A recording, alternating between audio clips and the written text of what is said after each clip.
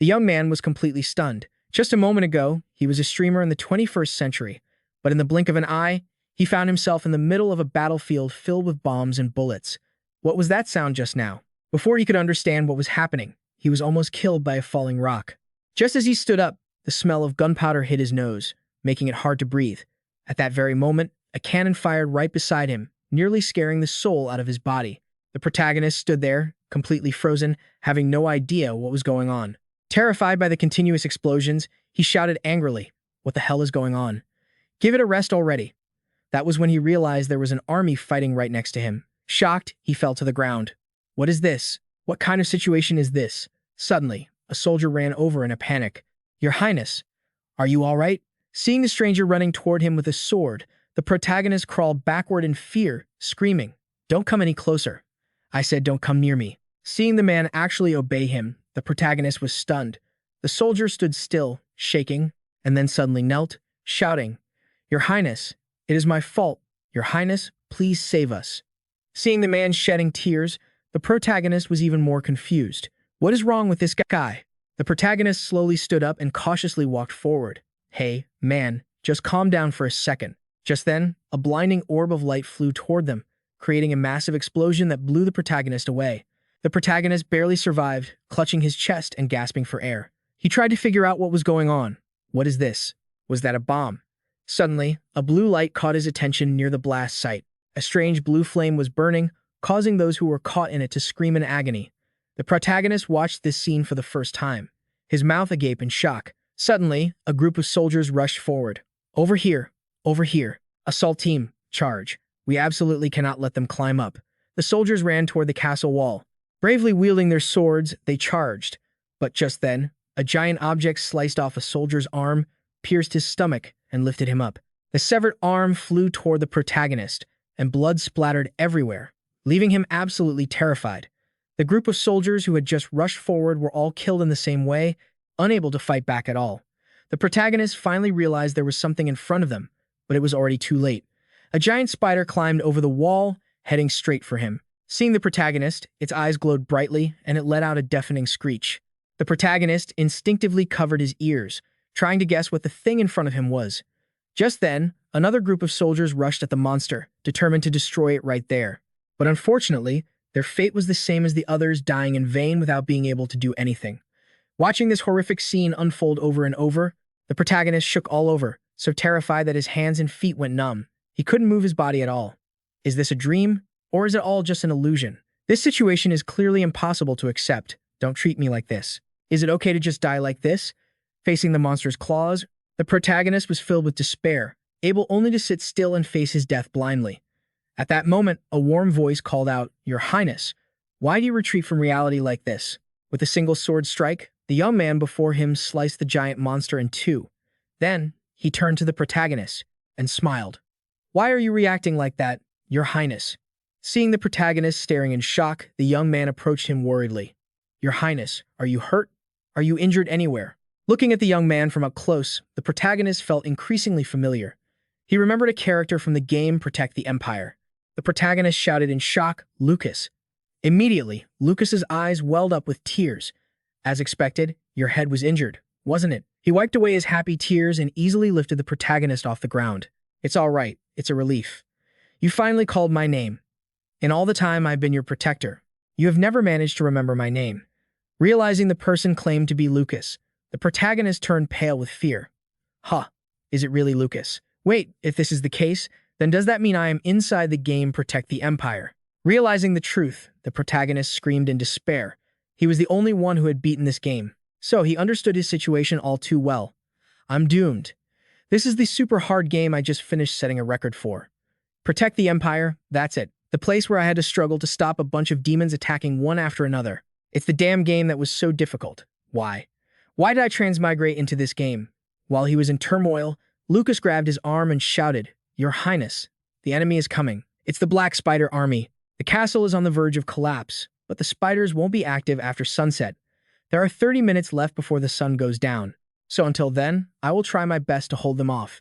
Your Highness." He drew his sword and stood in front of the protagonist, his face determined and unafraid. Seeing this, the protagonist was extremely confused. Why is he protecting me? And what did he call me again? Your Highness. Who am I right now? With his head full of questions, the protagonist struggled to survive until sunset. The moment the sunlight faded, the monster army retreated immediately, leaving behind the ruined walls and the bodies of the fallen soldiers. Lucas finally dared to breathe a sigh of relief. It's finally down. The black spiders are retreating. The protagonist stood on the wall, thoughtfully looking at the monsters' carcasses below. This scene is truly barbaric. How could someone from the modern world like me endure this? After a long silence, he turned to ask Lucas, "What is today's date, and where am I?" Lucas replied, "The last day of February, in the year 649 of the imperial calendar. We are currently on the front lines, at the border fortress." Knowing that tomorrow was the first day of March, the protagonist gritted his teeth, annoyed. March 649, imperial calendar. The monsters started attacking the castle. I am exactly in the most dangerous position in time. Of course, that was the case. Ever since I started playing Protect the Empire, I've been in this situation and this place hundreds of times, and I am Ashley. Realizing his identity, he shouted in a panic at Lucas, "My name is Ash Ashley." After Lucas confirmed it, the protagonist pulled his hair out in frustration. Why? Why did I have to transmigrate into this jerk? Ashley, the third prince of the dynasty and commander of this battle, is the very man responsible for the countless casualties among thousands of soldiers, and he is the character who is destined to meet the most miserable end by the story's finale. Ash, why does it have to be me? Damn it. After returning to the command tent, he looked into the mirror and cursed at himself. You idiot, you should have just stayed in the capital. Why did you have to run to this place? After venting, he started racking his brain, obsessing over this game, a classic tower defense strategy game. The reason this game is widely known is due to the extreme difficulty of the Hell mode, coupled with the Iron Man mode active throughout the entire playthrough. Combining these two is the only way to beat the Hell Iron mode. And I am the only person who has ever cleared the Hell Iron mode. It's not just about the score I could get. I am confident that I have enough skill to find a way to solve this except for one thing, the tutorial for this situation. He immediately opened the system window, desperately looking for an exit. This is impossible to complete. Even with a guide, you'll still fail because the story only starts when Lucas escapes the monster invasion alone. In this game, to survive for 3 years, the Black Spider Army is the first thing you have to face if you want to make it through the first half of year 2. How on earth can I fight off hundreds of giant monsters like that? The current situation is extremely dangerous. Ash knew that clearly, so he slapped his own face, trying to steady himself. Focus. You gaming addict. This is the game I already beat. If I combine all the experience and knowledge I have, I will definitely find a suitable solution. But right now, his mind was blank. Ash stared blankly at the system screen and laughed loudly. Ha ha ha. Damn it. I'm really dead this time. Looking at the available information, he couldn't help but shout, "What level are these spiders? Level 55, level 60. And there are thousands of them out there. What the hell is going on? Plus, the wall durability is set to stone, and the only weapon usable here is this old cannon. What am I supposed to do with this?" After venting, he realized that yelling wouldn't help. He calmed down, closed his eyes, and recalled thousands of hours playing this game. My win rate is basically 0. I have to find a way to increase these odds. Calm down. Just stay calm. If you play in Iron Man mode, the game doesn't allow saving or reloading. So, if I take one wrong step, it's all over. Therefore, I have to find every possible way to utilize every precious second. From playing this game, I learned one thing. Every situation or level has a method to overcome and survive. Even if it's just a tiny sliver of a chance, it's the most important key. After searching through every tiny detail, Ash finally found a glimmer of hope. He kicked the door open and shouted, "Find Lucas." Lucas, who was guarding outside, hurriedly replied, "I am here, Your Highness." "What's the matter?" As soon as he saw Lucas, Ash commanded, "Quickly, assemble a troop according to my orders." Lucas was stunned for a moment before asking, "A troop? You mean the bodyguards, Your Highness? You have never called for them before. Why suddenly now?" But before he could finish, he was interrupted. "Don't ask. Just do as I say. I have a way to get us through this." Ash pointed forward, flashing a confident smile. Although he didn't understand, Lucas still followed orders and summoned the bodyguard unit in the middle of the night. Besides Lucas, it seemed everyone else was in complete despair. Ash looked over them, carefully assessing the faces. They were all quite familiar: Lily, Ken, and Damien. Wait, they really are familiar. I've witnessed their deaths countless times, but this time it will be different. Ash looked at Damien and asked, "Why is he curled up like a ball?" Lily explained that he had lost a friend today and was deeply grieving. Ash remembered what was described in the game now that I think about it. In the game tutorial, he was exactly like that. Because he was always in an unstable state, he was the first to sacrifice himself. He's a healer, an incredibly important role, but he's completely useless like this. After thinking, Ash announced, "All right, first, I will explain everyone's role for tomorrow's battle right now, starting with Lily. She is a fire mage, a key position in the army, using spells to deal massive damage. But then, what the hell? Ash told her to take on the tanker role tomorrow, blocking the spider's attack on the soldiers.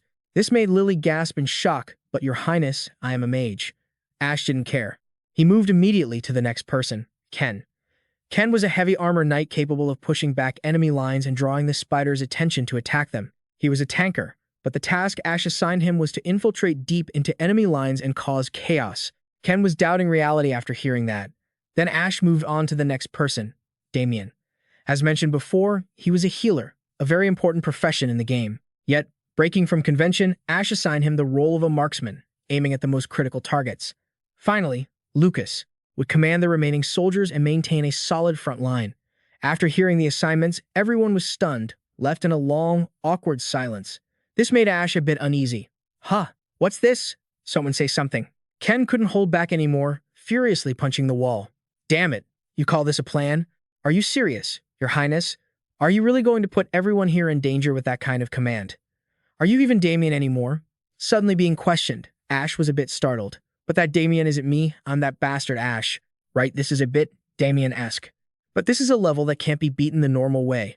Does that mean if I'm not Damien, I can't win? I can't lose here?" To survive, Ash had to carry out this Damien plan. His aura suddenly changed completely, radiating the majesty of royalty.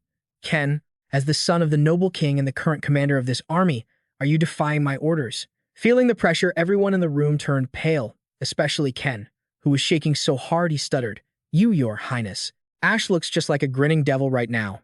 "That's right, Ken. The person standing right in front of you is indeed that man, Damien. Damn it. If we lose this battle, everything ends. So, to make the plan work, Ash has to make everyone follow his orders perfectly." In the tense atmosphere, Ash suddenly stands up and walks straight toward Lily. Without a word, he pulls out a knife and stabs it directly into her shoulder. Amidst everyone's shock, he says, "You all are capable of hearing my commands clearly, aren't you?" Ash is determined to commit to his role as this Damien character. If he's going to do it, he has to go all the way.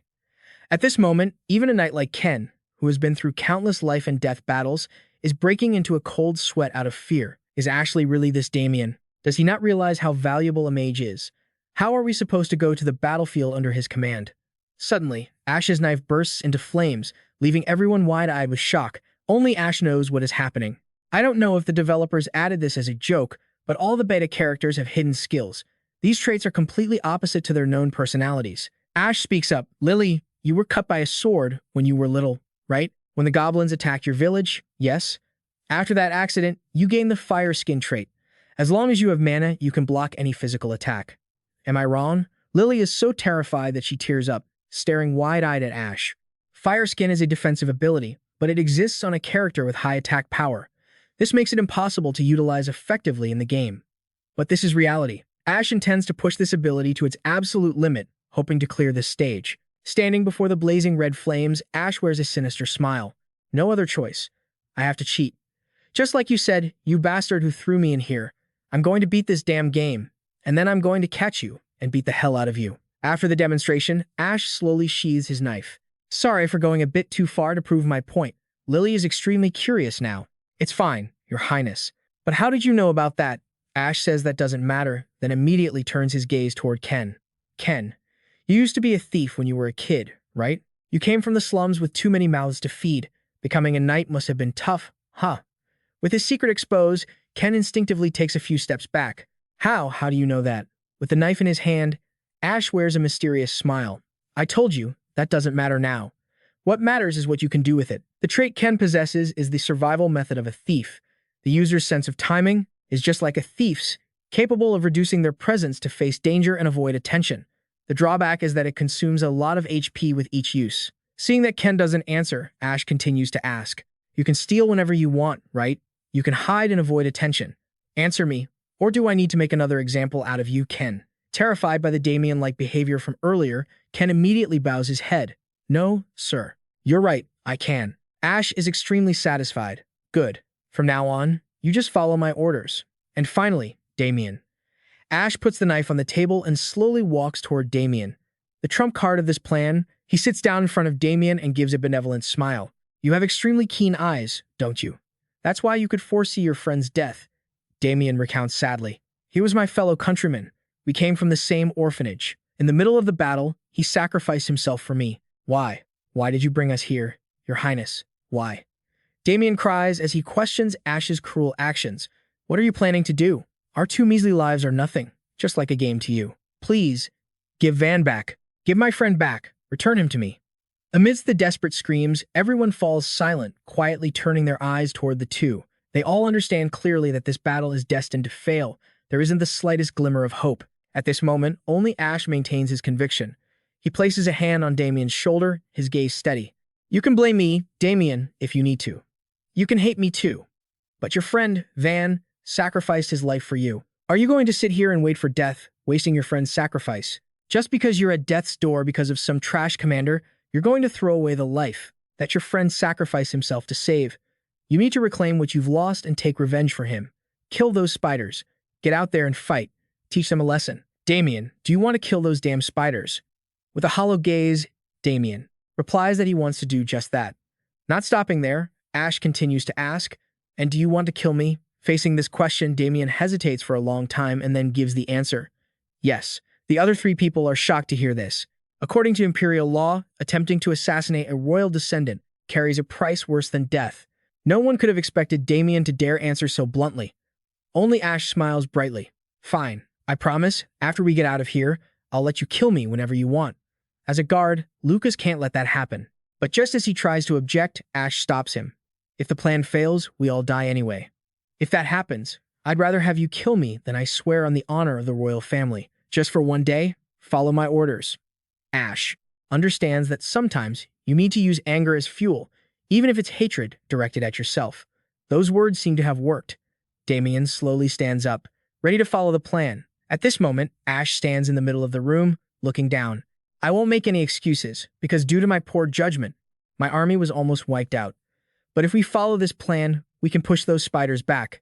It might be a long shot, but the chance of victory is still there. So, just this once, please trust me and listen to me. Everyone's eyes have completely changed, now filled with fighting spirit. So, just this once, please, just trust me and listen.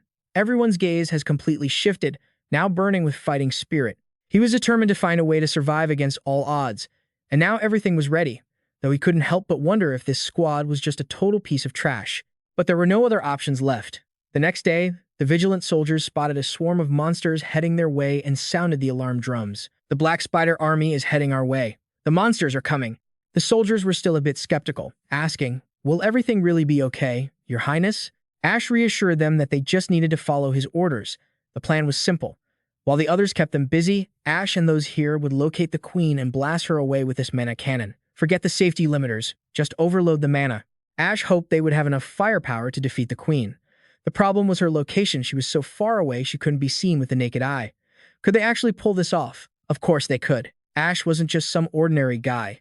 He was a player who had already beaten this damn game. He smirked with confidence and activated the system's map creation function. A wave of light immediately emanated from Ash, shooting straight ahead. Passing through everything with ease, Ash's mapping skill allowed him to observe the entire area in the form of a minimap. Seeing these garbage stats for the first time, Ash was deeply shocked. Man, this is seriously pathetic. But luckily, this skill was still useful. Through the minimap, Ash searched for traces of the Spider Queen.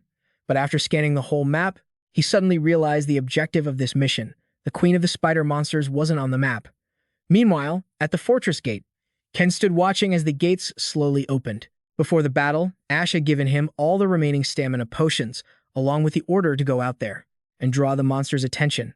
Ken recalled that moment, his face turning pale with fear. Your Highness, do you really think I can do this? Charging into the middle of a monster horde was no different from committing suicide. Even the bravest warrior would hesitate at such an order.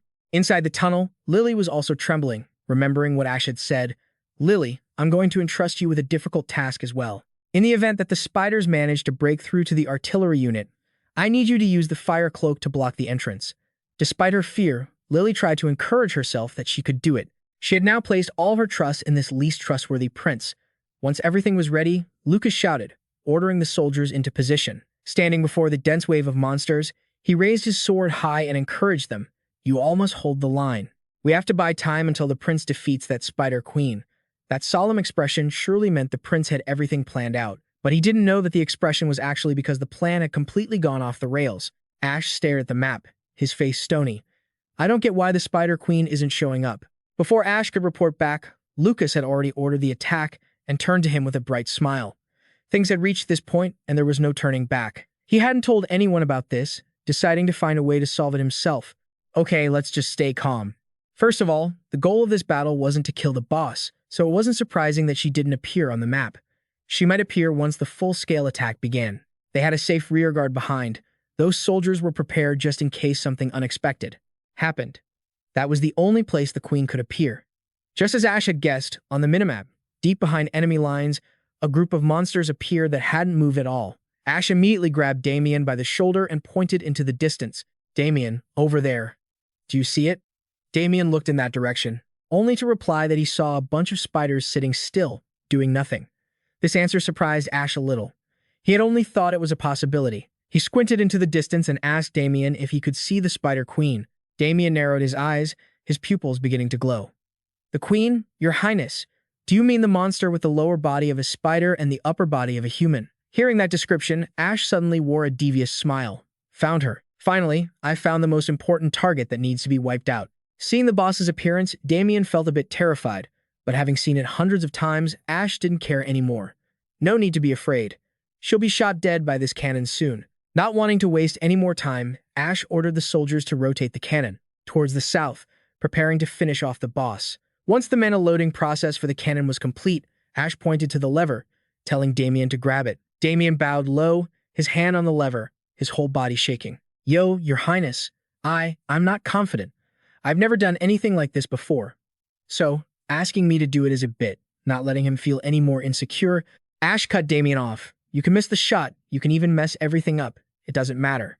I'll take full responsibility. All you have to do is pull the trigger. You are the vanguard of vengeance. Ash placed his hand on Damien's shoulder, his gaze steady as he spoke words of encouragement. He had silently decided to take full responsibility for the plan.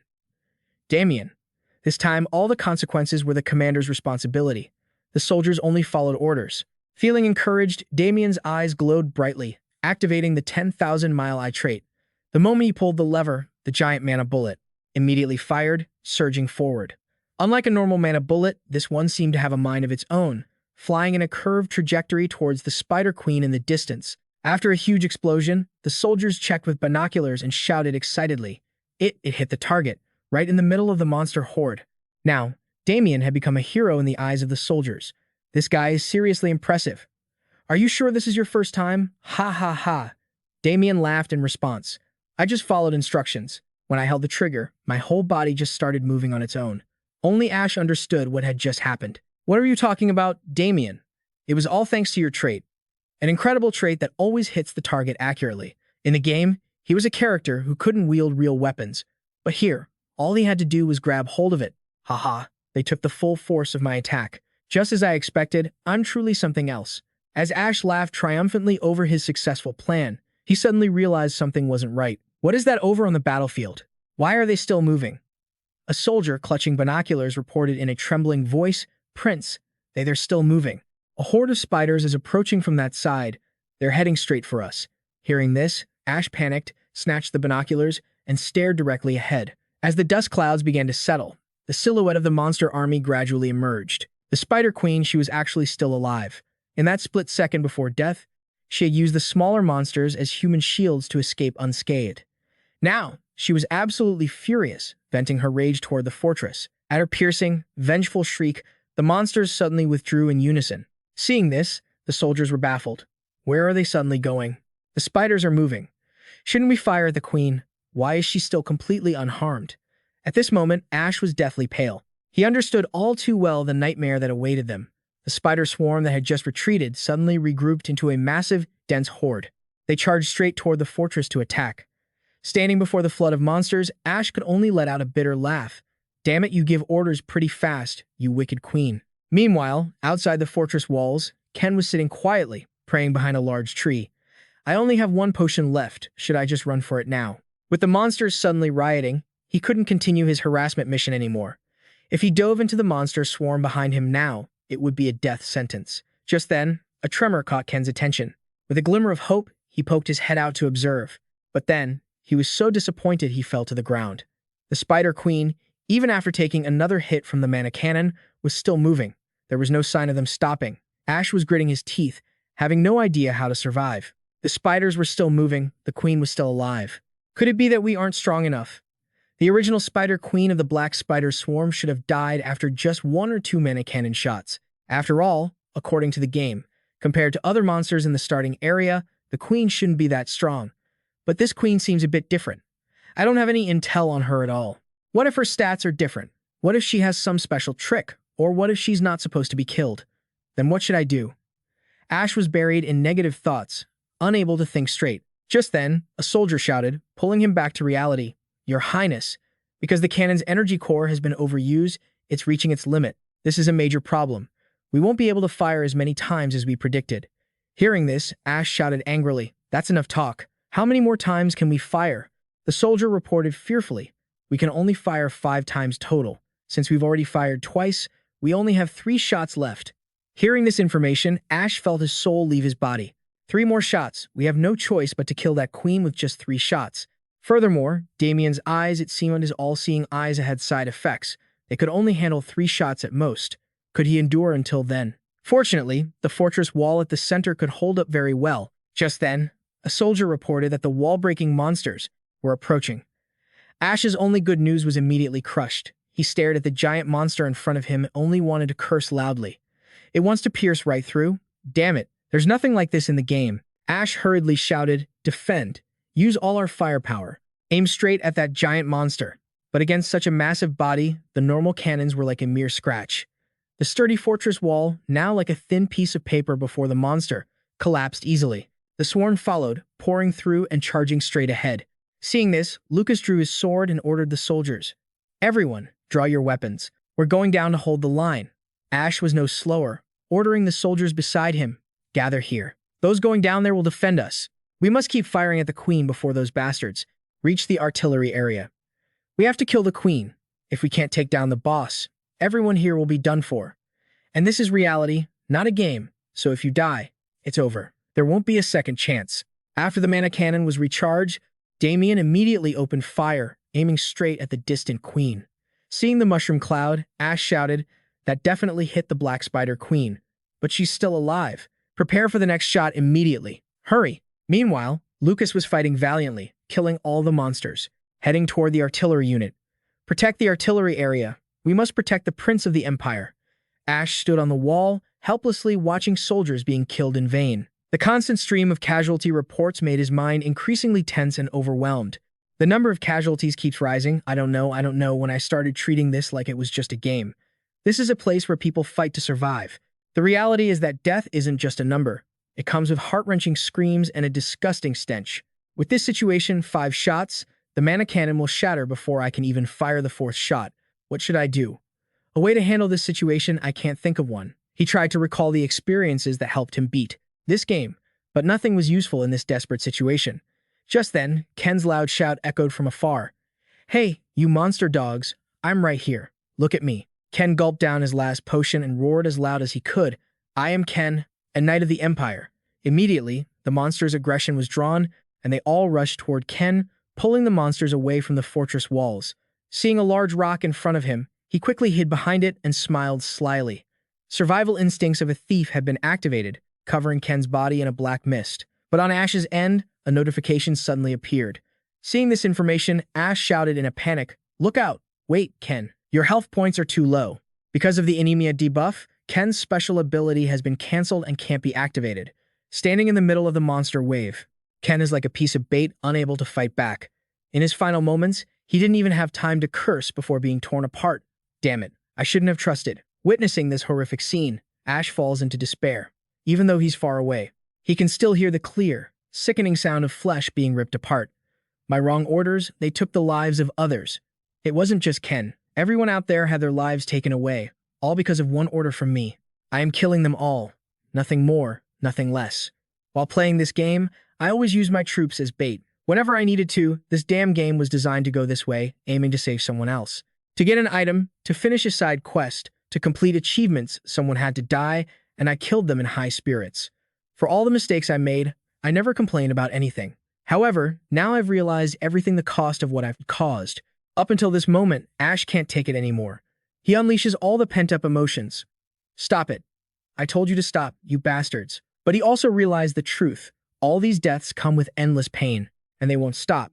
Just screaming won't stop the monsters. At the very moment a monster tries to attack Ash, a sword pierces its head. The one who struck is none other than Lucas. Even in a life-threatening situation, he still puts the mission of protecting Ash above all else. Are you all right, Your Highness? Ash finally snaps back to reality. Clenching his knife, he slashes the monster's head off. That's right, there's only one way to make these monsters stop. Kill them before they kill us. The artillery crew, after preparing for the fourth shot, immediately reports to Ash, but he sees that Damien's condition is terrible.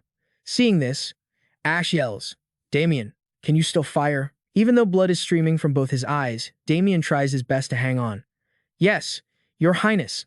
The fourth shot, the mana bullet curves past countless suicidal monsters and heads straight for the queen, exploding.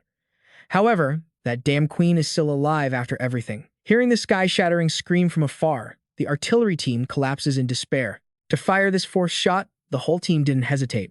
To use cannons that were scorching hot, pushing themselves until their hands were blistered. Our attacks aren't effective. The mana cannon has reached its limit. If we try to fire again, it will explode. There is truly no way out now. Might as well surrender. Ash, drenched in sweat, looks around.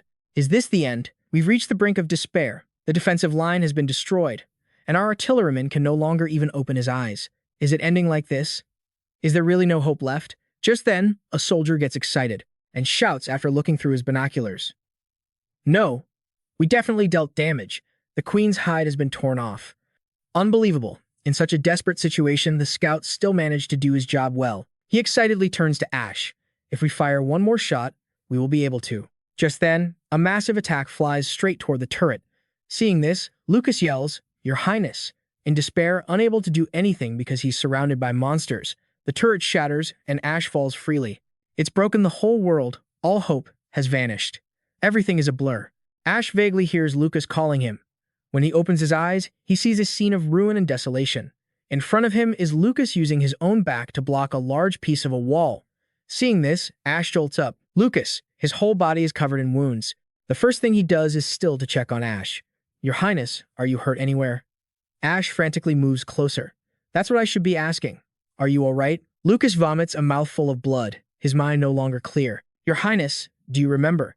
That was a long time ago. It has been 25 years. Ash is silent, not knowing what to say, pensively looking at Lucas.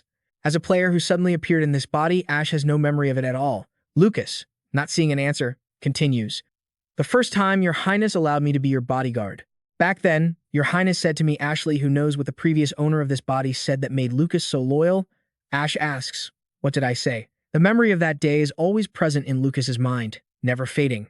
Even as a child, Ash had determined that if he couldn't become emperor, he would become the greatest man in the world. Then, for the person who would become his knight, Ash wanted Lucas to be the best knight in the empire. These words touched Lucas's heart so much that he thinks about it day and night.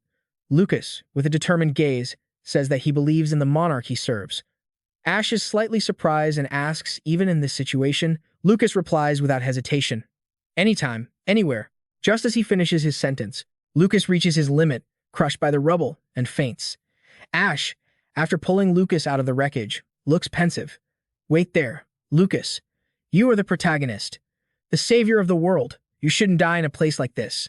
Now, Ash needs to quickly find a way to destroy the boss as soon as possible. He looks around, searching for anything useful. Now I should think of a way to get out of this situation. Is this the area under the artillery unit?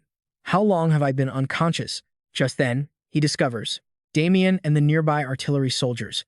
Luckily, they avoided the consecutive impacts, so no one died, but the cannon was not so lucky. Thinking it over, Ash still doesn't understand how everyone survived.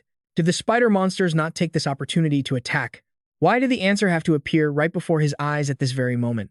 Lily was engulfed in flames, followed by thousands of spider monsters heading straight toward him. Ash wheezed, Your Highness, it's not over yet, right? Seeing this, Ash hurried over, but Lily blocked his path. I can't take it anymore. All I can do now is block them, but the monsters will break through the gate soon. We have no more time. Hurry. Don't let our sacrifice be in vain. She downed the last potion and used her own body to block the path, buying a little bit of precious time for Ash. With the artillery squad, Ash gritted his teeth and turned to urge the soldiers, stand up. Gunners, load the shells for one last shot. The soldiers struggled to rise. Trembling, they whispered. But sir, we told you. The cannon is completely broken. If we fire, the cannon will blow itself up. Ash looked at the horde of monsters and replied, if we don't do anything, we're going to die anyway. Isn't this the moment we should take a gamble? Even if we have to sacrifice everything, we have to try. The artilleryman fell silent for a moment, then asked, but how can we aim at the target now? We can't even see outside. There's no way to know the location of the Spider Queen.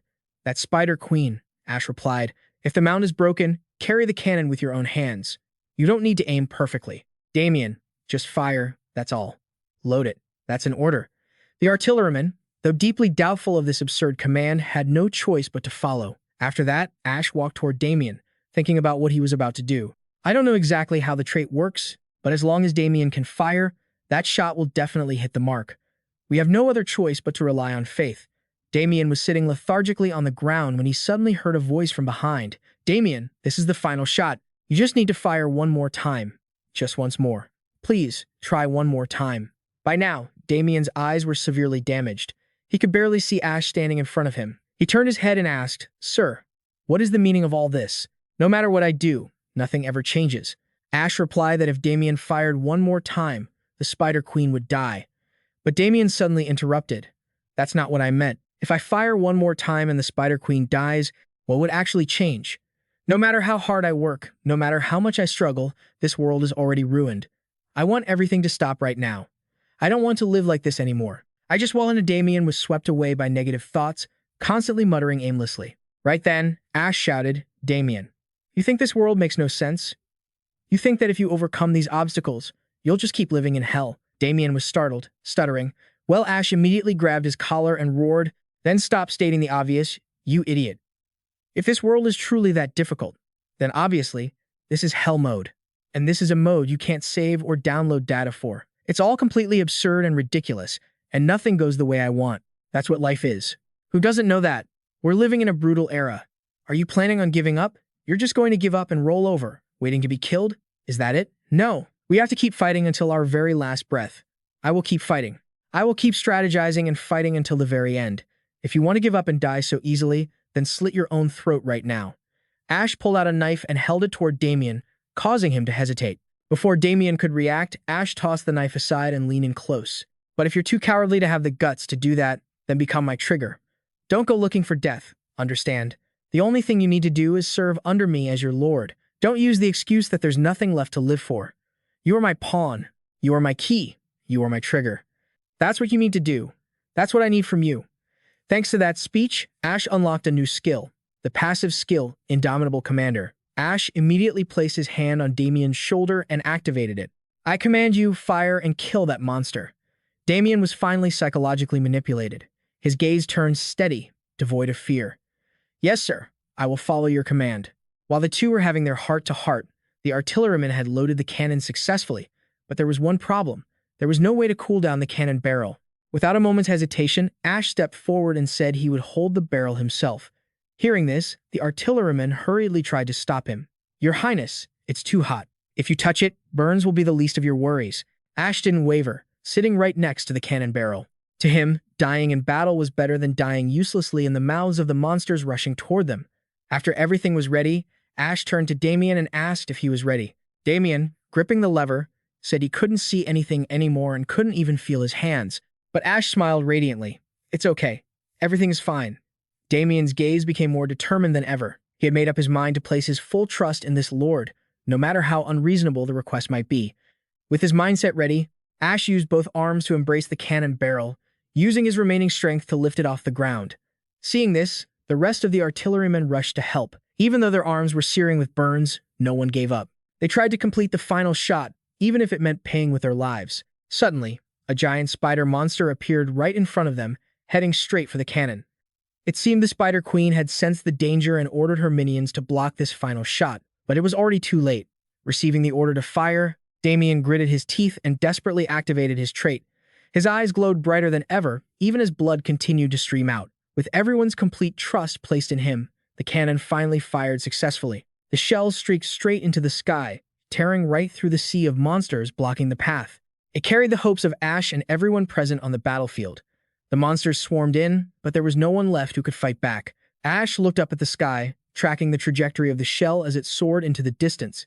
It hit. It actually hit. From the very beginning, this had been an impossible mission. A blind shot at an enemy we couldn't even see. There was no logical way to hit the target. And yet, that shot struck the Spider Queen. She never expected the shell's trajectory. She never expected the range of the shot. She never accounted for the hundreds of thousands of monsters standing in its path. It was as if fate itself had been rewritten.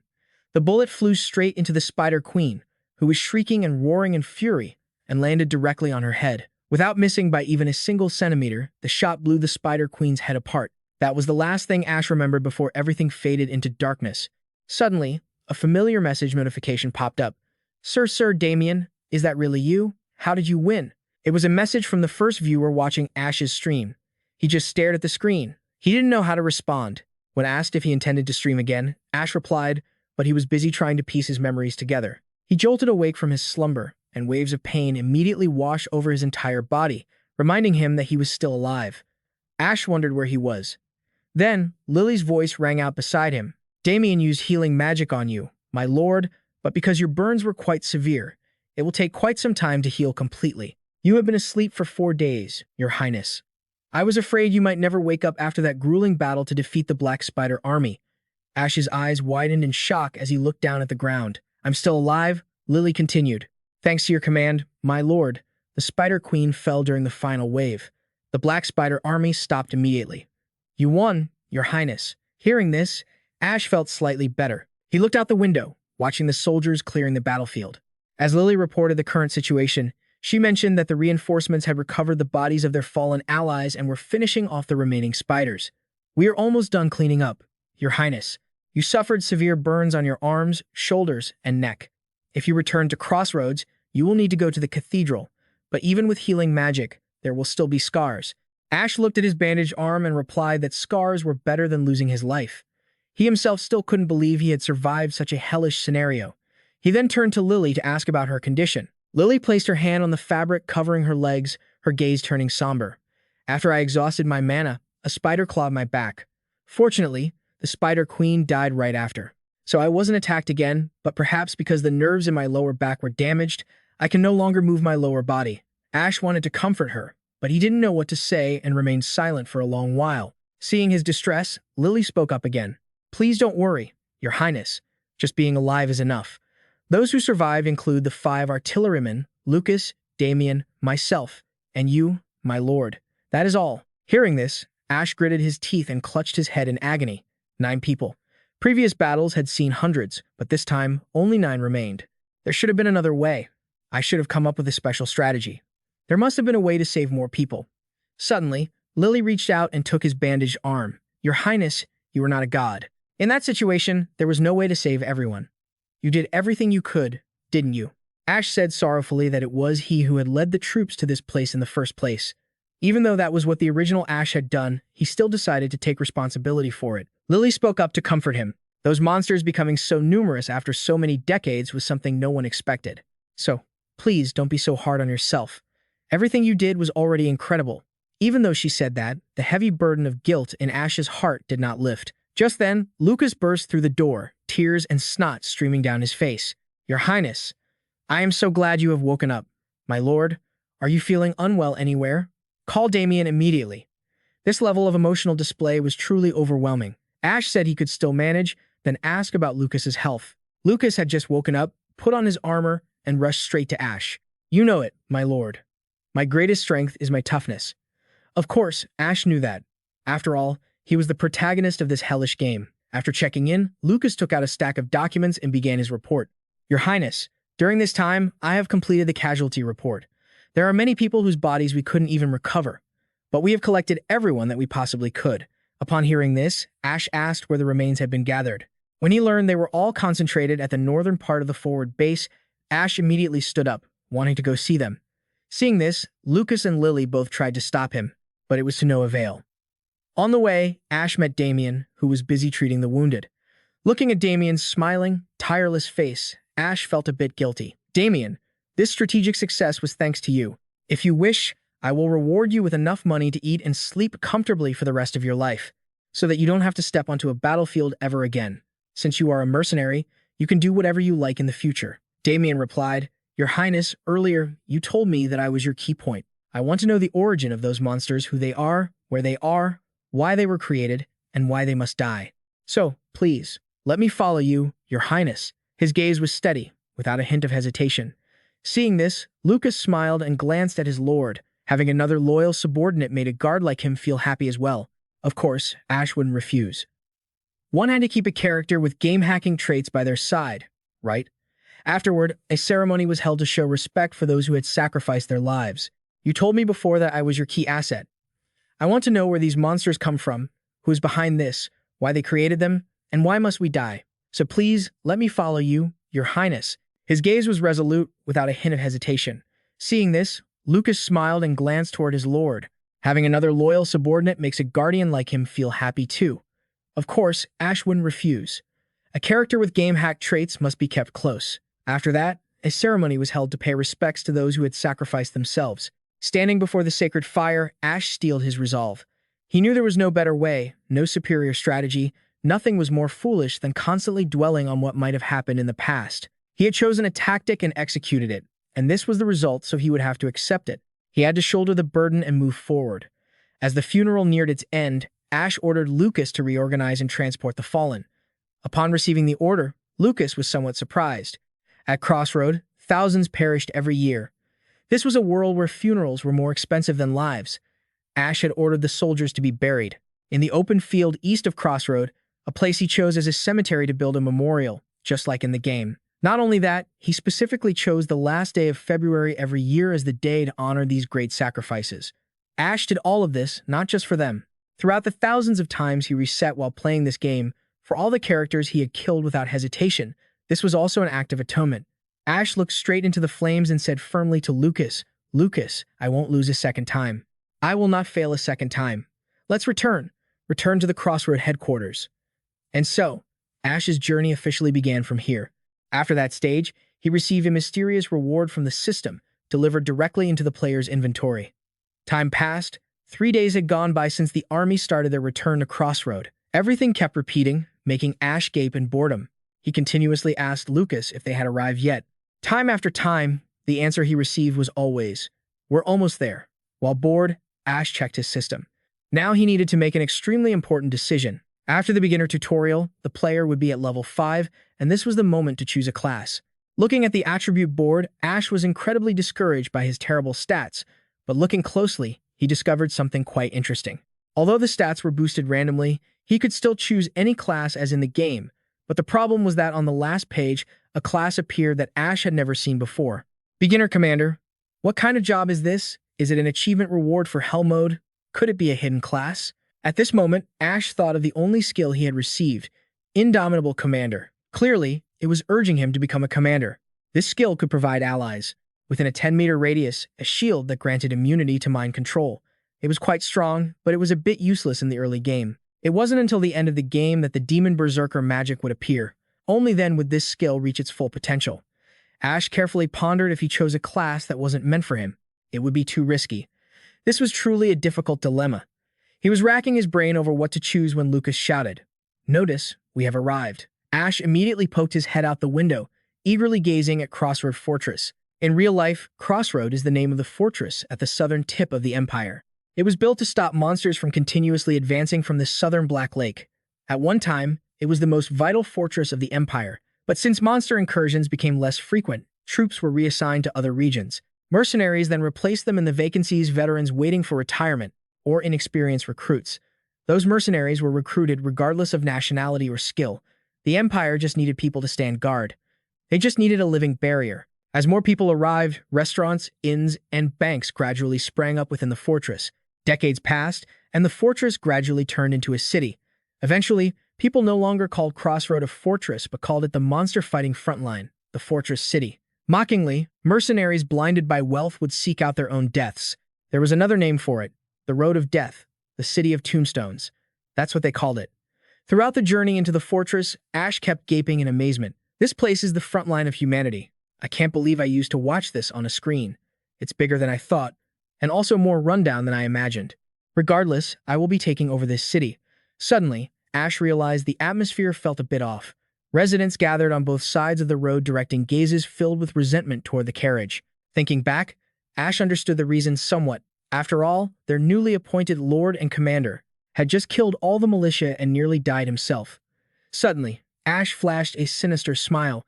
He had prepared something to deal with this. Following the carriage were 400 black spider magic stones, intentionally left exposed for everyone to admire.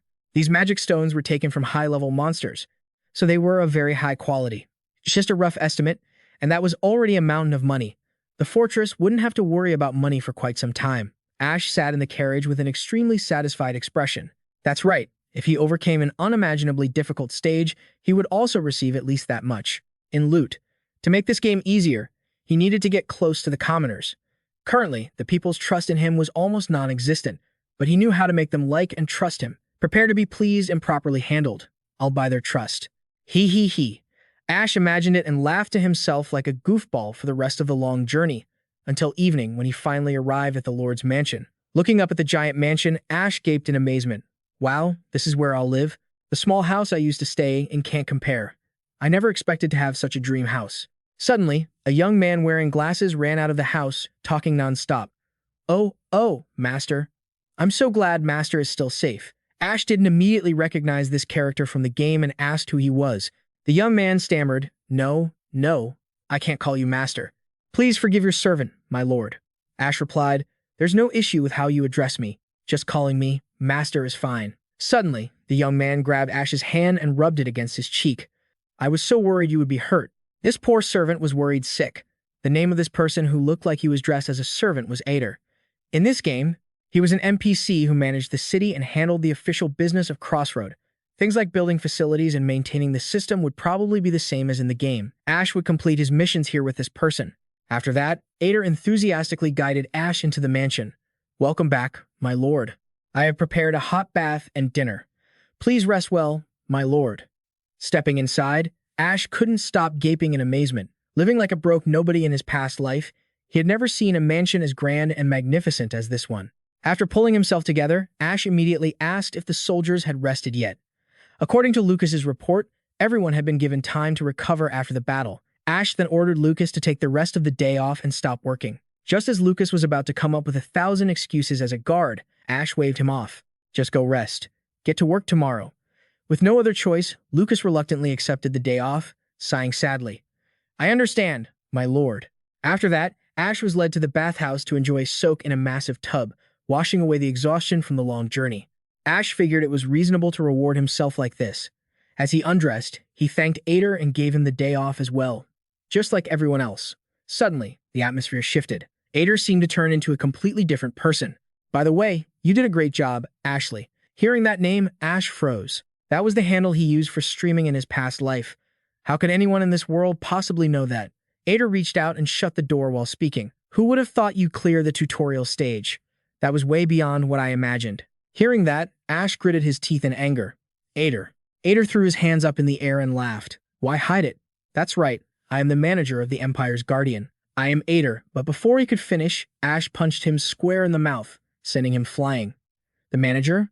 This jerk. So, he was the one who brought him here. The more Ash thought about it, the angrier he got, ready to unleash all the rage he'd been bottling up since arriving in this world. Suddenly, Ader dropped to his knees, kowtowing repeatedly. Calm down, Ashley. I am truly sorry for suddenly bringing you here, but this world, no, this place. This world needs Ashley. Ash couldn't care less. He lunged forward, throwing punches and kicks to get it out of his system first. After the beating, Ader looked like a pig's head, kneeling obediently on the ground. Ash had calmed down a little and carefully began to probe for information. Fine, let's get straight to the point. Back then, you were the manager, mister. Are you really the manager of this game, or this world? Ader didn't say much. He simply replied, That's right. That kind of answer made Ash's blood boil even more. He couldn't believe he could talk about this so casually. Then, Ash asked why he had been brought here. Ader pulled out a handkerchief and started sobbing uncontrollably. In this world, There is a true ending, truly only one ending that no one has ever been able to reach. I have had to reset this world countless times just to reach that ending, but I have never once been able to touch the outcome I desire. Hearing this, Ash spoke up, and then you sought help from others? Suddenly, Ader snapped his fingers, creating countless orbs of light beside him. He said, simply put, that's right. I transformed the structure of this world into a game and let players from different worlds know about it. Many have pioneered methods with great potential that no one had thought of before, but still, no one could reach that true ending. Ader's eyes revealed deep despair. He had experienced countless endings with this world and was nearing his limit. Seeing that, Ash wondered, so even you can't reach a true ending? I don't even know if it exists. Ader looked straight at Ash and declared, Ashley, you won't be able to reach the true ending, but you can achieve something that no one else can. Hearing this, Ash immediately thought of the hell mode that only he had conquered. He wondered if that was the reason. Ader explained that he had concluded Ash had the highest success rate, which is why he brought him to this world. Hearing that, Ash swung his fist in anger. Bring me here? What the hell do you think you're doing? You kidnapped me, and on top of that, you forced me into that tutorial stage. Wait, no. Ader covered his face while trying to explain. It was definitely a game bug. I didn't want that either. Wait, let me tell you this. This is about the reward you'll receive. Seeing there was a reward, Ash decided to stop punching and listen first. Ader then manifested a gift box. If you reach the true ending of this world, I will grant you one wish. Ash was curious about what was inside the box, but it sounded pretty tempting. Ader continued, with 2 streams of blood coming from his nose. In other words, I'm like God in this world. When you return to your real world, I will definitely send you a truly meaningful gift. Ash was skeptical and asked again, anything is fine? Even 10 billion won in cash. Hearing that, Ader adjusted his glasses and tried to look cool. Just 10 billion won? Even 100 billion is fine. Want more? This attitude made Ash's blood boil even more. This jerk was acting like he was so useless. Still, facing such an attractive offer, Ash was slightly moved. To be honest, it sounded pretty interesting. He would grant his wish, and there were many things Ash wanted to do. No, he only had one wish that needed to be fulfilled.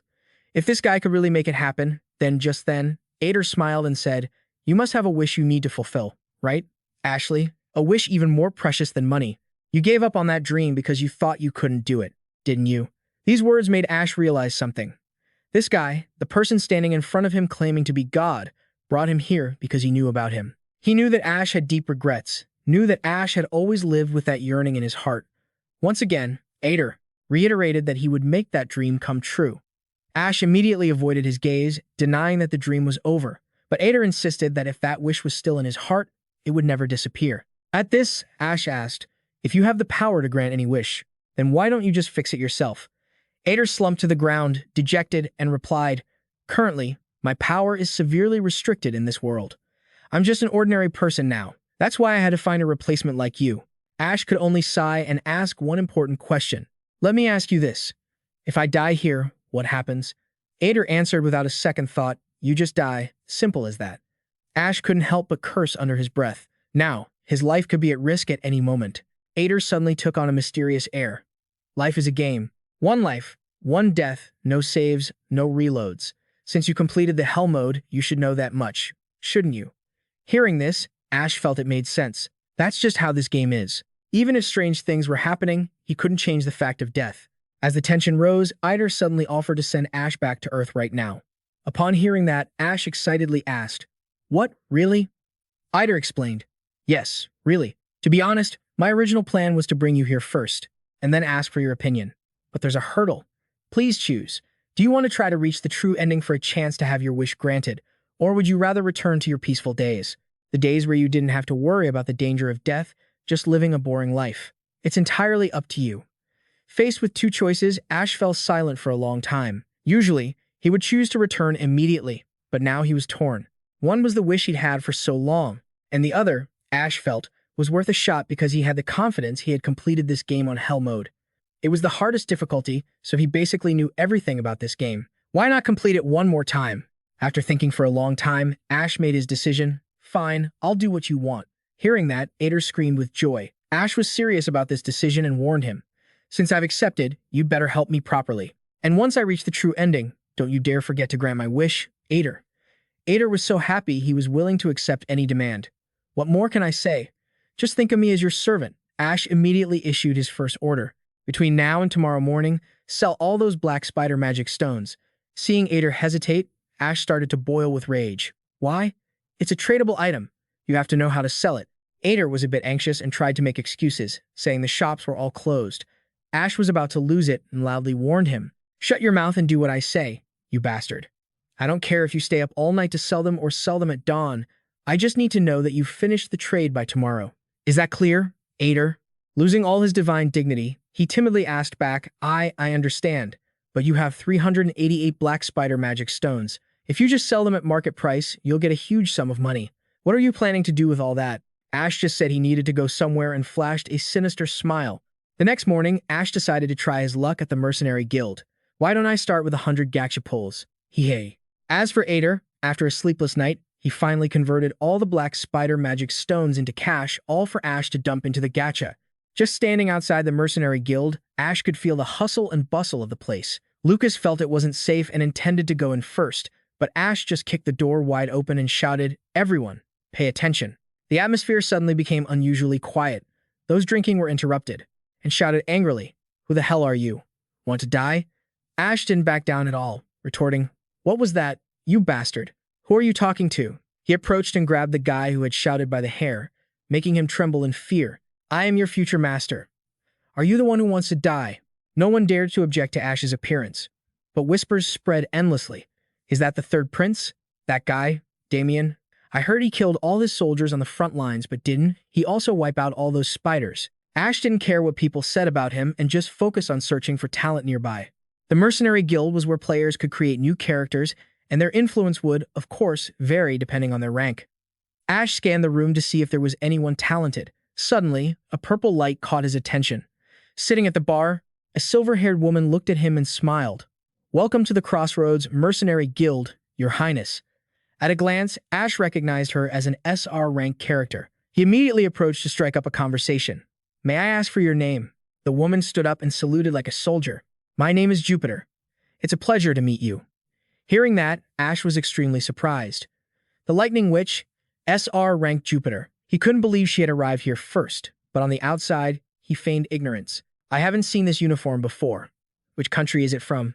Jupiter touched the medal on her chest and introduced it. "This uniform belongs to our Everblack Empire. You might not recognize it because this model is from a few decades ago." Hearing that, Ash asked further, "So you served the Empire?" A veteran, Jupiter was happy to introduce herself. "I served there for 35 years. I was even the commander of the 2nd Witch Squadron. After retiring, I've been making a living as a mercenary." Ash continued with compliments, "Retired, yet still sacrificing your body for the country. You really are an exemplary soldier." Jupiter smiled and replied, "Not at all. It's just that my pension isn't enough to live on." "So, Your Highness, what brings you here?" Ash also smiled and said, "Why else would I be here? Obviously, to hire some useful mercenaries." Jupiter stopped acting and asked bluntly, "Are you sure you didn't come here just to buy some bait to die in your place?" Hearing that, Lucas frowned and intended to draw his sword to deal with the person in front of him for defamation, but Ash blocked him in time. Jupiter wasn't scared at all and even smiled with contempt. "The rumors of the frontline battle have already spread all the way here, Your Highness. It seems you've paid a pretty high price for your incompetence, haven't you? Even though it's true that we're just lowly mercenaries doing this for the money, we aren't idiots who dig our own graves. None of us want to throw our lives away for a green commander." Jupiter's words spoke for every mercenary gathered here. If he wanted to earn their trust, he had to prove his worth. Ash smiled and stepped up to face the mercenaries. "I understand. But listen to me, aren't you all here to put your lives on the line because there's no other way for you to make a living? Since you're selling your lives, isn't this the expected outcome? Yet now you're afraid of dying? Aren't you the idiots digging your own graves now? That's a bold claim, you damn Jupiter." Ash leaned in close to Jupiter's ear and whispered, "Right. Your past career is quite impressive, isn't it? But weren't you kicked out for secretly skimming from the military funds? Isn't that the definition of digging your own grave? From corruption to smuggling goods to the enemy. When you were caught red-handed, you were kicked out and stripped of your rank in disgrace. Yet you're still proud enough to wear that military uniform? How shameful." While hurling those insults, Ash remembered the profile of this Jupiter character, the embodiment of corruption, a soldier rotten to the core, a veteran who didn't deserve respect, yet her combat ability couldn't be ignored. A heroine who looked more like a pirate than a soldier. That was exactly who this woman was. The Lightning Witch, Jupiter. Jupiter was furious but calmly retorted, "Your Highness, even if my end wasn't pretty, I'm still proud to be an Imperial warrior. Mind your tongue. Not wanting to waste time, Ash got straight to the point. That pride you speak of. How much does it cost? How much to sell it? Jupiter's killing intent flared as she glared at Ash. Ash didn't flinch and repeated the question. I'm asking, how much will it take to make you my hunting dog? Jupiter looked at him with contempt, saying she was worth a lot, at least 100,000 adel a year. As soon as she finished, Ash countered with 200,000. Hearing that astronomical figure, Jupiter was so shocked she dropped the cigarette from her hand. The price Ash just named was quite high for a mercenary, but he was the imperial prince and the lord of this city. Plus, he had just sold nearly 400 magic stones. Was it a waste? No. Ash was ready to pay any price to recruit an SR rank mercenary. Ash held a stack of money in his hand and shouted, Your fear of death? I'll buy it. I'll pay you double your old salary right now, you coward. Anyone who doesn't want to put their life on the line can go home. But if you want to become a true mercenary and make a fortune, then come to the empty lot west of Crossroad tonight. After finishing up at the Mercenary Guild, Ash headed to his next destination, the church. Ash's burns had healed through treatment, though faint scars remained. The one who treated him was the Saintess Margarita, a hidden heroine and a top-tier healer. Once he met the specific conditions, Ash would recruit her immediately. But that wasn't the reason he came today. Ash took out a pouch of money and placed it on the Saintess's lap. Just like I contacted you before. Margarita understood immediately. She called together everyone currently free at the church. Ash noticed that Damien was among them, and it seemed like he was adapting very well. Ash was incredibly satisfied and said, All right, let's get started. We have a lot to do today. It won't be simple. That night, at the west side of Crossroad, the coffin procession had arrived early. The soldiers stood in formation. Imperial flags covered each coffin, accompanied by a large choir from the city. In a city where death felt normal and cheap like this, a full-state funeral was a rare sight. More importantly, compensation money had been given to every family. Many were shocked by the number of casualties, and the news spread from person to person throughout the entire city. The rumors would spread soon. Ash didn't intend to sugarcoat it. He wanted to show them proper respect. These were frontline soldiers, warriors, famous for their noble deed. Ash stood on the podium, standing tall, and spoke, I am the third prince and the current acting Lord Ashley. Hearing that, whispers began to ripple through the crowd. In their eyes, a scumbag like the third prince becoming their lord meant hell was waiting for them. Ash didn't care and continued his speech. I'll be blunt. Soldiers on the front lines, everyone is going to die. Every week that passes, rows of new graves will sprout in this cemetery, and the dirge will echo. But I promise you, your death will be worth more than your survival. The money for the funerals and the compensation is substantial. Nearly half of the money we earned from the magic stones was used for compensation. That's right. Death cannot become a common, cheap thing. That is why I will do my absolute best to keep you alive. I will use every means necessary to save you, and utilize you on the front lines. So, don't you dare die so easily. Stay alive and collect your salary from me. Don't make me pay for your funerals. Ash's speech ended. He didn't know how the people felt about it, the pleas of a commander who wasn't worthy of a debauched lord. Damien looked at him. He didn't care what they were thinking, he could only prove. His point with upcoming results, that in this brutal frontline, he deserved to be here more than anyone else. Ash wore a confident smile, ready to move to the next stage. Then let's crush Stage 1. According to the notification, Stage 1 would begin in 3 days and 1 hour. After the funeral, Ash headed straight to the back of the mansion. As he and Lucas stood in front of a pile of stones, the system window suddenly appeared. Do you wish to activate the teleportation gate? As soon as Ash agreed, the stones suddenly flew up and formed a magical gate. Lucas, seeing something like this for the first time, gasped. Your Highness, what is this? Ash explained that it was a gate leading to the dungeon at the bottom of the lake, leaving Lucas even more terrified. In other words, this was the gate leading straight to the enemy's headquarters. Defending the Empire was a mix of two genres, tower defense and dungeon raiding. It's even written right on the game's cover. The stages where monsters swarm the crossroads are tower defense, and in between those stages is dungeon exploration, where you delve into the lake's depths to find the source of the monster attacks. That part is called free exploration. Alternating between those two genres is the core structure of this game. Ash stared at the portal, deep in thought. So, it can open even before the first stage starts. This game is tough, sure, but it's not unfair. I mean, I struggled a bit during the tutorial, but this is a solid start. I've got Damien, a character who's basically a hack, and Jupiter, a long-range mage, not to mention a mountain of gold. Can I pull this off? I absolutely will. Ash then explained the game's rules to Lucas and told him to find the enemy for the next stage. Upon hearing this, Lucas laughed confidently. I understand, Your Highness. I will prepare accordingly. Ash was stunned. Just like that, Lucas didn't seem to understand at all, so he wondered. You understand almost everything. He hadn't just been serving the prince his whole life. He changed suddenly, yet he knew everything. From the city's design to the location of the dungeon, even though it was his first time here. That was way too suspicious, and yet Lucas still followed him without asking a single question. Isn't that strange? Out of curiosity, Ash decided to ask directly. Hey, don't you have any questions? Lucas suddenly stared at Ash and spoke. Your Highness. Ash was so nervous he broke into a cold sweat, afraid to even breathe. But then, Lucas performed a knight's salute. I will only follow your orders. I have no questions. I am your sword and your shield. I will only strike and block as you command. Ash realized it immediately. It's impossible for him to have no questions, but he's trying to say he trusts him more than the doubts in his own heart. You son of a, I'll definitely reward you well for this. Ash then headed straight for the portal. All right, Lucas, are you ready to head into the lion's den? Lucas replied with a steady gaze, I would walk through fire and cross the highest mountains for you, your highness. Hearing that, Ash smiled, satisfied. Without hesitation, he chose the lake shore as the warp point. As soon as the two stepped through the portal, the pile of rocks behind them collapsed. It was as if nothing had ever happened. As they warped, a game tip window popped up, making Ash's blood boil. What the hell? Stop giving me these tip windows. Stop acting like you're being so kind. A moment later, a portal appeared on the lake shore. It transported Ash and Lucas to the site. Ash looked toward the lake, recalling info about this place. The Black Lake was the source of the monsters, a hellscape that birthed nightmares. It was a dungeon located at the southernmost tip of the world. Just then, Lucas started, warning him about a phenomenon before them. The water on the lake suddenly began to boil. Then, it split in two, revealing a path at the bottom of the lake. From deep within the earth, countless sets of armor rose up, moving like zombies. Seeing this, Ash's eyes widened in shock. Damn it, don't tell me those are living armor. Out of all the monsters, why did we have to run into these guys? Running into any other monster at stage 1 wouldn't matter. Goblins would be fine, merfolk would be okay, even wyverns wouldn't be a problem. But out of all those low-level monsters, these were the ones I wanted to avoid the most. This game's rotten luck. Ash was so frustrated he was pulling at his hair. He kept cursing this damn game. Lucas was on high alert, his hand resting on the hilt of his sword, ready to fight at any moment. Those guys must be the monsters we have to fight this time.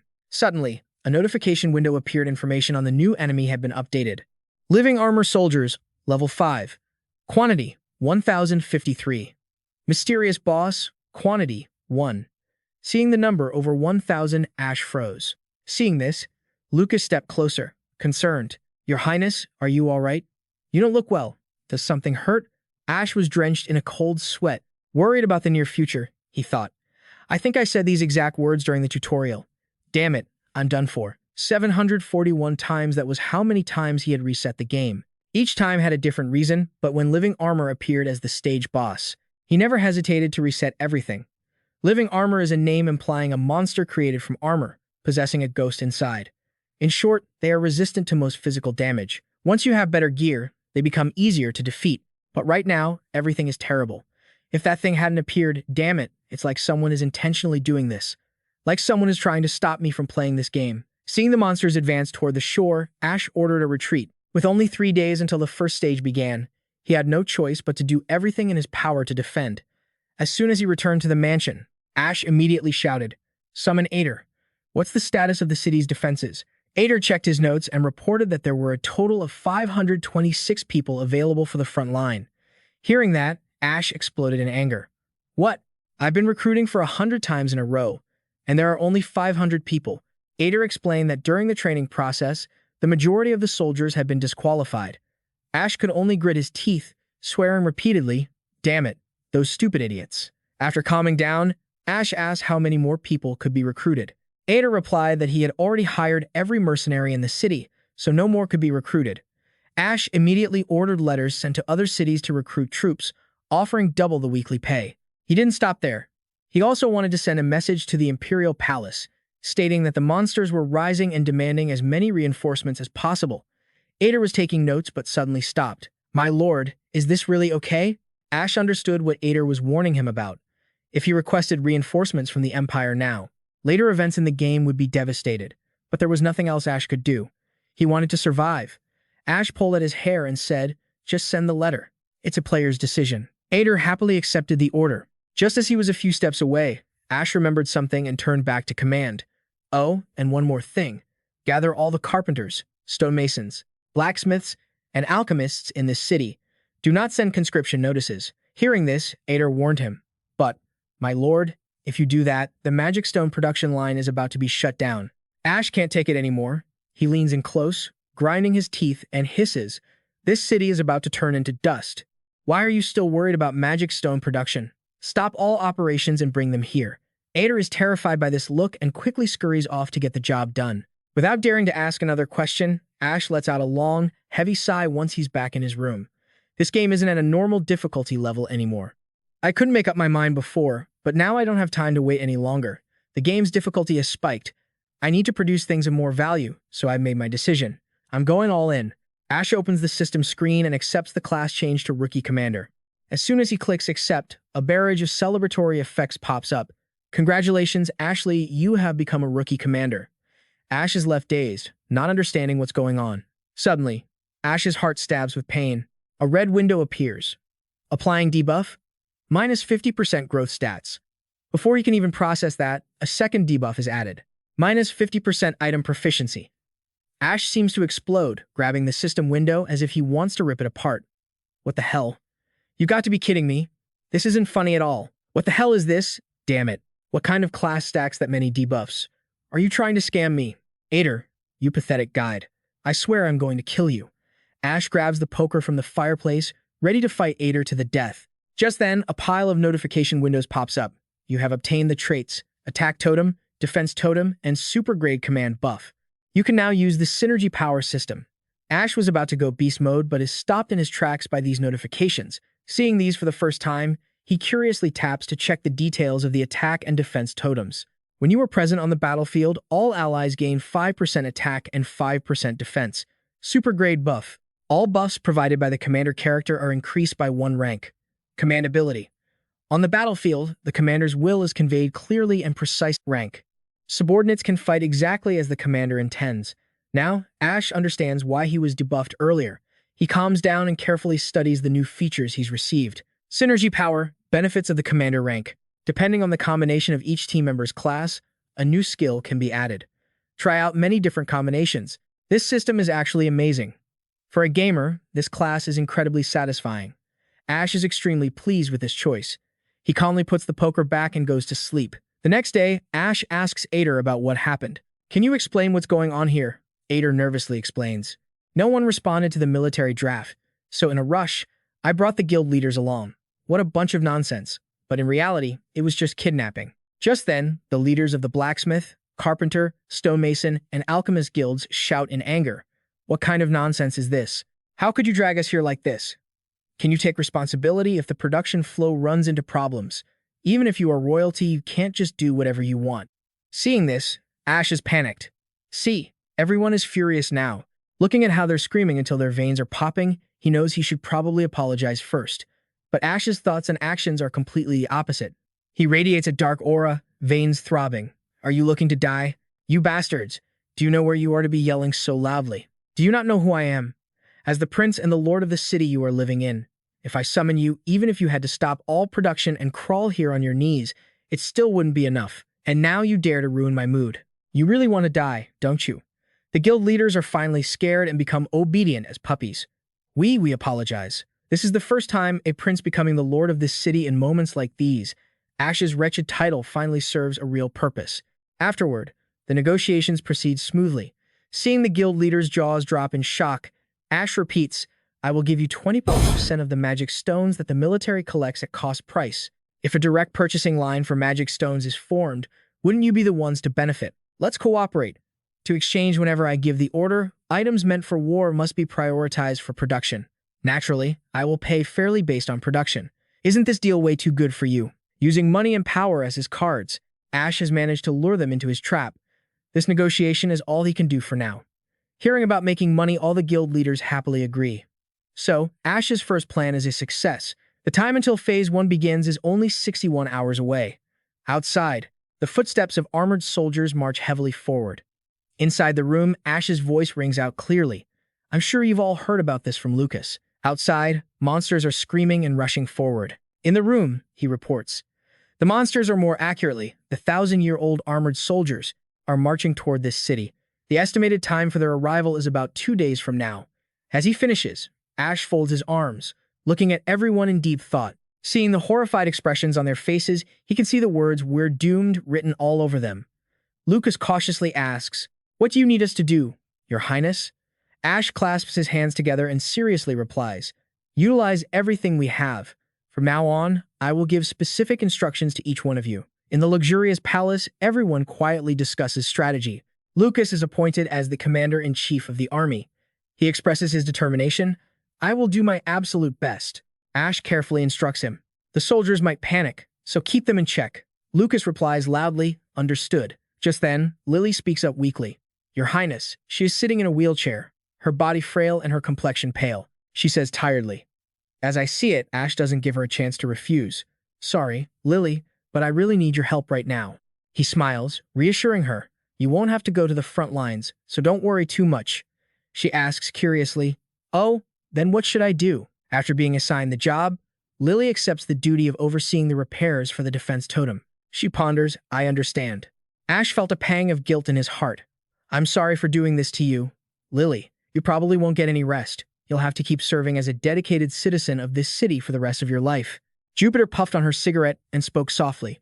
"May I ask one thing, Your Highness, about that annual salary bonus you mentioned? If a mercenary like me performs well, does it get a raise?" Ash cursed silently at this money-hungry old woman. He checked her profile on the system. Attribute: obsessed with money, especially gold. Trait: gold miner. Cannot be removed. Just like what he saw in the game. Damn it. But he still replied cheerfully, "Of course. I'll increase your pay based on the results you deliver." Jupiter grinned with satisfaction. "Then you'd best start thinking about that raise for next year, Your Highness." She is so confident now that she's been appointed captain of the Special Operations Force. "You won't find another mercenary as capable as me, Your Highness." Afterward, Ash called Damien over and presented him with a crossbow. "Take this, Damien. I prepared it for you." The boy hesitated, afraid to take it. "Your Highness, here are the detailed stats for the crossbow," the system displayed. Common crossbow, level 10. Attack, 10 to 15. Durability, 30 out of 30. Bonus, none. Finally, Damien would be the long-range archer for this battle. The boy grabbed the weapon tightly, beaming with joy. "I'll do my best to try if that is what you wish, Your Highness." However, looking at the way he held the crossbow, Ash felt truly worried. His grip didn't look very professional. But then again, seeing how accurately he fired the energy cannon earlier, he would probably get the hang of it quickly. Ash suddenly realized that Damien wasn't wearing his glasses today. "Where are your glasses?" The boy looked a bit dazed when Ash asked, "Did you decide to stop wearing them?" Damien scratched his head, replying shyly, "Actually, my eyesight is abnormally good, so I just wore random glasses to limit my vision, Your Highness." He laughed. "But since my eyesight is very important now, I decided to take them off." Then Ash looked at everyone who had been assigned their tasks and let out a sigh of relief. Ader laughed playfully. "Thank goodness. I was worried about the glasses-wearing character trope, but it seems he isn't Ash's favorite, because Ash was glaring at him with murderous eyes. Can you be quiet for a second?" After the war council at the east wall of Crossroad, the workers were repairing the wall. Josh and Ben rushed out to greet the prince. "Welcome, Your Highness." Ash waved his hand. "Never mind the formalities. It's fine." "So, how is the castle wall doing?" Josh looked at the rotting wall and reported timidly, "It's not looking good. It has been neglected for a long time."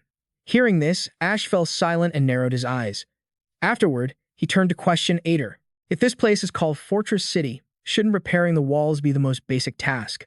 Why on earth did you let it get like this?"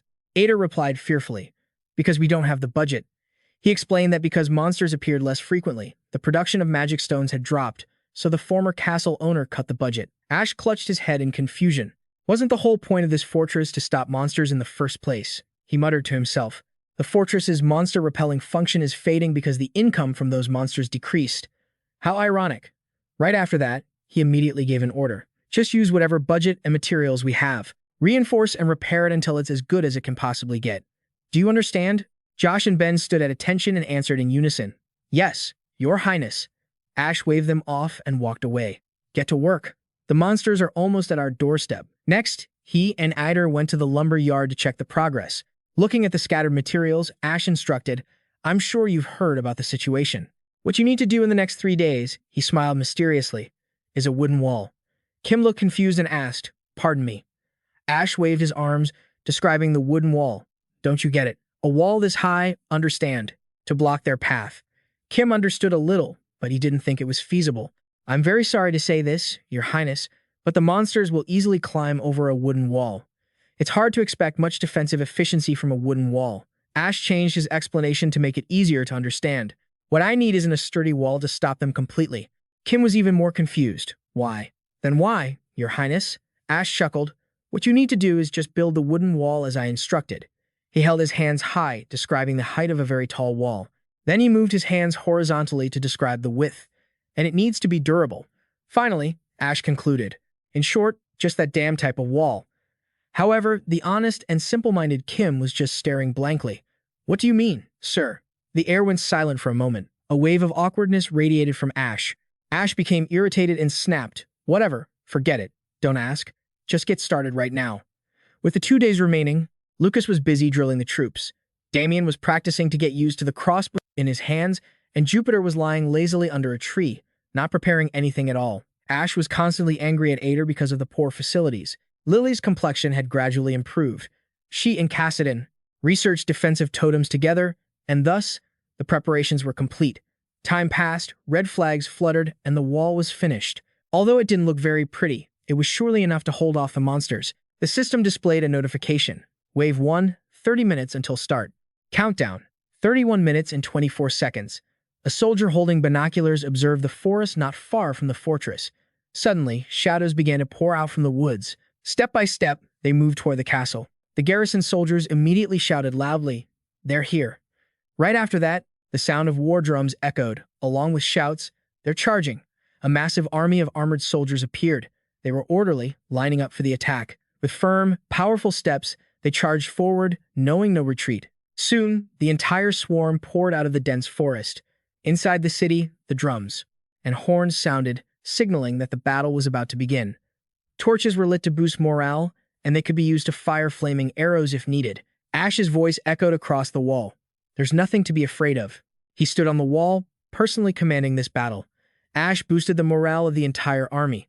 They're just a bunch of small fry. In reality, facing the skeleton army was the worst tragedy in the first half of the game. No matter how things stand right now, you all have to push through this battle. He shouted, "We are the most powerful army in the Southern Kingdom." In reality, his army was basically just a ragtag bunch of mercenaries made up of old geezers who were past their prime, and a group of rookies who didn't know the first thing about anything. Ash continued to lie through his teeth. The Hydro magic is ready, and we've prepared all the most advanced equipment. In truth, no matter how much money you throw at it, you can never have enough supplies. He watched his army, thinking, victory is in our hands. Nothing to worry about, yet Ash was still confidently showing off, bluffing without blinking an eye.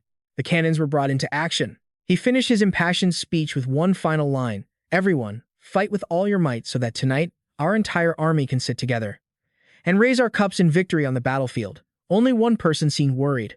Far away, dark clouds gathered. Lightning crackled above the armored soldiers' heads. Ash smiled smugly, thinking to himself, it's just like that, Jupiter. Half the power of this battle depends on you now. In the forest, Jupiter took a drag from her cigarette, her eyes flashing with a deadly bolt of lightning. Command a squad to follow me. Let's go, rookies. The mage Ash had hired for an exorbitant price had already started her move on the battlefield. The clatter of hooves rang out. All the monsters had one goal. Jupiter led the group, urging her horse forward. Their goal was to kill the humans standing right in front of them. If there were no obstacles, they would move to kill the nearest humans. In other words, which direction they would move was very clear, so the traps were extremely effective. Ash and the others didn't have enough time to fully understand them. As soon as she saw them fall into the trap, he immediately gave the order, "Do it now, Jupiter." And that was enough. Dark clouds thickened in the sky and lightning flashed with a roar. Jupiter summoned a ball of lightning in her hand, wearing a bloodthirsty grin. Then, she quickly controlled it to strike hard at the trap. "Let me earn my paycheck." The yellow lightning, bright as the sun, struck the pit. First strike, flash blast. The armored soldiers were almost blasted out of their boots. Even though they were spirits encased in armor, these lightning bolts were highly troublesome. The first strike passed. White smoke rose thick and heavy, as if someone had just lit incense for their ancestors. The armored soldiers weren't badly hurt. They scrambled back up, unruly. The spirit inside the armor glanced around, its eyes flashing with a deadly light. Jupiter shouted angrily, "Where are you looking, huh?" Learn to respect your elders, you damn monsters. Right after that, another lightning bolt prepared to descend after the first one hit the target. The armored soldiers had been marked by the lightning. Ash watched and whispered to himself, "That pattern, it's Jupiter's mark." She held her cigarette in her hand. The yellow lightning gently touched and lit the tip of her cigarette. Jupiter smiled with amusement, gathering a blue lightning orb in her hand. "Dinner tonight is armor-plated, kids." As she finished speaking, she threw the lightning orb. Jupiter muttered, "Listen carefully, you armored soldiers, eat slowly." Second strike. Flash wall. On the ramparts. The soldiers cheered loudly. Ash recalled the mechanics of her technique. Enemies marked by the first strike would be finished off by the second. At this moment, a notification appeared on the system. The number of enemies defeated was over 50, and the number was jumping at a dizzying speed. Standing on the ramparts, looking out at the battlefield, Ash praised, "Great work, Jupiter." Beneath the pit, white smoke rose in billowing clouds. This showed that the enemies had been roasted. But regardless, the roasted armor pieces were broken, no longer intact, and scattered all over the ground. Immediately after, they were trampled under the very feet of their comrades. The number of monsters to kill was 1,000, and the army of armored soldiers kept pouring forward. The previous attack was nothing more than a small dent. Ash gave the instruction, "Retreat, Jupiter."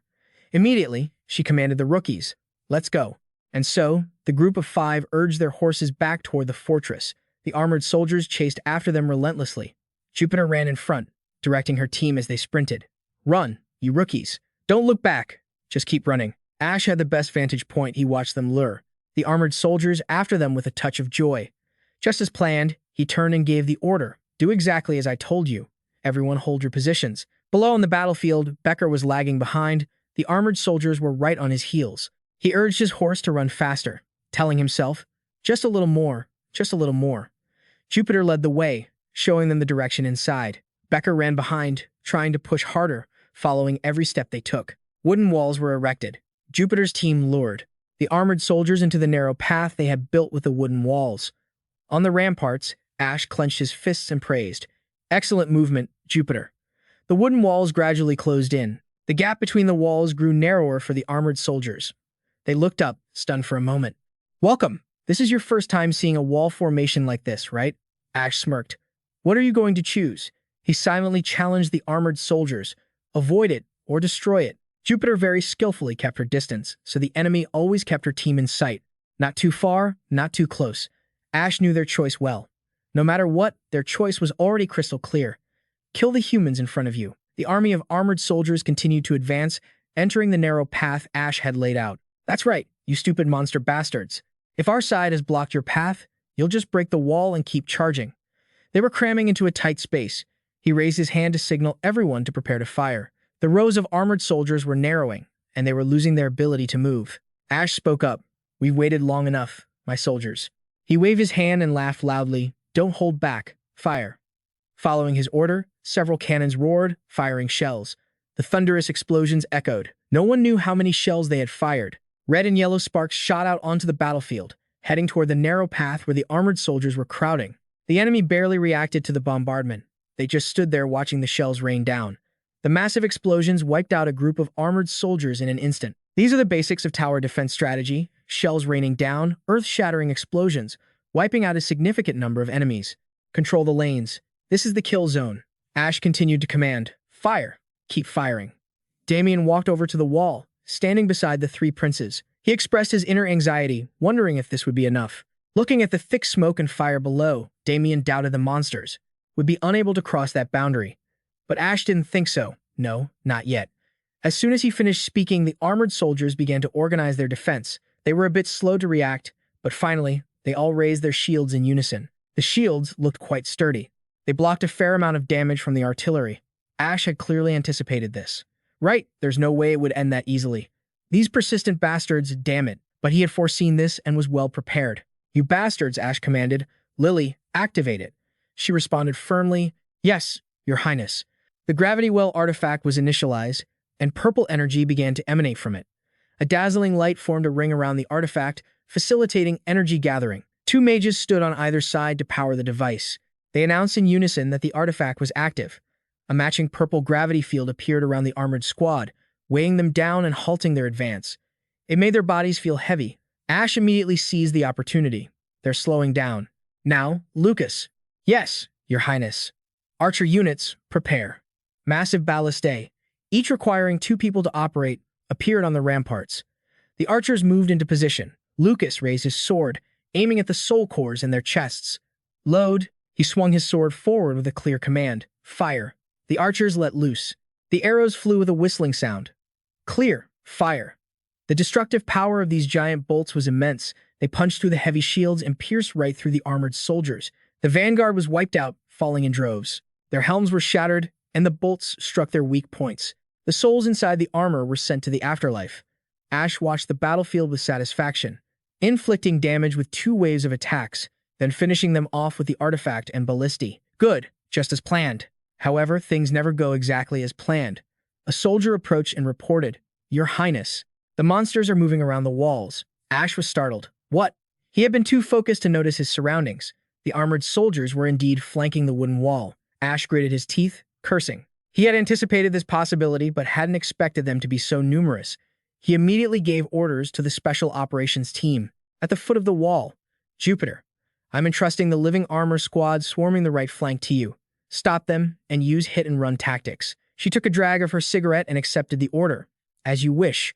Jupiter led the 5th squad, urging her horse forward. "Let's do this. Move." The armored soldiers charged at her, but she gathered lightning in her hand and unleashed a powerful strike. "Take this." Seeing the lightning flash on the right, Ash felt a bit relieved. Good. Jupiter has held that side. Only the left flank is left. He turned to the young man beside him. "Damien."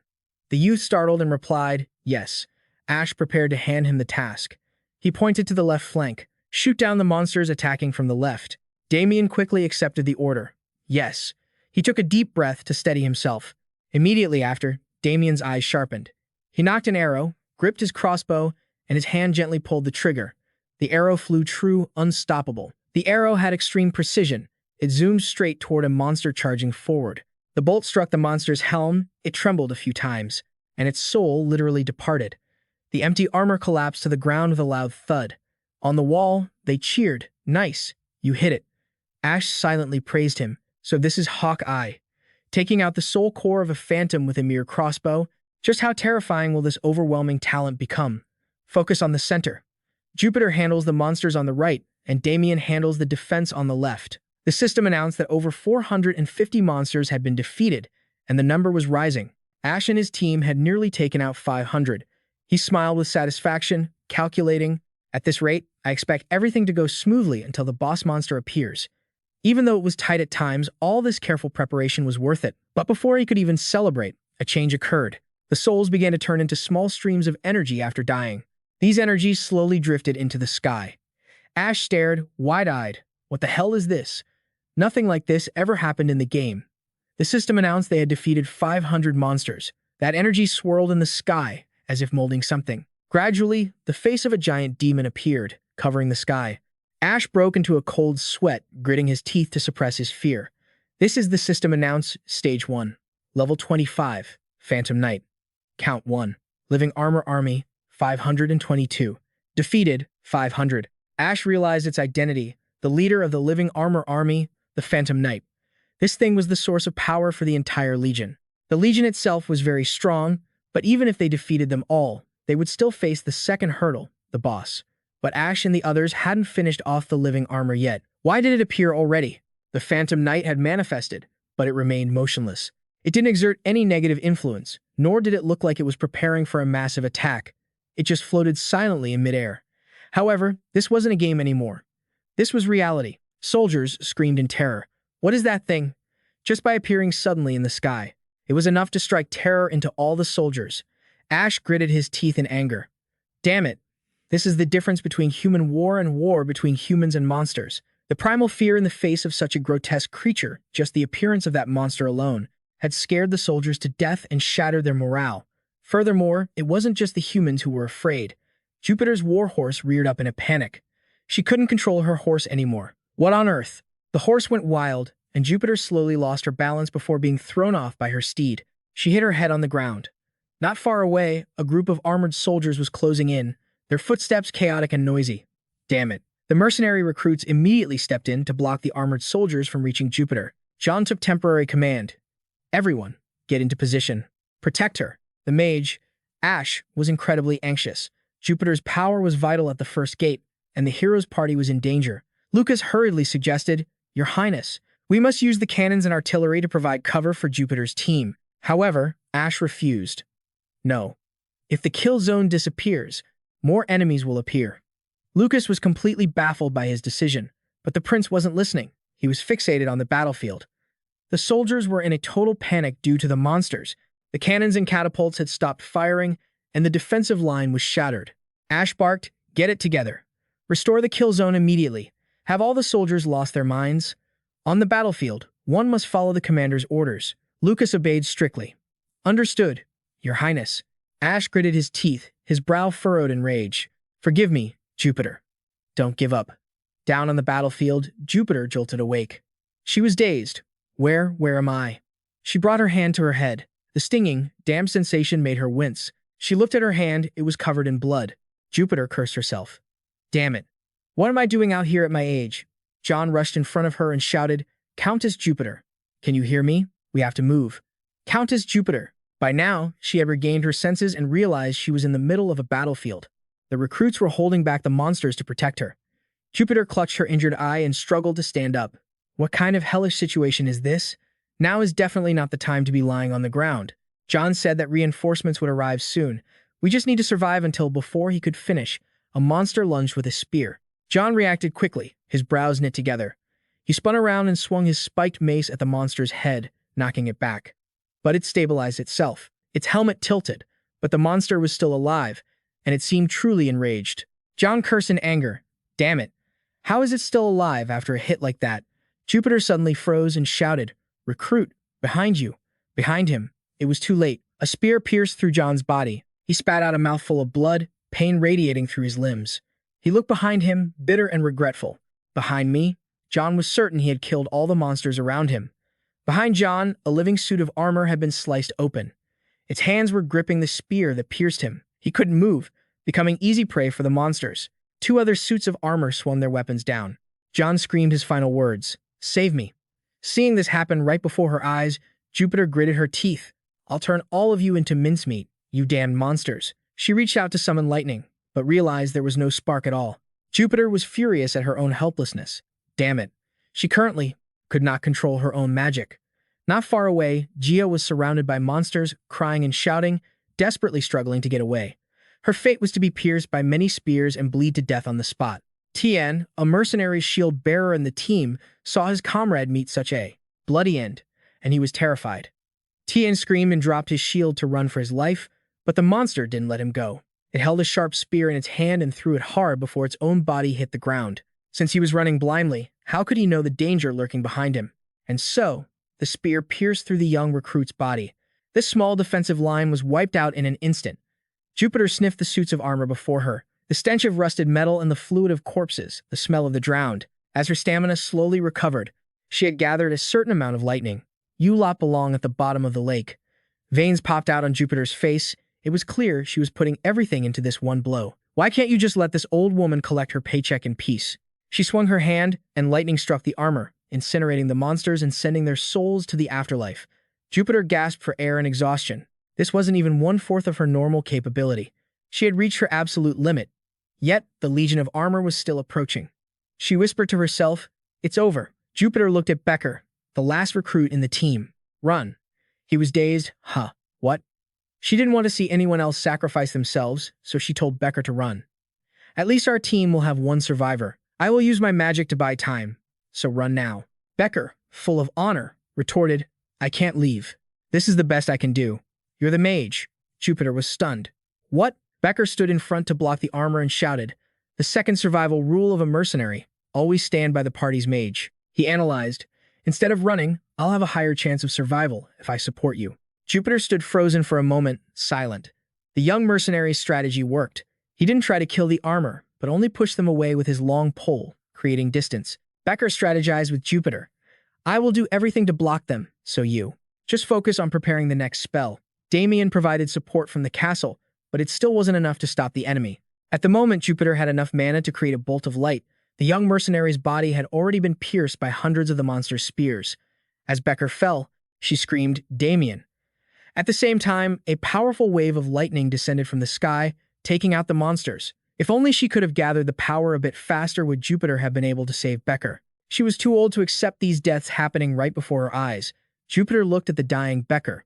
She asked, "Hey, recruit, what is the first survival rule of a mercenary?" He didn't understand why she would ask such a thing at a time like this, but he tried to answer. "Don't take any job that costs too much." The light in his eyes slowly faded. Becker teared up, lost in thoughts of his mother. As dark clouds gathered over the battlefield, Jupiter watched the living armors rushing toward her and muttered to Becker, "Every survival rule you've learned is wrong, kid. You won't make it as a mercenary living like that." Her hand began to crackle with electricity. Fueled by rage, she added, "If you want to get rich, if you want fame," Jupiter swung her fist, a powerful bolt of lightning sending a monster straight to hell, and shouted, "Just take the dangerous jobs and rake in the cash." She dashed left, then right, her lightning-infused fists claiming the lives of the monsters one by one. "Beat them to a pulp," her voice echoed across the battlefield, "and stay as far away from the mages as possible." Jupiter panted, exhausted, and muttered to herself, "Why? Because they're the ones who swoop in to take all the credit." Her trembling hand hung limply at her side. "Above all, if you want to survive, you shouldn't have become a mercenary in the first place." Jupiter pulled out a cigarette, craving a puff before meeting her end, but looking at her blood-stained, shaking hand, she scoffed at herself. She didn't even have the energy left to light it. Jupiter sighed as she watched another wave of monsters closing in. "I thought this would be an easy gig just to collect a paycheck," she said, managing a smile. "Turns out, this is what easy looks like." From the distance, the clatter of hooves rang out, followed by a loud shout.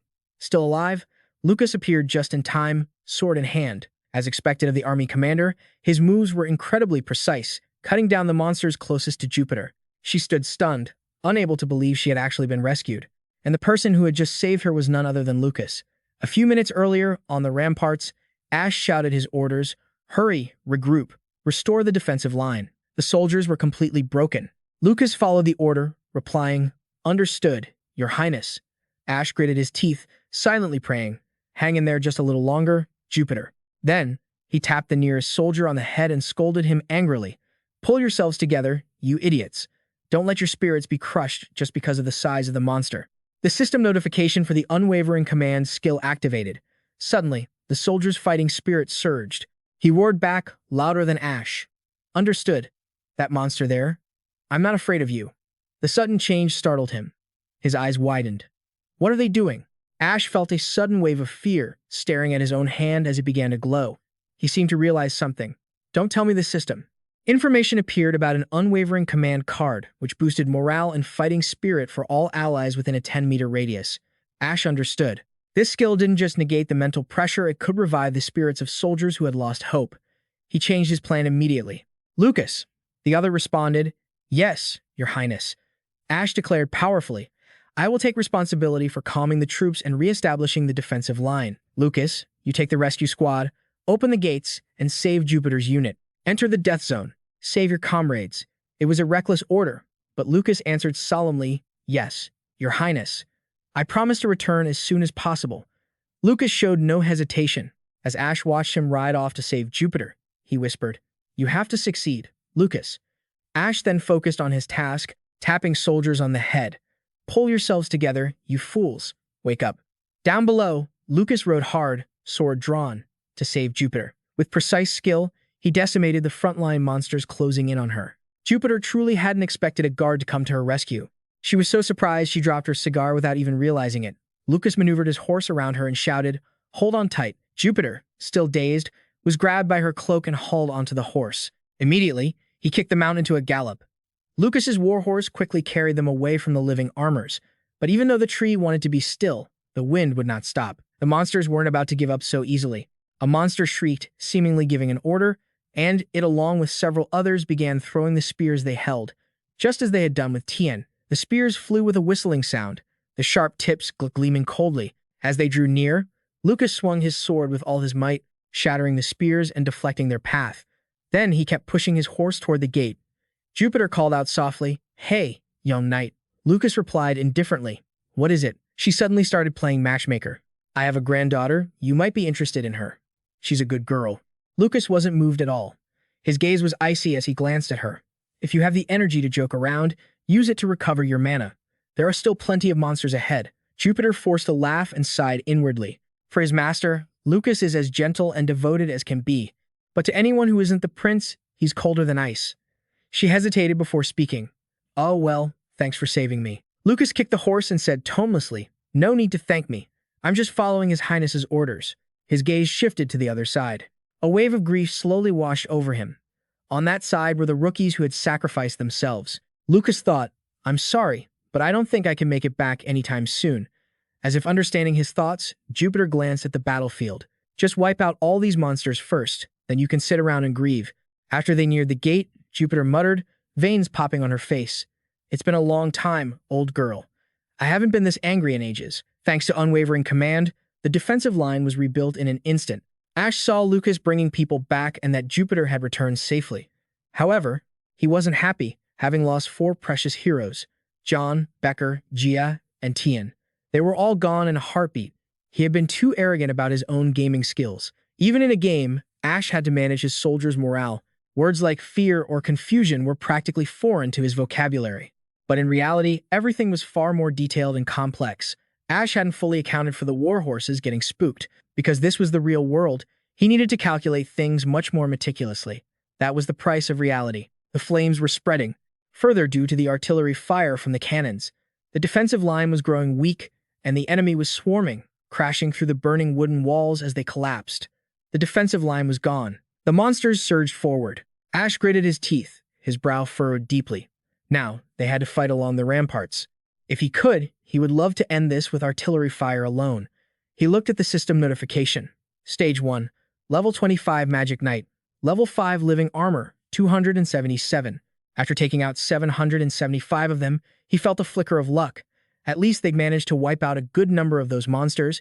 It was definitely worth a shot. This battlefield is still under control, AS said. Lucas brought Jupiter up to the ramparts to report to the 3 princes. Your Highnesses, I have successfully rescued Countess Jupiter. Lucas had been reluctant to accept her as a countess. It seemed he hadn't wanted to acknowledge her before, as she had once been expelled from the military for insubordination. But showing her respect was the right call. AS nodded at Countess Jupiter. I'm very glad to see you've returned alive. She coughed softly. I am deeply ashamed, Your Highness. This old woman has made far too many mistakes. Her hand, hanging at her side, was still bleeding. I led those young, inexperienced recruits to a pointless sacrifice. How shameful. AS didn't blame her. Instead, he gently comforted her. You had no way of knowing a monster like that would suddenly appear out of thin air, and you couldn't have known about the corrupted war horses either. It isn't your fault. Still, Jupiter felt she needed to make amends. No, it is my fault. I've been charging into battle for all these years, at my age, and yet I still couldn't put Your Highness's mind at ease. She clenched her bleeding hand, determined to take revenge. That is why I swear I will defeat them. I will have that monster's head. Jupiter stared at the magical night in the sky. AS urged her, focus on recovering first, Jupiter. We'll need your strength again soon enough. Down below, the living armor surged toward the walls. The artillery was still firing thunderously. AS immediately gave a new order. Cease fire. It's no longer effective. Stop firing. The soldiers received the order, quickly halting their fire and pulling the cannons back inside. AS also called for the long-range archers to take a breather. Damien, take a break. He didn't seem to want to, but with the enemy still approaching, Ass patted his shoulder. He softly advised, You've still got a bigger prey to catch. Get some rest and recover your strength, okay? Damien finally complied. As you command, Your Highness. Eventually, the enemy reached the walls. Finding the ramparts too sturdy to break, the living armor grabbed onto the masonry, scrambling over each other to get inside. Az began implementing a new tactical plan. Prepare for close-quarters combat. The soldiers grabbed their weapons, shouting back in unison. Prepare for close-quarters combat. He continued to bark orders. Close combat division, form up in the front. The soldiers repeated in unison. Form up in the front. A battle without magic. A fight relying purely on physical strength. AS swallowed hard, nervous. The real battle was just beginning.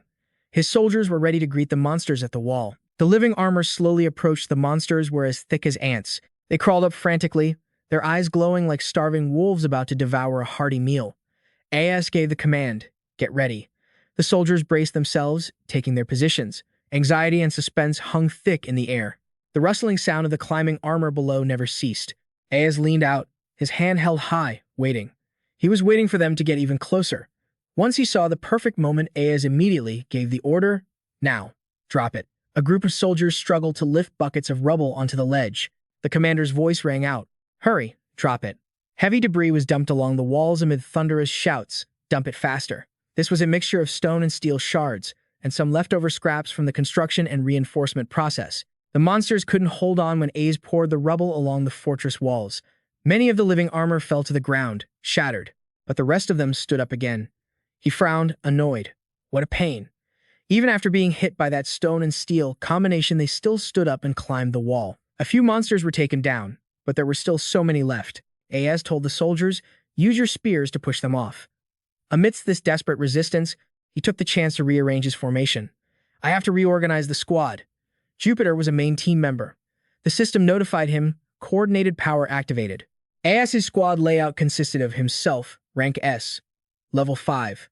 On the left branch, Knight Lucas rank SSR, level 27, and Archer Damien rank N, level 15. On the right branch, two mages, Lily, rank R, level 17, and the newly added Jupiter rank SSR, level 35. Knight Commander of the battlefield activated. The team's morale would be boosted. Dual mage, magic damage for all team members increased by 20%. A's was incredibly surprised. A glimmer of hope flashed before him. Increased by 20%? That's incredible. But currently, some soldiers' spears on the wall had been snapped in half. The hands of the living armor gripped the fortress. The soldiers shouted, 7 o'clock, the enemy is here. The monsters quickly stepped up, weapons in hand. AS's soldiers were ready to fight. A commander among the living armor shrieked, boosting its swarm's morale. Just hearing it made AS feel concerned. From now on, they had to fight a very aggressive, numerous enemy. The soldiers were trembling. This made him question whether they could actually do it. Just as he was thinking this, a powerful golden sword arc swiped over the heads of several living armor. The brilliant light of the blade erupted in the middle of the fortress. Lucas swept through the swarm, ruthlessly hacking them to pieces. Afterwards, he paused to catch his breath. Lucas informed everyone, "I'll cut them down. What we need to do right now is keep our spirits up and block them." The soldiers seemed to be revitalized, responding in unison. Understood. Thanks to Lucas, their morale was restored. AS smiled faintly. That's right. It's not about whether they can do it, but that they must do it to survive. Every soldier has to become stronger. They had no other choice but to crush them, fight, and win. He turned to order the mage, Lily. Activate the next artifact. She heard the order and acted immediately. As you command. Lily activated the artifact, and a green speed-boosting light spread throughout the fortress. The soldiers were boosted in speed. The system reported back to AS. Movement speed of all allies increased by 5%. Duration, 5 minutes. He checked his character status board, including the traits he had equipped. Traits equipped, 3 out of 3. Command, attack, defense. That should be useful in a head-to-head. With Az's boost and increased speed, the soldiers nimbly struck at the monsters. Screams and shouts echoed everywhere. Push the monsters back. Push them off. At the command post, AS prayed silently. Everyone, please succeed. The sky was overcast, and ashes drifted everywhere. Black clouds swirled over the fortress as the soldiers struggled to hold off the monsters. Lucas seized the moment while they were stalled. His blade sliced through them as easily as cutting fruit. Their sturdy armor shattered under his strikes. Ash watched in awe, realizing this was Lucas's first skill, predatory advance, a technique that makes him stronger the more enemies he kills. Lucas was single-handedly managing half the fortress wall, but it still wasn't enough. They were slowly losing ground. The soldiers were flesh and blood, and they were constantly being wounded. The squad leaders immediately ordered the injured to retreat and rotate positions. Meanwhile, the monsters just kept coming. Ash assessed the situation. Unlike these living armors, his soldiers, more and more people were getting hurt. Damien saw this and quickly reported, "I'll return to the front lines." But Ash raised a hand to stop him, calculating quickly. Damien needed his strength to attack the boss in the back, and the same went for Jupiter. Ash narrowed his eyes, conflicted. What should he do? Seeing the soldiers being pushed back, an idea flashed through his mind. There was a way to reduce casualties and wipe out the remaining enemies. Suddenly, a wave of destructive fire erupted in a corner of the fortress, catching Ash's attention. His eyes lit up as he stared toward the source of the flames. This wasn't ordinary fire. It only incinerated the monsters in that corner. A girl in a wheelchair was unleashing flames, burning the living armor to a crisp. That was the powerful mage, Lily. Ash finally remembered. Right, she can use magic. However, Lily wasn't too keen on it. She had only used one spell and was already panting heavily. Don't force me." Ash realized this too. It seemed she couldn't use as much fire magic as before, but he didn't intend to let her off the hook. He grabbed the handles behind her wheelchair. "Trust me, I'll pay you a huge bonus." Ash pushed her forward. "Now, give them a few more blasts of fire." Lily protested. "I want to quit. Plus, I'm completely out of mana." Ignoring all of Lily's protests, Ash pushed her right through the chaotic battlefield on the fortress wall. "Just one more time, get ready to fire." Lily had no choice but to use her fire magic again, while screaming at the top of her lungs. Combined strength bonus from the team, 20%, plus the attack totem, 5%. Total fire magic power is 25%. Ash was squeezing every last bit of labor out of Lily while cheering her on. "You can do it, fire away again." Lily wasn't satisfied at all. "At least treat me like a human being." And so, the soldiers used their bodies to block the enemy. Lucas used his sword to decapitate them, and Lily burned everything else to a cinder. The monsters' souls quickly departed, leaving the empty armor behind. The soulless suits of armor clattered to the ground with a loud crash. Crash. The soldiers panted in exhaustion. Someone shouted, "It's over." Everyone immediately cheered in victory. "We won. We stopped them. We did it. We did it." But Ash's words shattered the joy. "It's not over yet." Everyone was stunned. "What?" Lucas, exhausted from the battle, stood frozen. Ash furrowed his brows and warned them cautiously, "Don't lose focus. There's still one more." No sooner had he finished speaking than the armor fragments on the ground began to vibrate and fly into the air. All the tattered pieces of the living armor were being sucked upward by the Phantom Knight. It turned the scrap metal into its own armor. Not just armor, but a massive iron sword as well. A bloodthirsty glint flickered behind its giant helmet. A moment later, the Phantom Knight's ironclad body was complete. Whoosh! It was no longer hovering in the sky, it slammed down to the ground. With its massive, giant frame, the Phantom Knight landed with a thud. Even the sturdy fortress shook as if there were an earthquake. "What the hell is this?" Ash clutched his head in despair. "Is this reasonable? This is just the boss of level 1? The Phantom Knight was completely white, clutching a giant greatsword in its hand.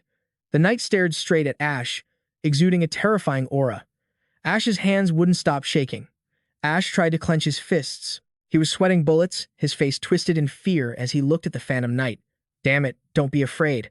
It's just a level 1 monster. The only difference is that it's a higher tier." At the fortress walls, a series of cannons fired, accompanied by shouts of fire. The artillery blasted continuously. "Don't save the ammo." The barrage slammed into the Phantom Knight. Its eyes glowed, piercing through the smoke and fire of the battlefield. Suddenly, the knight's leg joints lit up. "Everyone, keep firing. Hurry up." Before it could reach the wall, even though it was covered in flames, the Phantom Knight kept advancing step by step. What a disgustingly strong bastard. Ash turned to call out to Lily. She startled and gasped. "Yes?" He ordered her to activate the third artifact. Lily quickly replied, "Understood." She shouted, "Activate artifact." The artifact's magic rippled outward. It could boost the magic effects of the recipients by 100%.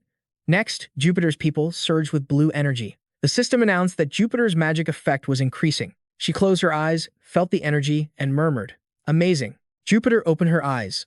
"It feels like my golden age again." Ash pointed at the Phantom Knight and ordered her to hit it with everything she had. "Go, Jupiter.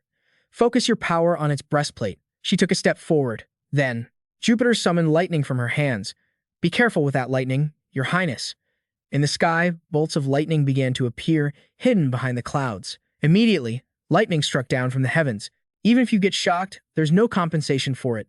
The thunder and lightning crashed straight onto the Phantom Knight. It was violently struck by the lightning. The Phantom Knight's breastplate shattered, revealing a blue core inside. Ash gasped. "That's the soul core!" He screamed, "Damien." Damien grabbed the ballista, ready to fire. "Here it is, sir. Fire." His eyes lit up, and Damien turned the crank. The machine's joints began to move. A piercing arrow of light shot out. The arrow struck the knight's core. The core cracked bit by bit and then shattered into pieces. Ash excitedly shouted, "Great shot, Damien." The Phantom Knight slowly fell over. "It's over." But its eyes were still glowing. Ash looked up in horror. Damn it, was that still not enough damage? The Phantom Knight's arm joints glowed brightly. It swung its sword, aiming to strike the wall. If that sword strikes down, the city wall will be shattered. Ash quickly shouted, "Jupiter, hit it again." She chanted a spell to summon lightning, raising the steel weapon to harness the thunderous storm. The Ghost Knight's sword reached high into the sky, wreathed in Jupiter's lightning. She screamed, "You're just begging for a lightning strike, you fool." Instantly, electricity surged across the blade, traveling from the sword down through his entire body. The sword turned into a lightning rod, leaving the ghost knight convulsing as the current flowed through him. His face flickered within the glow, but he still managed to swing the blade down toward the wall. Ash quickly called out, "Everyone, run." He yelled, "Get away from that sword." Lucas lunged toward him. "Your Highness, you must leave this place at once." The sword slammed into the wall, carving a long, straight trench. The attack was so powerful, it sent soldiers flying, and a thick cloud of dust blinded everyone. Ash scrambled to his feet. Lucas asked with concern, "Are you all right, Your Highness?" He replied, "I'm fine." "What about the wall?" Damien, Lily, and Jupiter looked toward the ghost knight. Ash stood up and watched. The ghost knight slowly crumbled, his core glowing with final sparks before he vanished completely. "We finally killed the Stage 1 boss," Ash thought. The remaining energy from the ghost knight surged wildly. Lucas shouted, "Your Highness, look out." Ash signaled him to stop. "It's okay, Lucas." The energy roiled like ocean waves. "I know about this," the ghost knight's final outburst. It was a wave of confusion and fear, and Damien felt it. It's not a direct damage attack, but if you let your guard down, it can catch you off guard. Ash stared him down and unleashed his finishing move. "This is human territory. Get lost, you monster." His indomitable commander's skill activated, and his golden light repelled the chaotic surge of energy. The ghost knight's obsessions simply faded away. A warm, golden light shone over the ramparts. The soldiers looked around, dazed, asking, "Where did the gate go?" And all the monsters too? The soldiers on the wall stared at the scene before them. "Your Highness, he actually did it. Is it really over?" Sunbeams gradually broke through the clouds, clearing the mist and giving way to the light. The Imperial flag fluttered in the brilliant sunshine. Ash raised his hand and shouted, "We won." Everyone cheered in unison to celebrate the victory. "We survived. We will continue to win, and we will continue to survive." The soldiers looked toward him, and the fear in their eyes slowly vanished. Lucas smiled as he watched him. "I can see the fear being replaced by the joy of victory. Whether it's thanks to your encouragement skill or just your words, it feels amazing." Ash shouted the command, "Let's defeat the monsters and survive. All the things I've done, all my efforts." A notification appeared, Stage 1 complete. Rewards for clearing the stage have been delivered. Please check your inventory. On the evening after the battle, a festival was held in the city's central square. Ash raised his glass and said, "Now, congratulations to everyone for defeating those Ferox's armor monsters and winning this victory for us." He shouted, "Cheers." Everyone at the banquet tables responded by raising their glasses. Ash stood before the people and declared, "Drink to your heart's content. I'm paying for tonight." People cheered and rejoiced. The festival had begun. A musician was playing the violin. Melodious notes filled the air. There was laughter, the clinking of beer mugs, and from afar, the fragrant smell of stir-fried rice and the appetizing sizzle of grilled meat. At one table, soldiers were arm wrestling. The referee held up the winner's hand. The rookie soldier had won, and the loser sulked. "Damn it. That last one didn't count." Ash sat in a corner, watching the soldiers laugh and joke. The loser of the arm wrestle shouted, "One more round, left-handed." Ash watched them with a faint smile. Suddenly, footsteps approached. "Your Highness, are you all right?" Lucas asked. "You haven't eaten anything all day. Please, have some food." Ash replied, "I will." Lucas added, "That doesn't look like the face of a commander who just won a battle, sir." He looked at Ash and said, "You stopped thousands of living armor without any major casualties. I think you should be a bit happier." Ash closed his eyes and took a sip of beer. It was true, there were no major casualties, but he had barely taken a sip before spitting it all out. Lucas asked worriedly, "Your Highness, are you okay?" Ash tried to respond, "I'm fine, it's just that the taste of this is a little different from what I imagined." He scrunched up his face. "Is this even beer? It's at least 20% alcohol." He wiped his face and continued his unfinished thought. "Even so, while it's true there were no major casualties, we still lost precious lives. The moment someone dies, whether the total casualties are high or low, doesn't matter anymore. Every life is important and everyone is precious. Of course, I know I can't save everyone in this brutal game. That's an arrogant way to think," Ash thought to himself. "But if I had been just a little more careful, they wouldn't have had to die. It's different from the tutorial. Back then, I still had a chance to change everything. It hurts so much because I already know that." Lucas stood to the side, trying to comfort him. "Your Highness did a great job, so you shouldn't feel so bad." That was what he thought.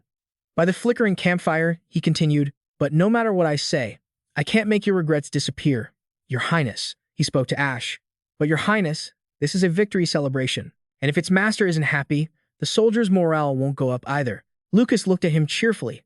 "So, please cheer up. At least for now. Please, enjoy yourself with them."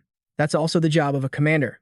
Ash smiled back at him. Smiling is a commander's job too, huh? Ader, dressed as a chef, appeared out of nowhere, running over and shouting, "That's exactly right."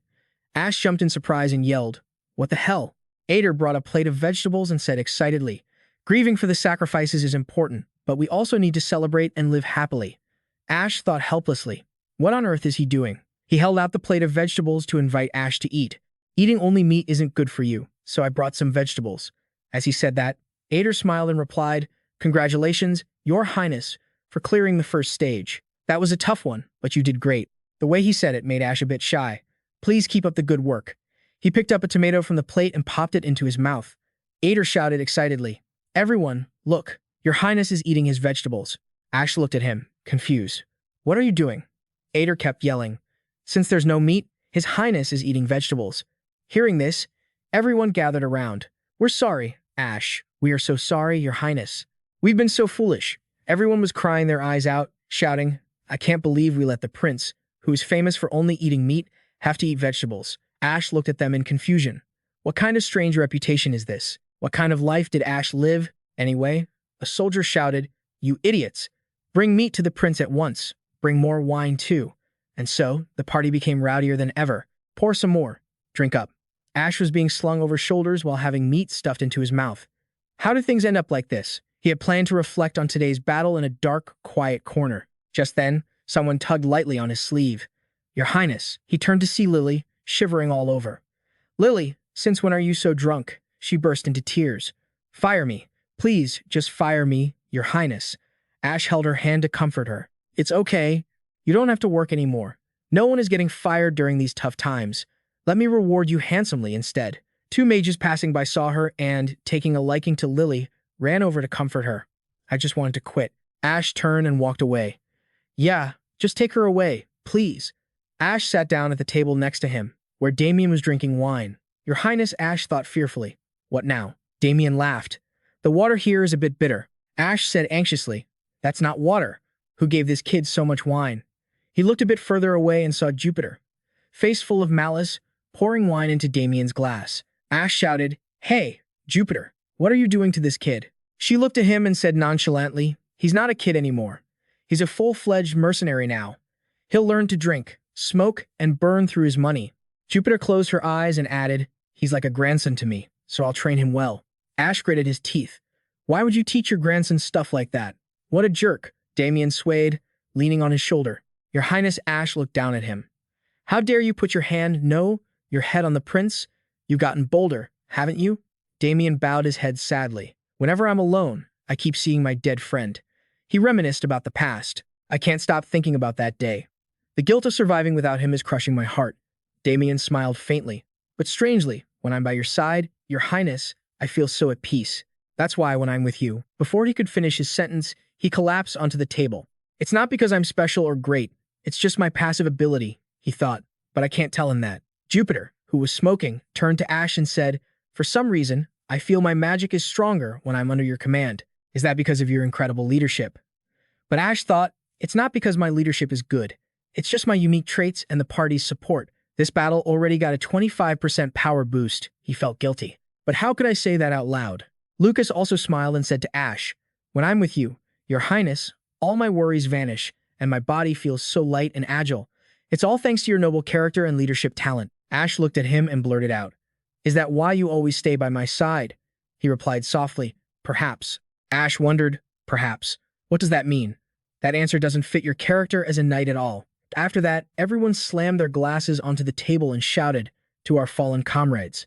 To those who survived, to our prince." Ash asked in confusion, "What is this? What's wrong with you all?" Someone spoke up, "Your glass is still full, sir." He replied, "Because I don't feel well." Everyone shouted in unison, "We are truly sorry, Your Highness. We couldn't make you feel better. We've let Prince Ash, who is famous for drinking non-stop for a week, not have a single drop of alcohol tonight. He remained silent for a long time. Again with this, what kind of weird reputation is this? What kind of wild life did this prince live?" Everyone kept shouting, "We're dying of shame. Please execute us." Ash couldn't take it anymore and shouted back, "Don't overreact, you brutes. Stop it and stand up." They invited him. "Then please drink, sir." Ash replied, "Why should I?" He raised his glass, putting on a dangerous face, and said, "Are you satisfied now? Once you force your commander to drink, you know what will happen next, right? Hey, fill the glasses." Everyone's glass was filled. Then they all toasted, shouting, "Cheers! Drink until you drop." When the moon shone in the night sky, they had eaten, sung, and talked through the night of their victory. Ash staggered back to his room. Too drunk, he sat heavily on his bed. Ash opened the system to check his inventory. Gotta open all these things before going to sleep. Whoa, a lot of rewards. Huh. He touched the chest to see what was inside. "What color are you?" A golden light emitted from the chest. Could it be a legendary item? Ash looked stunned as he picked up the gloves. Not only are they SSR, but they're the highest tier item. He smiled in satisfaction. "Oh my god, an SSR item." Ash angrily threw the gloves against the wall. "Damn it, what is this?" The trashiest among the rare SSR gear. Item info, luck gloves. Rank, SSR. Level, 7. Type, gauntlet. Attack, less than 777. Durability, 7 out of 7. Each stat has a 1% chance to increase. "Good luck today," the gambler's whisper. He shouted, "Trashy luck gloves. These things cause damage based on pure luck. I've used them a few times before for comedy, but they're useless in real combat." A moment later, he walked over to where the gloves had fallen. "Well, something is better than nothing." Ash picked them up and put them on. Can't throw them away, can't give them away. Being SSR rank, they do look pretty cool. He made a wry face looking at them. "When I need it, it'll hit the jackpot.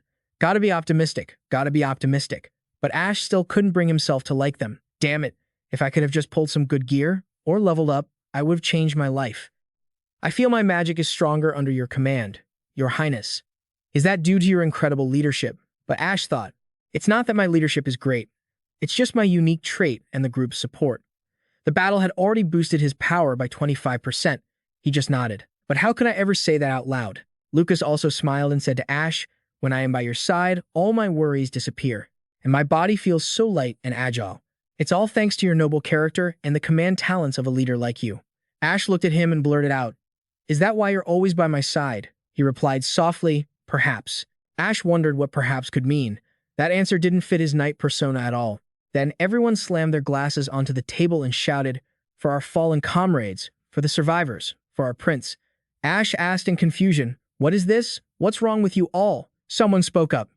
"Your glass is still full, sir," he replied, "because I don't feel well." Everyone chanted in unison, "We sincerely apologize, Your Highness. We couldn't make you feel better. We have failed Prince Ash. He was famous for drinking continuously for a week, yet hadn't touched a drop of alcohol tonight." He fell silent for a long moment. Again, what kind of ridiculous reputation is this?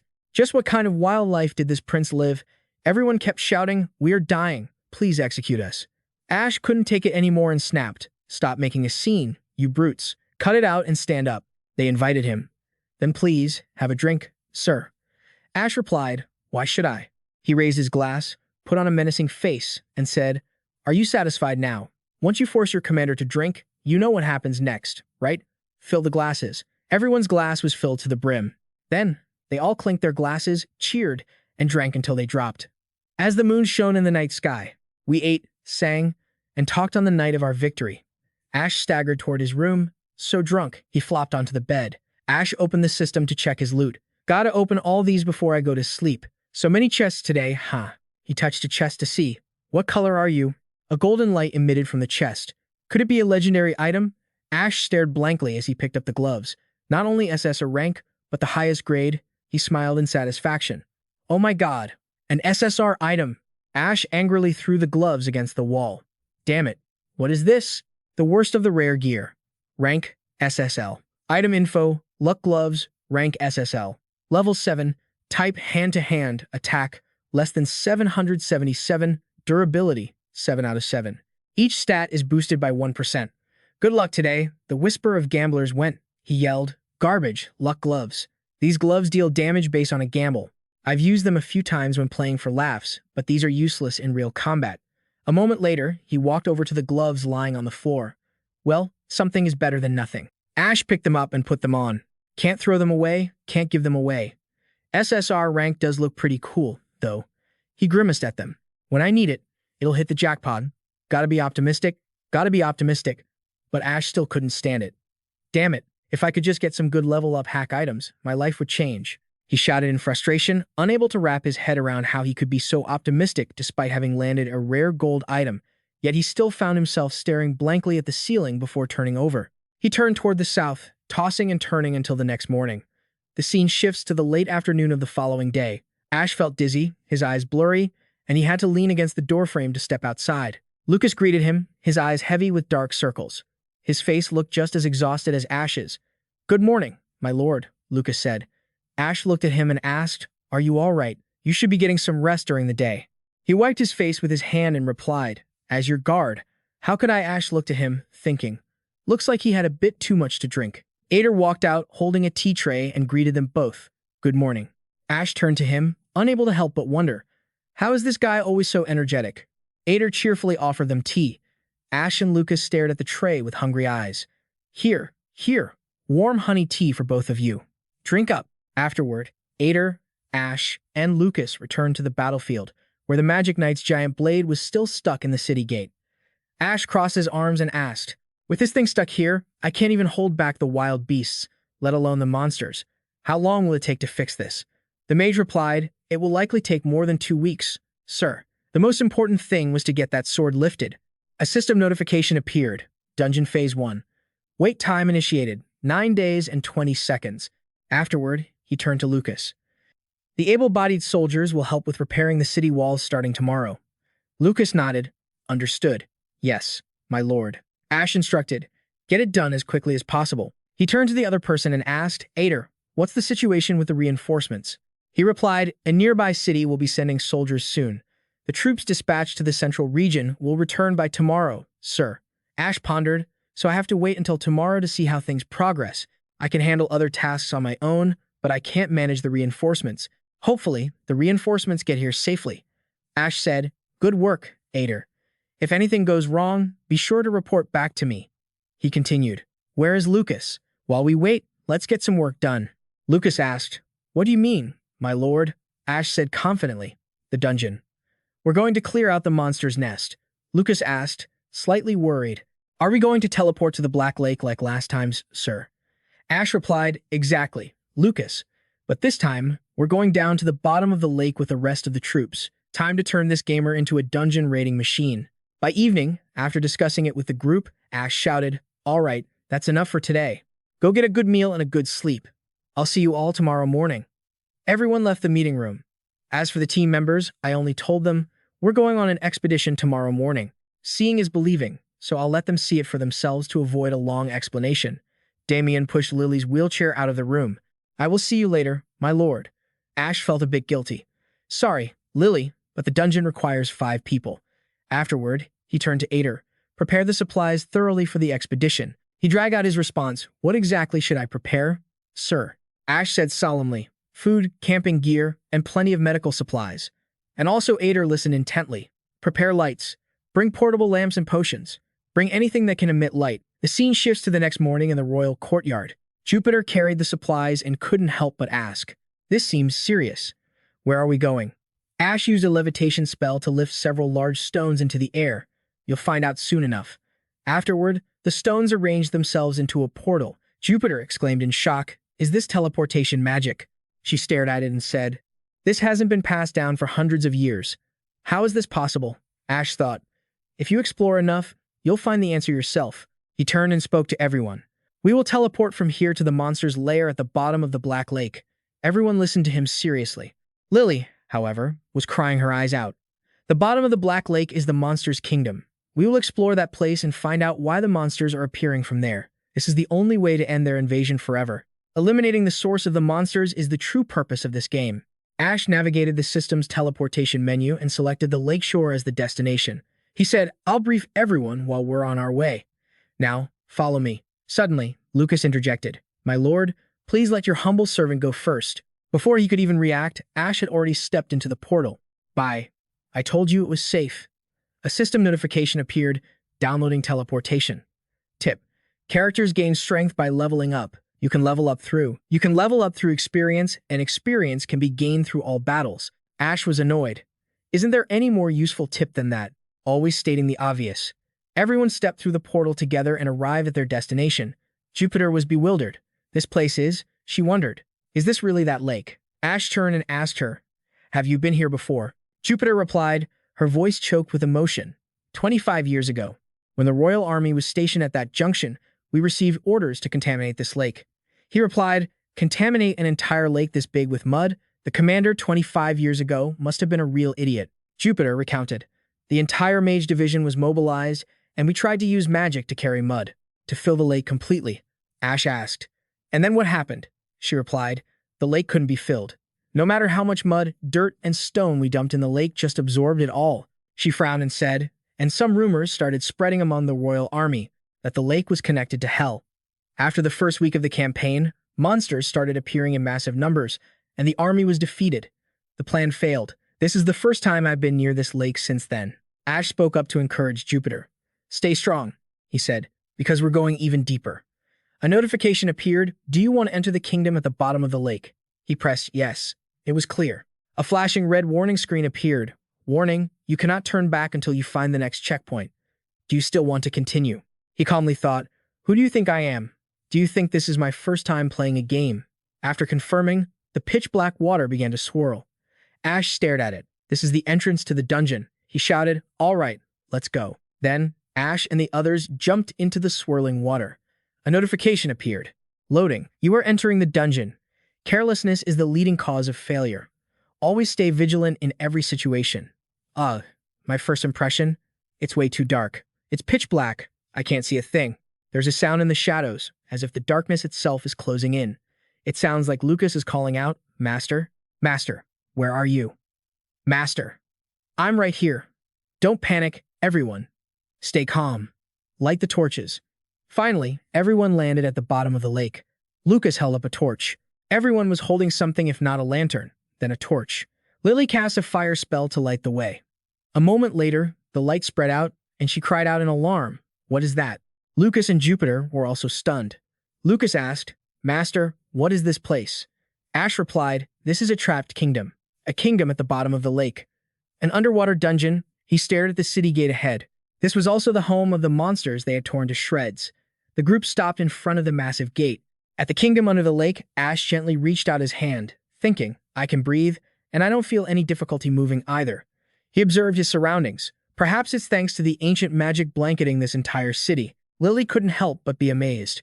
How can there be a city this large under the lake? And we can move around so easily? Lucas suddenly narrowed his eyes and said, "Shh, someone is coming." Indeed, there was the foot of a stranger walking very softly. The group turned to look at the stranger. That person had long white hair and wore a black cloak. Ash gripped Lily's wheelchair and said to everyone, "Everyone, stay calm. That's not an enemy. This is the first time we've entered the trial space, so that must be a guide NPC." The stranger walked up and asked softly, "Are you treasure hunters looking for riches in the kingdom at the bottom of the lake?" Ash stared at the person in front of him. "What?" She lifted her face and said to him, "What you are looking for is not here. Return to the surface while you still can." Ash thought cautiously. I've never seen her before. Does this NPC exist in the game? He pondered. The underworld is a trial space located at the bottom of the lake, home to about 100 NPCs. This is the moment when a random NPC appears to provide guidance. Ash stared at her. I've played this game 742 times, and yet this is the first time I've met this NPC. Anyway, let's keep going. A moment later, he spoke up. We are from the surface, with the goal of destroying the source of the monsters. The stranger looked at him coldly. Ash asserted, because of the monsters pouring out of this place, the world above has to suffer. We are here to end that. The stranger said coldly. The nightmare of the kingdom at the bottom of the lake will never end. No one can break this nightmare. It will exist for eternity.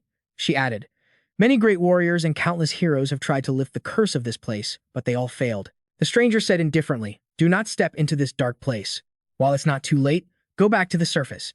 There were rustling sounds. Before you are swallowed by this abyss, before you go insane with regret. Ash was silent, suddenly thinking, if I were really going to turn back because of words like these, I would have given up and returned to Earth a long time ago. He spoke up. I am the leader of Crossroad, a defensive city with the role of stopping the monsters. I have a duty to protect this fortress, to protect all the people from the monsters. Ash looked her straight in the face and said, I do not tremble before the darkness. We must enter this city and destroy the source of the monsters here. His voice echoed throughout this dark place. That is why we traveled a long distance to get here, but all the gates are locked, so we cannot enter the city. Ash tried to ask, If there is another way, could you show us? The stranger looked at him coldly. Then she replied, very well. I also want to see if those words truly come from courage or just the foolishness of a simpleton. The stranger walked ahead to lead the way. Follow me to the city entrance. Ash asked, what should I call you? What is your name? She stopped, then turned her head slightly to answer. I have forgotten my own name, the stranger said softly. If you must call me something, just consider my name to be Mumium. It had been 10 minutes since they had been circling the city, following Mumium's guidance. Lucas suddenly spoke up to intervene. We can't trust the words of someone whose identity is unknown. This is a trap. Ash held the lantern and said, it's fine, it's fine. Are you a cuckoo clock or what? Grumbling every 5 minutes, the group followed one after another. Suddenly, Mumium stopped. Here. She glanced at Ash and said softly, if you go from here, you can enter the city. He looked around the place. She replied, it's the underground sewage system. Careful, the path is slippery. So, we hunched over and followed the very narrow sewer pipe for 5 minutes. Ash held the lantern and crouched down to pass through the sewer. At the first area, the dry sewer, we finally reached the first stage of the trial. Kingdom at the bottom of the lake. Ash observed his surroundings and said, this is where all the sewage lines connect. All the pipes are dry. Not a drop of water to be seen. Then he summoned the stones. Ash arranged the stones to form a teleportation gate. The system notified, first area, dry sewer. You have entered the safe zone. Ash thought, a safe zone exists here, too. A safe area where monsters cannot intrude. Simply put, this is a save point in a new area. After this, we can teleport back and forth thanks to the teleportation gate. He opened the system menu. Next time, we can continue right from here. The screen displayed teleportation information. Select your destination. Vung Tao, dry sewer, forbidden zone. Lily suddenly cried out in alarm. Sir, can I go home, please? Ash tried to reassure her. Come on, come on. Do you think we brought all this stuff just to stop here? Mumium spoke softly. I will stop here. From here on, go wherever you wish.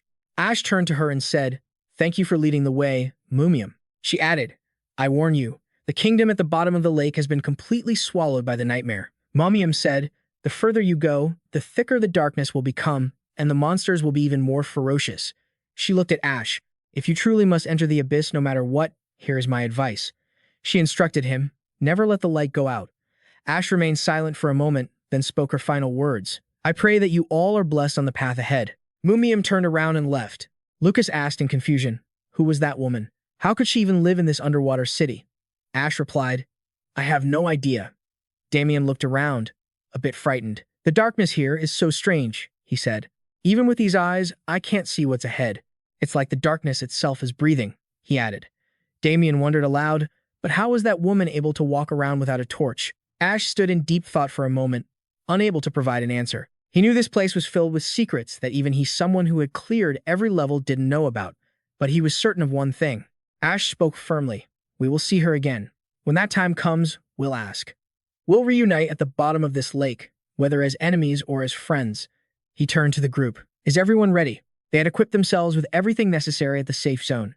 The system notified them, Area 1, drained sewer. Completion progress, common areas, 0 out of 3. Boss area, 0 out of 1. Ash told the group, with our party level, dealing with this shouldn't be an issue. He stepped forward, and Lucas followed. This is the corridor leading to the drainage gate, Lucas said, looking around. Just how long is it? Ash replied, we'll reach the end soon.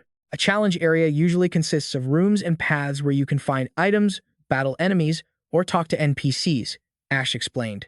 And then, the event triggered in the first room. A giant, grotesque sewer rat appeared, letting out a ferocious hiss. The system warned, a swarm of rats is surrounding the group. Eliminate the enemies. Drained sewer, Area 1, Level 3. There were 14 giant sewer rats. Ash smiled confidently as he watched them.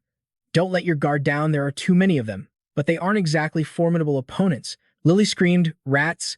Ash sighed, why are you afraid of so many things? Then, he raised his hand to give orders. Lucas, handle the front. Keep your distance and only strike the ones that get too close. Lucas readied his sword. As you command, my lord. Then Ash commanded, Damien, these things have tough hides, so aim for the eyes or the throat. Damien replied, understood, Prince. Next, Ash turned to Jupiter and Lily. Save your mana. Only attack the ones that get past Lucas's defense. I'll probably just sit back and observe, he thought. Lucas swung his sword, easily slicing through the rats. Damien focused his magic, taking them out one by one until they all fell. A moment later, the swarm was wiped out. Ash praised them. Well done, everyone. That wasn't hard at all. Damien noted. It was easier than I had feared. Lucas turned to ask. There were 13 of them. Should I collect the 10 magic stones? Ash replied, no need. Their rank isn't worth much, and there aren't that many anyway. Suddenly, he paused. 13. According to the system window, there were 14. Indeed, one rat had slipped through and was crawling on the wall right behind Ash's back. He turned around, and the rat immediately lunged at him to bite.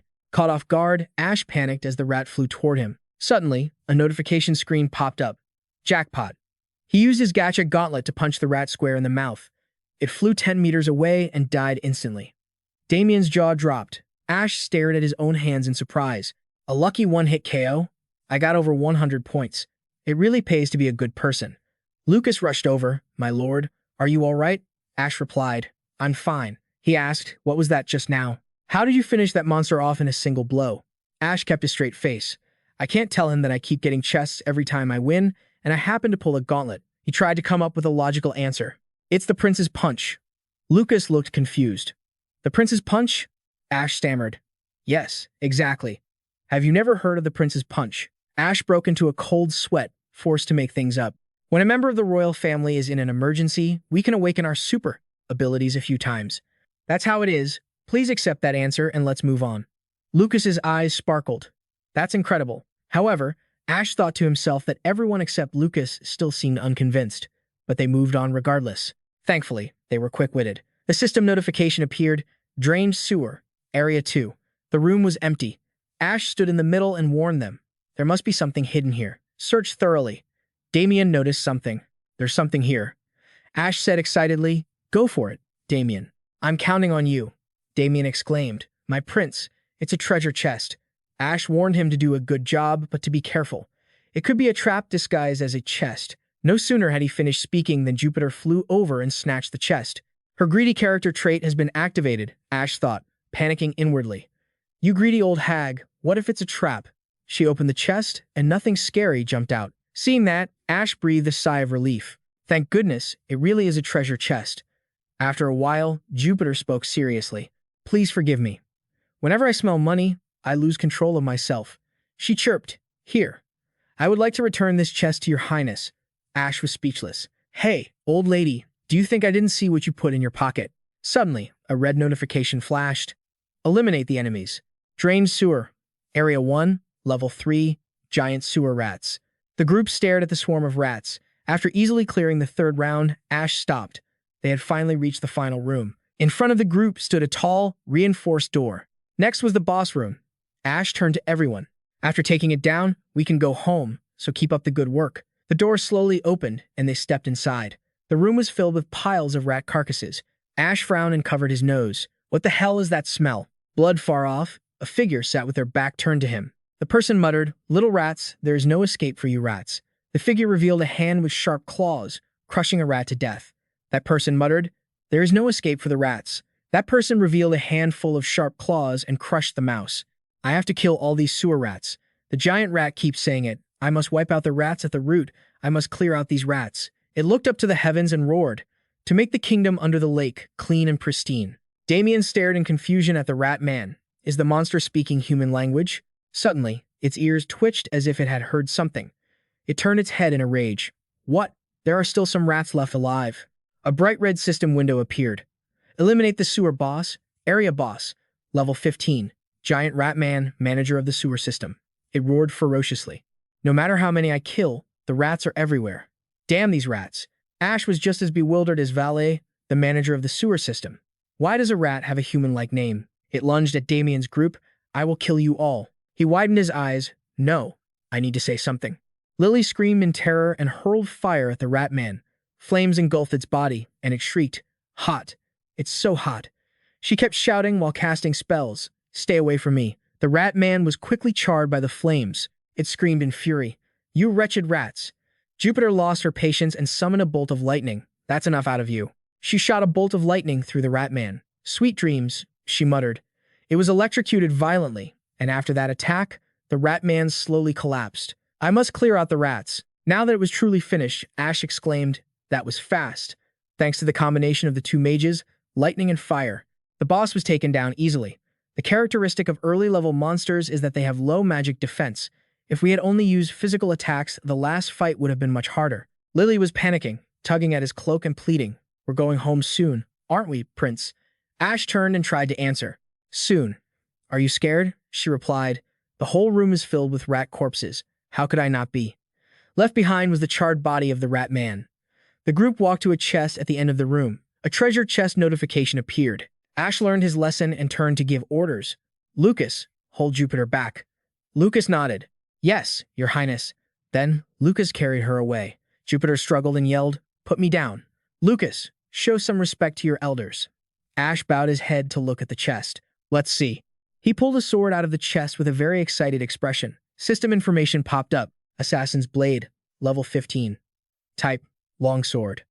Attack, 20 to 25. Durability, 20 to 25. When attacking a rat monster, damage increases by 25%. Kill the rats, squeak, squeak. He thought, this will be very useful.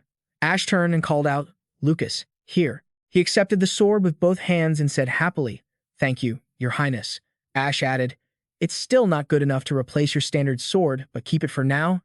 I'll use it later." Lucas said, "Yes." Then he leaned down to take the items from the chest. "Isn't there one more?" "Here it is." The system notified, summoning scroll, automatic sentry guard. Ash thought, this must be the item that definitely drops in Area 1. I came here for this, so it's not an exaggeration to say we've collected all the rewards. There's no reason to stay here anymore. Ash excitedly told everyone, "All right, let's leave this place." Lily cheered happily. A notification appeared, quest complete. The first area, the dry sewer, was finished. The group headed to the next location. After walking through the corridor connected to the boss room, they were out of the sewer. Ash looked ahead in surprise. From here, it's inside the kingdom under the lake. Ash looked at the city in front of him with some astonishment. These are the streets of a prosperous city. Even the alleyways look like this. A city that reached the level of a miniaturized magical society. This is the true nature of the kingdom under the lake.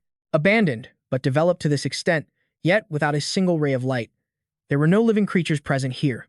The city was submerged in darkness and death. In the middle of the street, only the streetlights emitted a dim light. The scenery looked incredibly lonely. As usual, Ash summoned a teleportation portal in this area.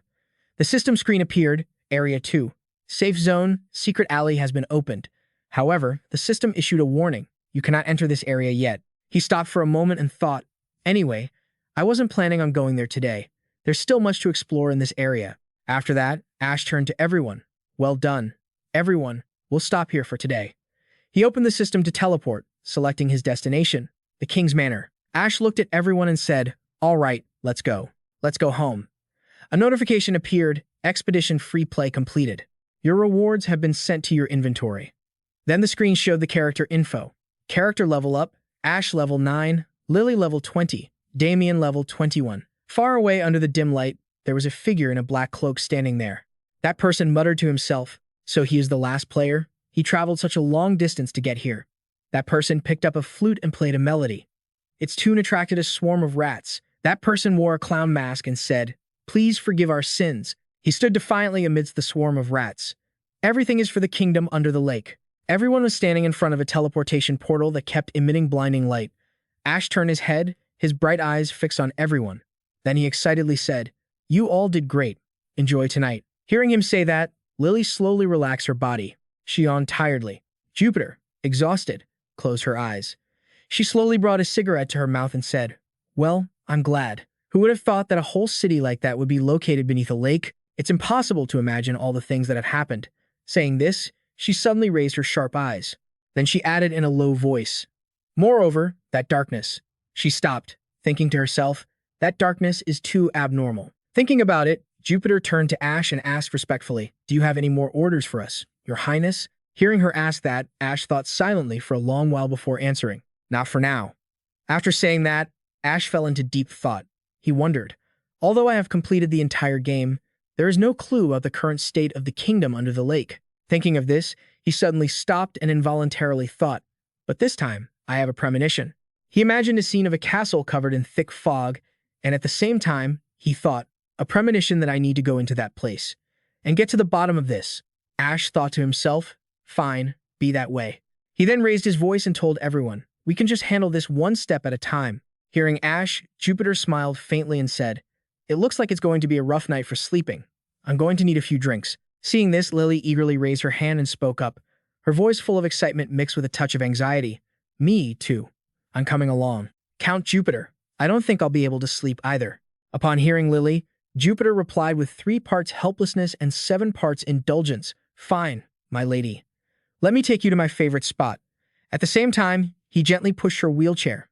From a distance, Ash watched the scene and felt warmed, thinking, "They get along well, don't they?" Damien smiled shyly and said to Ash, "I think I'll head back to the temple. It's honestly a bit scary to hear about the darkness." Involuntarily, he lowered his head awkwardly and continued, "If I can pray, I'm sure I'll feel less afraid." Seeing that, Ash softened his voice. "All right, go get some rest." Once Damien was gone, Ash turned to Lucas and said, "Let's head inside. We should get some rest too." Seeing this, Lucas immediately bowed respectfully and replied, "Yes, my lord." The two of them walked under the moon shining brightly high above. Suddenly, Lucas asked politely, "My lord, are we not going back into that place again?" Ash replied immediately, "No, not until the next defense mission." "Why is that?"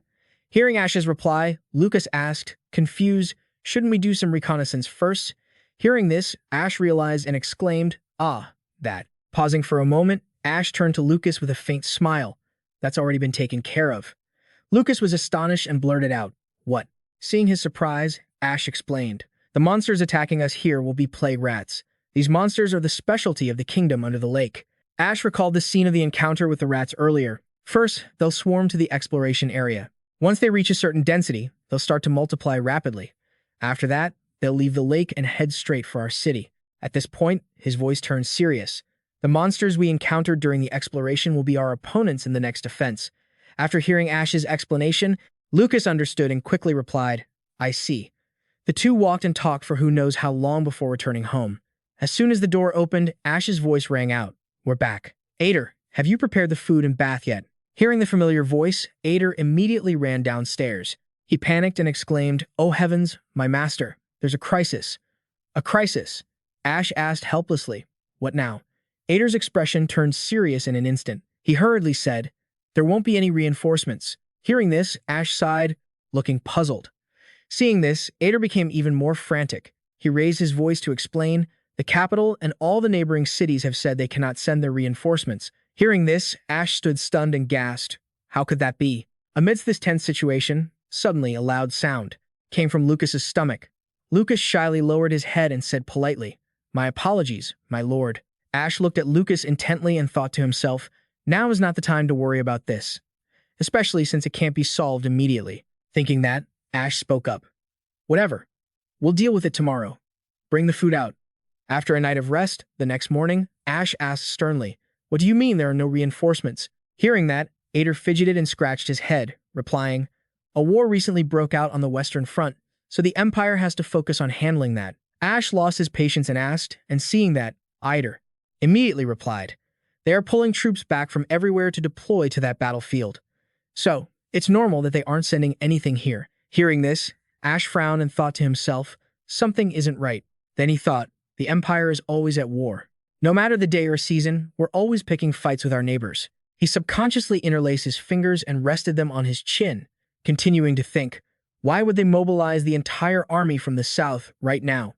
And by coincidence, it falls exactly when I request reinforcements. Thinking this, Ash asked, "What about mercenaries? Did you manage to hire anyone?" Hearing this, Ader hesitated. "We tried to hire some, but there aren't many new members available." So suddenly, as if remembering something, Ader added, "The last battle was only a few days ago, so asking for mercenaries so continuously is impossible."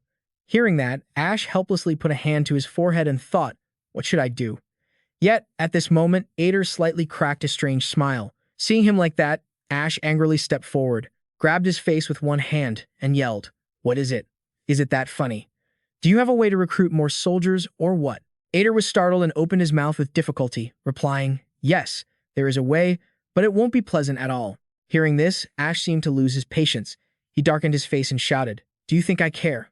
The monsters are about to get here and end me. Spit out your recruitment plan right now."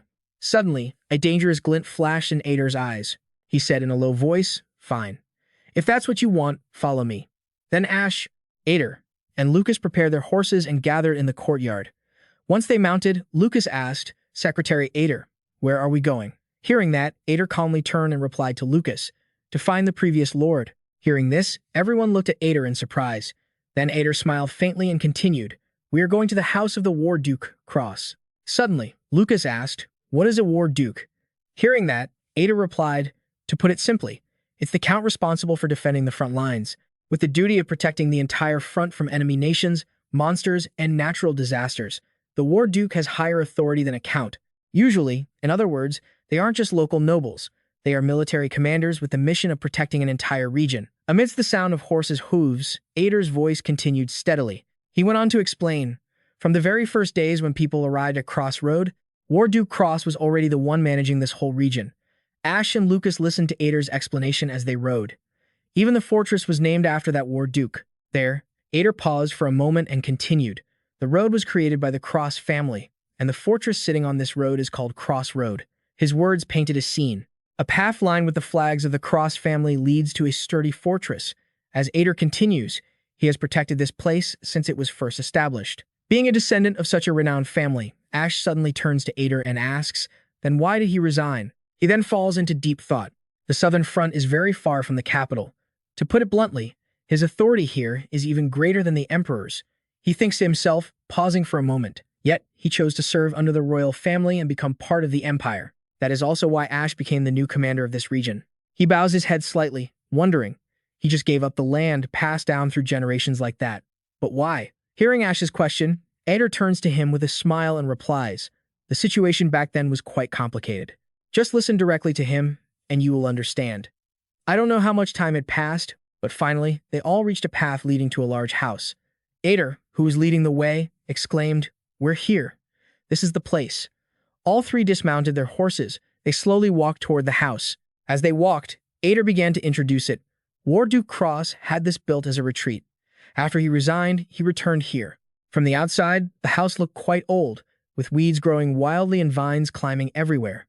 Ash looked up at the old gate covered in vines and asked, "Is someone actually living here?" Hearing that, Ader smiled brightly and replied, "Of course.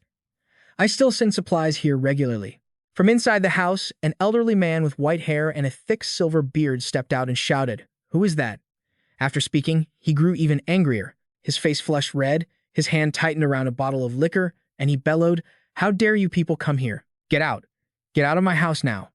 Hearing the familiar voice, Ader excitedly ran toward Churin with a bright smile, saying, "Long time no see, sir. It's me, Ader." Seeing it was Ader, the old man instantly calmed down and replied softly, "My friend, it has been a long time, hasn't it?" After looking at the old man before him, seemingly unable to believe his own eyes, Ash thought to himself, "Is this drunken old man really the War Duke Charon Cross, the former lord of this city?" Ash observed him closely while thinking, "It really is hard to believe. No wonder he had to retire." Ader stepped closer to the War Duke and said excitedly, "Come on, War Duke, guess who I brought to visit?" Hearing this, the old man asked in surprise, "What guests? Didn't I tell you not to let anyone find me anymore?" Seeing him speak like that, Ader said in a coaxing tone, "Just try talking to them, please, just for a little while." After saying that, he turned away, gestured toward Ash, and formally introduced him. "Look here, this is the newly appointed commander, His Highness, Prince Ashley." Hearing Ader's words, Ash raised his hand to clear his throat, then gave a sincere smile and began, "It is an honor to meet you, War Duke Cross. I am the youngest son of the Holy Emperor and the newly appointed Lord of Cross.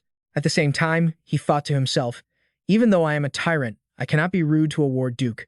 He smiled slightly. His handsome face radiated pride, but he thought, this is quite awkward, but manners are necessary. It's like a new recruit meeting his superior. After reflecting for a moment, he felt more confident and said, "I have come here today to." Before Ash could finish his sentence, War Duke Charon Cross shouted, "Get out." Hearing him, Ash was stunned and exclaimed, "What?" Hearing that, Charon became even more irritated and roared, "I said get out.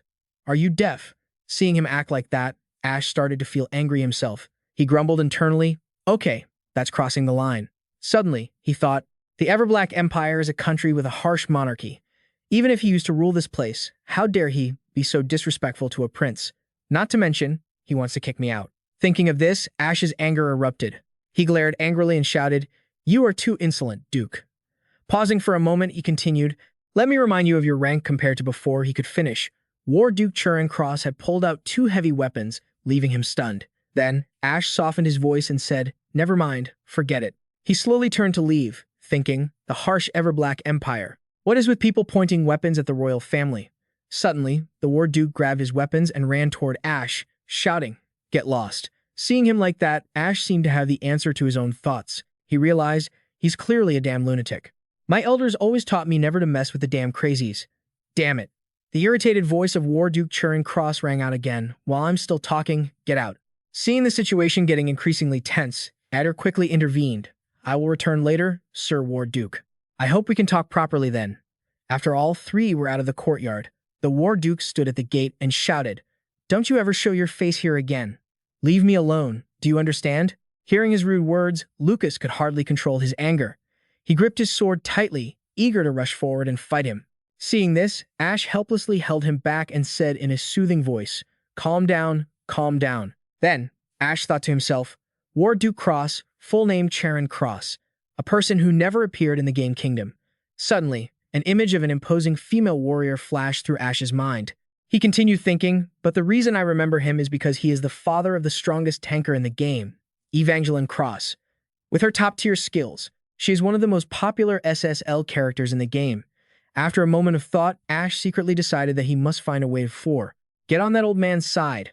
Will I have a chance to gotcha an SS? Afterward, all three mounted their horses and left the War Duke's house. Suddenly, Ash asked Ader, "So, how is that old man going to handle the army situation?" Hearing this, Ader replied, "War Duke Cross has his own army, elite warriors who have sworn a lifelong oath of loyalty to him. If we can persuade the Duke, then the military issue things would be easier to handle that way." Ash subconsciously brought a hand to his chin, frowning in thought, and then spoke up, "I have to win him over by any means necessary. But if we just try to talk, I'll probably get beaten up, and meeting him in person is even harder." After hearing Ash's worries, Ader immediately turned to him and said, "There is a way, you know." Hearing Ader say that, Ash asked in surprise, "Oh, let's hear it then." Ader smiled and replied, "Sometimes, only drinking buddies can truly understand what's in each other's hearts." As Ader made a gesture of holding a glass to drink, Ash sighed dejectedly. Damn it. At the same time, he thought to himself, I wanted to live an upright and noble life, but this world won't let me. Then, under the sunset, Ash traveled all alone back to the estate of Duke Cross. As soon as he arrived, he cheerfully called out, "Duke, are you there?" The Duke opened the door and saw him there again. Charon Cross shouted angrily, "Are you tired of living? I already warned you, kid. Don't you ever come near here again." Suddenly, he was distracted by the cart Ash had brought, which was piled high with goods. He asked, "What is all that?" Seeing Charon's curiosity, Ash flipped back the cloth covering it, revealing that it was filled with gold and silver underneath. He replied nonchalantly, "What else could it be?" He then smiled even brighter and added, "It's your favorite thing, my lord." Ash was a wild scoundrel, a playboy prince who did nothing but party drink, and was a disgrace everywhere he went. There was no way a guy like him would come to the countryside empty-handed. Of course, he would bring a lot of expensive liquor. Ash lifted a bottle in front of him, gently swirled it, and smiled, saying, "Let's drink, Duke." He paused for a moment, then added in a playful, low tone, "Or do you not want to?" Charon exclaimed in a panic. "No, no. Who said I didn't want to?" He stared longingly at the precious bottle in Ash's hand, unable to suppress his craving, and quickly added, "Come on in, your highness. Bring all that stuff inside, too." Ash smirked to himself at the Duke's sudden 180-degree turn in attitude. Deep down, he thought, at least he's predictable. At that same moment, somewhere else, Lily was fast asleep in her soft bed. As if she sensed that sly laugh, she frowned and shivered in her sleep. Back at Duke Charon Cross's house, Charon walked in and said, "This way." After speaking, he walked ahead to lead the way. Ash followed, pulling the cart of gold and silver with one hand, and muttered under his breath, "Damn it." Every step he took, he bumped into empty bottles rolling on the floor. He grimaced and groaned, "Oh, for heaven's sake." Ash couldn't help but frown, immediately covering his nose and mouth with his hand, thinking in disgust, "It reeks of alcohol. He's not just a fan of drinking, he's a full-blown alcoholic." After entering the house, Charon prepared two intricately carved glass cups, set them on the table, and said, "It's been a long time since I've had a drink with someone else." Ash lowered his head, looked at the cup Charon had pushed toward him, and asked suspiciously, "Is this glass even clean?" Charon replied helplessly, Even if the house is as dirty as a pigsty, the glass must be spotless. Isn't that how you show respect for the liquor? After finishing his sentence, Charon quickly grabbed the bottle Ash had placed on the table and said excitedly, "Let's see what you've brought here." Once he finished speaking, he lifted the precious bottle, carefully read the text printed on the label, and gasped, "Peacemaker's first-year royal whiskey. Oh, my God, this thing is priceless." Peacemaker was the middle name of the current emperor, meaning this bottle was created the year the emperor took the throne. This also meant it was insanely expensive. Afterward, Ash opened the bottle and elegantly poured it into Charon's glass, thinking to himself, "I brought you this expensive drink, so please treat me well." Thinking this, Ash quietly watched Charon's reaction, realizing that this was the message behind his actions. Watching the Duke raise his glass, Ash slowly lifted his own and said, "Now, bottoms up." After downing the drink in one go, Charon let out a satisfied sigh. His face flushed slightly, and he happily exclaimed, "That is some high-quality liquor. Even the way it goes down is different." Seeing him like that, Ash asked regretfully, "If you gulp it down like that, are you even sure you can taste the flavor?" Hearing that, Charon clicked his tongue and said, "If I want to compare it with the cheap stuff I usually drink, shouldn't I drink it the way I always do? That's the only way I can give a fair assessment." After hearing what Charon said, Ash's eyes widened in shock as he stared at him, thinking, "Is that really true? I don't drink, so I don't know if that's actually the case." After pondering for a moment, Ash said seriously, "Anyway, Duke, today we really need to talk about." But before he could finish his sentence, Charon immediately interrupted, "Don't you dare bring up any other topics." Then he frowned, poured more alcohol into the glass with one hand, waved his other hand in annoyance, and said in a hoarse voice, "Just drink. If you're going to talk about anything else, get out." Seeing this, Ash lost his patience and grumbled, "At least give me something to snack on." After saying that, he looked at Charon's thoughtful face and grumbled angrily to himself, "This old drunkard only drinks without eating a thing." After a moment of thought, Charon tossed a small cloth bag onto the table and said, "Here, eat." Ash looked at the bulging bag and asked in surprise, "What's this?" Charon immediately explained, "Dried fruit. I made it from the fruit harvested from my garden." Hearing that, Ash was even more surprised and asked, "You have a garden?" Hearing his question, Charon turned his head toward the window, looked outside, and said, "Don't you see it over there? Right outside the window. It's right behind this mansion." Through the glass window, Ash peered into the distance and saw a small wooden shed. At this moment, Charon's deep, calm voice echoed again. He said proudly, "It's nothing much. I just take pleasure in taking care of it." After learning the origin of the food, Ash said faintly, "Well then, thanks for the food." He finished his sentence, picked up a piece of dried fruit, and took a bite. As soon as his tongue touched the piece of dried fruit, his face involuntarily puckered up. He immediately spat it out. Ash held the piece of dried fruit in his hand and shouted angrily, "What is this? It's so bitter and sour. How am I supposed to eat this?" Contrary to his reaction, Charon calmly picked up a piece of dried fruit. He slowly savored it, then said with annoyance, "How dare you spit out the fruit I worked so hard to grow? So incredibly rude." After saying those words, the expression on Charon's face became just like Ash's a moment ago. He immediately spat the piece of dried fruit out as well. Seeing that, Ash raised his voice, "See? Even you can't eat it." Charon's face darkened. He wiped the corner of his mouth with his hand and said, "Truly disgusting. I grew this fruit, but it tastes like garbage." After speaking, he pushed the small cloth bag containing the dried fruit toward Ash and added, "Here, take it." Seeing his action, Ash got irritated. "If it's inedible, why on earth did you give it to me, Charon Cross?" Charon skillfully opened his wine bottle, poured it into his cup, and calmly said, "If it were edible, I would have eaten it myself. Why would I give it to you?" Obviously, his words left Ash speechless. He thought to himself, "Is he serious? He always talks nonsense, but for some reason, it's strangely convincing." Suddenly, Charon stared at the piece of dried fruit in his hand for a long time, then spoke up. "The junction lies in the southernmost region of the Six Lands," he continued. "The days are long and the soil is fertile. They say that when it comes to growing crops, nowhere is better than this place." Hearing this, Ash asked dissatisfiedly, "Then what is wrong with its taste?" Charon then retorted, "They say all crops, not just fruits, should flourish if the soil is tilled." At this point, his voice involuntarily dropped, and he continued, "If only we weren't invaded by monsters every 2 days." Hearing him say that, Ash was surprised. Charon maintained that deep, raspy tone as he continued, "Monsters destroy the gardens and slaughter all the farmers, but when they die, they infect the soil with dark energy.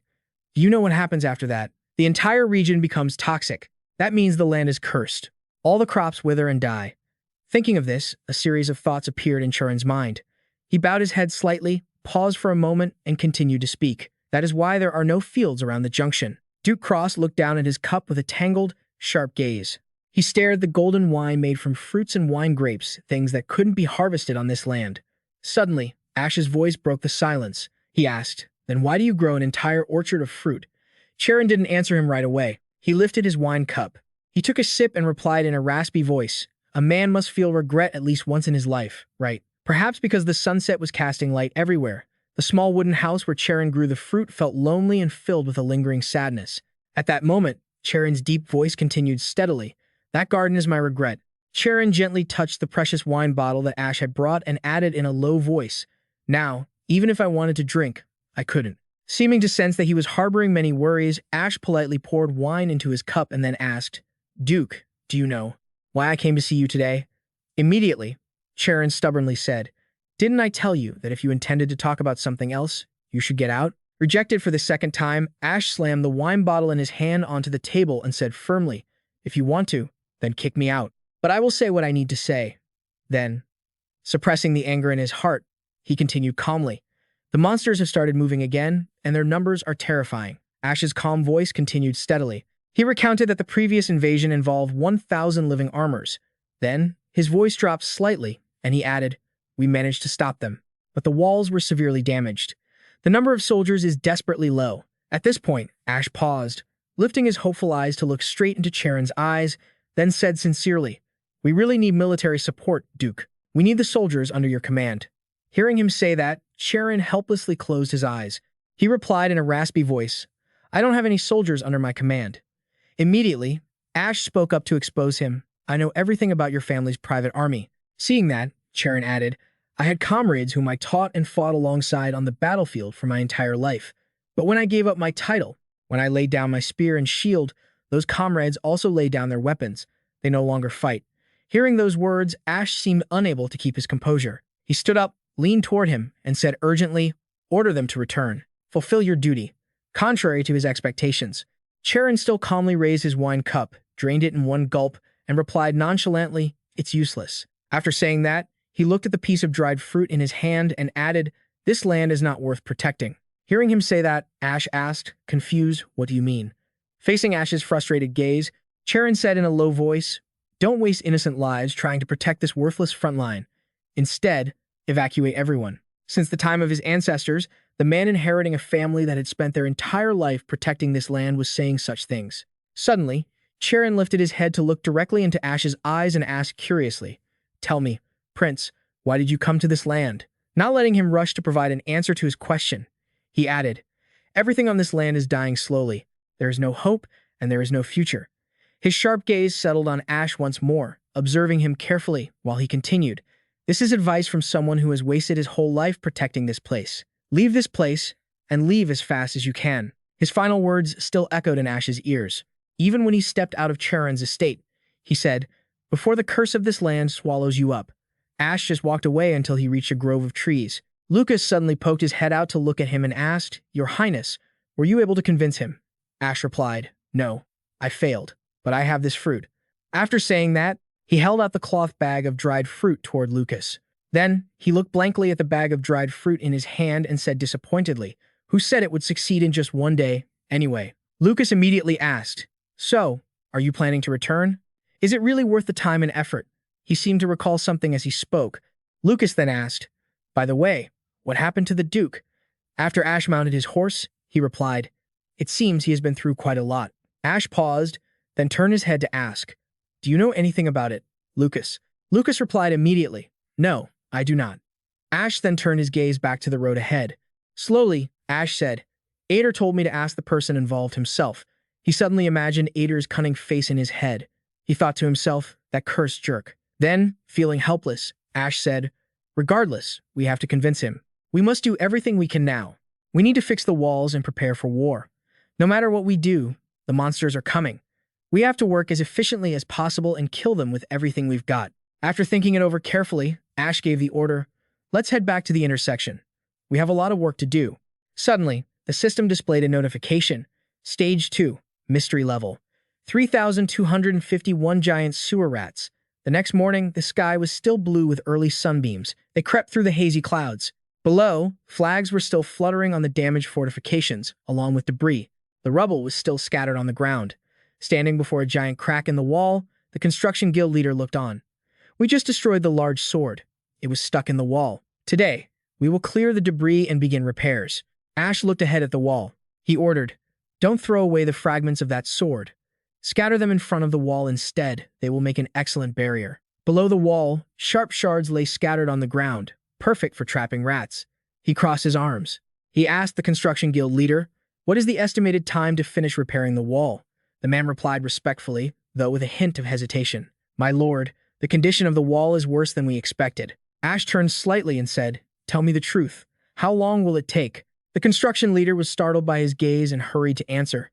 10 days from today." Ash received the answer. He bowed his head slightly, lost in thought. 10 days. I have about a week before the next defense phase. That's not enough time. Gloomy clouds continued to gather above the newly patched wall, the embodiment of the Empire's architecture at the crossroad. He knew it couldn't be repaired with just a few stones. With a stern face and cold eyes, he ordered, "I will take care of the materials and manpower. Do whatever it takes to finish the repairs." The construction guild leader heard the order and hurriedly replied. He wanted to say something, but stopped after a few words. "But, Your Highness." Ash had already closed the distance, using a dangerous look to question him, leaving the man with no choice but to remain silent and cry inwardly. "But what? Speak up, say it."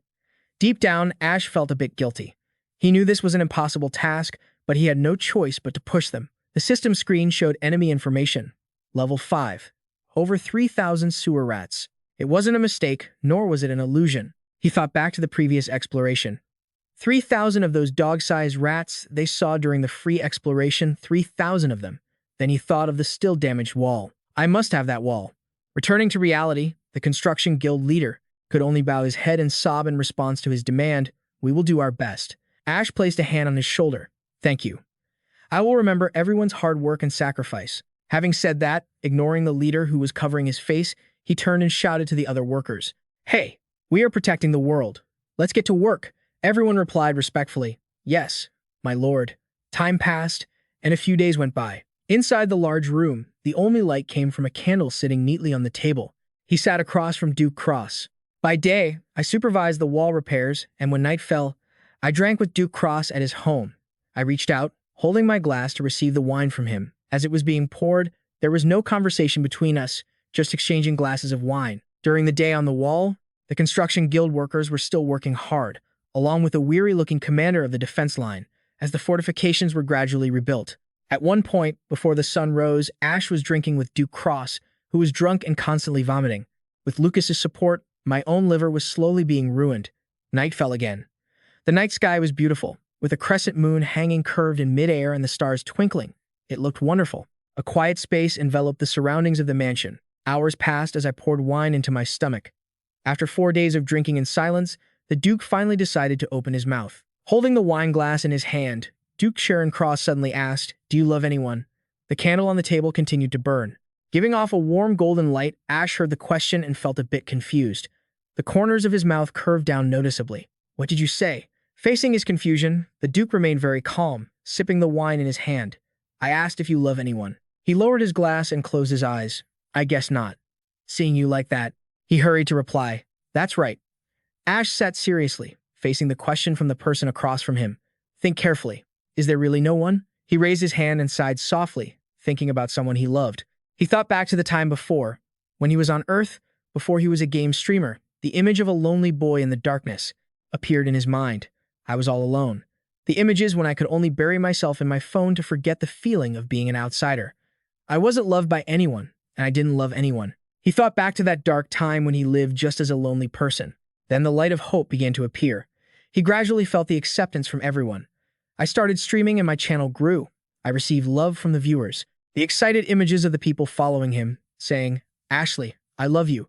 The wiggling, the funny questions like, "How much money would it take for you to shake your butt? Take this 100,000 won first."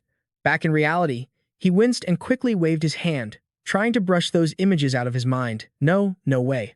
That's just those people's unrequited love. Besides, no matter how much you overthink it, you're just going to suffer. He raised a hand to cover part of his face, looking flustered. "There's no one there." Lord Cross simply replied, "Your life is quite miserable, isn't it, kid?" Ash looked at him without saying a word. Immediately, he didn't hold back and pointed a finger right at him, annoyed. How dare you say that when you're the one sitting here drinking alone? That reaction of his only made Lord Cross laugh heartily. He asked him a similar question. Do you love anyone? Lord Cross. Lord Cross gazed at the wine glass swirling in his hand. I once did. The silhouette of a woman holding a bouquet of orchids with a smile appeared in his mind. My wife. The only person I have ever loved in my entire life. His voice faltered slightly. She passed away 3 years ago. His expression darkened immediately upon hearing this.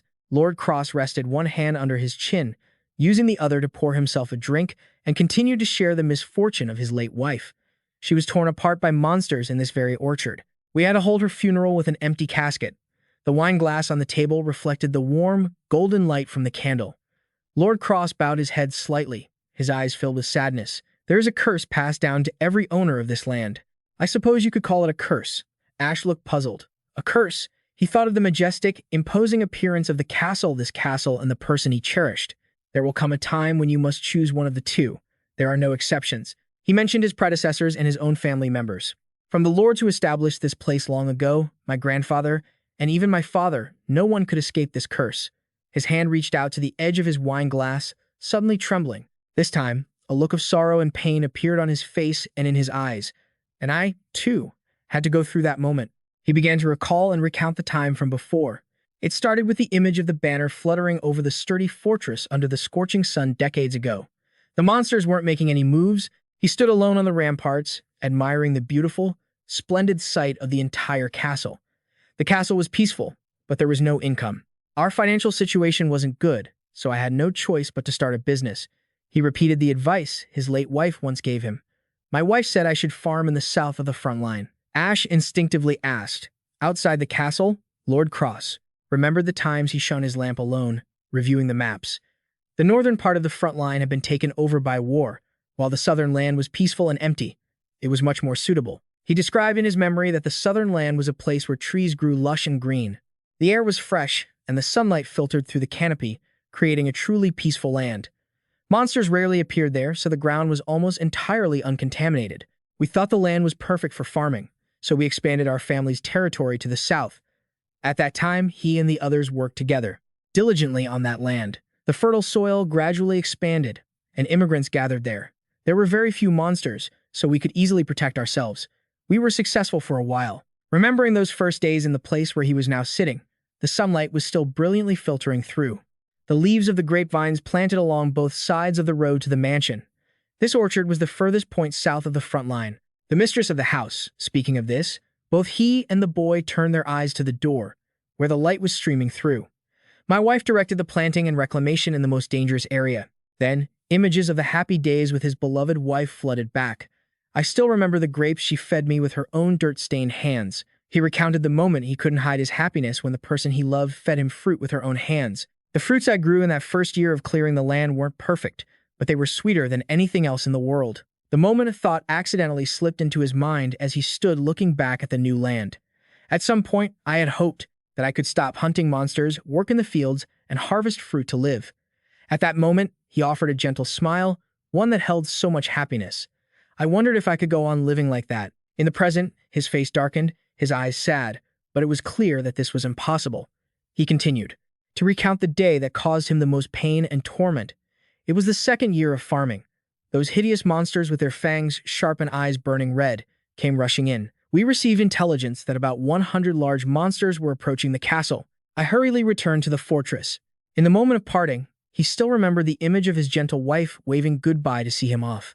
My wife, who was managing the orchard, told me to be careful and even said goodbye. Lord Cross closed his eyes tightly and paused slightly. Then he continued. It wasn't until I reached the castle that I heard the monsters had split into two groups. One group of monsters had gone to the area where the people were farming. A group had split from the main force and invaded the farmland. Fruit crates lay scattered on the cold ground. At that time, a chaotic battle had begun at the castle. Just as he arrived, the main group of monsters began attacking the castle, and he had to choose. Lord Cross witnessed the entire scene unfolding before his eyes. He gritted his teeth, his expression extremely tense. Would I go to save my wife at the farm, or would I protect the lives of thousands of people inside the castle? The warm golden light was still radiating from the burning candle. Lord Cross paused his story and asked Ash a question. What do you think I chose? He looked at him. You chose the castle, Lord Cross continued, and the imposing appearance of the fortress reappeared. That's right. Just as my ancestors did, just as the principles and laws dictated, I chose the castle. Barrages of intense artillery fire shot from the walls. I defended the walls and fought the monsters. We succeeded in defeating them after several hours of fighting. A horrific scene appeared before his eyes. Streaks of blood stained the ground. People lay dead everywhere, and when he rushed back to the farmland, the fields had been destroyed, and everyone had been killed. His footsteps stopped. Beside those grapes lying on the ground, just 10 monsters had slaughtered hundreds of people, destroying both the garden and my wife. His whole body trembled as he witnessed such a horrific scene. General Cross remained loyal to his duty. Instead, he lost what was most precious to him. He questioned where it all went wrong, remembering the fortress walls, the defensive lines shaking as they guarded the front. And every time he reviewed his maps, seeing the territory stretched too thin, sorrow and regret etched clearly onto his face. Yes, it was all my fault, but the most painful part, the image of his beloved wife appeared in his mind again. But this time it was all in fragments. It was because, in that moment, I abandoned my wife and chose the fortress. He raised his glass, his eyes still looking down. My daughter calls me a traitor. She cannot understand why I chose the fortress instead of her mother. He remembered the day she left, leaving him all alone behind. A few days after she departed, he looked down at his hands, which were shaking uncontrollably. In the end, this is the consequence of protecting this place with my own life. His eyes were filled with sorrow, pain, and self-reproach. My wife is dead, my daughter has left, and I am here, rotting away alone. Switching to Ash, he remained silent, listening. This is just one example. Your Highness, General Cross tried to regain his composure, holding a piece of bread as he turned to look at him and asked, You must know what this place is called, right? Upon hearing that, he understood. You mean the Fortress of Graves, General Cross replied, and images of crosses appeared in his mind. Correct. This fortress was built upon death. It will also force you to make a choice. He braced his hands in front of him, his eyes sharp and cold as he stared at Ash. To protect the fortress, there will come a time when you must choose to sacrifice what is most precious to you. Ash remained silent, for he understood this was not a curse, but a prophecy of cause and effect, one that cannot be avoided in the future. The flag, the symbol of the House of General Cross, was still there. My family has endured such sacrifices throughout the years, but now it is no longer possible. He closed his eyes tightly and bowed his head slightly. I cannot pass this cursed duty onto my daughter. Ash seemed to understand something, his eyes cold as he looked at him. I see. He crossed his arms over his chest, facing General Cross. So, you stepped down from your position to protect your daughter from inheriting it? He replied briefly, yes. He looked down again, at his hands, which were still trembling.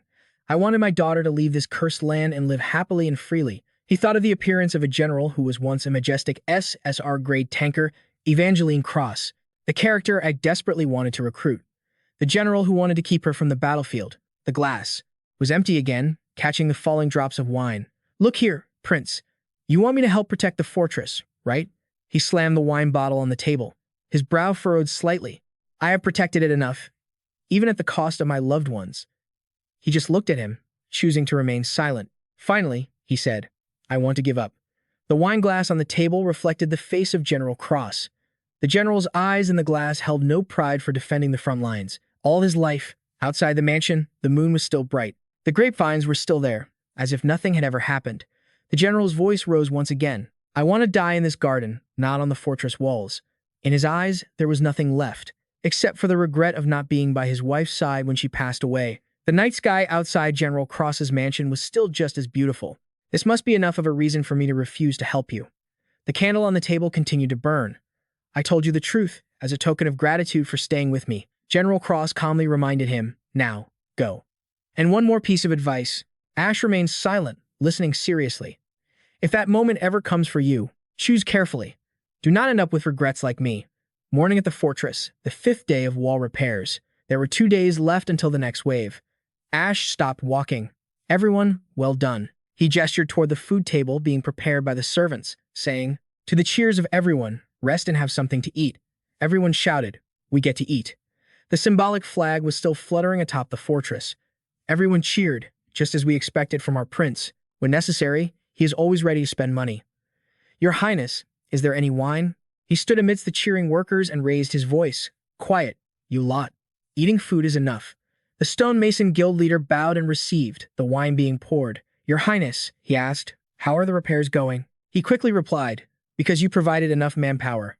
I think we can finish in time, sir. The large cracks from a few days ago had now been temporarily reinforced. The temporary wall repairs will be finished in 2 days. Hearing this, he could not help but offer praise. Well done. The most important work is finished. He turned to the Alchemy Guild leader, who was trembling nearby. So, now shall we install that? Upon hearing this, he held the scroll in his hand tightly, shouting with joy, finally, I get to use this. It was a summoning scroll, a scroll we found during our last expedition. It could only be used after research in the alchemy workshop, and it had just finished being researched today. At that moment, the system panel appeared. Do you want to use the automatic defense watchtower summoning scroll? Ash gripped the glowing scroll tightly in his hand. Of course. He slowly held it forward. Immediately, the system sent a notification. Ash received a character skill. Automatic defense watchtower magic. 3 people, Ash, the Alchemy Guild leader, and the Stonemason Guild leader, each carrying something, stood in front of a pile of items. This should be enough. He remembered back in the room. Finally, the item he got from the reward chest. At this moment, in his hand, he was still holding a spherical object emitting powerful energy and a high-tier energy core. Now, with this, all the materials are complete. The system notification appeared again. Automatic Defense Watchtower. Please choose the installation location. He reached out and touched an area on the map displayed on the system screen. Should I place it here? No. Immediately after, all the items that had been lying on the ground just now flew up in front of Ash, who could not hide his excitement. Those items quickly assembled together. He stood there watching. The weapon is taking shape right before my eyes. A massive cannon has finally been completed, with everyone watching on. Even the barrel can move back and forth. It's completely different from standard cannons.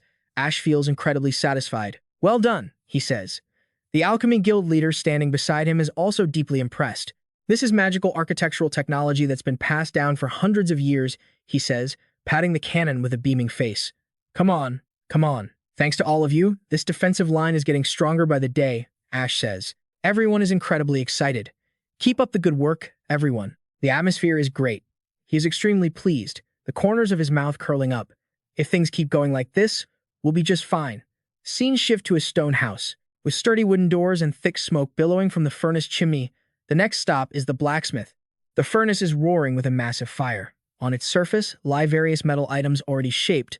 How does it look? He asks, looking around the room. Lucas is wearing shiny metal armor, hands on his hips, beaming in front of Ash and the blacksmith. It couldn't be better. The armor we ordered is finished. The system displays a series of stats. Shadow armor, level 30. Rarity, rare. Defense 50 to 55. Durability 1212. Physical damage resistance for the wearer is increased by 33%. The wearer gains the special skill, Shadow Avatar, level 1. This armor was crafted using the energy core of a Shadow Knight. I don't like that its durability is as fragile as glass. The system switches to another info page. Shadow Avatar, level 1. Nothing can touch you for 5 seconds. You are immune to all attacks, but you also cannot attack. This is more useful than I thought. Lucas bows his head, wiping away a tear of emotion. I will make good use of it, Your Highness. Ash flashes a mischievous smile. Of course. I ordered it specifically for you. Make sure you use it well. Then he folds his arms, wearing a gentle smile. He almost cried when I had his measurements taken. I should give him gifts more often. Afterward, he turns to the Blacksmith Guild leader. Thank you for crafting such a fine set of armor. The man bows politely. I simply cherish the opportunity to use such rare, high-quality materials. Suddenly, the Blacksmith Guild leader is fired up. If you trust me again, I will do my absolute best. Just keep placing orders with me whenever you need to, Your Highness. Ash replies briefly, I will. So, that sturdy stone house is actually a level 3 blacksmith facility. Creating equipment at the smithy is crucial. Even though it's the late game, I'll definitely be coming here often. He still has that signature pose, arms crossed over his chest, as he calls out to Lucas. The young man in front of him immediately replies, Yes, Your Highness. Ash's expression turns serious. Let's head to the west side of the castle. The most important part of the event is there. In the area west of the castle, artillery fire booms continuously. In the open ground west of the castle, the sound of cannons firing in memory of the fallen echoes through the air. Ash stands on a high platform, with Lucas behind him, looking down at everyone below. And at the memorial tombstones right behind them, we are holding a funeral for the soldiers who sacrificed themselves in the previous stage. A new coffin lies beneath the cold earth. Shovel by shovel, dirt is piled on. Below the neat headstones, the new coffin is buried. He stands there with a stoic face. Strands of hair flutter in the wind. There were many casualties in the previous stage. I don't know if that's a good or a bad thing. Young women in formal attire hold sheet music in their hands, beginning to hum a memorial song in unison. He stands straight before the stone slabs. The wind doesn't stop blowing. It makes his hair and cloak cape fly in the wind. All the plans for today passed in a flash. Night falls along with a round, full moon. In the clear sky, Ash and Lucas linger under a large tree near the memorial and burial area for those who have fallen. Footsteps slowly approach. So, you use most of the city's budget for the funeral, and you even arrange compensation for the fallen soldiers' families. The man standing with his hands behind his back is War General Cross. It's so much like the way royalty spends money. Hearing that, he turns around. General. War General Cross speaks up again. But this is the front line against monsters, young lord. This is a place where lives are swept away like a dam made of dirt during the monsoon season. There will be times when you can't hide them away with just good intentions. Hearing that, he turns his head in disappointment. Did you come here just to say that? Ash stands up to face him, Lucas still standing behind him. Or did you run out of wine at home? He replies casually. There is never enough wine. I usually come here alone to buy wine, but today I came here for a different reason. He explains the reason that brought him here. I asked my former comrades for their opinions. I asked them if they wanted to protect the castle. He asks back eagerly. And what was their answer? War General Cross replies immediately.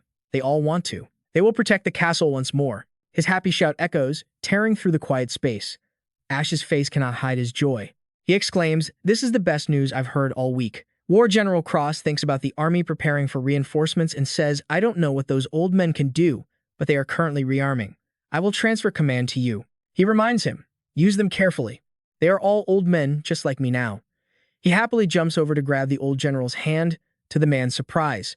Thank you so much, General. Really, thank you. He is confused by the boy's excitement. No need to thank me. Thank them instead. He thinks back to how the general looked the other day. He was so determined that I wondered what to do next. But who would have thought he would help me? Honestly speaking, I was completely surprised, but I also feel grateful. The whole castle now looks magnificent at night. On the ground above, Ash stands straight, facing War General Charon Cross. Anyway, as many have told them, thank you. He replies, I think this is all I can do to help you. He glances over. Protect the castle, new lord. Good luck, he happily answers. Thank you for the help, General. I will try my best. The moon today is so round and so bright. Voices echo back and forth. I will visit when I need your wisdom. Wisdom, just bring some wine. He raises his hand, shouting loudly at the back of the general as he walks away. Since I'm worried about your health, I'll send over some healthy herbs as well. Hearing this, he quickly turned around and retorted, I'd rather you send nothing at all. After saying that, he looked back and sighed, his expression softening as if a heavy weight had been lifted from his heart. Then, he turned his back and waved his hand, a silent farewell before leaving. I stood there watching his retreating figure. He must be heading to the garden. I wanted to stop him. I thought about the image of a lord who had spent his entire life protecting this fortress. Even though he was retired, Cross was still a commander who protected the front lines. His lifelong experience would certainly be a great help in defending the castle. But then, I thought about the painful look of losing the thing he valued most. Since he had already lost so much within these walls, I remained there, my gaze fixed in one direction. But my expression was tinged with sadness, so I didn't dare to stop him and just watched him walk away. I even thought about a day when we could sit together, drinking, sharing experiences from his time as a lord. I believe next time, we'll be able to talk more and hear some advice from him as a lord. His figure faded from my mind. At that moment, I never expected that there would never be a next time. Another morning arrived. Today, the sky was gloomy, casting a somber shadow over the sturdy fortress. The cannon sitting in the center signaled that a battle was about to begin. 2 days later, the morning of the game stage started. The repairs to the walls were finally finished. The Stonemason Guild commander stood before Ash, looking a bit nervous as he reported the situation.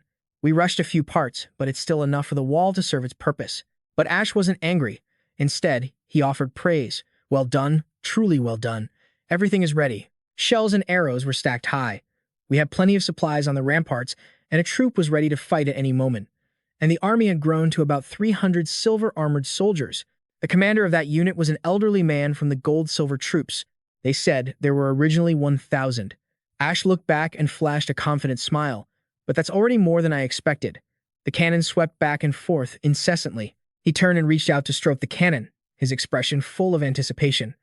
Oh, my reliable baby, how wonderful you are. Below the fortress, all preparations for battle had been meticulously made. The kill zone was ready. Everything was perfect. Ash looked down from above, a look of certain victory clear on his face. Come and see this, monsters. A figure wearing a bizarre mask appeared below the fortress. It was the flute player. He was the last musician of the kingdom under the lake. His footsteps stopped a short distance from the fortress, along with the dust being blown by the wind. He stood there, looking toward the fortress. At the foot of the wall, a soldier spurred his horse forward, galloping fast, seemingly in a great hurry. That soldier shouted urgently to alert the troops. A massive pack of sewer rats with blood-red eyes was charging wildly. The monsters are coming. Ash looked down from above. Thick layers of dust and dirt were being kicked up, and they were drawing near the fortress. The system notification popped up. Round 2 begins in 10 minutes. Realizing the battle was about to start, he shouted his orders. They're almost here. Don't let your guard down. The entire fortress echoed with, "Yes, sir." The preparations were perfect. The emblem flag still fluttered in the wind. Out of all the times playing the game, things had never gone as smoothly as this time. Facing the monster attack, he wasn't afraid, but rather very confident. "Just come at me, you monsters." Within the thick dust, the flute player walked forward slowly. That bizarre mask appeared. Ash was startled. He had seen the flute player in that thick dust. "Who is that?" Lucas asked worriedly. "Is something wrong, Prince?" He pointed forward. "Lucas, do you see that person over there?" Following Ash's pointing finger, there was only thick dust. No one was visible. Lucas tried to raise his hand, straining his eyes to look into the distance. "I don't see anyone, Prince." He turned to call out loudly, "Damien, do you see someone over there?" But the answer was the same as Lucas's. "There's no one there, sir." He spun around, his expression becoming tense. Was it a hallucination? I hope so. But the image of the flute player kept flashing in his mind. But what if it wasn't? What if that person really was there? And if so, who was he? Powerful sounds resonated. The ground began to shake. He looked down from above. The monsters were getting very close to the fortress. "They're here." Ash clenched his fists, reassuring himself. "I must stay calm." The giant sewer rats were still charging wildly. Regardless of whether it was a hallucination or not, or how many there were, there was only one thing I could do. His face turned cold. "Stop them." The command rang out. All the soldiers were in position. Ready. Artillery, load. All the cannons fired simultaneously as the order to fire was given. The artillery barrage rained down heavily. The shells trailing sparks flew straight into the monster pack. The cannons exploded with immense power, causing heavy casualties among the rats. The immense pressure from the continuous explosions sent the monsters scattering. He stood high up, observing the massive explosions the artillery created below. Good. The system notification popped up, 91 killed. Nearly 100 rats were blown to pieces in just the first barrage of fire. Ash regained his composure. The initial confidence returned to his face. Kill them all. They're numerous, but easy as pie. The wretched rats, even though many were destroyed. The monsters kept coming in greater numbers. The sheer quantity was absurd, and they swarmed together even as the cannons kept firing. The monsters continued to pour in, closing in on the fortress. In other words, if I focus the attack on a specific area, I can destroy a large number at once. He reached out and opened the system. The battle had been going on for 30 minutes. Looking at the information on the system board, he thought confidently, "At this rate, there won't be a problem." The monsters began to climb. He gritted his teeth and lifted his binoculars to observe. What is this? Beneath the walls, rat carcasses were piled high like a mountain of corpses. The monsters kept climbing and falling, and the number of monsters climbing up was increasing. The pile of corpses was too big. They were climbing over the wall below the defensive line. Many monsters were rushing toward the fortress. The situation was beyond his calculations. He immediately turned and shouted the order, "Artillery, change sectors." The archers and ballista crews prepared their positions near the fortress walls, while below, sharp spikes were scattered across the ground far from the perimeter. The fortress walls and the courtyard were covered with obstacles, and the cannons atop the ramparts were firing at maximum capacity. Arrows rained down, but despite the relentless barrage, the monsters were somehow able to dodge the incoming projectiles. However, I had overlooked something. The soldiers on the wall reported helplessly, "My lord, they're too fast. It's nearly impossible to hit them." He gritted his teeth in frustration. "Damn these vermin. They're so fast and useless." He began visualizing the musculature inside the body of a giant sewer rat. The movement speed of a quadrupedal monster. Why didn't I account for that? Damn it. He began to imagine the nightmare that would unfold next. At this rate, more rats would reach the fortress walls than he had anticipated. Suddenly, the large cannon charged up energy and swept across the field. It swung back and forth rapidly, and in an instant, powerful beams of green energy fired, shooting forward with immense force. Ash watched instinctively. The terrifying power that had just been unleashed came from the automatic defense turrets. The energy beams locked onto each monster. In the blink of an eye, many monsters were wiped out, their bodies blown apart by the explosions. He witnessed the scene before him. He couldn't help but be overwhelmed, genuinely astonished by that sheer, terrifying power. Oh man, that's insane. But he quickly regained his composure. Clearly, the automatic turrets were the best defensive option after that last wave of attacks. The monsters kept flooding in, but no matter how good they were, the turrets couldn't protect the entire front line.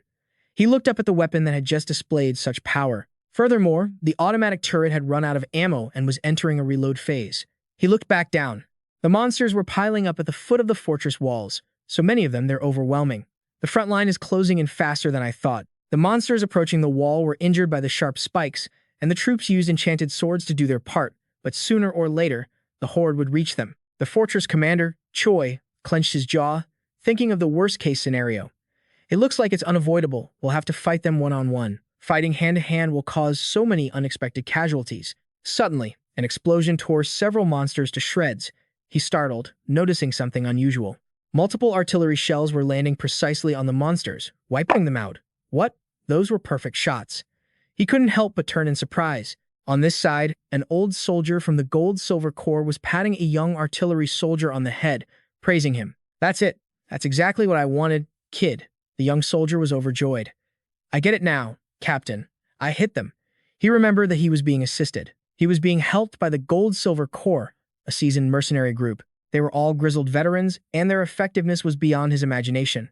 On another side, another member of the Gold-Silver Corps was continuously shouting, "Stay sharp, you rookies. Keep your guard up and don't lose heart. We've got a long fight ahead of us." Elsewhere, a Gold-Silver soldier was encouraging a young artillery recruit. "It's okay. Just keep firing. Even just adding to the barrage is helpful." They stood by the warriors, guiding them. A Gold-Silver soldier shouted with high morale, "Don't worry, Your Highness. These old guys will take good care of the soldiers." Ash looked up, his lips curling into a smile, his eyes filled with trust. "All right, I believe in you all." On the fortress wall, he remained, observing everything while the artillery continued to fire. The defense was proceeding smoothly thanks to the help of the Gold-Silver Corps. The attack by the sewer rats went off without a hitch. Meanwhile, if you're curious about what my squad was doing at that same moment, Lucas was shouting furiously, "You lot on the left flank. Your range is too thin. Wake up and aim carefully." Ash continued his narration in a calm voice, as if telling a small story. While Lucas was commanding the front line, if I gave any instruction to the entire front line, Lucas would provide detailed orders that perfectly aligned with my goals. Therefore, despite my lack of knowledge regarding the military tactics of this world, which resulted in a series of terribly vague instructions, Lucas somehow magically understood them and issued precise orders. He looked toward Lucas, his lips curving into a satisfied smile. He thought to himself, what a talented protagonist. At the same time, in another corner, someone was quietly gripping a gun in his hand. That was Damien. He was practicing his aim, slowly but accurately. He was putting holes in the heads of the rats that dared to approach the wall. But because Damien's strength lay in long-range sniping, he stood out less in battles with such a wide front. But regardless, the rising number of corpses was still a good thing. Ash stood with his arms crossed, watching Damien intently. He smiled faintly, his eyes glowing with satisfaction. He mentally praised him. Well done. Just then, a large ring was being lifted by psychic powers, floating in midair. Right above, a giant orb was glowing dimly. At the same time, Lily was in charge of controlling the constructs during the battle. She pointed straight ahead and ordered loudly, "Gravity Construct Number 1, deactivate for 3 minutes. Prepare Gravity Construct Number 2. She raised her voice, busy moving here and there. Then, Lily suddenly turned to Ash, her eyes sparkling. Her expression was excited, as if she were proudly showing off her abilities. She gave him a thumbs up and winked, as if that were her way of saying, "I'm doing my best." Lily froze, her face blank as if she'd been doused with cold water by Ash's indifference. At that moment, he thought to himself, "Sorry, Lily, no matter what you do, I still need you on this front line." And next, the final member of our main squad. Jupiter, however, was lounging on her chair at ease, holding a glass of wine while puffing on a cigarette. Jupiter spoke up cheerfully. "Everyone's working so hard, aren't they?" Ash was so shocked that his eyes nearly popped out, screaming internally, "You're just lounging around?" His sharp gaze stayed locked on her, making Jupiter flinch. Ash told himself he had indeed told her to rest and wait for orders, but this was a bit too relaxed. She immediately pretended to reach behind her. grimacing while punching her back a few times, muttering and complaining. Aigu, why does my back hurt when I focus my mana? He tried to force a friendly smile. Even though he felt helpless inside, he couldn't even scold her because she was a rare mage. Ash said in a stern voice, "You best. Remember to do your work carefully." Jupiter just smirked calmly, raised her wine glass, and looked straight at him with eyes full of confidence. Of course, at that moment, a flicker of annoyance rose in Ash's heart. I really don't like this old woman. Still, thanks to everyone's efforts excluding Jupiter, the front line was being well controlled.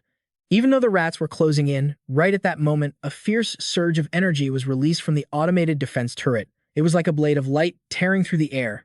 He couldn't help but be impressed. The power of the automated defense turret was truly astounding. Ash immediately hugged the turret tightly, rubbing it and cooing like he was soothing a well-behaved child. Good job.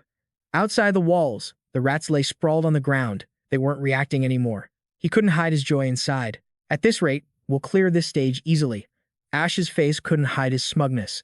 The corners of his mouth curled into an arrogant smile, his mind filled with the thought, could this be the first time we've cleared a stage without suffering major losses? Suddenly, from afar, a faint figure appeared in the hazy dust, making him gasp in surprise. Seeing the person standing in front of him, Ash was shaken. That guy from before? Does that mean I wasn't hallucinating? Then, he panicked and shouted loudly. His voice was extremely tense. Glancing at the map, Ash couldn't believe his eyes. His eyes widened in shock. A curse word escaped his lips. Damn it, he muttered to himself, his gaze still glued to the map. Enemy NPCs are invading. On stage 2, there are many events that can occur in these stages. The reason is that variables make the game more interesting. The invasion of enemy NPCs is one of them, whether it's an NPC from the kingdom under the lake or from a kingdom hostile to the empire. All sorts of miserable things can ruin a stage. Everything seemed to be spiraling out of control. Ash gritted his teeth in frustration, feeling irritated. But this is only stage 2. It shouldn't be time for those events to happen yet. I don't even have the operator here to ask why he designed the game like this. Furious, he suddenly spun around and shouted directly at the person next to him, his voice full of tension. Damien, you see that guy, right? Amidst the thick dust, Crow stood silently in place, his figure standing still as if all the chaos surrounding them had nothing to do with him. Damien's eyes locked onto the target in the smoke. He replied in a low voice, "Yes, that Crow person, right?" Ash shouted urgently, his voice cold and decisive. "Shoot him immediately." Damien froze, knitted his brows slightly, and hurriedly replied, "What? But he looks like a human, not a monster." He immediately responded, his voice firm without a shred of hesitation. "It doesn't matter. Shoot him now. I'm pretty sure that's an NPC from the kingdom under the lake. And that outfit, that style, it's unmistakable. Now I remember who he is." Ash then immediately pointed at him, one hand gripping Damien's shoulder, shouting loudly and tensely, "You have to shoot him before he blows that flute." He gripped the gun in his hand tightly, his hand trembling. His gaze wavered violently. His throat choked up as he stammered, "Your Highness, I." Ash shouted angrily, "You're my trigger, Damien. If you don't want to see more people die, shoot him. Hurry up." Suddenly, a cold flute sound rang out. The long, shrill sound pierced through the air, echoing across the blood-soaked battlefield. Ash stood frozen, his eyes wide open, filled with shock and fear. But contrary to Ash's expectations, no fluctuations appeared. A sense of indescribable confusion rose in his heart. He glanced back slightly. At that moment, Crow was still nonchalantly playing the flute, his expression calm to the point of being chilling amidst the breathless tension. But just then, the rats suddenly transformed. They stood still, their eyes all glowing bright red like blood. The soldiers on the wall stared blankly at the rats below, astonished. Their gazes were full of confusion and doubt, beginning to stir. "What is it? What's happening?" The rats stopped, but just a moment later, the rats suddenly became berserk, screeching piercingly. They accelerated, each one charging forward like they had lost control. The rats quickly advanced toward the gate. Someone screamed in fear. They're concentrating their attack on one point. Ash panicked, his eyes darting forward as he shouted in a hurried voice, "Where? Where are they heading?" Lucas replied in terror, his voice trembling with fear. "The center of the wall. That spot," he continued, his voice cracking, "the spot we just finished constructing." He immediately barked out an order, his voice full of authority, echoing across the barricade. "Change the aim of all the ballistae and cannons. Fire everything we've got." After that, explosions rang out continuously, like pouring rain onto the rats, smoke and fire rising densely. The ground shook under the relentless barrage of fire, but the scene before him caused a heavy worry to stir in Ash's heart. The defense line, it can't keep up with their speed. Below, the berserk rats were charging forward. He felt extremely uneasy inside. They changed direction too suddenly. A lead rat suddenly leaped forward, much faster than the rest. Its glowing red eyes were full of murder, sharp claws tearing through the air like a living arrow, ripping through the front line. Suddenly, it stopped, claws digging into the ground.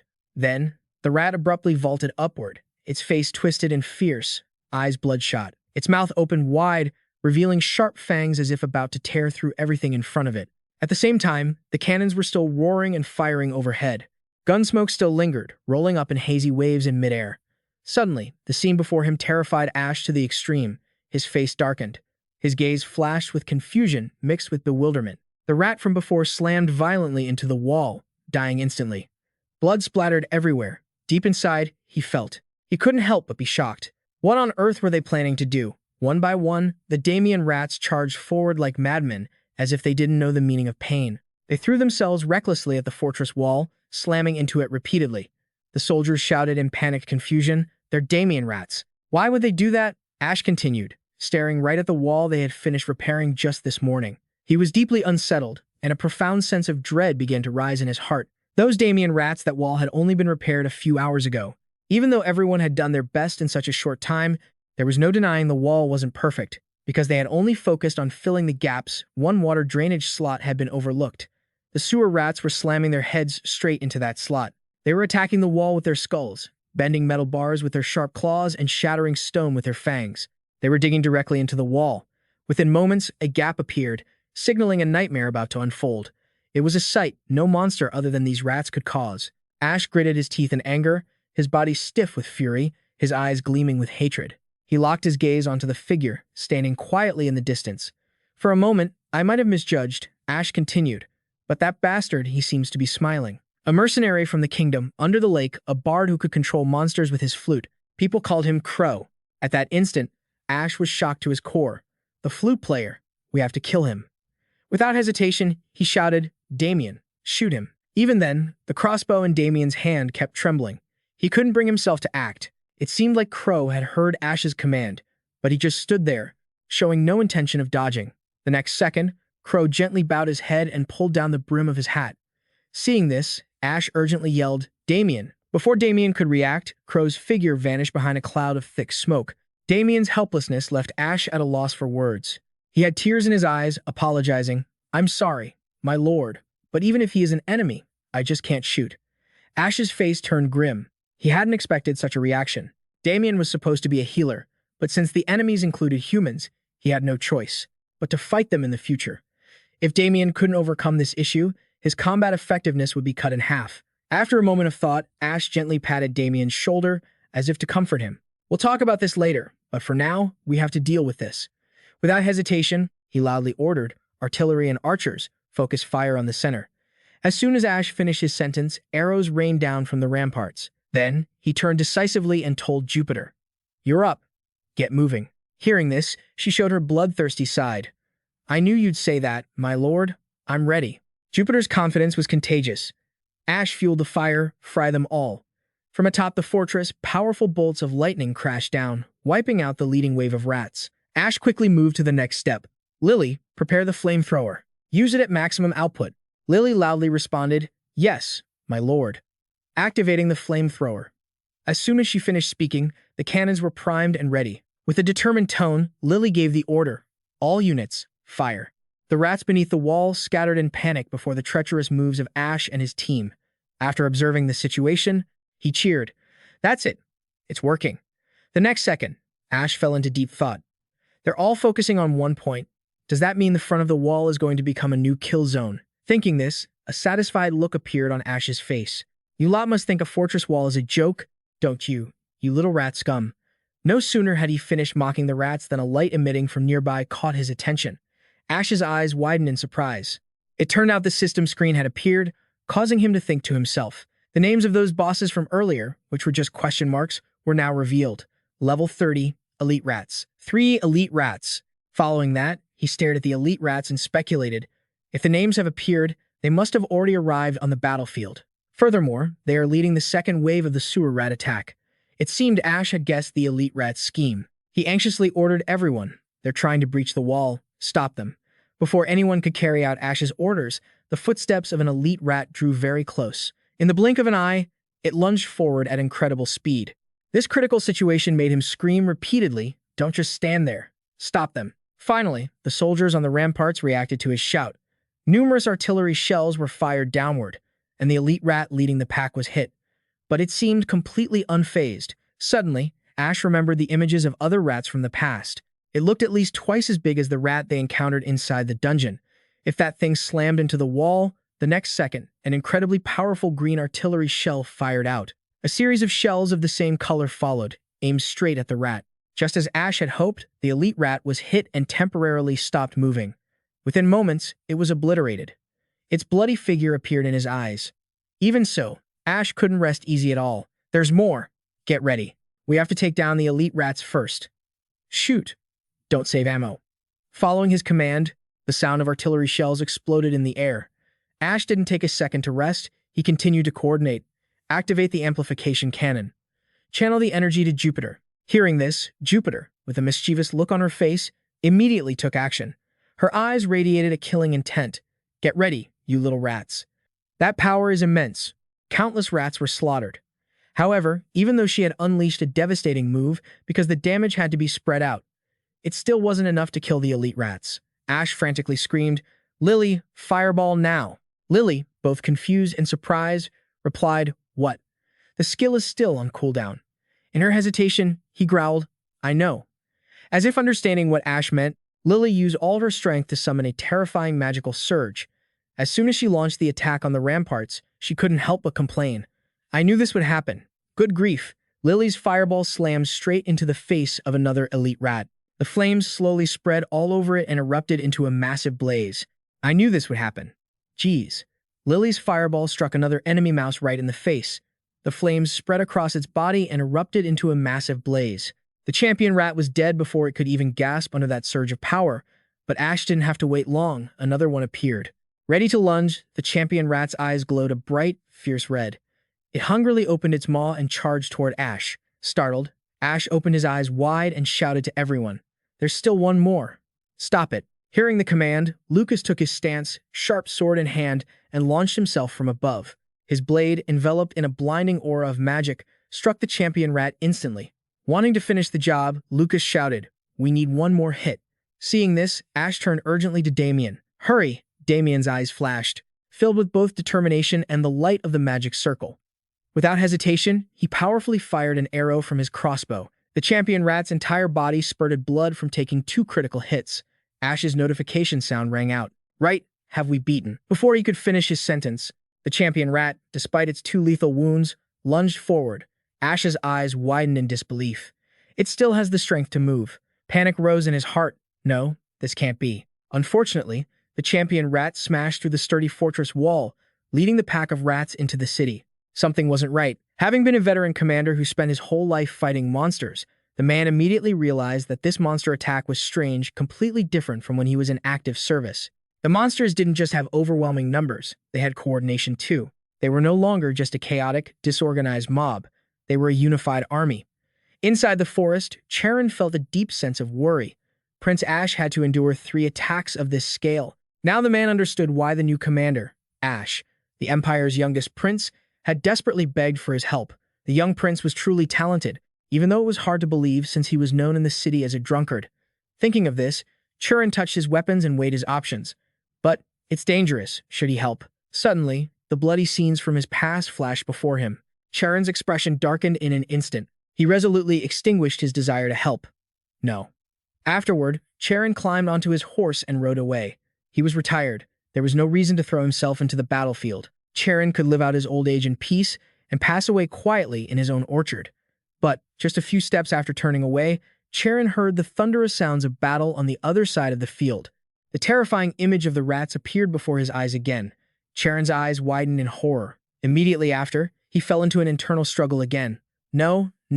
Charon hadn't fought in a long time. "I have to go home, back to that orchard," he whispered to himself. "Wait for me this time. I will protect her with my own hands."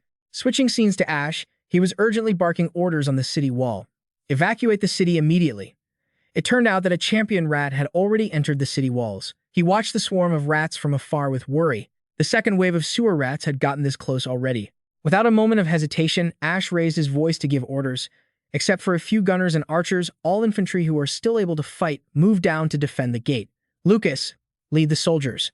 The rest of you, maintain fire. We must set up a wall of fire to shield the breach in the wall. Jupiter, fight freely as you wish, but kill as many as you can in one hit. As soon as you've accumulated enough mana, release all your lightning at once. Even though he was exhausted, Jupiter firmly agreed. As you wish, Your Highness. Ash quickly turned toward Lily. Do you have any artifacts we can use right now? Hearing this, she replied seriously.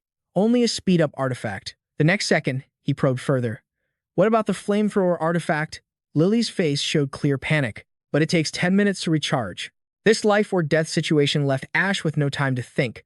Use the speed-up on the soldiers immediately, and use the flamethrower as soon as it's fully charged. She was trembling slightly but tried to answer. Yes, Your Highness. Ash's steps became more urgent, and Damien, mentioning this, suddenly, he stumbled and stopped. It turned out Ash had seen the tearful, soft expression on Damien's face.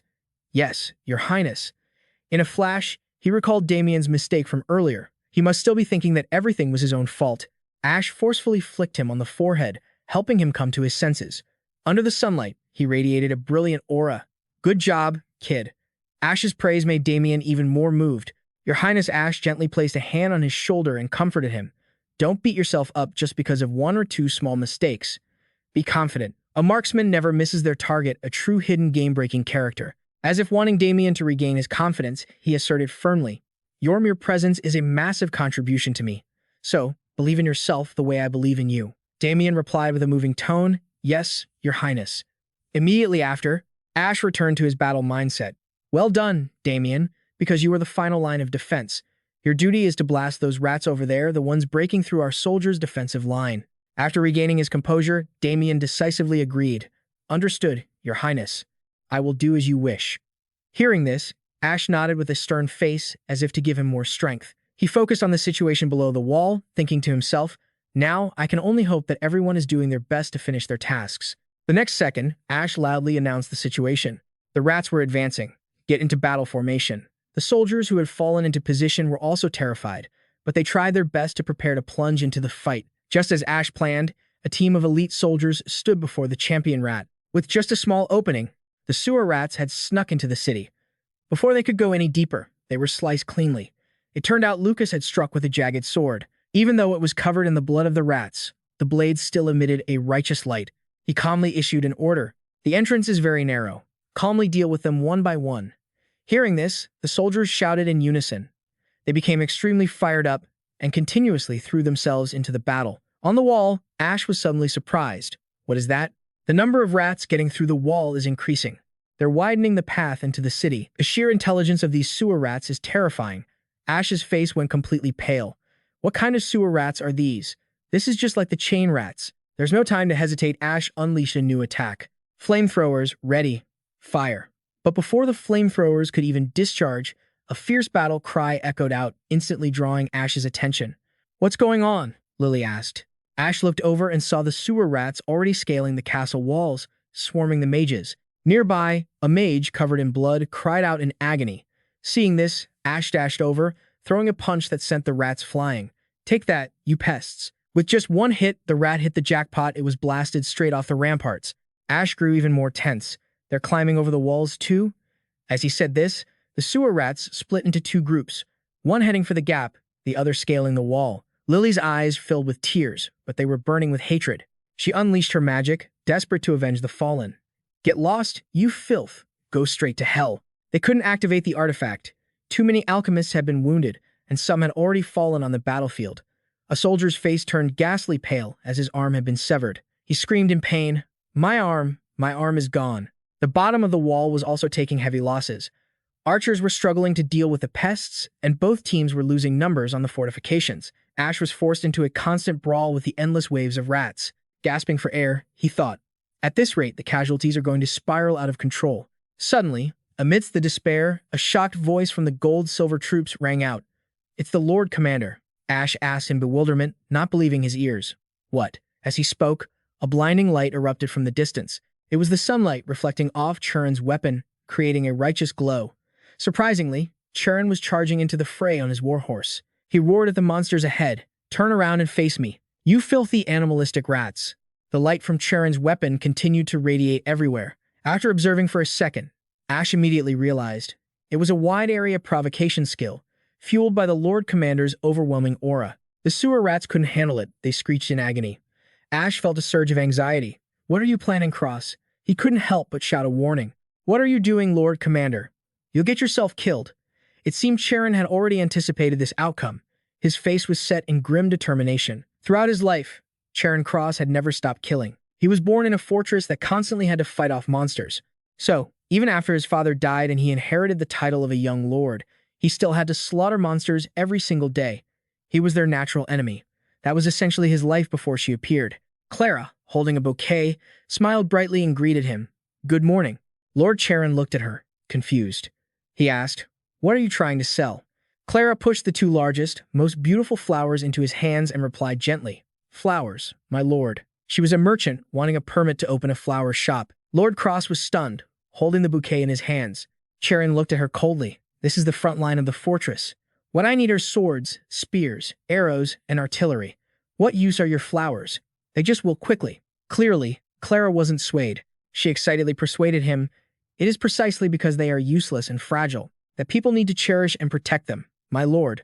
Charon didn't understand. As he looked down at the flowers in his hand, Clara continued, "Beautiful flowers wilt quickly, but they always carry a meaning for those who receive them." He couldn't grasp this.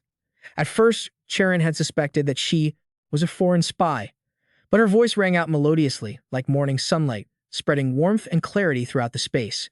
Clara happily greeted him, "Welcome back, my lord." Charon looked around her shop and said hesitantly, "I have never seen this kind of flower before." Almost every day, he went to the flower shop looking for evidence. He gradually learned the differences in colors and scents, and memorized the name of every flower.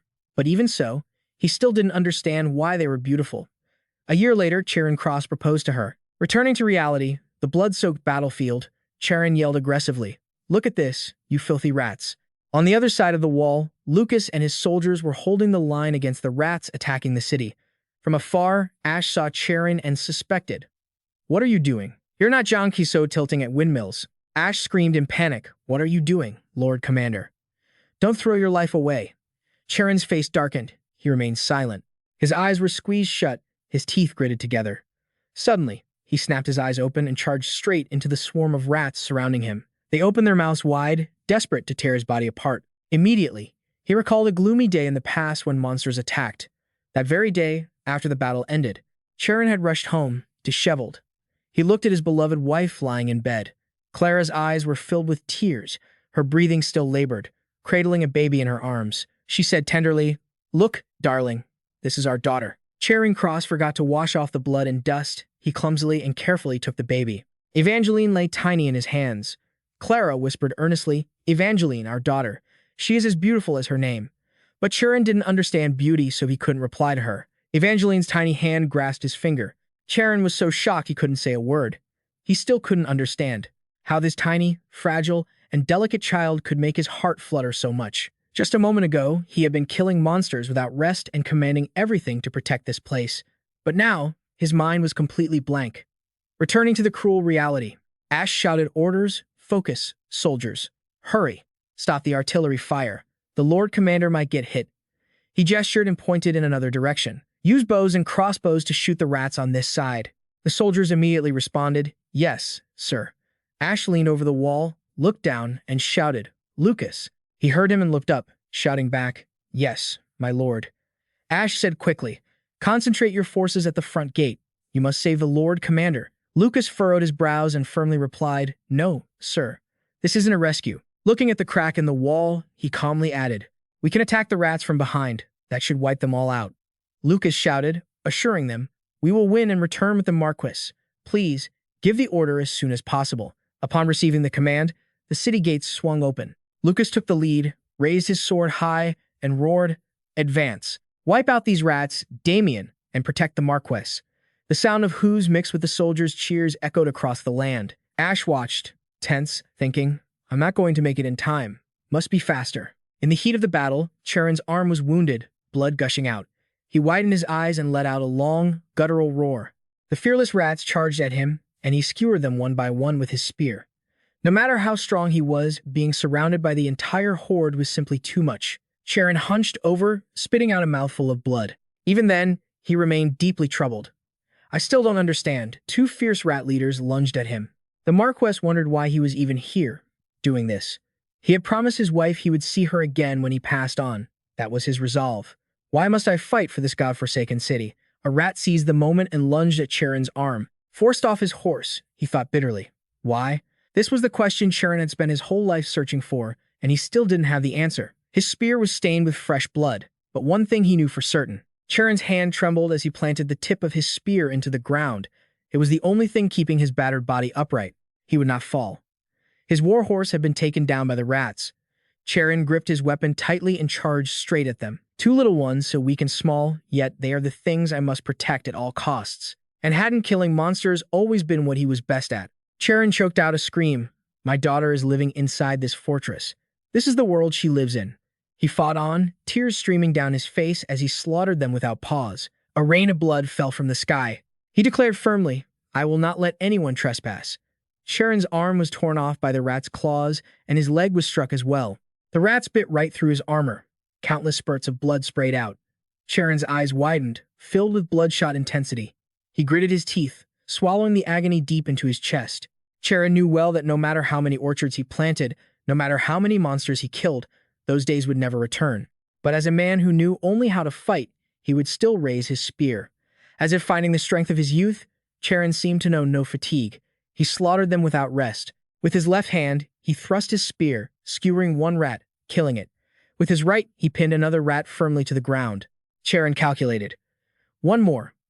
The Marquess gritted his teeth and stood tall, waiting for the final few. Fresh blood dripped down the shaft of his spear, flowing to the tip and hitting the ground in drops. But then, a silence fell. Why aren't they attacking anymore? Or has Charon died? A powerful voice rang out, snapping him back to reality. Marquess Cross. Lucas had finally caught up. Charon Cross turned his head in surprise. Lucas said solemnly, all the enemies have been eliminated. The battle is over. Charon Cross was stunned, frozen in place. Sunlight pierced through the dispersing black clouds, shining down on the arid ground, stained deep with red blood. He was no longer the handsome, sturdy Charon. Before Lucas stood an old Marquess with snowy white hair, his body riddled with wounds. Blood streaked across him in a chaotic mess.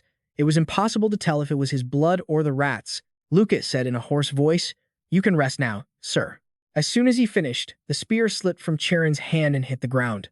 Ash quickly jumped off his horse. Lucas and the soldiers placed their hands over their chests and bowed to him. My lord Lucas's face was smeared with grime, his sturdy, polished armor covered in scratches. He hung his head slightly and said, I believe we arrived too late. Ash looked at him, confused. The nearby soldiers stood in silence. The stillness seemed to swallow Ash's mind. He suddenly widened his eyes in shock as he noticed something. Not far away, Charon lay motionless in a pool of blood. Damien was administering treatment. The soldiers left a gap in the center, standing guard around him.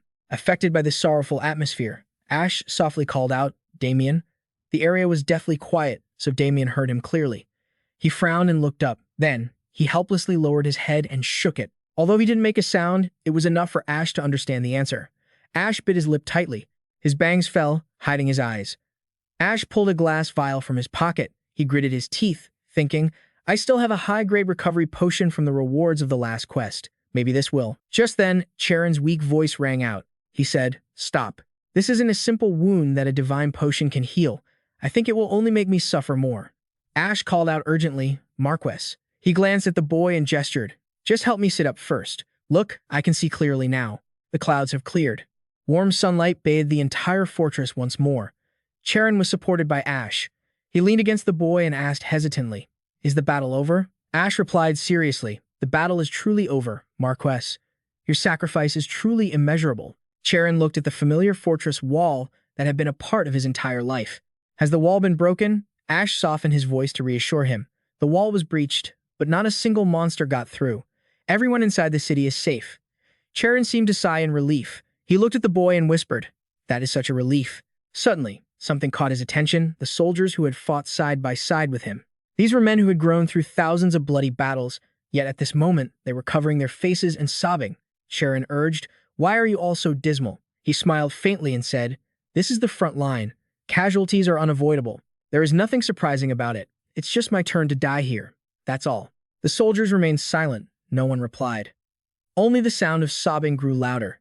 Charon continued to advise, "Don't look so sad when someone falls. Be happy instead, because we won and you were able to survive and return." His gaze drifted, losing its focus. Charon spoke bluntly about the harsh reality of this place. This is a city of graves. There will be many more deaths in battle. He looked back at Ash, but that also means that on top of those graves, everyone else will continue to live. Even though his body was fading, Charon's mind remained incredibly sharp. He said, "If the city keeps grieving for the fallen, it will never be able to move forward. Your Highness, mourning the dead is one thing, but you must ensure people don't lose sight of their own happiness out of regret." Ash frowned deeply and replied, "I will make sure of that." The war banner fluttered in the wind, blending into the warm light of the midday sun. Because hope is the only fuel that keeps us moving forward. Charon's lips began to bleed again, but he endured the pain and continued. "So, if someone dies, my passing here is perfectly justified, for I had already lost that hope." The soldiers surrounding them bowed their heads in silence. Charon pleaded earnestly, "Please, promise me one thing, Prince Ash." Ash replied immediately, "Name it." "I will do everything within my power to fulfill your wish." His voice was heavy with lingering sorrow and regret. "If my daughter ever comes here," Charon looked into the distance, remembering the moment he watched the carriage depart. "Please give her my apology." His hand went limp by his side as he added, "Tell her to just be free." Etched into his mind was the image of little Evangeline clutching his finger and giggling, and to live the life she wants to live. Ash answered softly, "I will certainly pass on these words for you." Charon's voice lightened. "Good, that's good then." "I'm sorry, my dear," he remained tormented, muttering, "I couldn't keep my promises to the orchard, to you, to my daughter, to everything." Ash took his hand and firmly asserted, "No, Marquis, you saved this country. Not just once, you did it your entire life. You protected everyone, both above and below the front lines." His voice more serious than ever, he said, "This nation owes you a debt of gratitude that can never be repaid." Charon's body grew weaker. Although time had left deep lines on his face, in this final moment, mixed with sweat and blood, he remained a stalwart warrior. Yet, the man who had dedicated his life to war whispered, "I'm sorry in the end, I couldn't do anything." He could no longer hear Ash's words. Then, he remembered the bag of dried fruit that the Marquis had given him. Ash hadn't understood why he kept it, since they didn't even taste good. Perhaps that bag was meant for this very moment. While Charon was still muttering, Ash fed him a raisin. His vision faded, and he let out a soft sound. In the final, fleeting moment of his life, Charon had reunited with Clara, and she was feeding him a raisin just like that. "This grape is so sweet." The Marquess's pulse had completely stopped. From far away, the bells chimed, signaling that the monster invasion had ended. The evacuation order was lifted. Ash couldn't understand it. This man had thrown everything away to protect this city. The man hated this city so much that he wanted to end his own bloodline himself. Why did Charon return at the last minute? And why did he fight and die for it? Why was this battlefield home to a man who sacrificed his very life for it? Ash's hair fell forward, obscuring his eyes. He rasped heavily. Marquis Charon's eyes were shut tight, his body growing cold. Watching the look of contentment on his face as he departed, Ash whispered, "The position of commander of this city, it truly is an unbearable burden." He held onto Charon's body, his posture unchanged. The soldiers bowed their heads in silent tribute. A gentle breeze blew past, as if to see his soul off. Just then, a notification sound chimed. "Stage 2, clear. Your rewards have been sent. Please check your inventory." Stage MVP, 3 stars, Lucas SSR. Character injured or deceased. West Charing Cross SRL. The scene shifted. The moon rose high, lighting up the night. The doors of the mansion slowly opened. Ada rushed over in a panic, shouting, "Oh, my master. Are you hurt anywhere? I've been waiting in such anxiety." Ash was covered in blood. He called out softly, "Ada." Ada kept rambling, "You did very well in this stage too. Truly impressive." Ash grabbed him by the collar and lifted him up. Ada asked in confusion, "Master?" Ash shoved him hard against the wall. Ada struggled to breathe, unable to finish his sentence. "Master," your Ash hissed through his teeth. "Answer me." Ada coughed violently. "What?" he repeated. "I said, answer me." But Ada still insisted. "What are you talking about?" Ash roared, "Stop playing dumb and answer me right now. You damn director." He shook him, saying, "This situation is clearly bizarre. What's with this demonic difficulty? The tutorial was supposed to be normal, so I ignored the life-saving gear that appeared in Stage 1, but I only blame my own bad luck. However, in Stage 2, An NPC appeared and commanded, "The monsters." That doesn't even happen in hell mode. Tell me, what kind of trick have you pulled? Ash lifted Ader's body again, pinning him against the wall. He questioned him loudly, why is the game this demonic? What other weird things are going to happen in the next stage? Huh? Ash couldn't stay calm. He pressed him. Explain to me why you pretended to help me but hid these conditions from me. Speak carefully, you bastard. Cold sweat broke out on Ader's face, his lips pressed into a thin line. He frowned and replied, "You may not believe me, master, but I am helping you in my own way. I'm telling the truth." Ash's grip tightened, his fury evident. "Stop talking nonsense. You're helping me, and I ended up like this. And you still claim you're helping me?" Ader struggled to raise his hand and pointed. Ash was indeed wearing a necklace. Ader looked at him and explained, "The necklace you received is the reward for completing the prologue. If you complete Stage 3, its functions will be unlocked." In the center of the pendant was a sparkling gemstone. Ader softened his tone. "Once its functions are unlocked, you will understand why these strange things are happening." He analyzed further. "If you just complete one more stage, you will understand why all this is happening." Ash remained silent, saying nothing. It was unclear whether he believed him or not. Ader's face was deathly pale, but he still insisted. "So, Master, don't Ash, I hope you can get past this." Ash's grip loosened, allowing Ader to break free, making his speech much smoother than before. "I truly hope you can keep fighting the way you are right now, even if one day you discover the madness of this world." Ash asked suspiciously, "What do you mean?" "Because by then, you won't be able to run from it," Ader said coldly. "Run from what, Ader?" Ader didn't answer. He offered a pained smile, like a pawn controlled by someone else. "From this very world," Ader whispered. Scene transitioned to another location. Small feet paced through the night. Evangeline's hair fluttered in the wind. She stared silently into the distance. 3 days after the end of the second act, the city was covered in mourning flags. The air felt heavy due to the losses in the battle, and the conversations were anything but cheerful. Tension between Ash and Ader remained as usual, and in the time that followed, we were busy. We were busy preparing to welcome the next siege. The carriage awaited, and Ash drove down the road with Lucas sitting in the front. After the appointed day, I will return to the manor. The system board displayed, Stella starts in 12 days and 9 hours. Remaining time, 297 hours, 7 minutes, 13 seconds. Ash frowned at the information, calculating silently.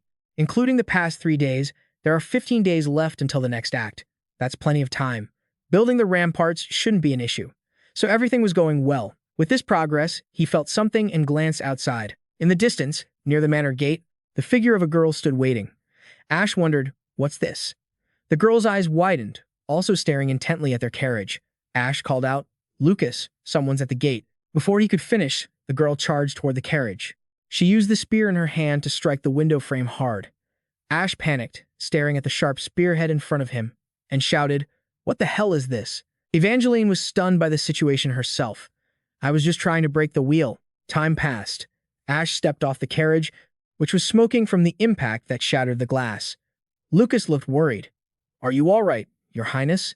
Ash replied calmly, "Yeah, I think so." Lucas turned and asked, "Who are you? How dare you?" His sword was pointed straight at Evangeline. "I will arrest you immediately and punish you severely." Ash stood behind him and advised, "She's just a kid." Lucas frowned, saying vigilantly, "Don't underestimate an enemy because of their age, Your Highness. She seems well-trained." Ash asked again, "Well-trained?" He began to analyze everything he observed. "Look at the outfit she's wearing. That's the Royal Academy uniform. She has a badge on her left chest." Lucas noticed it too. That symbol was definitive proof. Lucas gripped his sword tight, his tone demanding as he asked, "What is an Academy student doing here? Speak your identity at once."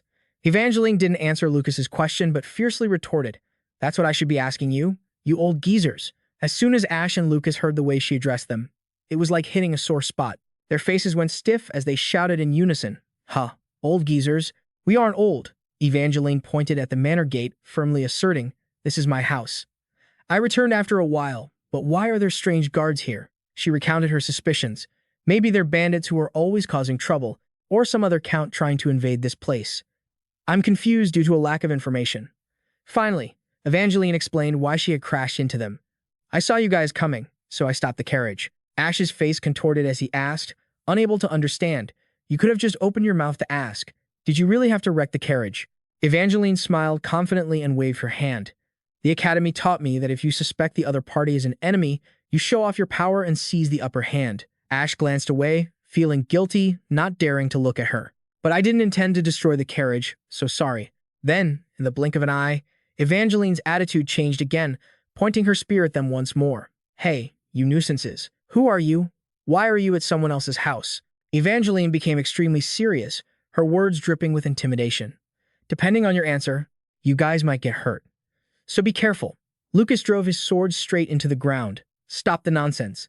This is the house where Lord Crossroad lives. He pointed both hands toward Ash. Naturally, it belongs to the Lord. Evangeline frowned, unable to understand. What are you talking about? My father is the Lord. Both Ash and Lucas were startled to hear the reason she used to refute them. Ash's eyes narrowed. Everything was almost clear now. I see. So you are. At this moment, as if an image of the past, Charon Cross flashed through his mind. Ash called out a name. Evangeline Cross.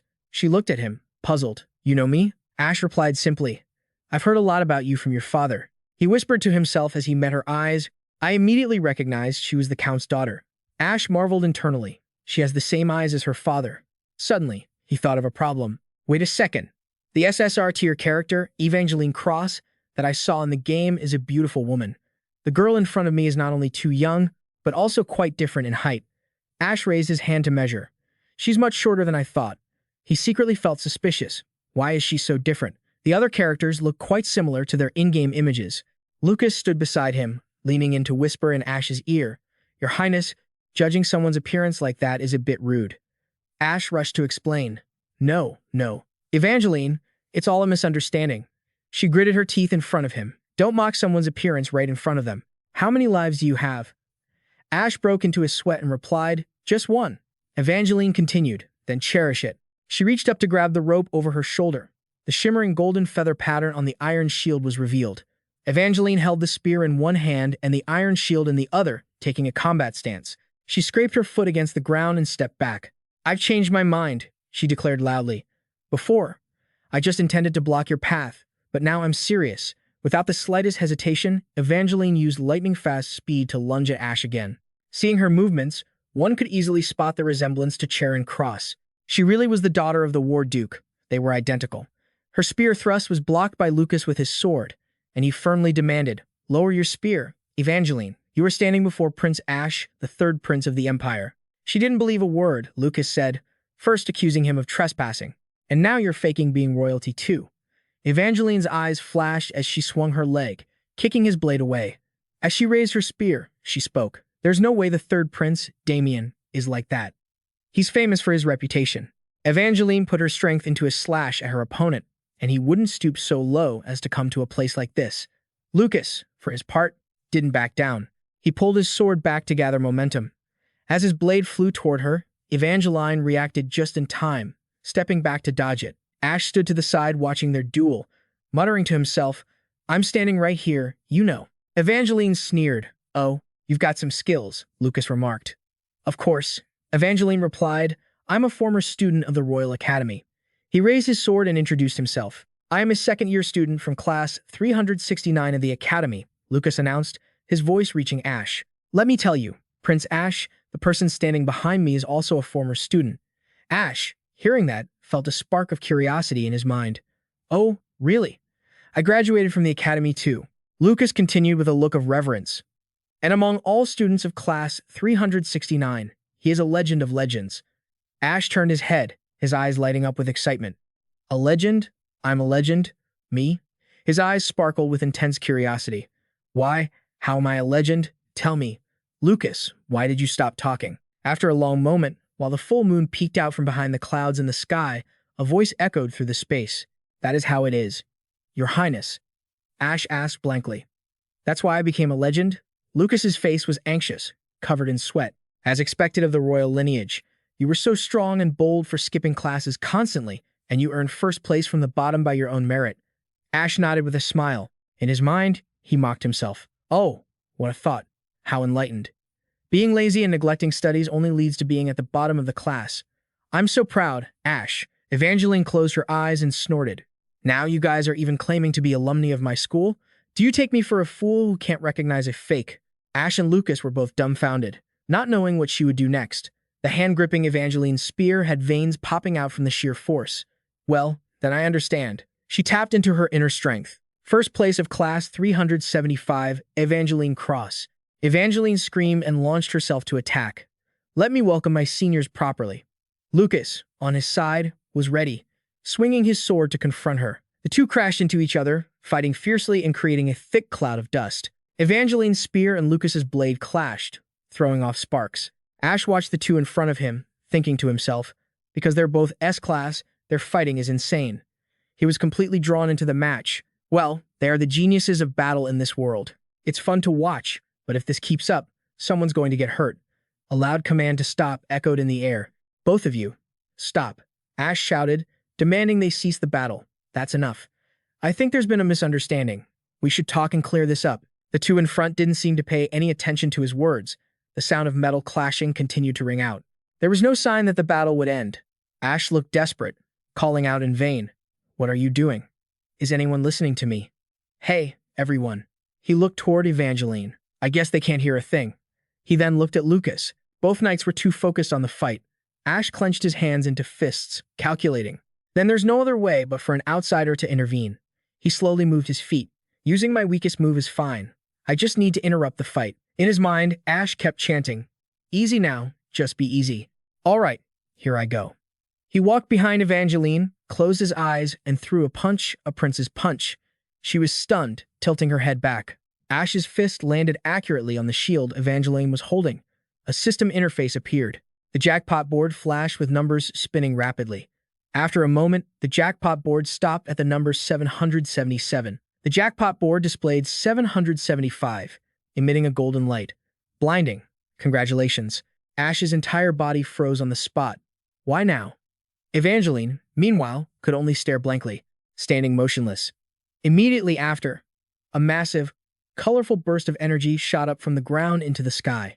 Ash's fist remained in the same position in midair, but his whole body was trembling.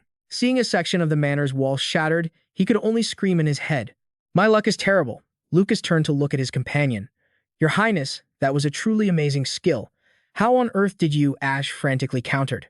No, that's not the point. Evangeline had been blown away by his power and was currently lying unconscious in a pile of rubble.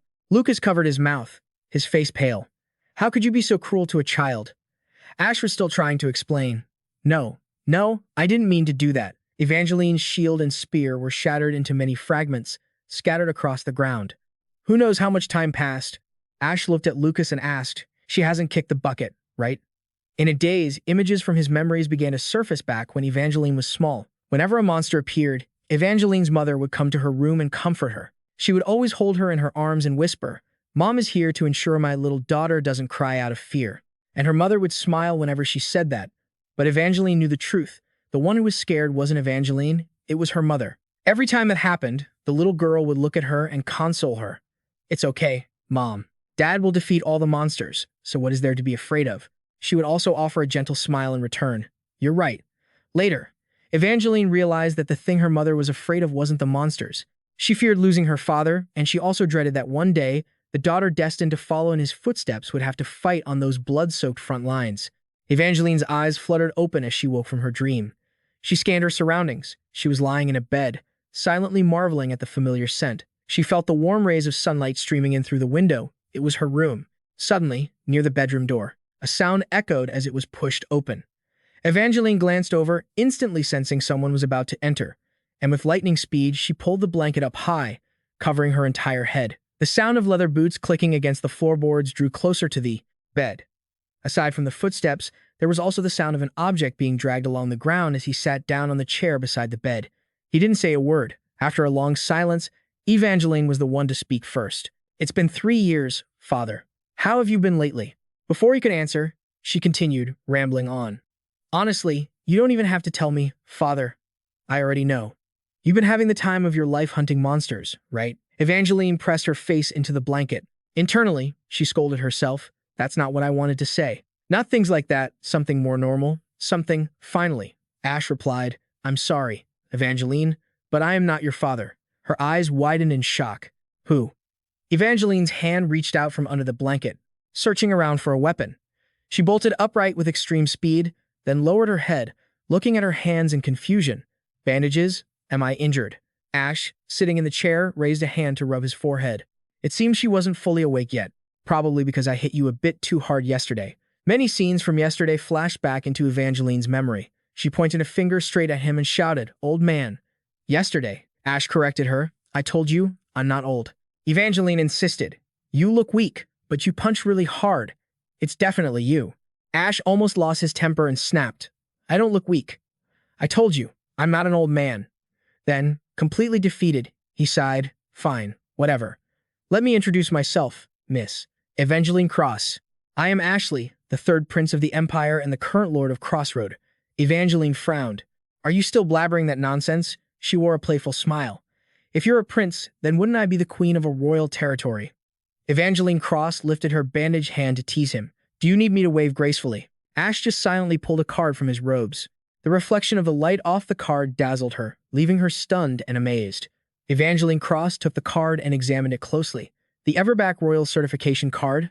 No way is this real." She bowed her head, her body trembling. Ash stood behind her, confidently crossing his arms. "I told you so." Suddenly, Evangeline turned around, looking at him with sparkling eyes. "I'm a fan of yours." Ash, still trying to process this, asked, "What was that?" She repeated herself. "I'm a huge fan of His Highness. Please, give me your autograph." On a blank sheet of paper, she wrote, "Cheer up, Ashley." Ash's voice rang out. "All right then."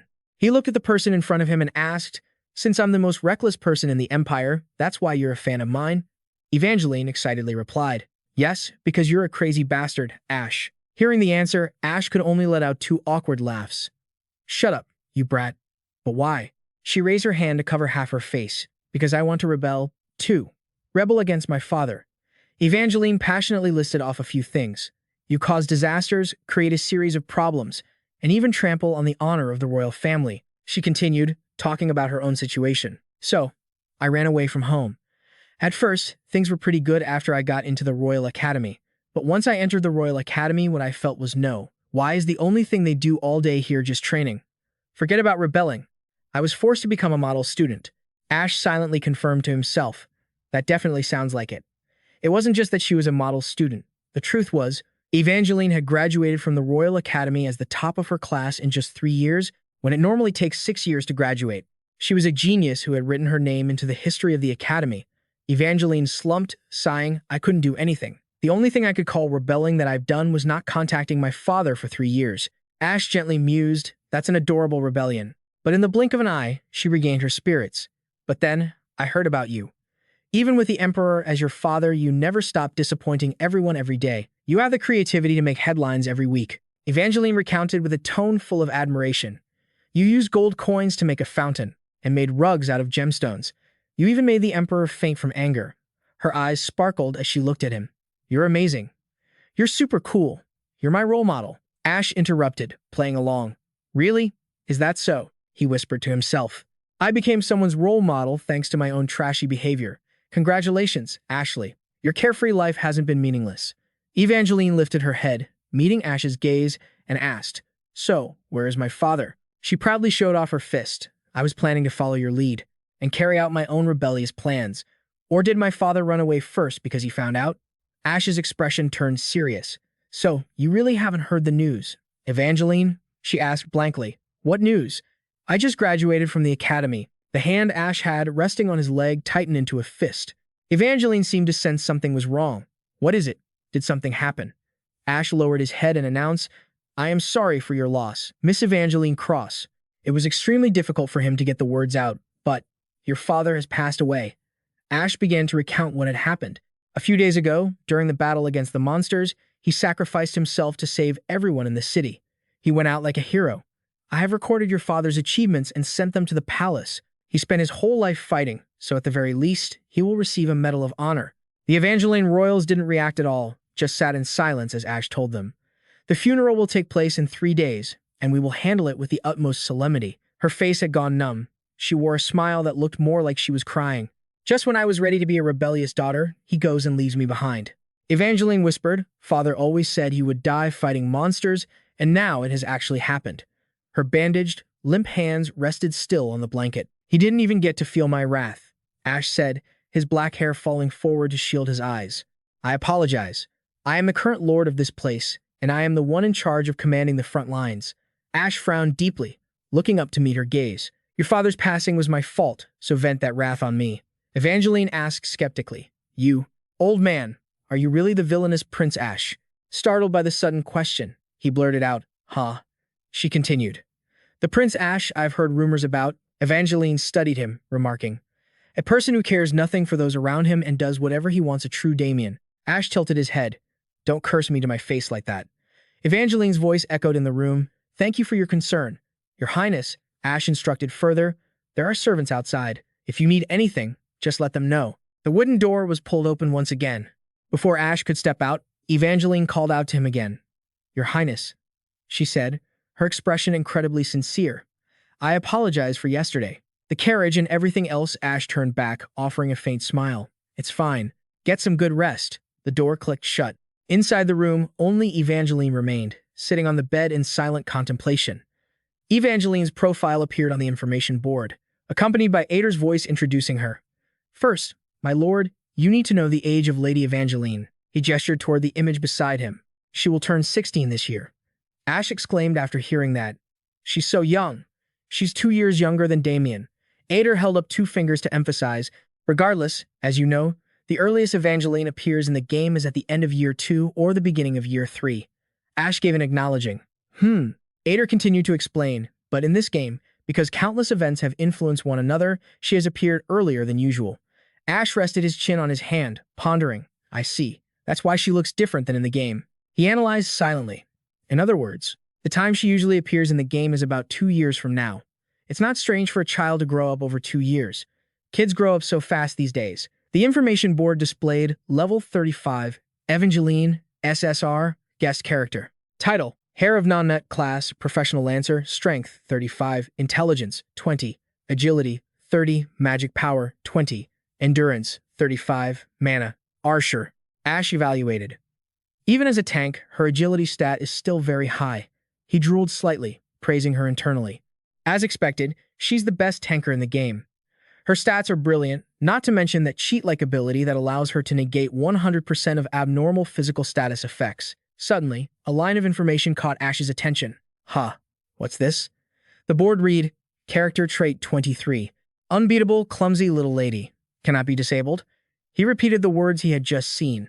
A clumsy little lady? Is she equipped with this all the time? The intro information appeared on the screen. Clumsy little lady. Because she is too young and inexperienced, she will sometimes make mistakes. The rate of committing small to large errors on the battlefield increases. After continuously learning combat experience, this trait will disappear. Ash patted his head, shouting, Oh no. It's good that she appeared earlier than expected, but because of that, she has this disadvantageous trait. He slapped his forehead, suddenly remembering. Regardless, she's still young. If she's only 16, she's just a child. She should be playing and talking with friends, not fighting on the battlefield. In Ash's ears, it was as if the echo of someone's voice rang out. He started, his eyes widening, a flicker of panic appearing within them. Ader, standing beside him, felt curious. Master, do you not want to recruit Lady Evangeline into your army? Ash lowered his hand, looking up at him. Seeing this, Ader asked, puzzled, you aren't planning to recruit her. Even though Lady Evangeline will eventually become a powerful weapon, Ash was silent for a long while before replying. To say I don't want to would be a lie. He thought to himself, possessing 2 SSR combat characters in the 3rd phase, especially Lucas and Evangeline, it's impossible not to want that. But the image of Charon Cross flashed across Ash's mind. He was looking at his own trembling hands while saying, I want my daughter to be free from this cursed fate and live a happy, peaceful life. He remembered the moment his hands caught Charon Cross's body on the battlefield. He had made a promise to him, the last words Charon spoke to Ash. I hope you are free to live the life you desire. That was the last wish of the Marquess, a request to keep his daughter from getting entangled in the family's destiny. That was his final plea. Ash concluded to Ader, I want to keep that promise. I will let the child decide the life she wants. Ader didn't hold back as he exposed him. That's not what your face is saying, sir. Ash's face streamed with tears, biting his lip until it bled. That's not it. Ader's words echoed in the space. But isn't it still better to use every means necessary to keep her here? If you lose her, won't you regret it? Ash speculated to himself. I will regret it. He stared at the table, firmly declaring, but I don't want to sacrifice my morals to clear the stage. Ader, still not understanding, asked, Isn't it because you don't care about morals that you were able to conquer the Hell Saint state? Ash waved his hand and smiled. Of course. But if I handle it the same old way, it means I haven't progressed at all. I want to be better today than I was yesterday. Ader's glasses flashed as he predicted, that bond will eventually bind you tightly. Ash simply replied, I don't care. I can't keep trying to be a saint, but I don't want to become a monster, either. That's what you wanted, right? Even in a world where life is as thin as a thread, I still want to remain human. That's all. Ash raised his hand and cautioned. Anyway, take care of Evangeline. She's still just a teenager. She must have a lot on her mind. Ader lowered his head respectfully upon hearing the order. I understand. Sunlight streamed through the glass window, flooding the room. My lord, Ader said again, bringing up another issue regarding Evangeline's spear and shield. Ash jumped in surprise. Oh, that ID notified him of their status. After evaluation, both the spear and shield were SSR-grade items, but they were severely damaged. They can't even be recycled for materials. How do you intend to compensate her? Ash's face was covered in cold sweat, his mind screaming. SSR-grade items? Wait, both of them? Damn it, that means they're incredibly expensive and rare. Ader flipped through the documents in his hand and suggested a solution. Or, we could make her new equipment. We currently have high-quality mana cores from the last raid. So he stopped and asked with concern, My lord, what's wrong? Ash looked dazed. Well, I used all the mana cores to produce mana guns. Ader's eyes went wide as he shouted, What? Why would you use them on such useless things? Ash's hand, resting on the table, began to tremble. If I give her a luck glove, would that make up for it? Ader replied bluntly, I don't think so. Ash let out a deep sigh. Damn it. He squeezed his eyes shut and started calculating. I don't know how much time passed before he slammed his hands onto the table and shouted, Gather the troops. Ash looked at Ader. Let's go find some mana cores, he muttered to himself. It's time to find some dungeons anyway. I just need to make her some new gear, right? A few hours later, at the backyard of the royal mansion, a few figures appeared, gathered together. Ash looked at them with concern. It's been a while, everyone. Have you been resting well these past few days? Facing him were 4 people. Lucas, Jupiter, Damien, and Lily, who sat in a wheelchair, with her head hung low. When she looked up, her face was streaming with tears, her hands clenched into fists, struggling. Why me? Lily grabbed Ash's cloak, sobbing miserably. You said you'd recruit new people. Go. Go call them? He tried to explain while pulling his cloak back. I already recruited some from the mercenary guild. And they're all N grade, Ash added in his mind. Of course, they'll improve and become great warriors eventually, but they're still too weak to be the main force. He couldn't help it, just letting Lily pull his collar, sighing internally. If I could find someone skilled enough to replace Lily, I'd swap her out immediately. A pair of feet appeared as a voice echoed. Where's everyone going? Ash glanced toward the sound, to see who was coming. Evangeline was slowly walking toward them from a distance. Lily stared at her blankly and asked, Your Majesty, who is that? Ash reached out to point at the person beside him. Perhaps some of you haven't met her yet. Say hello. This is the daughter of the great General Charon Cross, Evangeline. Charon Cross, Damien, and Lily all closed their eyes and bowed their heads in mourning. Jupiter clenched her fist against her chest. She spoke seriously. My condolences for your father, Lady Evangeline. The girl mirrored the gesture. Thank you for your concern, but I'm okay. After the greetings, Evangeline turned to Ash, curious. So, where are we going? He answered straight away. To a dungeon. Evangeline pondered. A dungeon? Those aren't around the city. As if remembering something, she asked loudly, Do you mean the dungeon at the bottom of the lake? Ash didn't deny it but asked back. Oh, you know about it? Evangeline began to recount what she knew. The dungeon under the lake is a dark fairy tale. Sometimes, foolish adventurers wander to the lake looking for treasure. Her eyes turned dangerous as she whispered to Ash. Not one of them ever returned. He smiled confidently, denying it. Not us. We came back. Evangeline looked at him, puzzled. So you mean, Ash continued, there is a dungeon that the Cross family who have ruled this place for generations didn't know about. Yet your Majesty went there and returned. Is that what you think? He pointed both hands at her, teasing. Maybe your family knew, and you were the only one who didn't.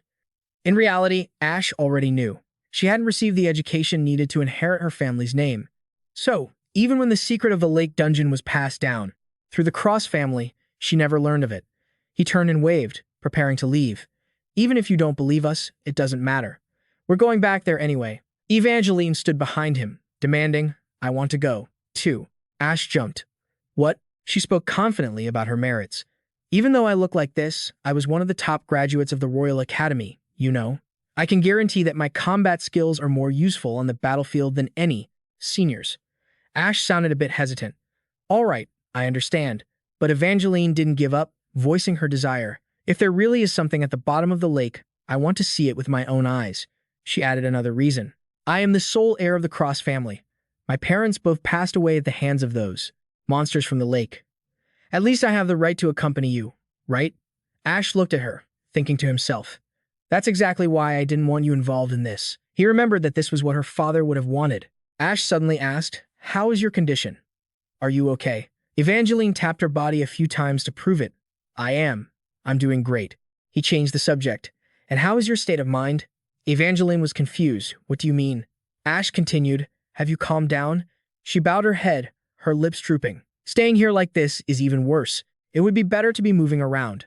But in just a few short seconds, Evangeline lifted her head, full of determination. Anyway, you'll take me with you, right? Finally, Ash accepted. All right.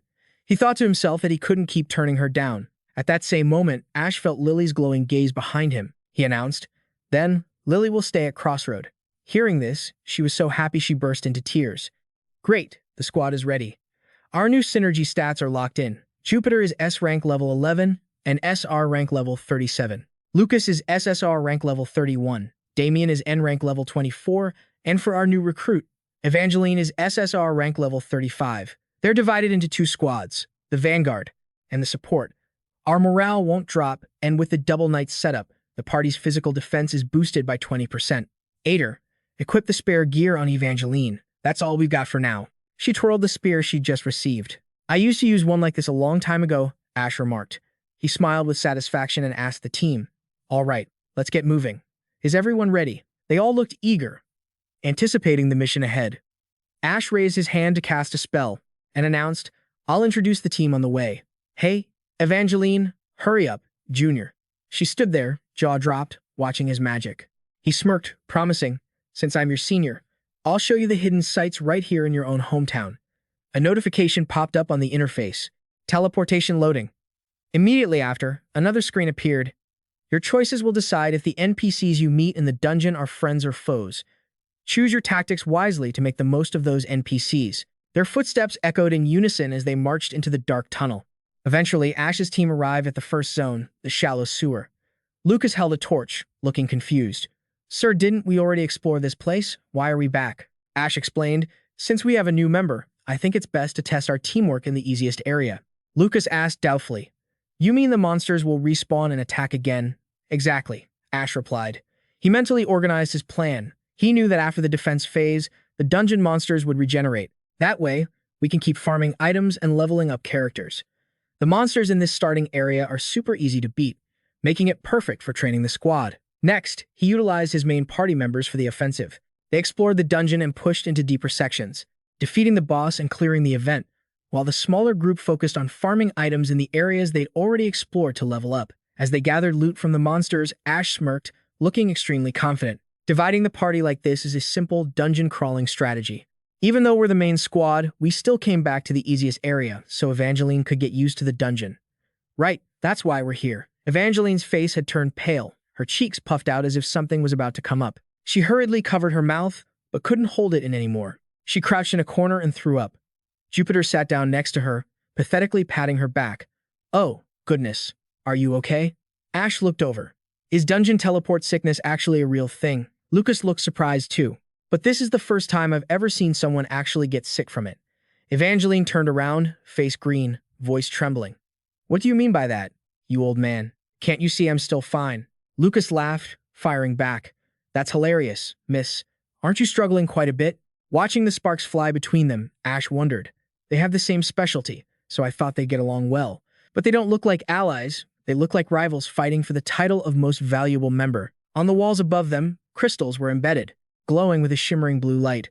Evangeline's eyes went wide with shock. I didn't know this place actually existed. How do you even know about it? Even someone from the Cross family like me had no idea. Ash crossed his arms, feeling smug. I knew she'd ask that. So, I've got an answer ready.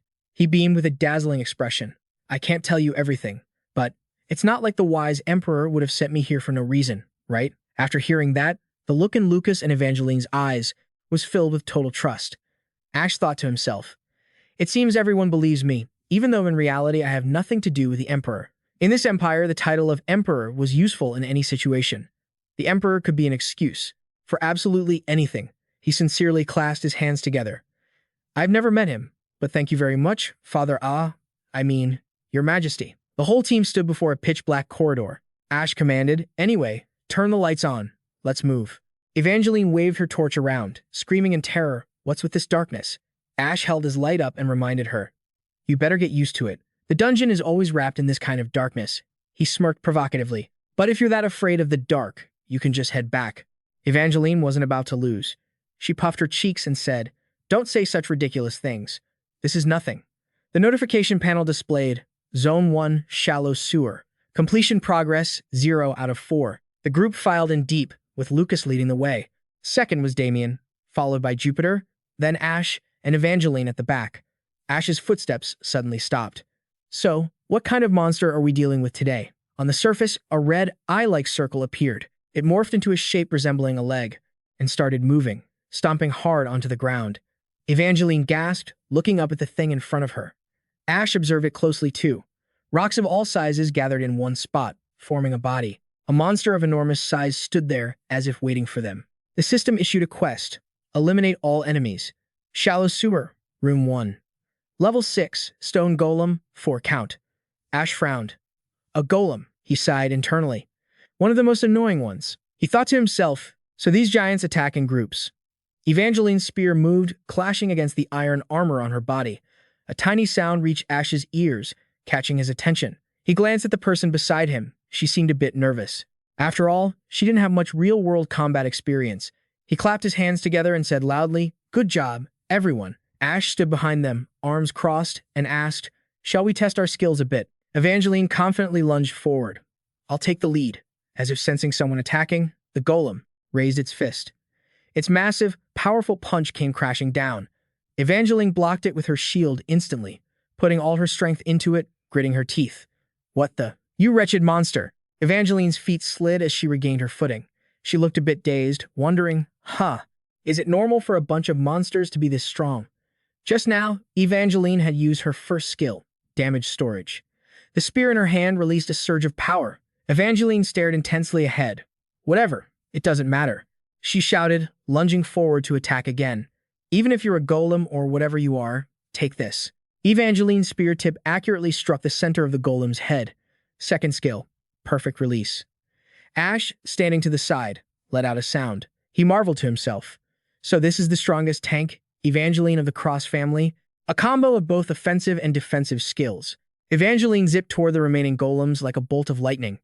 I'll take out the rest of them too, Ash analyzed. She stores damage with the first skill, then unleashes it all on the enemy with the second.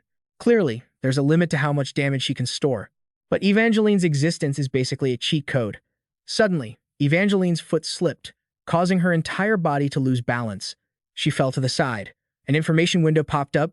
Passive skill, Clumsy Little Lady has been activated. Ash held his cheeks with both hands, his face, looking like a character in a painting. He was sweating bullets, pointing at Evangeline, who was lying motionless over there, signaling. Everyone, over here. Quickly now.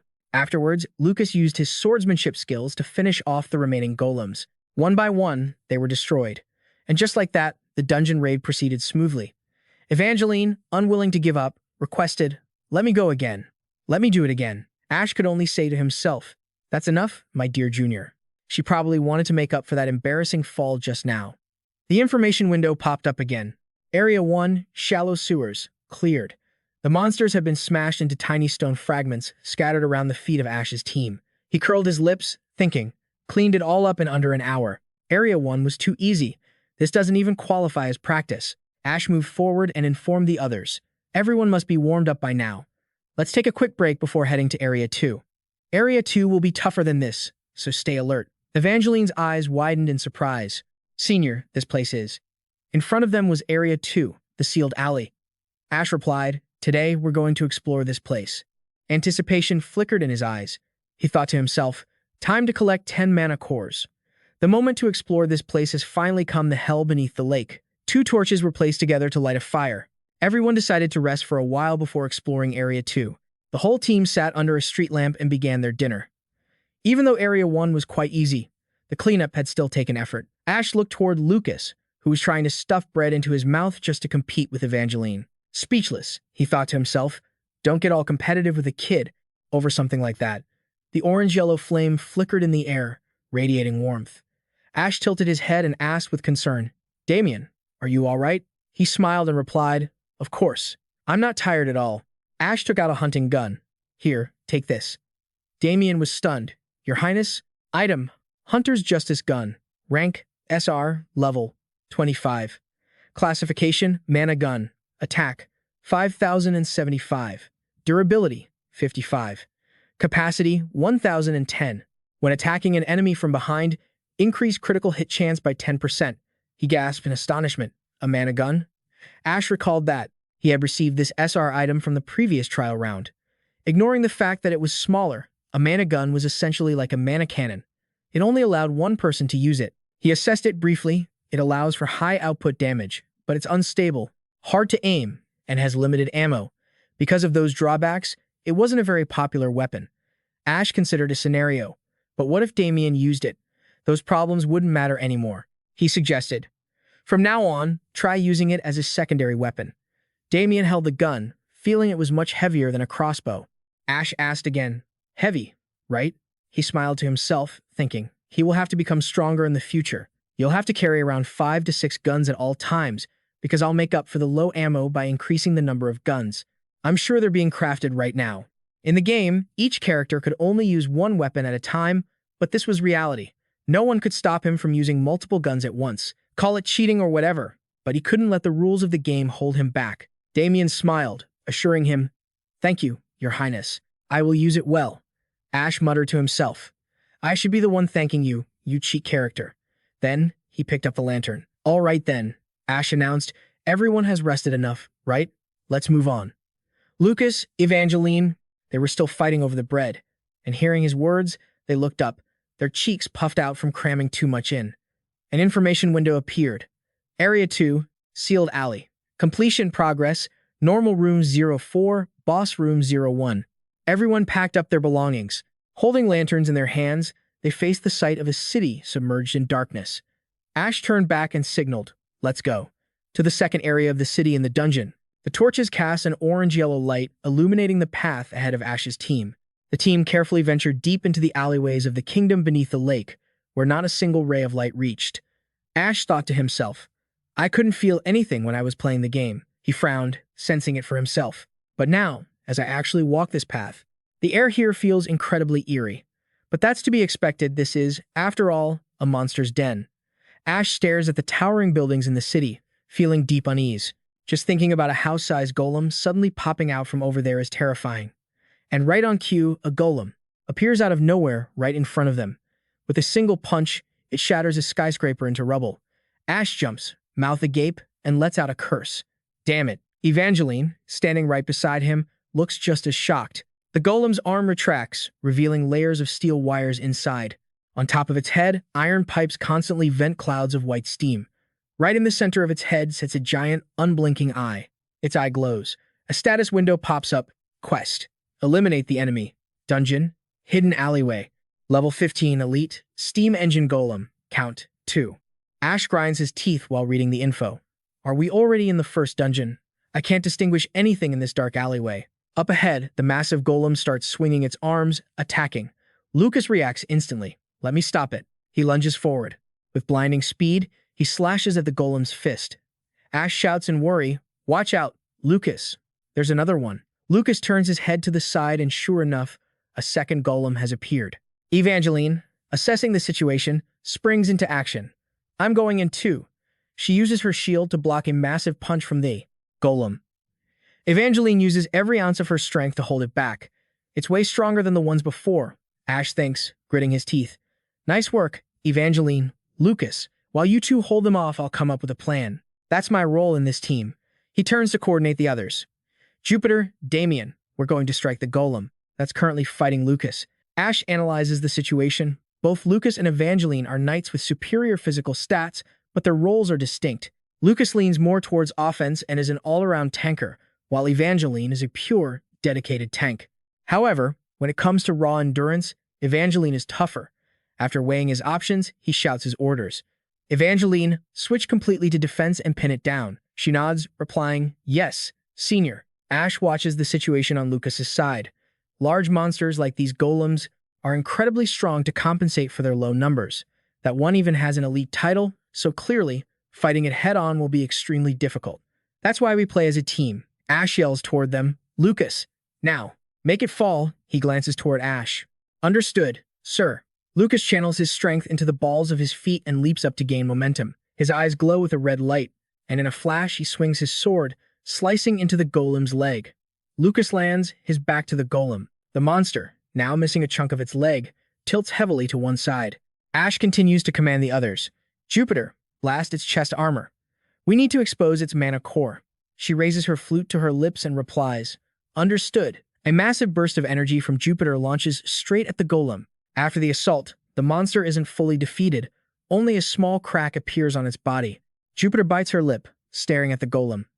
It's not enough, Ash says to her. No, it will be. Damien, nearby, has already raised his gun, aiming. Ash calculates mentally. Damien doesn't need a huge gap. That small crack is enough. Ash signals. Do it. Damien pulls the trigger and fires. The recoil from the massive shot knocks Damien backward. Ash, having anticipated this, catches him from behind. Damien, acting on reflex, lets out a shout. Prince, Ash asks with concern. Are you all right? Damien's eyes are spinning, but he tries to respond. I'm okay. What happened to the golem? Ash smiles and points ahead. Look, the golem has a gaping hole right through its chest from Damien's shot. He lets out a sigh of relief. Phew, good. On Lucas's side, things are finished too. He closes his eyes and mutters, what a tough battle. Ash pants while speaking. That was an elite monster, much stronger than the regular ones. I was caught off guard by the difficulty spike compared to the first area. He concludes in his head. I think the challenge of the second area is fighting a small number of elite monsters. In simpler terms, it's like every battle is a boss fight. On the other side, Evangeline, while blocking a golem, yells out, hey, are you guys resting or something? It's not over on this side yet. Hearing her, Ash jumps in a panic. Right, sorry. You were fighting so quietly that I didn't realize. She retorts angrily. How the hell was this quiet? My armor is about to fall apart here. Ash rushes to point and directs the rest of the team. Let's go, guys.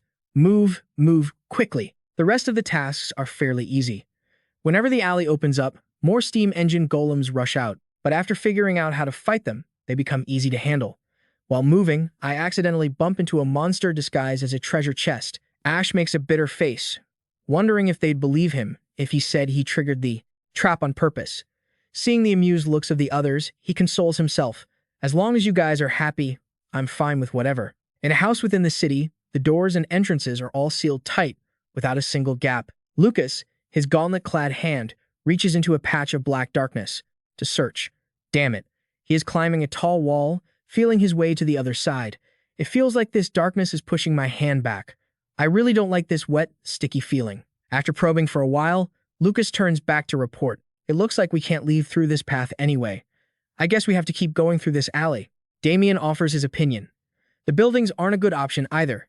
He and Jupiter stand in front of a house that has many small wooden boards nailed over it. It's locked tight, Jupiter says, trying to peek inside. They're magically sealed. You can't open them the normal way. Damien speculates on a possibility. Could they have locked the doors to protect themselves from things outside? Things outside? Ash replies, no, Damien. He states firmly.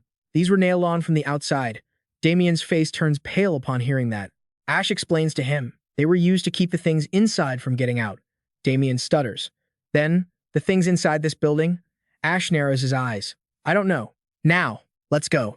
We don't need to know. Let's just keep going, he said, turning around to call the others. Damien, walking at the back, hurried to catch up with them. Understood, my lord. Notification. Sector 2 of the hidden alleyway. Completion progress. 3 out of 4 rooms cleared. Ash suddenly stopped in his tracks, signaling for his team to halt. That's the next room, he remarked. Someone gasped. It's an enormous hub. Ash scanned the surroundings, warning everyone, stay alert. We have no idea when a golem might show up. Evangeline pointed in one direction. Senior, over there. There's a fountain, though the water has all dried up. I also see a statue. The two of them headed toward it together. She held her torch high so they could see the giant statue above clearly. Ash thought to himself, he has a crown on? Could this be the king of the kingdom beneath the lake? After studying the statue closely, he wondered why the statues on both sides had been destroyed. Suddenly, Damien, on the other side, pointed and shouted, "Prince, look over there." His finger was pointed at something glowing appearing in the distance. It was light, shaped like a flame but colored blue, hovering in midair. Ash looked in that direction, thinking, "A light source other than our torches and lanterns. Could it be?" Damien said, uncertainly. "Could that be a person?" Ash, standing nearby, commanded, "Approach with caution. Everyone, ready your weapons." At this moment, the vast center was shrouded in darkness, with only their team present. Ash led the group as they continued to advance. In a city surrounded by monsters, the only thing more dangerous than a monster is a human, because no normal person would live here. Lucas walked in front, staying vigilant to protect Ash behind him. Is this a hostile NPC, or is it a friendly one, or is it just an AI? One wrong step meant the game was over immediately. They couldn't let their guard down. They walked for a while before arriving at their destination. On the ground lay many scattered body parts of golems. Ash glanced at them. These were fragments from the elite steam-powered golems that had been destroyed. He turned his gaze toward a slender figure in a mysterious black cloak standing in front of him, silently wondering, did that person destroy all these elite golems, all by yourself? The mysterious woman tilted her head and suddenly spoke up. "Since you've made it this far," she praised, "you lot seem quite serious about exploring this place." Ash was slightly startled and asked, "Who are you?" The woman turned around to face him directly.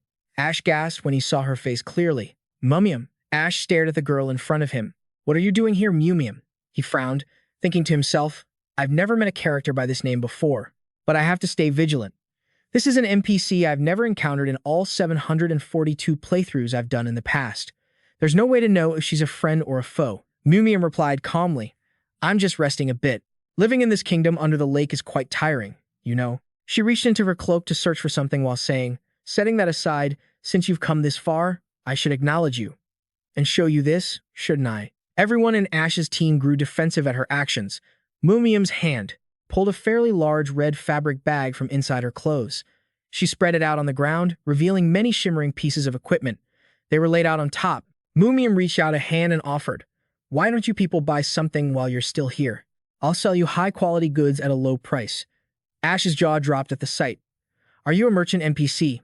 Mumium replied, "I'm not sure what NPC is, but yes, I am a merchant." She continued, acting as if it were nothing. "Right now, I have a buy one get one free offer. Plus, I also have a 30% discount on your first bill." Mumium pointed at a suit of armor, invitingly. "Well, are you going to buy or not? Are you just going to stand there and pass up this once-in-a-lifetime, shockingly cheap opportunity?" She spoke in such an alluring way. "Services like this don't come knocking very often, you know." Sweat beaded on Ash's forehead. His eyes reflected a struggle and hesitation. Finally, he squatted down in front of her and asked, "So, what are you selling here?" Mumium began to introduce her items. "These are things I've scavenged while wandering around this kingdom, under the lake. They are extremely rare items you wouldn't be able to find in the human world. Take your time to examine them and think carefully." All 5 members of Ash's team were amazed by these items. He confirmed in his head, "They truly are high-quality items. Merchants usually sell high-quality goods, but these are even better than that. I guess Mumium might be a useful NPC after all." Ash looked up at Mumium, wondering, "What do I use to trade?" She replied, "Outside currency is useless here. Magic stones or mana cores will do. I'll accept those for trades." Ash realized it then. "I see. Magic stones were also a type of currency, and they could be used for trading inside the dungeons." He remembered. "But in this situation, it's a bit difficult. Every time I got magic stones, I converted them all into currency, and now I don't have a single one left." Ash rested his chin in his hand, his face becoming serious as he calculated. "I didn't think I'd meet a merchant NPC this soon. These AIs were priceless before me, yet I can't even afford them. Should I try pricing the things I scavenged today? Let's see." He brought out a pile of magic stones. "How much will you charge for all of these?" Mumium picked up a few, held them high, and squinted to examine them. "Let me see honestly. They aren't worth much. But since this is your first purchase, and I know how badly you want to explore this place," so she tucked them back into her cloak. Looking at the person in front of her, she said, "As a token of my support for your campaign, I'll let you choose one item for free." When Ash heard that, he could only exclaim inwardly, "Are you a living saint?" He clenched both hands, his face full of excitement. "Don't go back on your word, okay? You said I could choose any item here, right?" Mumium affirmed once more, "I keep my word. Go ahead and choose." Ash hesitantly looked over the shimmering items on the cloth. You said I could choose anything here, right? Mumium confirmed once more. I keep my word. Just choose. Ash looked hesitantly at all the sparkling items on the cloth. What should I pick now? What should I choose so that the rumors will say I made a wise choice? A string of drool ran down Jupiter's mouth as if she were craving it. She held up a ginseng root and said, Your Majesty, this old lady doesn't ask for much. But if I eat this 100-year-old ginseng, I think I'll be at least 15 years younger. Ash thought to himself. She should be choosing equipment, not health supplements. You, old hag, he replied bluntly. Jupiter just gritted her teeth, annoyed, and turned away.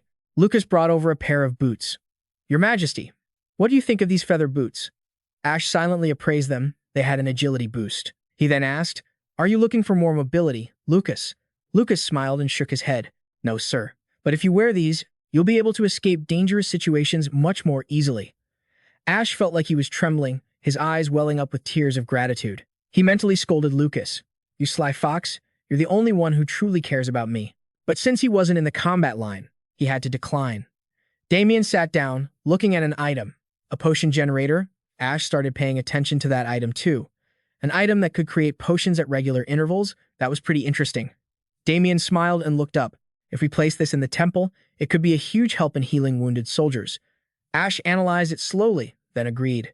That's true. Even though the production speed is a bit slow, if potions are constantly being created like this, it would be a massive support for the wounded. He bit his thumb, thinking, but potions can be easily bought and sold in the other world, so if I take this, it might be a bit of a waste, right? Ash tilted his head toward the person who had been silent until now. Are you not planning on choosing anything? Evangeline waved her hand and smiled. I'm only in this party temporarily anyway. Besides, I'm not really interested in gear, she explained slowly. When I graduated, the headmaster gave me a spear and shield set that were top quality. You said they're currently being repaired at the blacksmith's, right? That's enough for me. Lucas and Ash were both startled. They suddenly remembered, oh, right, we came here to replace her gear, but I got blinded by the items and forgot. Ash leaned in and whispered, Mumium, do you have a shield or a spear? She exclaimed, Oh, I have the whole set. Mumium brought out 2 items and placed them before him. The info board displayed the first item, Devil's Spear, SSR, level 35, type Spear. Attack 3,540, durability 2,020. Damage increases by 30% when hitting enemy weak points. The second item, Giant's Shield, SSR, level 35, type Shield, defense 3,540, durability 2,020. When directly blocking an enemy attack, damage received is reduced by 30%. Ash gasped in amazement, thinking, Nice, very nice. It looks cool and the stats are great. Everything is perfect. But the system board displayed more information. Set, Devil and Giant 22. When both items are equipped, the special abilities of both weapons are increased by 50%. The monster's aura, it disappears. He realized the problem. They were a set. Without both, neither item could reach their true potential. Ash kept biting his thumb, feeling confused. What should I do now? I can't just pick one, can I? Mumium gently reminded him. I told you there's a buy one, get one free offer. Remember? Ash was stunned. Huh, she continued. No need to pay extra, just take the pair. He couldn't believe it. Seriously. Mumium picked up the shield and spear, firmly handing them to him. Yes, take them. It's a set, and besides, they're not useful to me anyway. She only made one request. In return, just keep exploring this place often, and we'll trade again if we meet. Ash felt like he saw a halo around Mumium. Oh, this mysterious woman standing before me right now is starting to look not just like a living saint, but like a guiding light for humanity. His face flushed pink, his eyes watering. Thank you, Mumium. I will put them to good use, he silently vowed. Is this what it feels like to be helped by a high-level player? This rookie would do his best. Ash waved his hand to call the person standing over there. Evangeline, take this. Hearing the call, she opened her eyes wide as she looked at him. Ash had already organized everything in his head.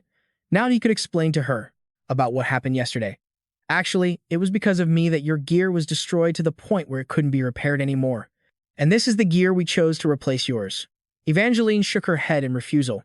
I was the one who started the battle yesterday, and you were just trying to stop me, she reasoned clearly. Even though my gear was damaged in the process, the destruction was ultimately my responsibility. It's not on you. Ash pursed his lips, changing his tactic. Then, this isn't a replacement. It's a gift. Evangeline wanted to refuse again. Please, Forgive me. Before she could finish, he used lightning speed to equip the shield and spear onto Evangeline. Just take it. Look, when someone older gives you something, what you should do is say thank you and accept it. See. See. It looks great on you. Ash was happy after getting it done, rubbing his hands together, not giving her a chance to refuse. This is a graduation gift for you, personally bestowed upon you by the prince, a senior from your school. Evangeline Cross, you wouldn't turn down a gift from someone in the royal family, would you? He also added silently, and this is also for the sake of the late Cross, who sacrificed himself to protect the city. Ash said to himself firmly, he deserves to be praised gloriously.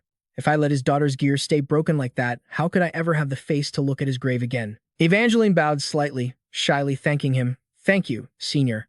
I will make good use of it. Ash replied, don't mention it. Jupiter felt indignant and shouted loudly, what about me, your highness? Where is my gift? Ash didn't hesitate for even a second, bluntly reminding her, I am already paying you your salary. Behave yourself. Ash thought to himself, I'll give you a magic item if one shows up, so just be quiet for a second. Lucas also whined, what about me? And me too. Prince Ash replied simply, I already made you a brand new set of armor, didn't I? He added to himself, I have an entire equipment plan already laid out for you, so don't worry so much. Damien smiled gently, I'm fine, your highness. Inside his head, Ash muttered, you better feel fine. I just gave you a mana gun. That thing is worth its weight in gold, no joke. Jupiter pulled out a blindingly yellow magic stone and stared at it. Hey you, merchant. I'll take that. She grabbed the ginseng, grinning with extreme satisfaction. If I eat this, Ash watched her curiously. Where does she keep pulling those magic stones from? Her hands began packing everything back into her red fabric bag. The scene shifted as Ash's voice spoke. By the way, Mumium, may I ask you something? She replied, oh, sure, if it's within my knowledge. He asked directly, do you know anything about the flute player? The flute player, you say. Mumium lifted her head, glancing at him as she asked back, who is that? Ash described a few of his characteristics to her. He is a wanderer wearing a black hat. He controls monsters with the sound of his flute. According to my deductions, his origins are from around here. Mumium rested her chin in her hand, pondering. Oh, that guy? There are a lot of weirdos lurking around the bottom of this lake, but that one is especially notorious. I know that name, Ash wondered in his head. He wasn't an NPC worth noting in the game. Is he such a notorious figure here? Mumium pointed in a direction. If you continue toward the middle of zones 3 and 4, you will find a fairly large safe zone. That is where a large portion of the people who still kept their sanity after abandoning their kingdom usually hang out. She told him, explaining that people here call it the base of operations. Ash pursed his lips, recalling the available information. The base of operations. Huh? I heard of that place. A safe zone that unlocks after the third area is completed. It's the refuge for the majority of NPCs in the game, and it's also where all the important facilities and merchants in the game are. Mumium turned, preparing to leave. It is highly likely that the one you need to find is currently at that location. Even if he doesn't appear there, you can still gather more information from others at the base. Although they still had a long way to go, she tilted her head to look at Ash. I believe you won't have any trouble getting there. Before leaving, Mumium left a parting remark. Well then, see you next time. I hope you all manage to keep your lives until then, Damien asked curiously. A merchant showing up in a place like this? She seems incredibly interesting. Lucas stared in the direction Mumium left. That woman. I don't feel like she can be trusted. Ash glanced to the side and asked, why? He replied with only 4 words, she's too strong. Lucas recounted the details he had observed. To be able to show such a calm and relaxed attitude while handling all of this by herself. She is exceptionally powerful. After hearing that, Ash thought to himself, well, if I train you for the next 3 years, equip you with full gear, level you up, and unlock all your special skills, you'd be able to do this easily too. I guess it's not unreasonable to view her as a monster now. But if it were me, I would classify Mumium as a friendly NPC. No way a bad person would give me an SSL grade gear set. Snapping out of his own thoughts, Ash clapped his hands twice to call the others. All right, that's enough chatting. He signaled for everyone to go destroy the boss. He confirmed that the next part would be the boss room. The system board appeared, Hidden Alley Quest Area 2. Progress. Regular rooms, 4 out of 4. Boss room 0 out of 1. Ash was full of determination. Time to take down the boss and loot the treasure. His whole team reached the front of a house. The door had been cut, hanging wide open. Ash looked up to examine the cut. Looks like something broke the seal and got out. I don't know what was locked inside, but it seems the seal was pretty useless. Huh? Anyway, the path is inside. Let's head in. Damien's face turned pale and he hesitated, asking, "Do we really have to go in there?" Evangeline seemed to share his opinion. "Perhaps we still have time to turn back." Ash gave a slightly threatening smile. "You guys, quiet down. How can we do that after coming all this way, without even seeing the face of the boss? How could we move forward?" After going deep inside, his footsteps stopped. Someone in the team spoke up. "Is this some kind of storage area or something?" Another person marveled. "It's huge." Lucas shone the torch in his hand near the wall of the room. "I see traces of mold and dampness on the floor, walls, and furniture. I think this place has been flooded for quite a long time." He turned his head to look at the person standing behind him. "Could there have been a flood that entered here?" Ash explained simply, "Well, we are at the bottom of a lake. It's not a surprise that things are wet." Damien's hand trembled, pointing in one direction. "Your Highness, over there." Ash asked, "Is something wrong, Damien?" He pointed at something lying motionless on the ground. "It's there." Ash asked again, "What's there?" After seeing what Damien pointed at, Ash widened his eyes and swore. "What the hell is that?" He couldn't believe it, asking himself, "Isn't that just a pile of scrap metal?" Right at that moment, the information board appeared, issuing a quest. Defeat the boss of the Hidden Alley, level 20. Steam-powered giant golem, the janitor of Warehouse 3, Ian Bulak. Ash frowned, reading the information on the board carefully. Why does this person's name appear again? You remember a situation identical to the one with the warden in the underground palace of the first district. Another boss with a person's name? Is there a reason for this? The golem, which was lying motionless, suddenly springs to its feet. It even starts speaking. "Oh no, I fell asleep again." It seems to sense something and turns its head, its center eye glowing as if searching for someone. The golem raises its two arms, aiming at where Ash's team is standing, preparing to attack. Well, it's time to do some cleaning again. From within the two arms, the golem is holding out fire, a blast of red energy. Its attack streaks toward where Ash's team is standing. Lucas and Evangeline both dash forward simultaneously to block the attack, shouting loudly, "It's dangerous, Your Highness." The golem's blast strikes the surface of Evangeline's shield and is deflected in another direction, causing a small explosion. Jupiter tilts her head to look at it. She exclaims, "That's light magic. It's rare to see that with one's own eyes these days." She asks Ash, "Your Highness, you've already thought of a strategy to deal with it, haven't you?" He smiles and replies, "Of course." He silently analyzes it in his head, slightly surprised that its size is even more massive than he expected. "But I know exactly how to handle this giant. There isn't a single enemy in this game I haven't mastered." Ash shouts at Lucas and Evangeline, "Don't let its size panic you. Use the same tactics as before. We just need to destroy the energy cores and we're done." He starts analyzing, but this guy is too big, which means it has many cores throughout its body. 2 arms, 2 hands, 2 legs, its chest, and its head, a total of 10 energy cores. Evangeline is startled and repeats what she just heard. 10 cores? Lucas also wonders aloud, does that mean it won't stop unless we destroy all of them? Ash nods and points forward, answering confidently, "If you want to destroy it completely, yes. However," he slowly explains, "if you destroy the energy core, the corresponding body part will stop functioning. Our first target will be its arms." Jupiter activates the power within herself. "Got it. Then I'll head in first." Damien takes the gun Ash gave him earlier. "I'll handle the right arm." At the same time, Jupiter's attack blasts the golem's left arm, and Damien's shot accurately strikes its right arm. The metal surface on the golem's arm shatters, releasing a cloud of white smoke. It gathers power. Ash signals everyone. "Next is the legs," he yells out, commanding, "Disable its mobility." Lucas and Evangeline stand by. The golem remains standing, moaning. "My back hurts so much, it swings one arm up high. Is it because my life is slowly being wiped away?" Ash narrows his eyes, observing the golem's spinning arm. It's using its arm to attack. The golem's arm slams down where Lucas and Evangeline are standing, shattering the ground. But they manage to jump away just in time to dodge. Ash silently praises them. "Nice dodge, Evangeline and Lucas." He uses his hand to cover his face, from the dust and debris blowing toward him. In his mind, he assesses. It's very strong, and its attack range is too large. Evangeline screams as she lunges forward again. "Attack! Jump, you piece of junk!" The tip of her spear accurately pierces one of the golem's feet. Counterattack! Lucas, by her side, also turns back to look at her. "I can't be left behind." He uses lightning-fast speed to dash past, the sword in his hand, slashing a line across the golem's leg. Its legs are completely shattered into many fragments. The golem raises one of its remaining arms. "I also want to go to the royal court and study magic one day. I'm tired of having to clean this place like a machine." Then Ash shouts out orders, Evangeline, fall back and defend. Jupiter, Damien, attack its right arm. All three act simultaneously, attacking the golem very quickly. Its right arm is also severed. The eye right in the middle of the golem's head glows. Its mouth is still muttering. One day, I will create cleaning magic to help my colleagues have an easier life. Before it can finish its sentence, countless attacks from many directions strike its body. Finally, the golem's entire body collapses onto the ground. Lucas's foot steps onto its iron body. Taking a few steps, he gathers strength in both hands and stabs his sword deep into the golem's body at the spot he just pierced. A blinding light shoots out from its chest.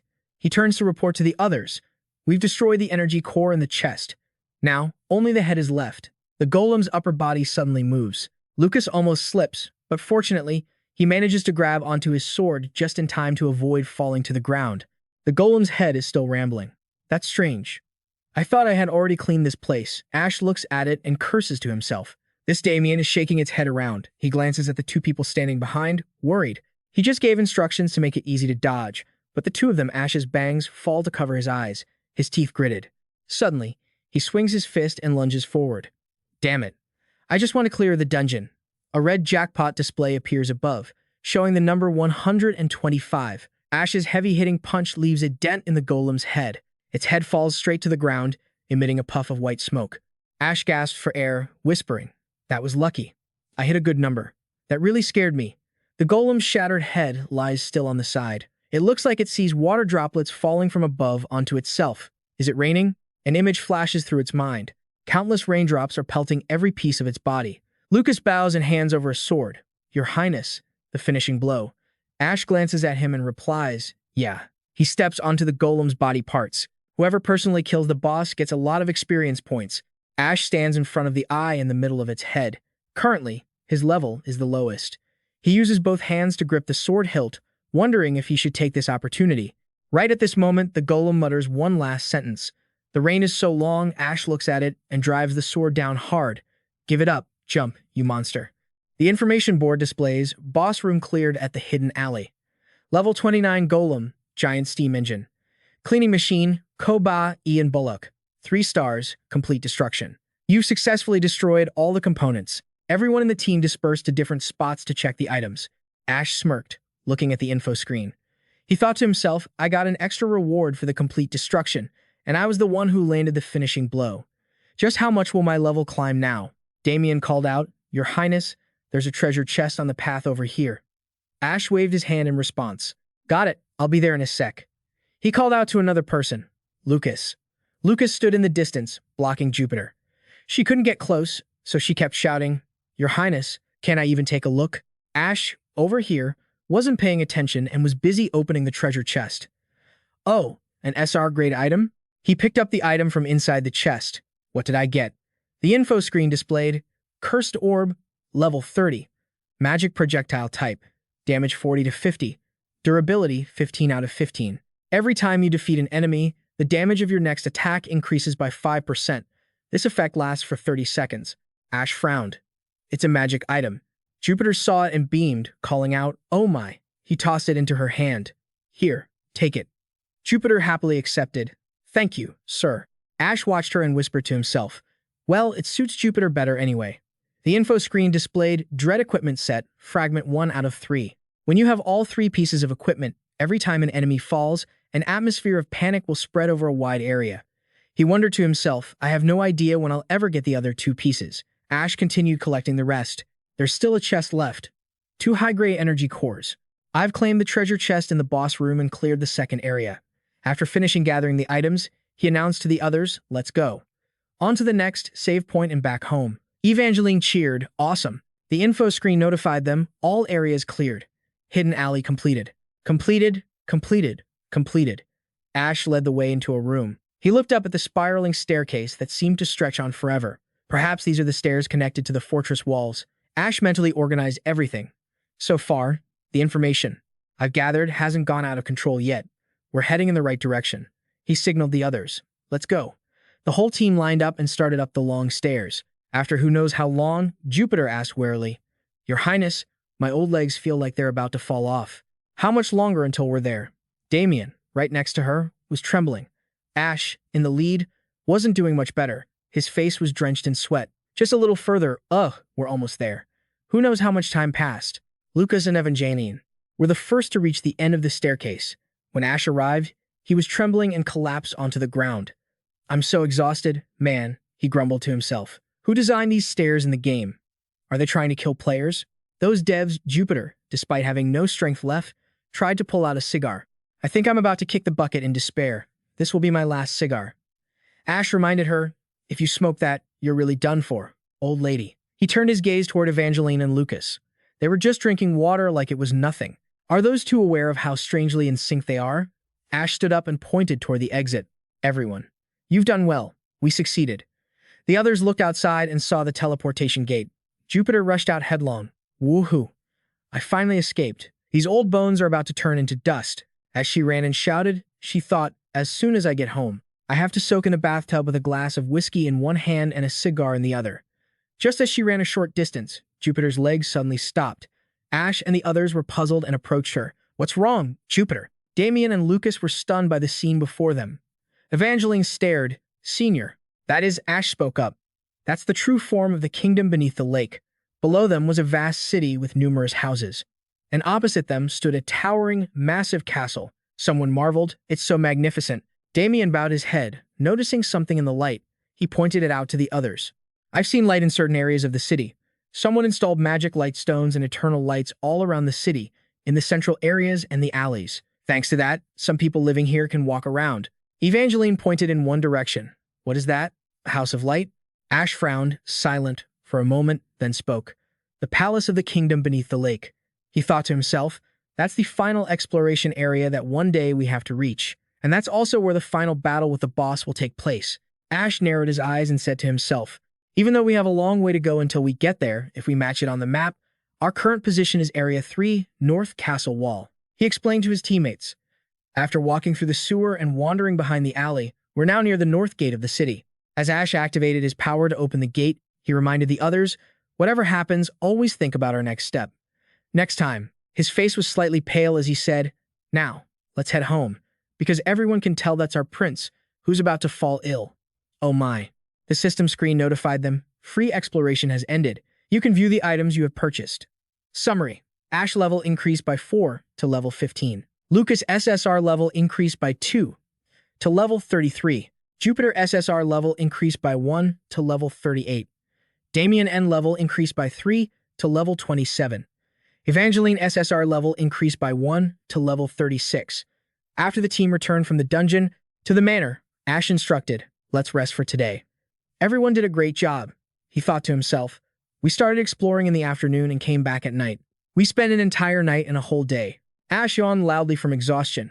I should get some rest too. He whispered his plans in his head. I'll sleep until evening, eat something, and then get to work. Who knows how much time passed? He opened his eyes and woke up. Ash looked at the clock and saw the hour hand between 4 and 5, while the minute hand had just passed the 1 mark. He sat on the bed in a daze for a while. He said to himself, I can't organize the items I got yesterday until dinner.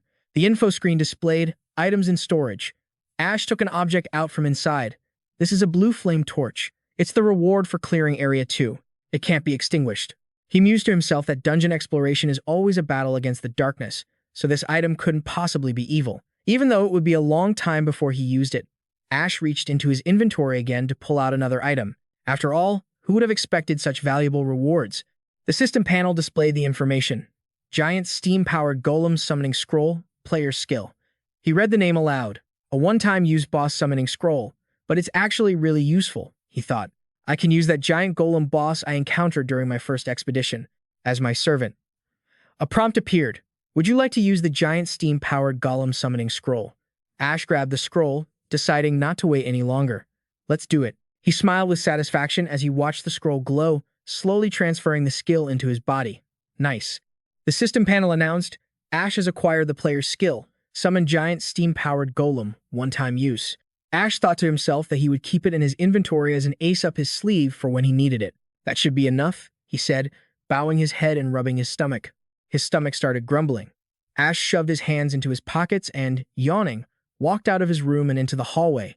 He entered the kitchen and called out, I wonder if there's anything to eat. Evangeline and Lucas were inside, munching on vegetables. They were startled when they saw him and blurted out, "Prince Ash." He looked at the two of them, puzzled. "What are you two doing?" Evangeline recounted the situation. "I came to the kitchen because I was hungry, but this guy was already here." Ash looked at the empty rice bucket and bowls on the floor and understood, so they had raided the kitchen together. He walked toward them and asked, "I came here because I'm hungry too. Is there anything left to eat?" Lucas and Evangeline hung their heads and replied, "Except for what we've already eaten, there are only a few raw ingredients." Ash asked them, "Are you two really that hungry?" Evangeline and Lucas nodded vigorously in unison. He rolled up his sleeves, walked into the kitchen, and smirked at them. "All right, wait at the table. I'll make a few simple dishes." Lucas watched Ash's back. "Prince, you know how to cook?" Ash reached up to open the high kitchen cabinet and replied, "A little." Evangeline felt curious. "You're royalty, but you can cook for yourself." Ash tilted his head and asked back, "So what? Is there a law that says I can't? Even if there was, what would you do about it? I am royalty, after all." He thought to himself that he was so hungry, he would cook whatever he could. Ash remembered back in the modern world. Ramen with onions, eggs, and kimchi, that's perfect for a late-night meal. Here, that's impossible, though. He inspected the cabinet. At least the house had these ingredients: butter, milk, eggs, spices, and bacon. Something clicked in his mind. Ash used his blue flame torch reward to light the firewood and fire up the stove. He placed a pan over the flames. He threw in a knob of butter and waited for it to melt. Ash's expression became focused. He stood alone in front of the stove, his hands moving with lightning speed. After a while, he placed a plate of food on the table. "There you go. Finish eating and go get some sleep." Both Evangeline and Lucas gasped in admiration as they saw it. Ash introduced it: royal French toast. In his head, he added, "Made with milk-soaked bread, eggs, honey, and fried, and bacon and salad sandwiches." He picked one up and took a bite. Sigh, Ash felt a little regret. "We don't have ketchup, mustard, or mayonnaise." But it was good enough. After trying a bite, tears streamed down Lucas's face. "It's delicious. You could replace the royal head chef. I can't believe I'm eating something made by the prince. I'm sure this honor will be passed down for 3 generations. Ash reminded him, "Don't be dramatic, just eat." Evangeline, sitting opposite, was eating with her cheeks puffed out. "It's really delicious. It's similar to what they sell at the festival stalls." Lucas agreed with her. "Exactly." Ash thought to himself that it was a street food-style French toast recipe. Suddenly, Evangeline bowed her head. "This reminds me of when I was little," she said, slowly recounting. "When I was young, I would hear sounds coming from the kitchen. And when I went to sea, my father would be devouring food he made in a hurry. Monsters could invade at any time. He would return at night after defeating monsters and eat a simple meal to satisfy his hunger." Evangeline stared at a spot, her lips curling into a soft, light smile. "He would come back, covered in dust and blood, toss whatever was in the kitchen into a pan, and fry it.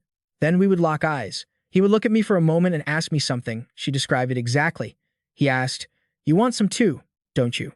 Evangeline exclaimed, "Just like that." Ash exhaled, looked at the person in front of him, and asked, "So you ate too?" Evangeline pulled on one of her soft cheeks. "It was his fault for feeding me too much, and that's why my cheeks are still round. To this day." Ash complimented her. "That's cute, and it makes you look like a kid." Evangeline turned her gaze toward a corner of the room.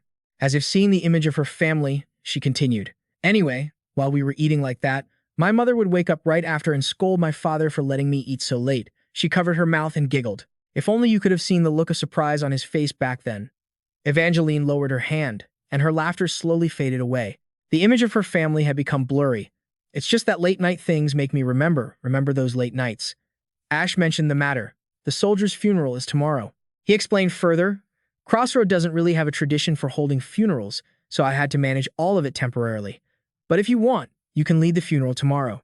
Evangeline was silent for a moment, then refused. "No, I want you to oversee them," she said. "I respect my father. I think he was a great man. He protected the people here his entire life." Evangeline hung her head low. "But I still can't forgive him." She looked at the person sitting across from her and asked, "Your Highness, you already told me, didn't you, how my mother passed away?" Evangeline repeated it to herself. "My father protected the city and let my mother go forever. I will never forgive his choice. But even though my heart aches, I still understand what he was thinking. Protecting the city is the duty of the Lord, and my father was only loyal to his duty. But the day we buried my mother's coffin in the orchard, my father didn't show up. Instead, he's busy fortifying the southern military base because he has to prepare for the next battle. Because that's the duty of a lord." Evangeline's hand, resting on her dress, clenched into a tight fist. Because that was more important. She continued, I realized it when I buried my mother's empty coffin on his estate. Evangeline concluded, so, what does that make the leader of Crossroad? And I could never be that person. Ash looked at her and asked, is that why you're leaving? Evangeline replied softly, yes. She closed her eyes, bowing sincerely to him. Thank you for arranging my father's funeral in my place. Your Highness, even though I believe Count Cross was a respectable man. Facing Ash once again, tears welled up in the corners of Evangeline's eyes.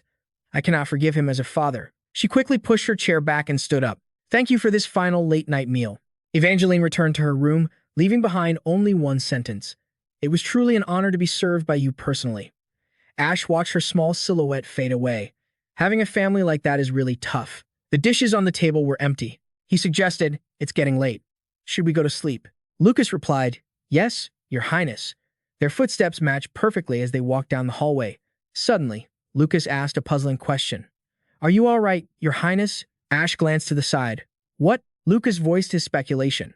Your Highness also has a complicated relationship with your family, right? And that's why you helped Miss Evangeline. Ash broke into a cold sweat, his mouth agape. He thought to himself, oh, really? A complicated relationship? Wait, aren't I just a player? Lucas bowed his head, deep in thought. You must have seen yourself in Evangeline's past. I know I shouldn't say too much, but I know a lot. He looked up, face to face with Ash, and asked, did I say something wrong? Ash felt a bit startled, thinking to himself, I can't answer that if he's asking out of genuine concern, or maybe he's testing to see if I'm the real Ash. The two of them stared at each other for a long time. In his head, Ash told himself, I can't say a word, because his entire body had frozen at that moment. The two of them stood there awkwardly. He thought to himself, Lucas has suddenly become strange. What is the purpose of that question? How should I answer this? The image of Ash sitting regally and powerfully on the throne consumed his mind, because Ash was the Emperor's son. I'm sure his family isn't as simple as it seems on the surface, but how could I possibly know about Ash's family? While he was hesitating, he saw Lucas hurriedly bowing, bending over to apologize. Forgive me, please forgive me. I shouldn't have asked such a sensitive question. Ash quickly brushed it off. No. It's just that you asked so suddenly. My brain didn't have time to process it. Lucas offered a gentle smile. Your family and Miss Evangeline's will be just fine. Ash thought to himself, that's $1 million smile. He forced a smile, his face pale, as if he had just survived a catastrophe. Yeah, thanks. Heh. He quietly reassured himself I was just overthinking it. Maybe he was just curious. Ash hurriedly shooed him away. Anyway, good night. See you tomorrow, Lucas. Lucas enthusiastically replied, yes, Your Highness. Good night. As soon as he sent him off, Ash slammed the door shut. His face was pale, cold sweat dripping down, gasping for air. What? Ash has family issues? I need to look into this later. Ash spread out the hands that didn't belong to him, silent. This reminds me, this isn't my body. Good heavens, taking on someone else's identity really isn't easy. Under the beautiful sky, he stood beneath the great fortress wall the next day.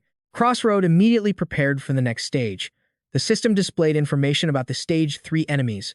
The monsters all looked massive, formidable, and threatening. This time, it was a golem army. There were only a few monsters, but they were all elite. We need to adjust our strategy and defense machinery accordingly. Currently, we have about a week until Stage 3.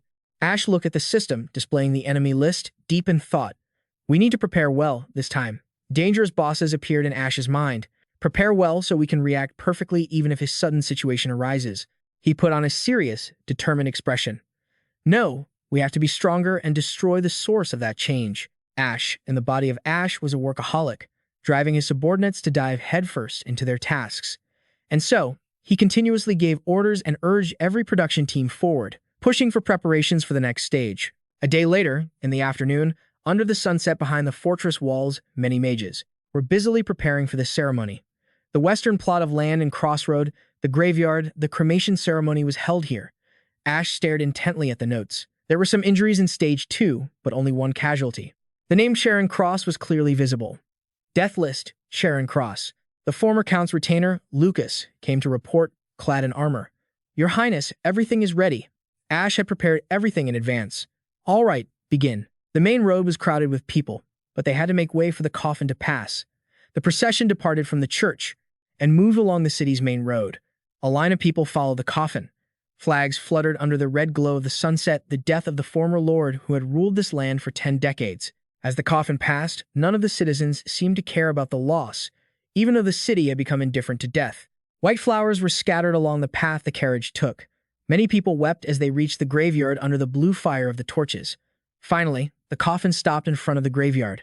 The sun cast red rays of light. Large flags were hung solemnly with guards present.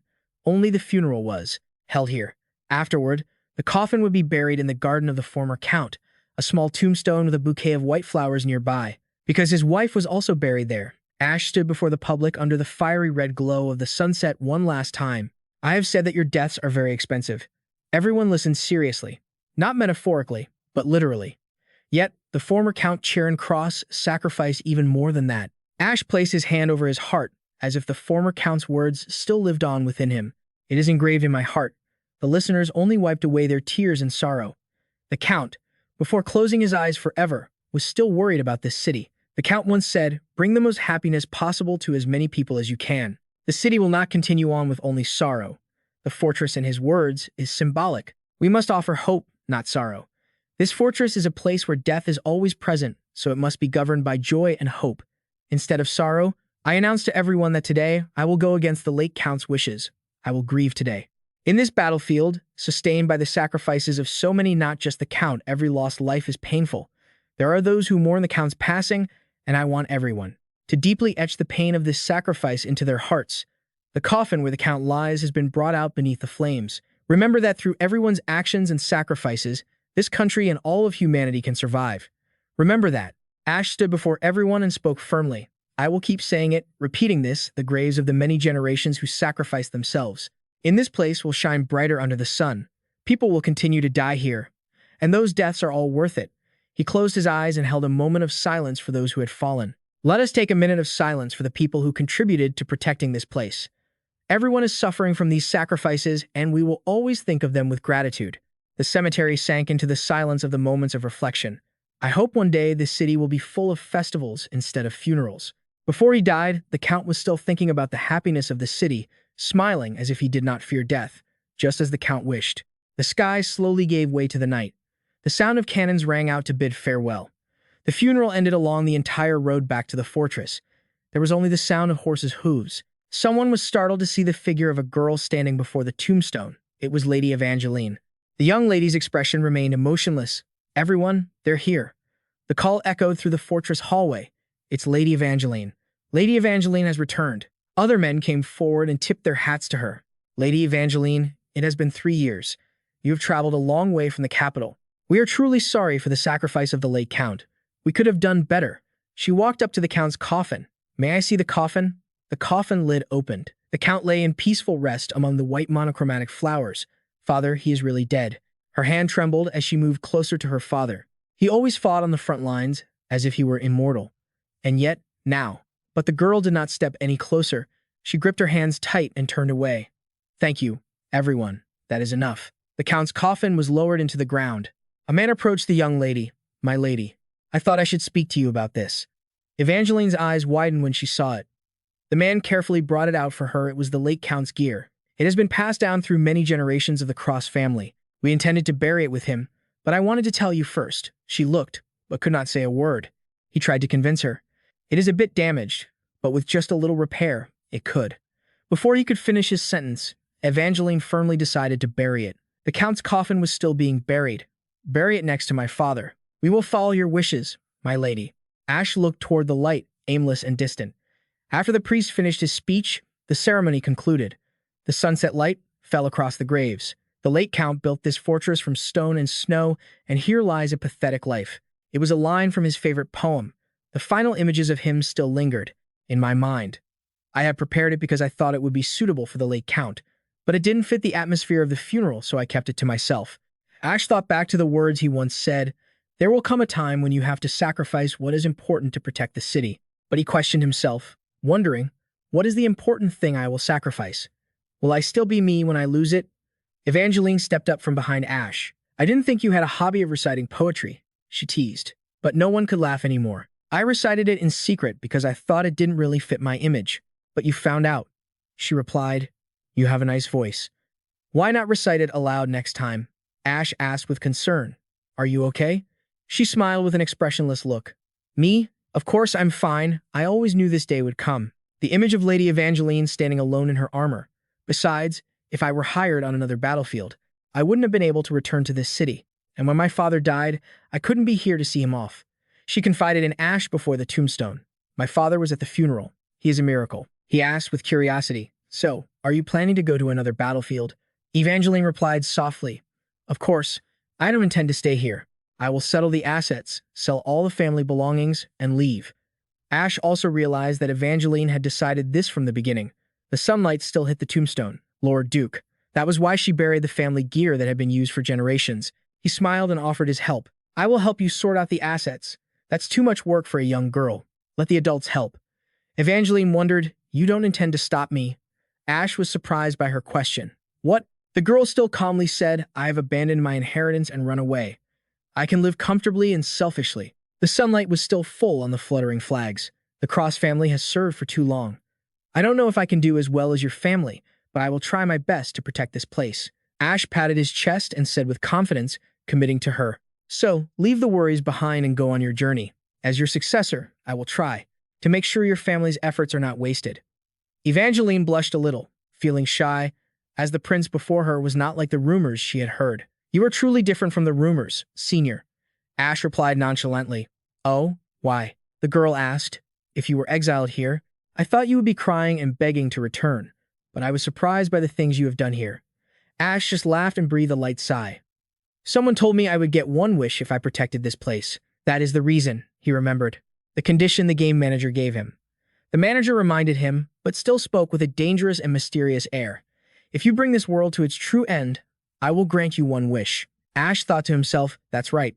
I'm not working hard because I'm a saint or something like that." He remembered the feeling of boredom with his previous life. "I only do it for my own personal desire," aiming for that conclusion.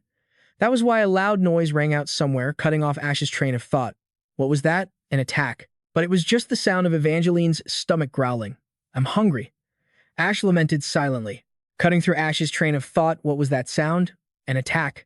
But it was just the sound of Evangeline's stomach growling. "I'm hungry," she said. Ash silently lamented. "Is your stomach always growling like that when you're hungry? It sounds like thunder." "Evangeline, are you looking to go get something to eat? You've worked hard, senior. The food you made yesterday was amazing. Let's go eat." Ash thought to himself with an excited grin. A survivor must eat to keep on living. He regained his energy and shouted, "Let's head out and get some food." Everyone answered in unison, "Yes, Your Highness." The evening light descended, and the funeral had come to an end. Sunlight spilled over the gravestones of those who had closed their eyes for the last time. The dead were buried, but the living had to keep moving forward. The next act was drawing near. The sky was clear. Everything was favorable for the preparations for Act 3. After that day, I was juggling two tasks at once, the daily grind and preparing for the next act. The Cross family crest was etched large and clear on the solid, sturdy stone wall. The second task was to liquidate the Cross family's assets. Ash had spoken with Evangeline at the end of the late Count's funeral. Evangeline had refused the title of Countess and wanted to leave this place behind. It's best to settle the family estate and hand it over to her so she doesn't have to return here again. The manager let out a sad sigh.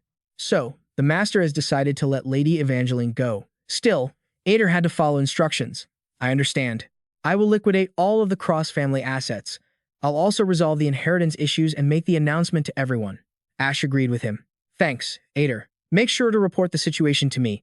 Ader, while working on the system with a bored expression, replied, "Of course, but selling everything within a week is nearly impossible." His hand rested on the screen. Most of the Cross family's assets weren't liquid cash, they were territories. Not many people will be able to buy them within a week. Ash offered a suggestion: use his own money to buy back the assets. "In that case, buy them under my name, and make sure to pay a fair price," he said with determination. "I want to liquidate everything in 1 week and send Evangeline off before the next act begins. If possible, everyone in the Cross family except for Lady Evangeline was already dead. Every member of the Cross household had sacrificed themselves there. Evangeline was the last descendant, or in other words, the only survivor. Ash wanted to keep that cheerful look on her face without her getting entangled in any trouble. At the very least, Evangeline should get far away from here without being dragged into the war before she leaves for distant lands. The Count had asked that of him. It was the late Count's final wish, and I will fulfill it." Ader smiled, ready to comply. "Understood. Trust in me, Your Highness." Ash assessed him. Ader was clearly a useful secretary. I'm certain he will handle everything. The digital screen displayed 8 days and 11 hours until Act 3 begins. Time was flying by like the wind. And the next act was closing in. Ash clenched his fist.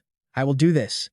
He looked at his tightly gripped hand, his eyes filled with determination and resolve. So, it is possible to complete this game without trading human lives, without sacrificing morality.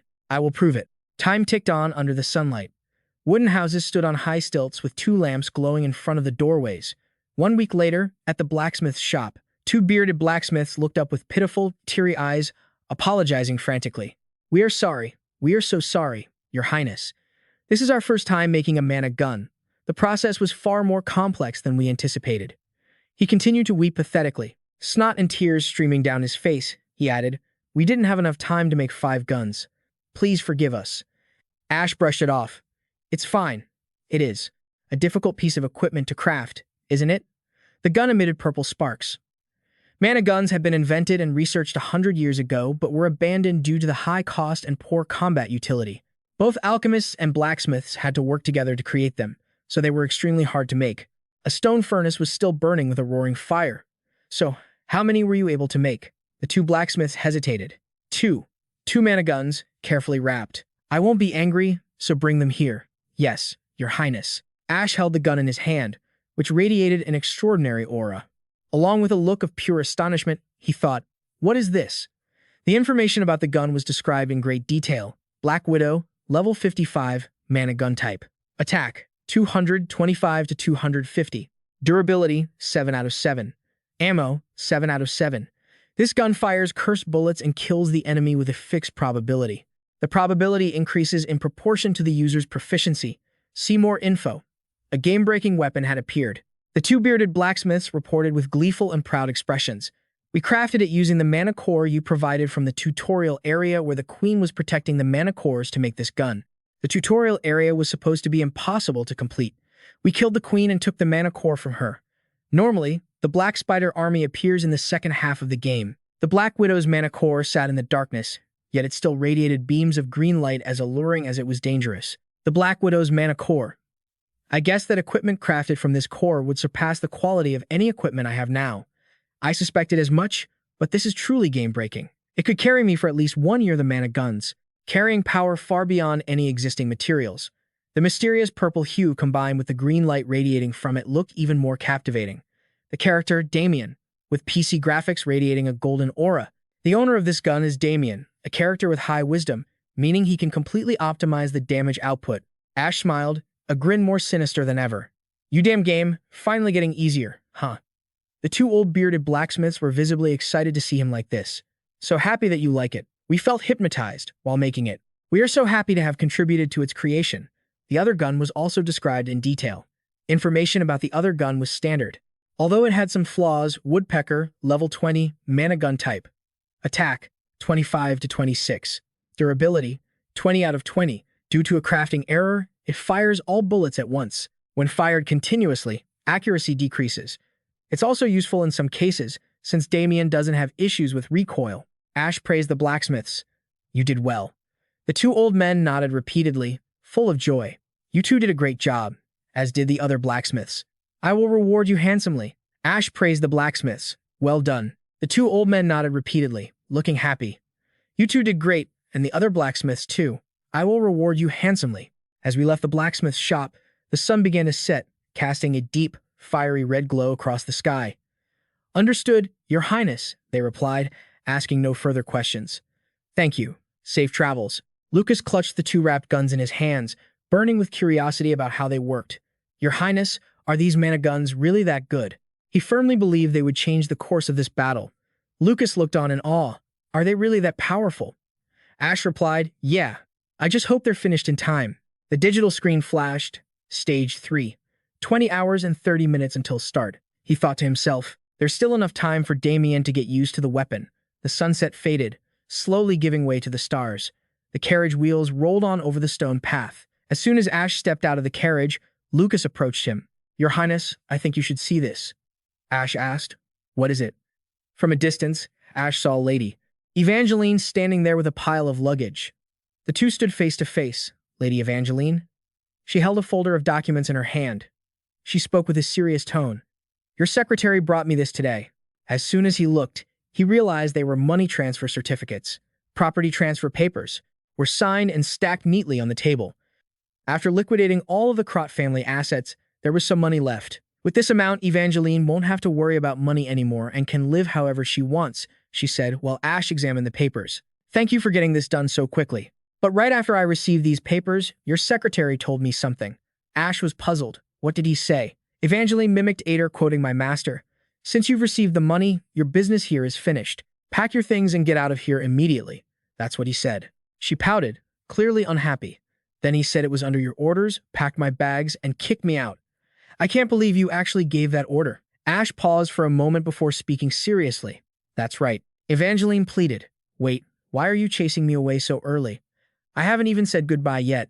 Ignoring her look of shock at his sudden shift in attitude, Ash remained blunt. If you're going to leave, do it quickly. No need to make a scene. The golems, with their glowing red eyes and massive, hulking bodies, exuded heat from their backs. Tomorrow, this place will be a battlefield. Do you really want to get involved? She hesitated, but Ash didn't care. He shouted, Shut up and go. You have no connection to this city anymore. At twilight, in front of the fortress, they stood facing each other. Evangeline still tried to persist. I can help in the next battle. Just as he had helped her before, Ash sighed and covered his face with his hand. Go. Evangeline's luggage lay on the ground. If you're leaving, leave properly. Don't worry about this anymore. She still wanted to stay, but he replied decisively. I can protect this city without the help of a kid like you. She forced a smile, though she was breaking into a cold sweat. You've seen me fight. I can handle it. I can do even more than that. Suddenly, Ash roared, his face darkening with visible veins popping out. Evangeline flinched, her eyes shimmering like a scolded puppy. He shouted, Didn't you decide to leave your hometown behind and start a new life? That's why you gave up your position and inheritance. You left behind your home and everything that tied you here. Evangeline stammered, I have. But he barked again. If that's what you decided, then do it. Leave and don't look back. The fortress was in a brutal war zone, with dust and smoke filling the air. Just as she said, this battlefield is full of ash and death, and if you step into that mess, you won't be able to escape. Ash handed the folder back to her. Stop getting involved in this fight against the monsters. Leave here forever and go do what you love. Ash paused for a beat. He recalled the last words of her father, the Duke. To live freely and do whatever you want was the final wish of her father. Evangeline's eyes widened when she heard that. Ash handed her the documents. She had said she wanted to be a bad daughter, wanting to do everything contrary to her family's wishes. Ash's expression was serious as he spoke. But at least listen to your father's final wish. Ash closed his eyes, turned around, and walked away without looking back. You're an outsider now, and this house doesn't belong to you. She grabbed out desperately. Senior, wait. Evangeline could only sadly watch his retreating back. Ash, go inside. Meet with the others. We have a meeting about tomorrow's battle. I hope you'll leave right now. Evangeline shouted, Thank you for these past few days, Senior. I mean, Your Highness. The door opened, letting out a blinding light from within. She yelled, hoping he would hear her words. I will visit my parents' graves one last time and leave Grotrod. Evangeline bowed, saying her final words before departing. I pray that victory will always be with you, Your Highness. She remained bowed, her eyes filled with determination. And I hope luck will always be with you, kid. The door closed. Ash slumped to the floor and sighed, which made Lucas remark, You didn't have to be so harsh with her. He immediately retorted, If I were lenient, that kid would still be clinging to this place. Didn't you hear her? I can handle it. That's why I couldn't compromise on this issue. Evangeline picked up her luggage, her eyes looking far away. She let out a sigh of relief. Ash looked out the window at the sunset. Not every farewell needs tears. A bundle of banknotes is enough. He thought to himself, I guess she said she'd visit the graves one last time. Ash turned away, biting his lip. Goodbye, SSR cheat character, Evangeline. He pulled himself together. All right. What's gone is gone. Let's get to work. Lucas nodded happily. As you command, Your Highness. The door slammed open as Lucas shouted with a joyful face. Is everyone rested enough? The others in the room looked exhausted. Lily, her face pale and sweating, complained. Why is it me again? Ash silently judged our grand mage. Lily, he wore a sinister, devious grin, as if he'd never had more fun. Don't you like peace, Lily? It's time to do this again. Lily cried and whined, grabbing the prince's collar. Please, send me back to the workshop. I'll work there until my bones rot. Please. Ignoring her pleas, we have less than a day until the battle. Let's use the same tactics as last time. Ash put the mana gun into Damien's hand. And Damien, I have a gift for you. He was puzzled. Your Highness, this is he asked. You like it? It looks beautiful on the outside, doesn't it? As Ash was introducing the gun, Damien, with a loud boom, the door swung open. A soldier rushed in, breathless, reporting from the scouts, Your Highness, a swarm of monsters has appeared.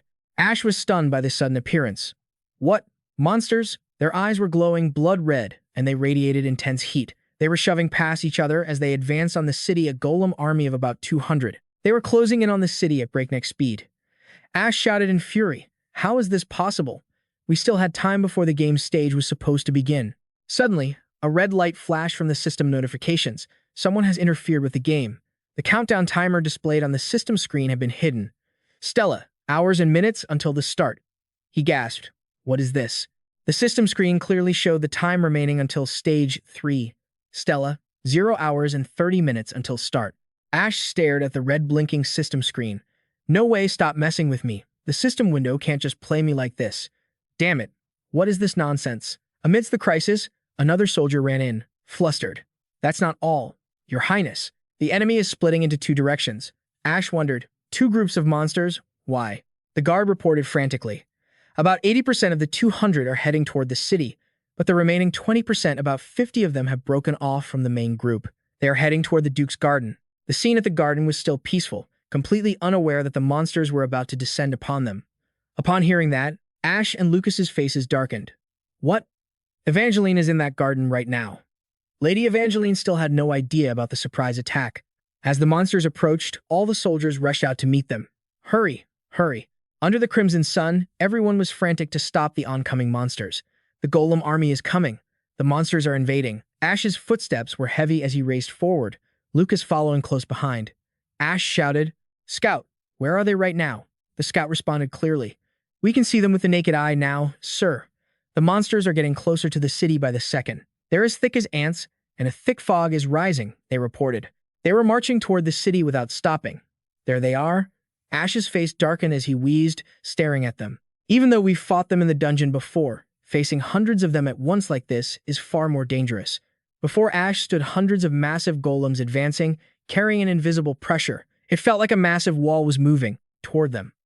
With a grim expression, he shouted at the scout, When will they enter the cannon's firing range? The soldier replied quickly. At this speed, less than 15 minutes, sir, Ash commanded. Everyone, get ready. Fire as soon as they enter range. Hurry! Lucas, clad in silver armor, looked serious and concerned. Prince, are you planning to leave her alone? Ash gasped for air. Why? He gritted his teeth, veins bulging on his face. Why did this stage start so suddenly? And what is the reason for the monsters splitting into 2 groups? At the Duke's garden, Lady Evangeline still had no idea what was coming. Ash thought angrily, why now? This can't be random. All of this happening, it can't just be a coincidence. He assessed the situation with malicious intent. His gaze turned icy, sweat streaming down his face. Someone is intentionally trying to control this situation the way they want. The screen flashed again. Someone is trying to interfere with the game. So, what is their goal? Ash wondered. Why are they so determined to ruin this game? The high officials inside the fortress approached, saying solemnly, My lord, we have heard the news. Please send us there.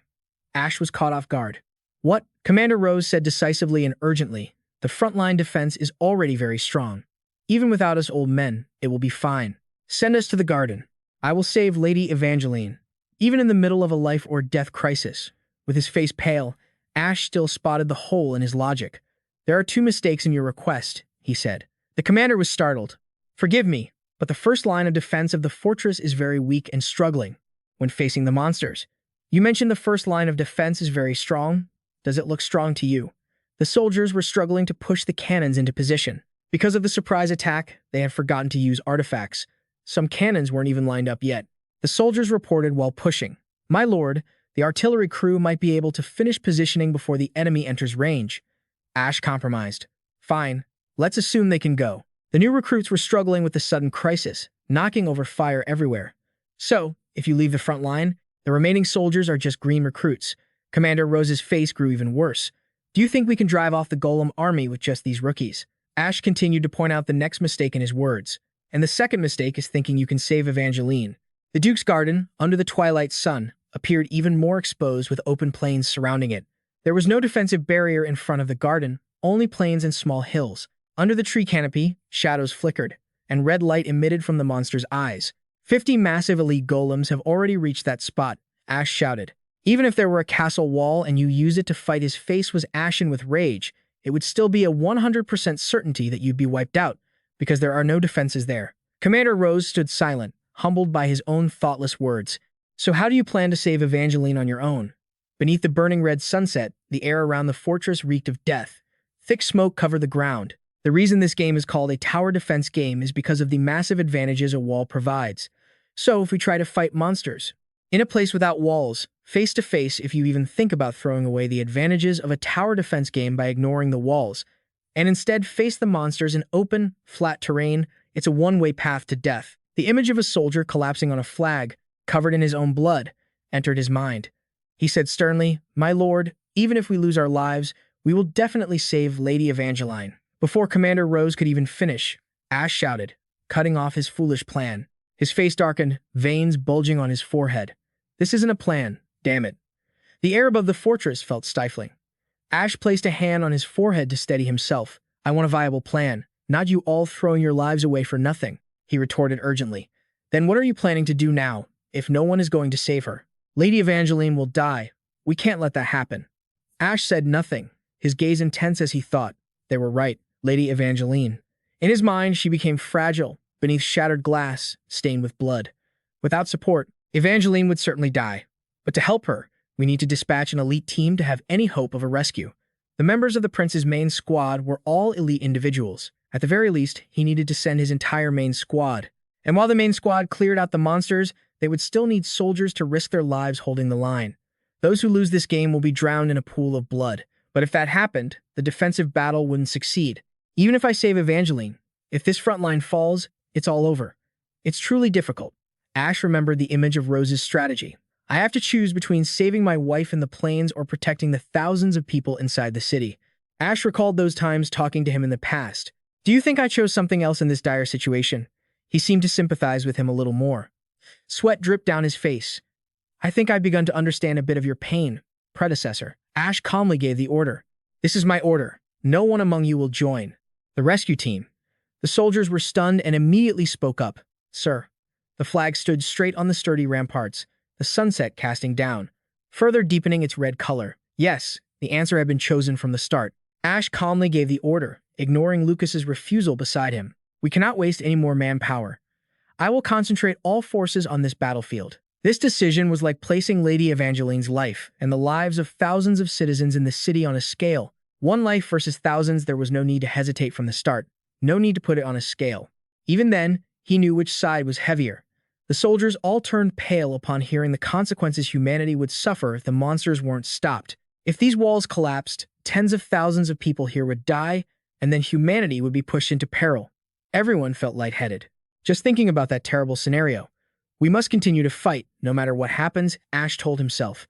No matter what, this front line must hold. The SSR character displayed alone on the system screen. Because if the game ends, there will be no more save points, and I will lose an SSR character. The wind blew through the stifling air. Ash emphasized, I will repeat, no one among you is to join the rescue team. Instead, finish the defensive preparations. The red brick villa where the Duke used to stay was now covered in moss. No one had cleaned it. To the southeast of that intersection was a summer villa that his predecessor lived in when he was still alive. Lady Evangeline touched the trees where her father used to be, her face bearing a sorrowful look. It didn't look like a home. This place was more like an orchard. There were still signs, as if it had just been meticulously cared for recently. However, this place had been abandoned since it lost its master. The warm sun shone down, sparking life into the buds that were slowly emerging each day. As the sun rose high and the weather gradually warmed, even on this polluted land, the trees still bloomed and bore fruit. The girl just stood there, touching each tree for a long time, as if unable to bear leaving. Evangeline realized she would never be able to see this sight again. She would leave this place forever. The leaf was larger than the palm of her hand. The green color was even more beautiful under the evening sun. After her mother passed away and she left home, her father had taken care of this place himself. She remembered her father's figure, just recently still kindly and gently pruning every branch for the grapevines. Just a few days ago, he was still standing here, taking care of every tree. The purple grape clusters were plump and full under the sun. The leaves had a few spots eaten by worms, with the hope that the vines would bear fruit this year, even though he knew that wouldn't happen. Evangeline was lost in thought, seeing her father's shadow still diligently tending the garden. How foolish of me. She walked through the garden, hands tucked in her pockets, luggage piled high on her back, many thoughts in her head. This place was finished. Her father and mother had passed away, and she was leaving. Her eyelids dropped. Whether in the past or the future, this place was still just a ruin. Her family's flag burned amidst the red flames. In the end, the fate of the Cross family. The people who had protected this place for hundreds of years. Nothing remained but tragedy. Nothing was left. The tombstones of the Cross family, laying still amidst the stifling air that day, other than death and ash. Evangeline put her hands in her pockets, tucking a few gold coins and the name of the family into her pocket. She stood before her father's tombstone, thoughts like self-reproach, always avoiding, running away from everything to enjoy a comfortable life. The last warrior had left without a fight. Her face was expressionless as she spoke before her parents' tombstones. Father, mother, you two won't see me again. I intend to go far away from here. The two of them had remained here forever and could not accompany her any longer. She had hoped the two of them would get angry and scold her, but clearly that was impossible. The sunset shone through the grape leaves, the sky gradually changed, giving way to night. There are so many things I want to say, but now I can't remember anything at all. Suddenly, she felt a strange, strong tremor from the ground. Evangeline suddenly felt dizzy. Her head swam, and it felt like the ground was shaking. The girl bowed her head, biting her lip hard. Perhaps she was just too emotional. Lady Evangeline finally said goodbye to her parents with a smile on her lips, despite the tears welling in her eyes. I'm going now. She wanted to leave with a smile on her face. Evangeline busily wiped her tears, said goodbye, adjusted her luggage on her back, let out a sigh, turned her back, regained her spirits, and smiled. All right, it's time to leave. In the depths of Evangeline's subconscious, the girl called out twice, Mom, back in time, when Evangeline was still a child. She snuggled under the blanket with her mother. When will I have to go there, Mom? Evangeline asked skeptically. Her mother's eyes lit up, and she said excitedly, I heard from Father that the heir to the Cross family must fight on the front lines. Hearing this, her mother looked worried. The little girl asked again, Mom, don't you like me fighting? Clara hugged her tight and whispered, It doesn't matter if I like it or not, because that is the destiny of the Charing Cross family. She was silent for a moment, then added, But it's so sad. The girl hesitated slightly and asked, You didn't know everything would turn out like this, did you, Mom? Her mother looked confused. Evangeline continued, Every time the monsters attack, I bet you have to worry about Father, right? And you couldn't have known that if I grew up, I'd have to fight there too, right? Her mother stroked her hair and said, No, I knew. Clara recalled the day her husband gave her flowers and a ring to propose, remembering the look of pure happiness on his face as she said, I knew that if I married your father, I would have to shed tears every night whenever the monsters invaded. Images of the day Evangeline was born, amidst her mother's tears and loving embrace, flashed through her mind. And if I bore you, one day, you would have to fight out there too, and then I would suffer because of this destiny. I knew all of it. Evangeline naively asked, Then why? Why did you marry Father? Why did you give birth to me? Clara hesitated, then replied, Why indeed? She wondered, finally smiling gently as she said, Perhaps it was to carry on something. After all, why did her mother choose a future filled with unhappiness and tears? 3 years after her mother passed away, Evangeline still couldn't understand it, and she thought that by the end of her life, she might never be able to grasp the reason. Returning to reality, Evangeline had been critically injured. She coughed up blood and slammed into the wall. She looked around, wondering how long she had been unconscious. In front of Evangeline was a giant golem. It hadn't been long, apparently. Why is there a golem here? Suddenly, the golem attacked her. Her body reacted before she could even process the situation. Evangeline darted her eyes back to it. The golem delivered another powerful punch at her. Evangeline dodged the blow and grabbed her weapon and shield. She shouted, Are you kidding me? The golem's eyes glowed a fierce red. Evangeline cursed, You bastard, daring to destroy someone's home like this. Have you no manners? She gripped her weapon and challenged it. Bring it on, you damn piece of trash. Suddenly, 2 more aggressive golems appeared out of nowhere. Evangeline turned, panic rising in her heart as she thought, 2 more. She swung her shield hard. With one hand, she used her shield to block a golem's punch, and with the other, she thrust her weapon into another one, but one still remained. It lunged at Evangeline. She thought to herself, I can't block this one. The punch landed straight on Evangeline, sending her flying. This time, she was severely wounded. Evangeline struggled, cursing under her breath. Damn it. She tried to get up and charged straight toward the golems, screaming, Enough!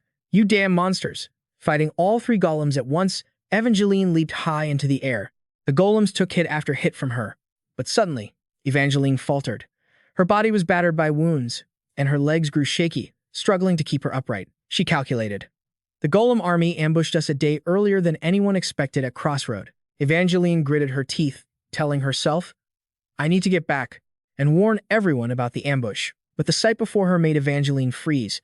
Hundreds of golems were approaching. Evangeline gasped, what the hell? That was when Evangeline realized those three steam-powered golems were just scouts. These were the real army. Evangeline turned around, thinking, I have to run. However, looking at the horse, only the reins remained. She lamented, no horse? Evangeline looked ahead, calculating, then I'll have to run to Crossroad on foot. But then she looked down at her battered, blood-stained legs and wondered, can I even make it with these legs? Evangeline gritted her teeth, trying to run as fast as she could, telling herself, it doesn't matter if it's possible or not. This is the only chance I have to keep my distance from them. Suddenly, a golem flew straight toward Evangeline. Feeling it behind her made her furious. The golem prepared to attack. She quickly turned around, pulling out her shield, thinking, what? She needed to use her shield, but in her haste, she was careless. Her feet tripped over each other. The impact caused Evangeline to lose her balance and fall. In that moment, she blamed herself. At a time like this, how could I make such a mistake? The golem delivered a devastating blow. The ground shattered, and Evangeline was caught in the impact. She collapsed in a pool of blood. Even though she tried to hold on, she was severely wounded. Evangeline struggled to push herself up. Before her stood a golem hovering high, along with the golem legion approaching below. She was an extremely intelligent person, but at that moment, all she could think was, it's over. How meaningless. Sudden and unforeseen, death slowly enveloped her. She spoke in despair. There are still so many things I haven't done. I've never been on a date, never had a drink, never smoked. I haven't even grown up yet. I haven't even thought about what I wanted to do in my life. It's over. Evangeline closed her eyes tightly. There was no anger, no pain, only regret. That was what this little girl felt in her final moments. The tears she had held back for so long finally fell. She thought, I wish I could have done more. Suddenly, a familiar voice rang out, then do them. Evangeline opened her eyes wide. In front of her was the hem of a cloak fluttering in the sunlight. Ash spoke. All the things you haven't done yet. Do them one by one. Life is short. You need to live a life without regrets, don't you? Evangeline stared blankly. Your Highness? He stood tall, shielding her. Then he turned back, smiling as he said, I've come to rescue you, my little subordinate. 30 minutes earlier, on the walls of Crossroad, amidst the silent battlefield, Ash's gaze was firm as he decided alone. I will go by myself. His words stunned those around him. What? Ash declared clearly that the rescue mission would only have one person. The rescue team will be just me. I will save Evangeline. The soldiers witnessing this couldn't help but be terrified. What? Lucas panicked, blurting out, unable to understand why Ash would make such a reckless choice. What are you saying, Your Highness? Ash's lament broke out amidst the tension. My eardrums, you idiot, be quiet. Lucas snapped back, his voice thick with frustration. Is your eardrum really the problem here? You said this rescue mission was impossible, and now you want to go alone? Are you trying to get yourself killed or what? Ash calmed everyone down, his voice as steady as a vow. Calm down, Lucas. All of you, just listen. I won't die. I've already prepared a plan to ensure we win. In this game, the scariest thing isn't the final boss, nor is it the most unpredictable character, it's the veteran player. Always ready to do the unthinkable. That's who I am, a veteran player. That's why I have to act. I'm the only one who can do this. Bringing others would only increase our chances of failure. I prepared several contingency plans, even if I still have a few doubts in my heart. He believed this choice was the only way to perform a miracle. Even though some parts aren't fully feasible, the way this game operates is never fair. This unfairness isn't my fault. Determination flickered in Ash's eyes. There's no other choice but to take a gamble. His voice rang out, echoing the past. If you've ever served under my command, you should know. Standing before his closest allies, Ash spoke clearly. I understand these monsters well, and my plans always succeed, even in impossible situations. This time is no exception. The door of hope is cracking open, and I have a plan for this as well. We have a chance to win. Trust me and let me go alone. Lucas hesitated after hearing this from Ash. Ash firmly reassigned their roles. Placing his faith in Lucas, he added, There's no time left, Lucas. You will be the commander-in-chief of the front lines. Lucas was speechless. You want to replace Ash to save people. I should be the one to save Evangeline. Please, please, Just stay and command the front line. But Ash would not agree to Lucas's protest. No, our roles are different, and this battle needs you. Lucas shouted at his lord. Ash's presence was their drive to push harder in every battle. We need you, my lord. Ash placed a hand on Lucas's shoulder. It was as if to replace a word of reassurance. Trust me. Trust the prince's decision. I promise I will return safe and sound. If I abandon Evangeline, it would mean breaking the moral standards I set for myself. Saving lives is the standard I live by the thread, holding my conscience together amidst this chaos. Save everyone I can save. Ash told Lucas these sincere words. This is the only way to save Evangeline and protect this front line. Protect it, Lucas. After everything, he finally accepted. I understand, Your Highness. Not only that, Ash turned to Lily and Jupiter to give instructions. Lily, Jupiter, I don't need to tell you how important your roles as mages are. A short, yet trust-filled message. Do your best. Jupiter smiled lightly. Just make sure you come back alive, Your Highness. Lily clenched her hands tightly. Yes, my lord. Don't worry, Your Highness. Still, Ash had one more thing to say to Damien. Damien immediately replied, showing absolute readiness for any task assigned. Yes, Your Highness. Ash's command was issued. I have a mission for you. The sky shimmered with the light of the setting sun. A shout echoed in the silence. Open the southern gate. Ash's voice sounded as if he were leaving his final words. Protect this place. I will return. On the ramparts, Lucas stood firm with the majestic flag waving beside him. A thought crossed his mind. Don't worry, Lord. The image of Charon remains steadfast, even in battle. A sacred promise was uttered. After all the sacrifices he and his family made to protect this place. Evangeline's eyes widened in surprise. Standing before her now was the silhouette of Ash, standing in her way as if to protect her. And because of what Charon had left behind, Ash would protect his kin. He would protect his daughter, no matter what happened. Evangeline instinctively whispered, Your Highness. In the flickering light amidst the brutal battlefield, he spoke softly, as if to soothe her soul. I'm here to save you, little sister. She was stunned. What? Why? Before she could question him, Ash quickly held out a healing potion. Drink this first. But Evangeline was worried. No, you can't be here. Run away quickly, she shouted, pointing in the distance. Don't you see them? That's the Golem army. We have no way to win. Evangeline screamed in despair, ready to sacrifice herself to save the last shred of hope. Run to Crossroad. I'll buy you time to escape. The Golems had already assumed their attack stance, but it was too late to run. They were about to fire their magic. Even though Evangeline tried to push Ash away, his eyes were glued to the Iron Legions, the magic stone golems. 2 of the 5 were advancing. System information appeared before his eyes. Target list, Stage 3, Enemy Info. Level 30 Elite Magic, Stone Golem 5 units. Level 20 Steam Machine Golem 149 units. Level 15 Stone Golem 103 units. Just by seeing that data, Ash knew these monsters were no joke. They weren't just high-level monsters, they were labeled as elite. They must be the stage boss monsters. Evangeline yelled, holding her shield in front to cover him. Hey, didn't you hear me? Do you want to die here? Suddenly, Ash's voice rang out. Not just you. Everyone is counting on me, a leader. I'm just an orphan, so it doesn't matter, but you are different. You are the new master of Crossroad. For the sake of those counting on you, please. Before she could finish her sentence, Ash shoved the potion into her mouth. Don't look back, just run. Just like that, he forced Evangeline to drink the potion. Just drink this and recover, kid. Finally, she was quiet. Ash turned his back and offered a light smile. If you're a child, then act your age, and sometimes, learn to rely on the adults. A spark flashed in his eyes. I've been waiting for this moment. Ash raised his hand and muttered to himself. I've always wanted to shout this when using it.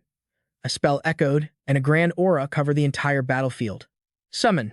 Giant Steam Machine Golem. A barrier was created right after the incantation was chanted. From within the barrier, a machine appeared. It lunged out as if empowered with strength, landing with a grand, imposing force. The expression on Evangeline's face.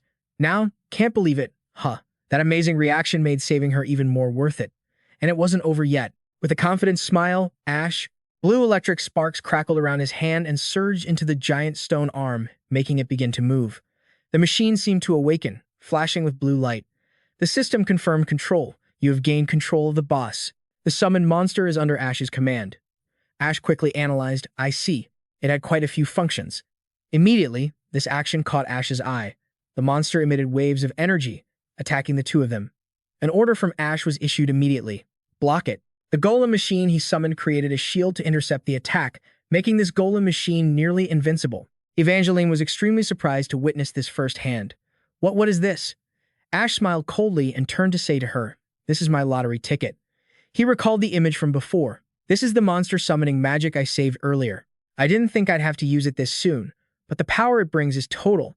It's no different from an ultimate unit, even if it can only be used once." It still had full functionality. Before Ash now were hundreds of monsters approaching one after another. They were coming back.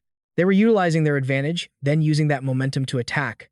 Since long-range attacks were ineffective, they were trying to overwhelm him with numbers. Ash wasn't afraid. His gaze was cold, ready to face them all. "Whatever you can throw at me, fine. Try to pressure me if you can." His voice rang out clearly. "Stop them." His golem machine received the order and activated a function. It lunged forward at an astonishing speed. The other golems weren't afraid and continued to advance, but then they all had to look up as Ash's golem machine leaped into the air. With a strike, his voice boomed with excitement. "Eat this, you bastards. Here's my cheat code." The golem monsters were crushed one by one, without mercy. Monsters in this game are split into three major categories: normal, elite, and boss. Setting aside their rank, just being a monster makes them in existence. That surpasses human capability. Among them, the boss is something completely different from the other two. It's a monster capable of leading an army. In many cases, it possesses high intelligence and strong leadership, but the bigger problem is its overwhelming physical power. It is the heart of an army.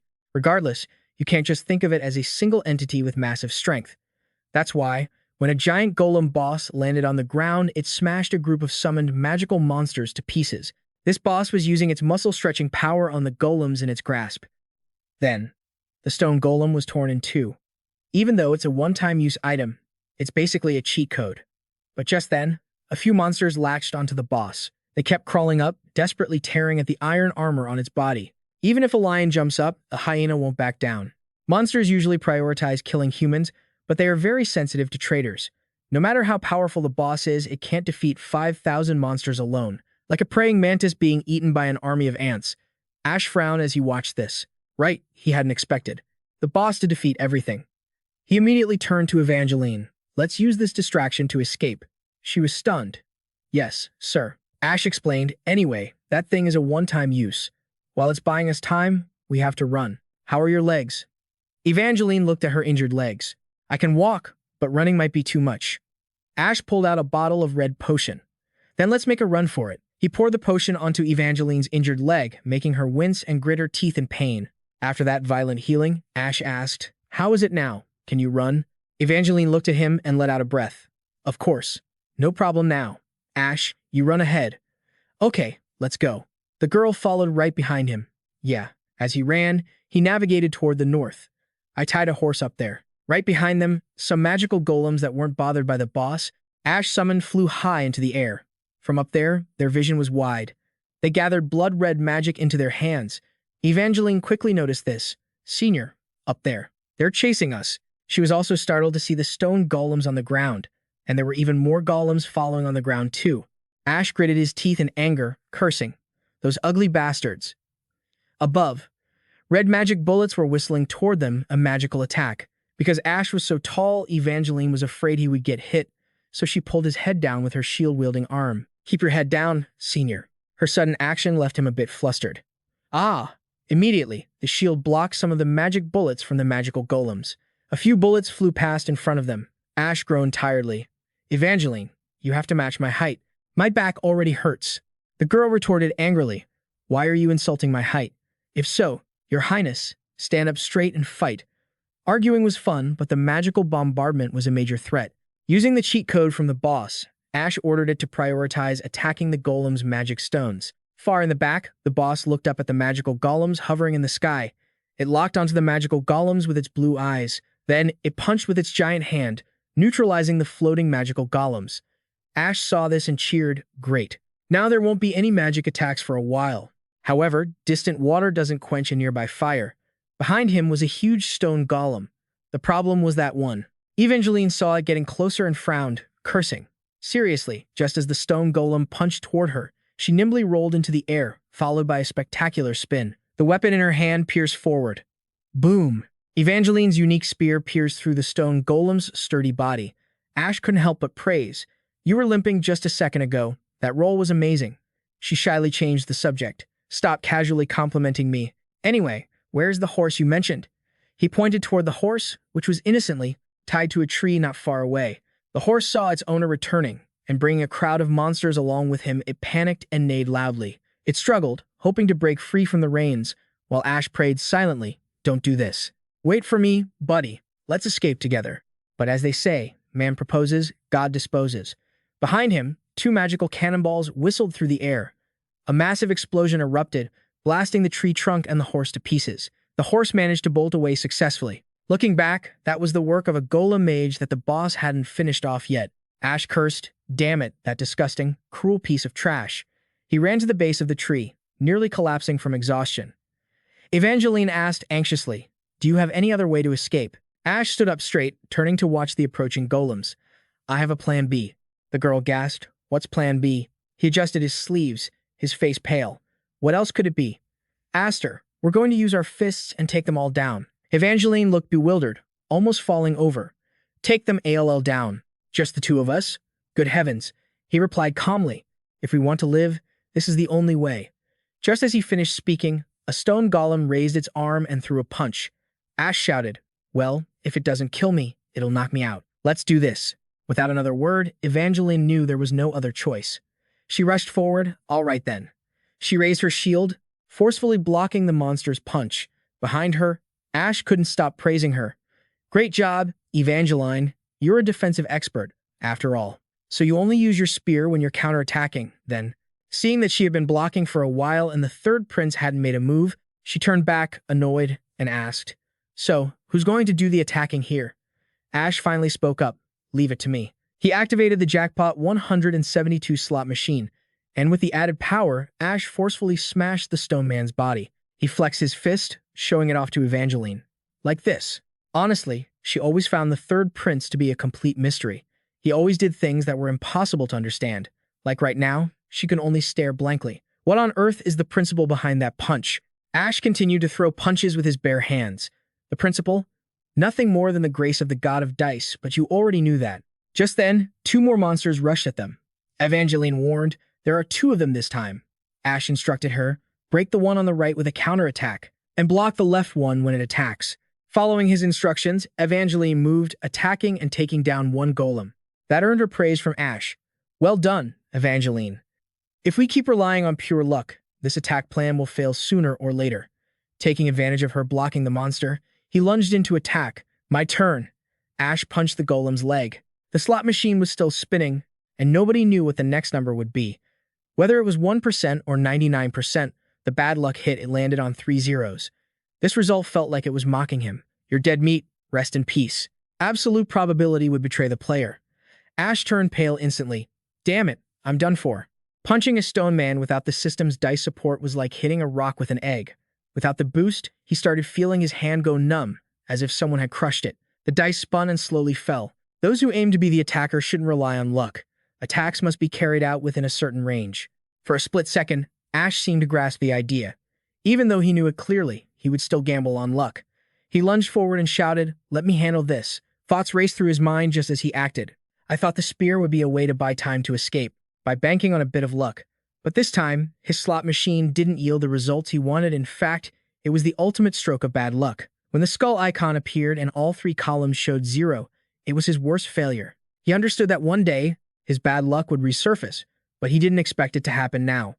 His hand felt excruciating pain. It became stiff, and blood was already trickling out. His face twisted in agony as he screamed. This is the price for relying on the luck stat. On the flip side, I, the attacker, have to take a massive amount of damage. Evangeline saw this and screamed in panic while still holding off the monster.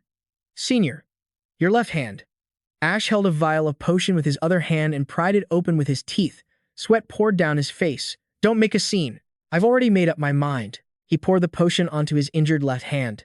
The torn skin began to knit together, and the broken bones would also mend. His gaze hardened as he felt the potion working on his hand.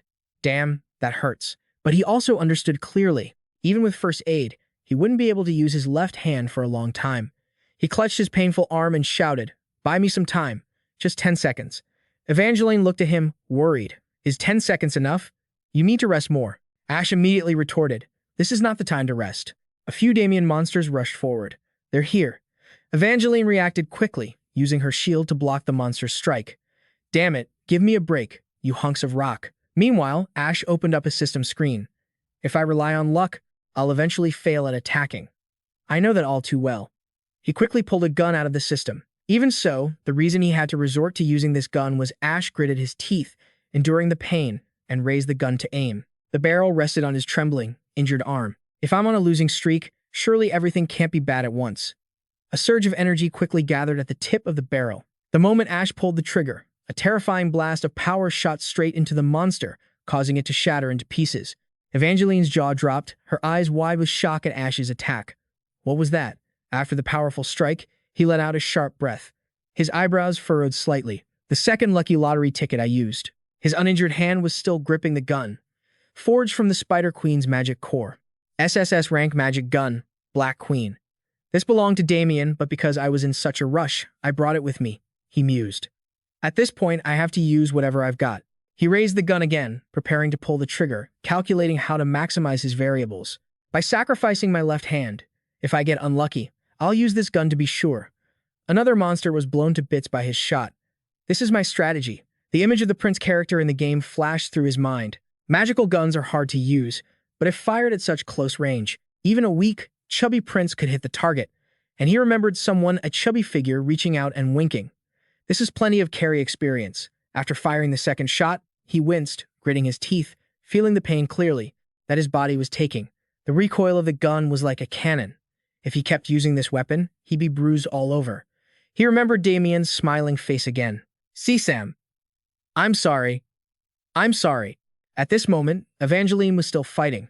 She swung her spear and rushed in for the final time. Her powerful attack caused two monsters to crumble at once. Two down. Finally, she had taken down all those pursuing them. Ash sat down, exhausted, panting heavily. Evangeline turned to look at him. "There are many things I want to ask, but I will only ask one." Not far away, the boss monster that Ash summoned was still fighting against many monsters, both on the ground and above. Now what?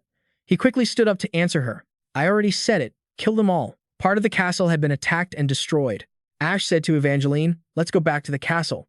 I have a few other insurances there." She was confused. The castle that collapsed? Ash frowned, beads of sweat running down his tired face. "Anyway, if they keep chasing us, we'll die. If we want to survive and make it back, we have to kill them all." The boss monster he summoned was still trying to resist the powerful attacks from the swarm of small monsters. He reached out and opened a series of system windows. "You've worked hard, summon." He thought to himself, since the moment it was summoned, its only feature was to draw attention. Ash decided, all right, self-destruct. The boss monster began to concentrate its energy.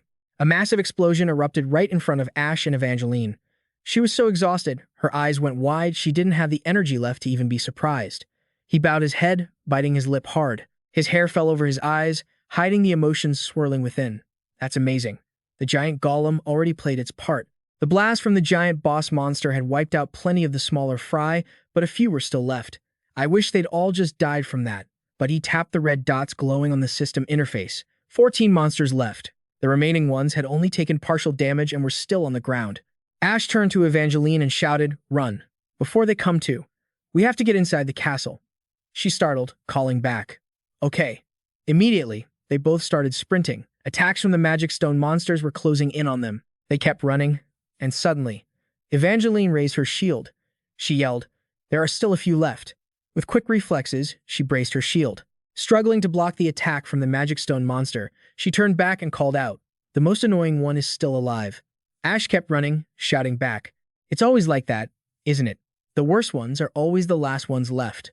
Up ahead, the magic stone monster thrust both its hands forward, preparing to strike. It seemed furious after all. It just watched its friends die. Hopefully, it'll back down, he thought. One of those magic stone monsters was already taken down by us earlier. That's just the debris scattered on the ground. That's the one that attacked us before. His pace didn't slow. He kept moving forward. The castle was right in front of them. Almost there. Suddenly, Evangeline realized something. She screamed. "It's using magic again."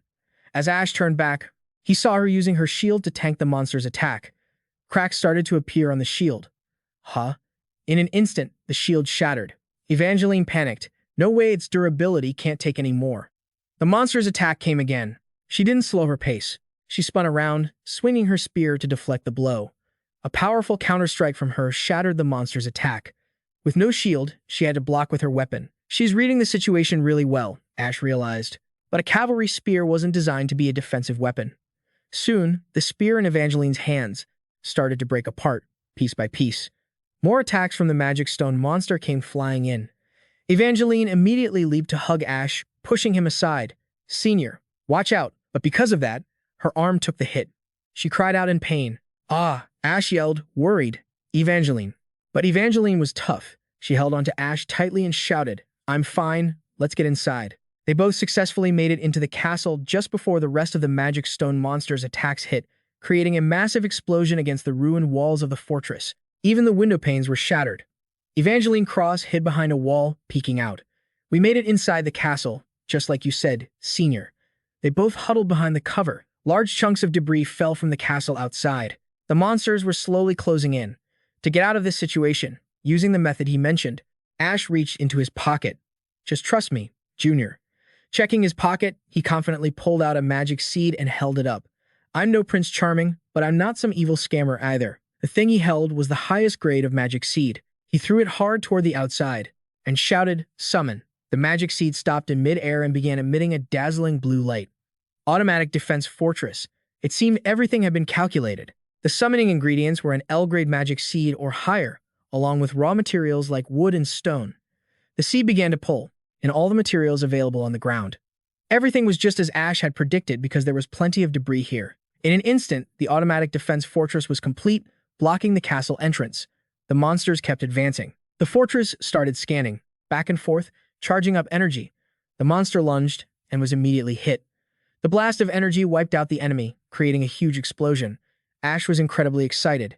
"Nice shot." He thought he had used up everything he could. The excitement was written all over his face as he shouted, "You think I'm just going to roll over and die, you stupid monsters." A barrage of artillery fire erupted, painting the sky with light. Every single monster was shot down. Ash, thrilled, shouted proudly, "Great shot." He stared at the ruins in front of him, watching intently. The remaining bastards didn't take another step forward, and they began to step back, as if they realized that if they took one more step forward, they would meet their death. Ash thought to himself, just realizing this moments ago. He was furious, wondering why those damn things were so cunning, his mind racing with guesses. Why do those damn things keep mindlessly attacking us humans? Is that just the instinctive intelligence of the monsters in this game? After the fierce battle, the space gradually became peaceful, and warm rays of sunlight began to shine down on the two of them. Ash plopped down, leaning against the wall, panting for breath, but still didn't forget to tease his comrade. "I feel like I've been watching you rest for a while now." Hearing that, Evangeline helplessly lamented, "Senior, you have so many strange and unique weapons." The girl painfully exclaimed with deep regret, "Oh my god, the restorative potion that I thought would last a lifetime. I've already used it all up today." Evangeline turned to ask Ash with a serious expression. "What are we going to do now?" he suggested. "Let's wait until sunset. Once the sun goes down, I still have a few things I haven't used for them." Suddenly, a sharp pain shot from her arm injury, causing Evangeline to curl up, shivering in agony. Ash realized this was her most serious wound from the confrontation earlier, but the restorative potions were limited. Seeing the situation was not good, he immediately stood up to reassure her. "I'll find something else, like a bandage. Wait for me a moment." After carefully bandaging her up, Ash spoke up, "If we do it this way, it won't hurt as much as before." Evangeline respectfully replied, "Thank you, Senior." She observed the room and saw the mess of empty liquor bottles scattered around. She couldn't help but ask Ash, "But why is there so much liquor here? The smell is so strong." Ash explained with a mocking tone, "It's the liquor of the General Cross. He's a guy addicted to alcohol." Evangeline was stunned and replied, "What? General Cross?" Ash, surprised, continued, "You didn't know? I'm not joking. Your father is almost at the level of a man who can't live without alcohol." With an expression of disbelief, Evangeline replied in surprise, "No, that can't be true." The girl recalled, "In my memories, my father was a man who never touched a single drop of alcohol." Just as she said that, the image of her father gradually appeared in her memories, and she continued to explain to Ash, "I don't know when the monsters will strike, but the Lord was always prepared for battle, not even drinking a single sip of alcohol." Hearing this, Ash's expression turned cold. He stood there, deep in thought, and spoke, "I've been gone for 3 years, and in that time, everything has changed." He added, "That man must have been so devastated that he couldn't live a single day without alcohol." As soon as he finished, Evangeline's eyes darkened. The girl seemed very shocked and couldn't believe the sudden change in her father in just 3 years. After realizing the situation, Ash wondered and asked Evangeline, has it reached this point? Do you hate your father? Without hesitation, she replied, yes. Evangeline just sat with her head down, forcing a smile. Her eyes were filled with sadness and disappointment. She continued, I can't forgive him. A silence once again enveloped the two of them. Fragments of memories from that fierce battle years ago flooded Ash's mind. He immediately hypothesized, if 3 years ago, your father saved your mother instead of saving the city, would you forgive him? Then he spoke decisively to himself. You certainly couldn't hate him as you do now. Ash continued to explain seriously to the girl. But at that time, you were in the city. He continued, if your father had saved your mother, you would have been in danger. At this, Evangeline's eyes grew confused. She remained silent, listening to Ash's analysis. Ash believed that her father didn't abandon her mother. Her father really wanted to protect her. She understood that, right? Evangeline bowed her head, her face showing sadness. She replied with a vacant expression, that's right, I truly understand. As she said that, in her mind, memories of her father's battles slowly emerged. The girl slowly replied, my father fought with all his might, always. Then she exclaimed, I understand. I completely understand. Evangeline Cross looked up at Ash with a vacant expression. Her eyes were empty and unfocused. Then she asked him, but who should I resent? Ash replied in surprise. Huh? She painfully recalled memories she had tried to bury long ago, things she thought she would never dare to think about. My mother was torn apart by a monster and passed away. Then she choked up and said, I was so angry and sad that I felt like I was going crazy. On the day of her mother's funeral, the rain poured down as if it were mourning her heart. The image of little Evangeline standing alone. When there was no one left by her side, she tried to calm herself, resenting that monster wouldn't do any good. She said indignantly, I tried to think it was an accident or just a disaster. Returning to reality, she asked herself, then, in the end, who am I resenting? Ash still sat beside her, silently listening to her pour out her heart. She blamed herself, I am such a coward. The tall back of her father, wearing a set of iron armor, appearing in the dazzling light, entered Evangeline's mind. I've been looking for someone to resent, looking for someone to blame for my mother's death. I'm really a coward, aren't I? If I don't resent someone, my heart feels like a raging fire. She choked up, and tears uncontrollable streamed down. I won't be able to keep living. Ash remained silent and didn't speak. He secretly judged with a thoughtful expression. It's not because of the monsters. She is blaming the humans still living right in front of her. That person has to take the responsibility. Because instead of forgetting the sorrow, finding something to resent and blame is easier. After all, Evangeline continued, my father happily accepted that resentment. Her father's voice echoed in her mind. Not saving your mother is my fault. It's my fault. It's my responsibility. General Cross stood before Evangeline's door, letting his hands drop helplessly. So, you can resent me, because by doing so, you will feel lighter. The girl still sat, curled up, head bowed, asking Ash a series of questions. But now, are you telling me to forgive my father? What am I supposed to do now? The fiery red light of the sunset shone directly on the two of them. Evangeline continued to ask, if it wasn't my father's fault, then whose fault is everything? Ash slowly repeated General Cross's words, not saving your mother is my fault. It's my fault. Then he affirmed, it's no one's fault. We were all just trying to survive. Before, this place used to be a peaceful place. It was filled with laughter and talk. No one had a malicious heart. Everyone was just struggling to hold on to their lives. But then, the scene turned desolate and ruined. Ash remembered, but then that beast arrived, leaving only death and tragedy. Friends died, allies died. He lowered his voice. There was no other way. Humans are inherently weak entities. The beautiful, magical sunset light shone down on the ground, making the red colors of the flag fluttering in the wind look brilliant. Ash spoke up, full of hope. To keep on living, people look for something to resent. Not to find satisfaction, but just to keep living. He also understood that everyone here needed someone to blame. Ash reached out and gently patted Evangeline's head. So, he continued, so, go ahead and resent me. Evangeline's eyes went round with shock after hearing that. Ash put on a serious face, his gaze firm as he looked at her. I will take on that resentment in your father's place, he explained. Because right now, I am the Lord of Crossroads. I am the one responsible. The sunset gradually faded as the last remaining rays illuminated, the flag that symbolized the entire family. Ash spoke up. Besides, this is a responsibility the Cross family has shouldered all this time. I, the new Lord, am the one who deserves to take over everything, including the blame. Ash looked at Evangeline with affection. He softened his voice and comforted her gently. I will become the one who takes the blame, replacing your father. Now, try to understand your father a little, will you?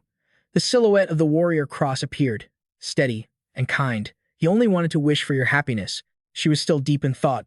Seeing that, Ash playfully messed up her bangs and laughed triumphantly. Is that better, kiddo?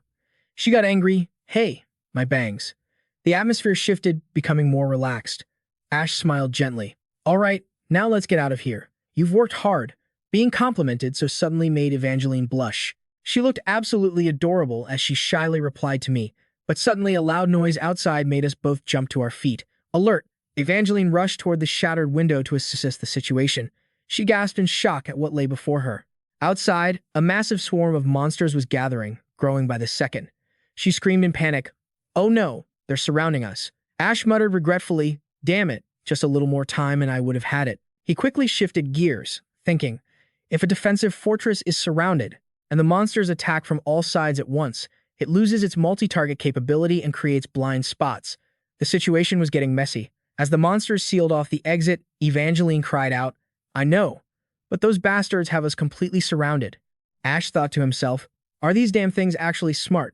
He shouted anxiously, if those Damians charge all at once, we're done for. Ash gave the order, we have to fight our way out now. Evangeline broke into a cold sweat, looking at him worriedly, but Senior, I don't have a weapon. He had already anticipated this. Don't worry, I have a backup weapon. I buried it a few days ago for emergencies. She looked at him with a mix of surprise and relief. Then, hurry. A swarm of stone golems and steam-powered constructs rushed toward them, followed by a barrage of counterattacks. From the automated fortress Ash had prepared, but there were simply too many monsters for it to handle.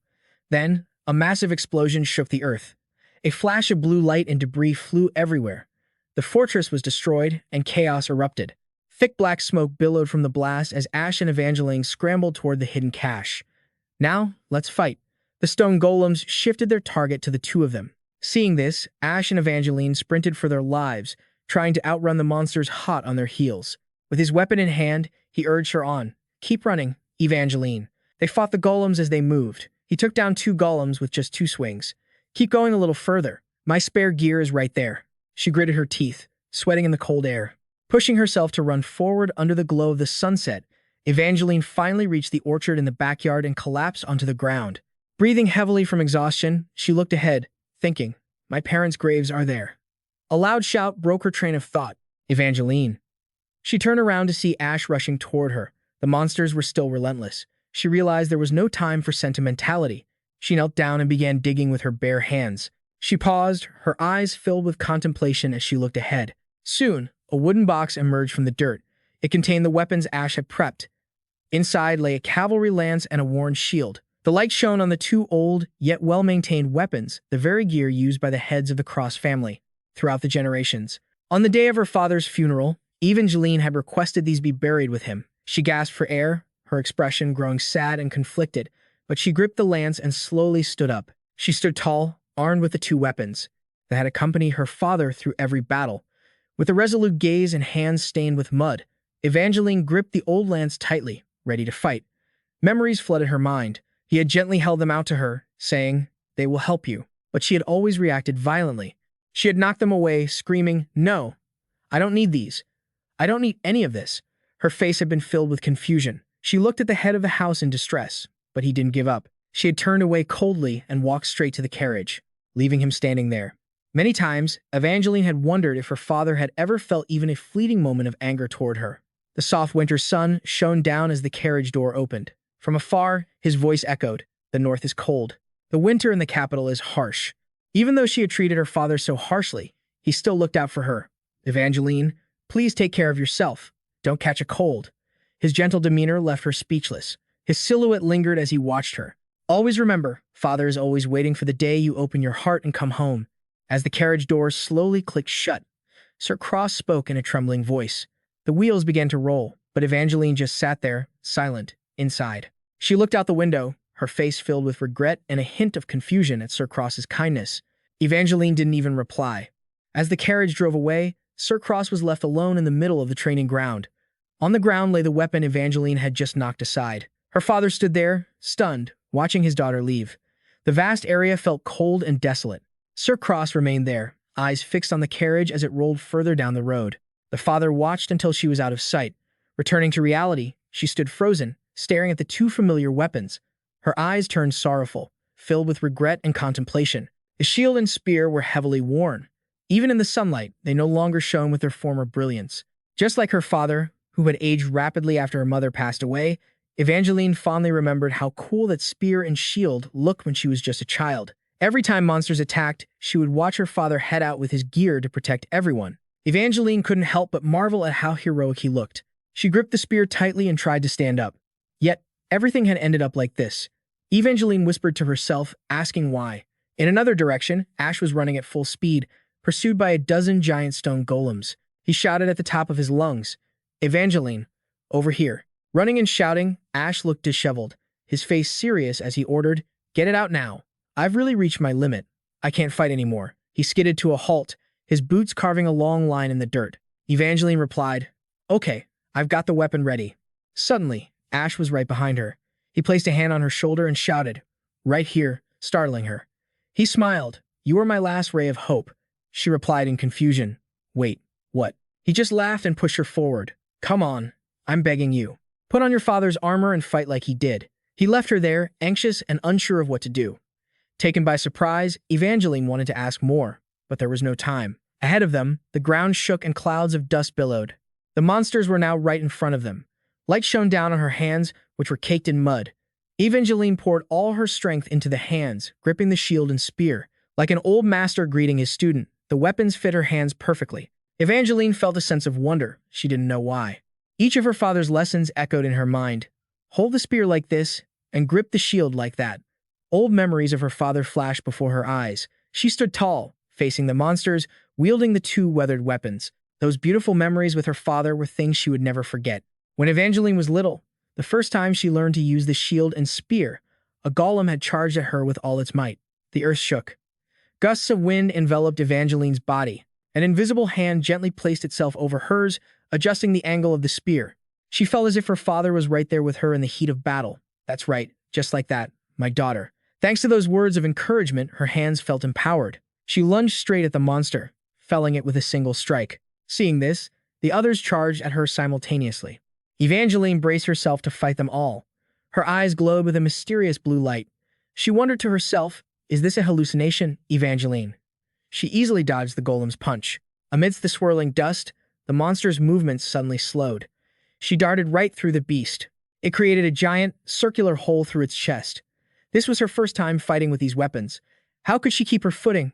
How could she keep the rhythm? Her instincts took over. Evangeline moved faster and faster, leaving the monsters unable to react. It felt as if the path ahead was finally opening up. With just a few moves, all the monsters were wiped out by her sharp spear. When she finally stopped, she blinked, dazed, and asked, "What was that?" Everything grew quiet. Ash stood there, clapping, proudly exclaiming, "Truly amazing, my warrior." He stood in the distance, pumping his fist into the air with excitement. "I knew you could do it." Evangeline still looked dazed, asking, "Ash, senpai, what on earth was that?" She stared intently at the hand holding the spear, remembering. "I felt like I saw a path, but what exactly was it?" Ash replied nonchalantly, "That's right. Those weapons were meant for you all along. Even if you don't upgrade them, their innate traits will manifest. That is destiny." She widened her eyes, looking at him in confusion. She thought to herself, "Weapons meant for me? Traits? Destiny? What on earth is he talking about?" Ash laughed cluelessly, his eyes darting elsewhere. Although she didn't know what he meant, there was one thing for sure. Prince Ash knew exactly why Evangeline felt that strange sensation. He lowered his head and coughed slightly. "There's something more urgent to deal with now." Saying that, Ash pointed toward a giant monster emitting a blazing red light in the distance. That was the final monster. It was a stone golem. Its two hands were giant orbs of power, waiting to annihilate the two of them at any moment. Evangeline panicked. "What do we do? It's so tall, even if we attack, we can't reach it. We don't have long-range weapons. The magic gun is out of ammo. If I throw the spear and miss, it's over." But Ash smiled, speaking to her with the confidence of someone who had planned it all along. "There has to be a way. A prince always has secret strategies. Now, the sun is setting, and night will fall soon." He gave the order, "Evangeline, this is your final order for today." She immediately saluted. "Yes, senpai." Evangeline formulated a plan. "I will run straight at that monster. If I do that, I can take it down." Without another word, she used all her strength and lunged forward. "I'm going." How could Evangeline possibly take down that monster? Prince Ash decided not to ask. He stood in the distance, fist raised high, shouting his support. Go for it. Give it everything you've got, Evangeline. She obeyed the prince's order, as that moment was the most opportune of all. At the moment they realized their desperate desire to survive, the stone golem locked onto its target. Dark bolts of energy came crashing down exactly where she stood. The path appeared once again. She wondered to herself, what was that feeling just now? Without further ado, she quickly moved along the glowing yellow path. Successfully dodging every attack from the monsters, Ash took quick steps toward the beast. Nice job, Evangeline. In his hand, he held a torch that emitted a magical blue light. Ash said with the utmost confidence, and this thing will. Then he took a breath and threw the torch toward the monster. He shouted loudly, I will destroy you. Clack. The torch landed straight on the ground, leaving the three of them in shock and disbelief. This was a scenario no one could have imagined. Ash and the stone golem could only stand there, staring at each other in silence. In a corner, Evangeline turned pale, her eyes wide as saucers, filled with worry and fear. Not knowing what to do, suddenly, a wave of power surged from afar, wiping out all the monsters in the distance. What on earth is that? A beam of power suddenly struck the stone golem, causing it to shatter into many pieces. Evangeline broke out in a cold sweat, stunned. What is that? She looked toward the source of the power and thought to herself, could it be gunfire from that distance? From there, rounds of fiery projectiles didn't stop firing, annihilating every monster from afar. Damien was focusing on locking onto his targets. His rifle barrel was aimed directly at the monster's location. Evangeline was surprised. Following his signal, he's sniping from that distance. She thought to herself, that's unbelievable. That's impossible. That's not something a human can do, she affirmed. It can't be. Ash continued to point and give orders. There's still one over here and one over there. This is our only chance, Evangeline, he shouted.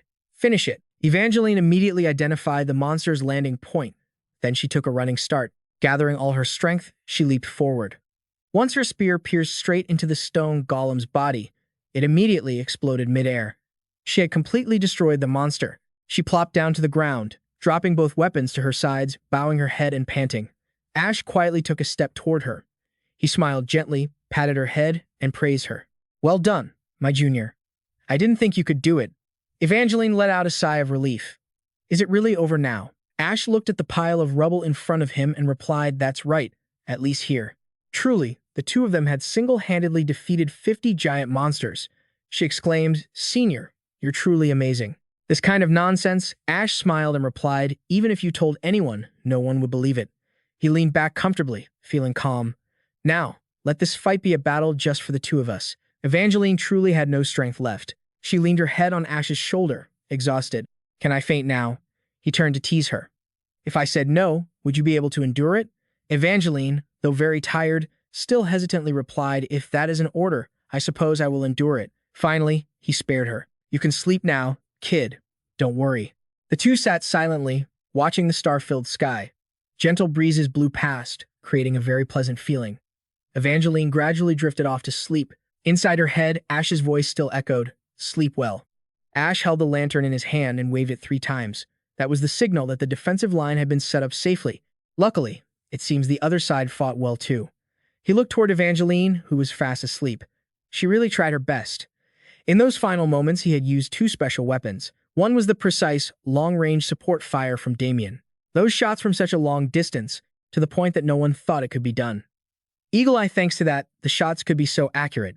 Perhaps every single bullet fired was also a huge pressure on Damien. I must praise him when we get back, he thought to himself. And this kid is my final weapon. To be precise, the equipment specifically for Evangeline was the final weapon, the Spear of the Cross family. Level 30, Cavalry Spear category. Damage 25 to 30. Durability 3 out of 30. Specialized combat weapon for the character Evangeline Cross. Unleashes true power when upgraded. Shield of the Cross family. Level 30. Shield category. Defense 25 to 30. Durability 2 out of 30. Specialized defensive weapon for the character Evangeline Cross. Unleashes true power when upgraded. All SSR level characters have their own specialized equipment. Hair of the Cross family, set 2 of 2. The set effect specifically for the character Evangeline Cross. If the character uses both items at the same time, the specialized attribute Crossroad will be activated. Usually, equipment related to the character and that character's storyline are often attached with specialized traits or special effects. This is why characters who are SSR are particularly talented. There are also many great heroes of the SR rank, But the ultimate difference lies in the existence of these specialized equipment pieces. Crossroad, the specialized trait for Evangeline Cross, a trait that arose and developed from the career of destroying monsters and protecting humanity of the Cross family. In any combat condition, it can identify the optimal path of movement and fight along it. When the trait is activated, MP is continuously consumed. It is the accumulated experience of all those belonging to the Cross bloodline through many generations. This is Crossroad, the specialized trait of Evangeline.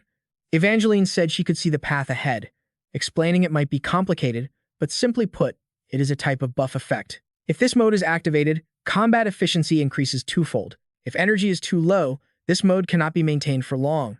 But when receiving specialized equipment in the game, when using a weapon often, they gain proficiency in that weapon. When that happens, the heroes can utilize the maximum power of that equipment. The first time he saw them buried, he was very surprised. Ash had left them like that, because he thought of them like children who would forever leave this front line. But in a situation like this, what other choice was there? He had to use them again. He secretly wondered. But you two won't resent me for doing that to save the girl's life, will you, Sir General? Thinking of that, Ash slumped down and groaned. Oh, my back, my arm. I hope there was no damage to the city. Perhaps they are dealing with the remaining monsters. He told himself, everything will be fine. Just rest for a moment. In his dream, he saw himself in a hospital room. In the real world, on the bed, a young boy was lying there breathing with an oxygen mask. His skin was pale. He looked very tired. He stood frozen, staring straight at the hospital bed in a daze. Then suddenly, he jolted out of the dream, his eyes wide open in shock. Goodness! You break out in a cold sweat, staring down at your arm in disbelief, until Evangeline approaches from a distance, snapping you out of your thoughts. I've woken up, you ask, checking if she's feeling better. Evangeline gently tosses some firewood into the roaring blaze and replies, I rested my eyes for a bit, so I'm feeling much better. I'm not about to die, anyway. The girl then asks you, what about you, senior? You wave your hand, acting smug. Compared to taking down 50 massive monsters, that was easy. She scoffs. You don't need to act so tough, you quickly respond. That's what I should be saying to you. The sky tonight is full of stars. The moon is full, the wind is still, and it's strangely peaceful. The two of you sit there, gazing at the sky and chatting. Evangeline wonders if you have to spend the night here. You reply that the battle in the city needs to end before you can head back.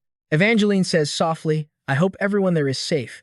You stare into the crackling fire, which continues to radiate warmth. Everything will be fine, so there's no need to worry. Amidst the quiet night, a strange sound echoes out.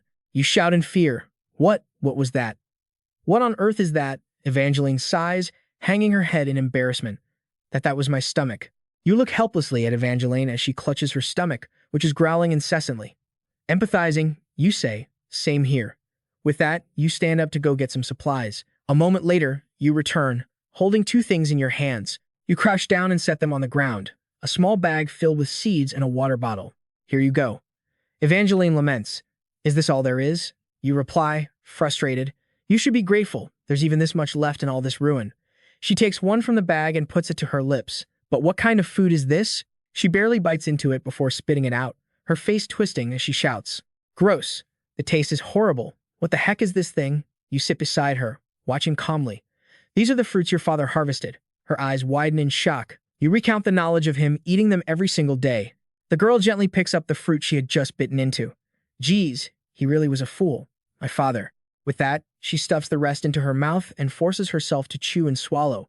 Evangeline gasps and quickly says to you, give me a drink. My mouth is so bitter, I need to wash it down with something. Anything will do. You turn to look at Evangeline. This is alcohol. You're a minor, you know. She retorts proudly. So what? I've fought through life and death already. She snaps back. You said it yourself earlier, senior. Try doing everything you haven't been able to do yet. She clenches her fist, her tone resolute. From now on, I won't just endure it anymore. I'm going to do everything. I've realized now that there are things I want to do, and enduring it all is the stupidest thing to do. As soon as she finishes speaking, she jumps up, lunges at you, and demands, give it to me, fast. Though you aren't thrilled about it, you end up helpless before her logic. The blood on my forehead hasn't even dried yet, and my feet are all blistered. Look, just one sip, okay. Having gotten her wish, the girl smiles brightly, lifting her glass toward you. Cheers. A strange sound rings out. This alcohol is strong. Are you sure you're okay? As soon as she drinks it, her face falls as she looks at you. Goodness, the taste is awful. The fruit is terrible, and the alcohol is even worse. You offer a wry smile. Is that so? Suddenly, she looks down at her glass, lost in thought, her heart heavy. Father ate these things every day. He drank this every day. Evangeline begins to imagine the harsh moments of battle on the front lines that her father had to face. Father protected this city for 3 years in that state. While pouring the liquor, you calmly explain, even if he had to chew dirt and breathe dust, he wouldn't turn his back, and he wouldn't leave. Then you offer your glass toward Evangeline. Never running away and being devoted to one's duties every single day, that is what it means to be an adult. Hearing this, Evangeline sighs in annoyance. God, I hate becoming an adult. Her childlike remark makes you burst into laughter. You're so funny. The warm, crackling fire makes Evangeline's cheeks flush. She hugs them. Actually, I knew that already. You ask. What was that? The girl reveals. My father would sneak out of the house every night and stay up all night in front of my mother's grave. I've known that for a long time. In her memories, she was always following her father. Every night, she saw him visiting her mother's grave, but he would just stand silently in a corner, watching. Even though I didn't cry out loud, I was sobbing in my heart. My father was that kind of person. I know. Evangeline hangs her head. My mother still hates father. Despite saying that, her mind is filled with memories of the warmth between the two of them. Evangeline continues to voice her grievances. So, father, come back to life and appear before me, so I can keep on hating you. You just sit there in silence. If you're going to give me the chance to be a bad daughter, then scold me and get angry at me. Her voice begins to tremble. She chokes back tears. Now, I hate everything. Sitting alone, grieving. Sitting alone, missing him. Her monologue turns into the whimpering of a child. She misses the happy moments of her childhood when both her father and mother were by her side. I miss you, father, mother. She sobs uncontrollably, tears streaming down her face. Father, mother, I miss you both. Evangeline begins to weep. You leave her to cry alone in this cold and harsh world. Even if she has to chew dirt, even if she has to breathe dust, she must fight and grow up in solitude. Poor Evangeline. The day has started to break, and the woodpile has nearly burned out. Evangeline is still asleep, her eyes red and swollen from crying, her lips still continuously whispering, Father. You've been up for a while. You stand silently staring at the two graves, then take a sip of alcohol and sigh. The eastern sky in the distance is clear. It will be light soon. Under the bright dawn sky, you see your soldiers running along the road in the distance. You smile brightly and wave at them. Lucas, leading the group of knights, sees you and immediately bows to salute. So, another chapter is coming to an end. It is a clear, cloudless day. Warm sunbeams shine down on the tower and the palace where the Saintess Margarita is using her powers to heal your wounds. I don't know why you had to get hurt like this. After treating and bandaging you carefully, she continues to warn you, but your left hand will never be the same as it was before. Your grip strength has diminished, and your wrist joints have become stiff. There will be many issues that arise from this, my lord. You reply, is that so? You gaze silently at your injured hand, thinking to yourself, the price paid was too high. Trying to comfort myself, I wonder if I should feel lucky that I'm not a soldier. Still, Margarita reassures me. But regardless, that is a stroke of luck. Anyway, I've scheduled your treatment, Ash. You need to come to the sanctuary every 2 days. Ash replies cheerfully. Thanks, Sanctus. He turns to her and continues. How is Evangeline doing? She hesitates. Her shoulder wound is quite serious. But even though she's hurt, Evangeline has been eating with a very positive attitude. As long as she doesn't overexert herself, she'll recover in no time. She's always been incredibly strong. Ash crosses his arms, silently marveling. An SSR rank warrior, indeed. Her recovery speed is far beyond mine, Ash wonders. Is it because of the difference between a teenage girl barely over 10 and a man in his 20s? After his treatment, he hears Lucas's report on the defensive battle. Just 15 minutes after it began, Damien had wiped out all the monsters. Within 6 hours, he continued to eliminate every other creature that dared to approach. After clearing the area, he came to rescue me and Evangeline. Ash still can't believe it, thinking, but to slaughter those monsters, that easily, it's absolutely extraordinary.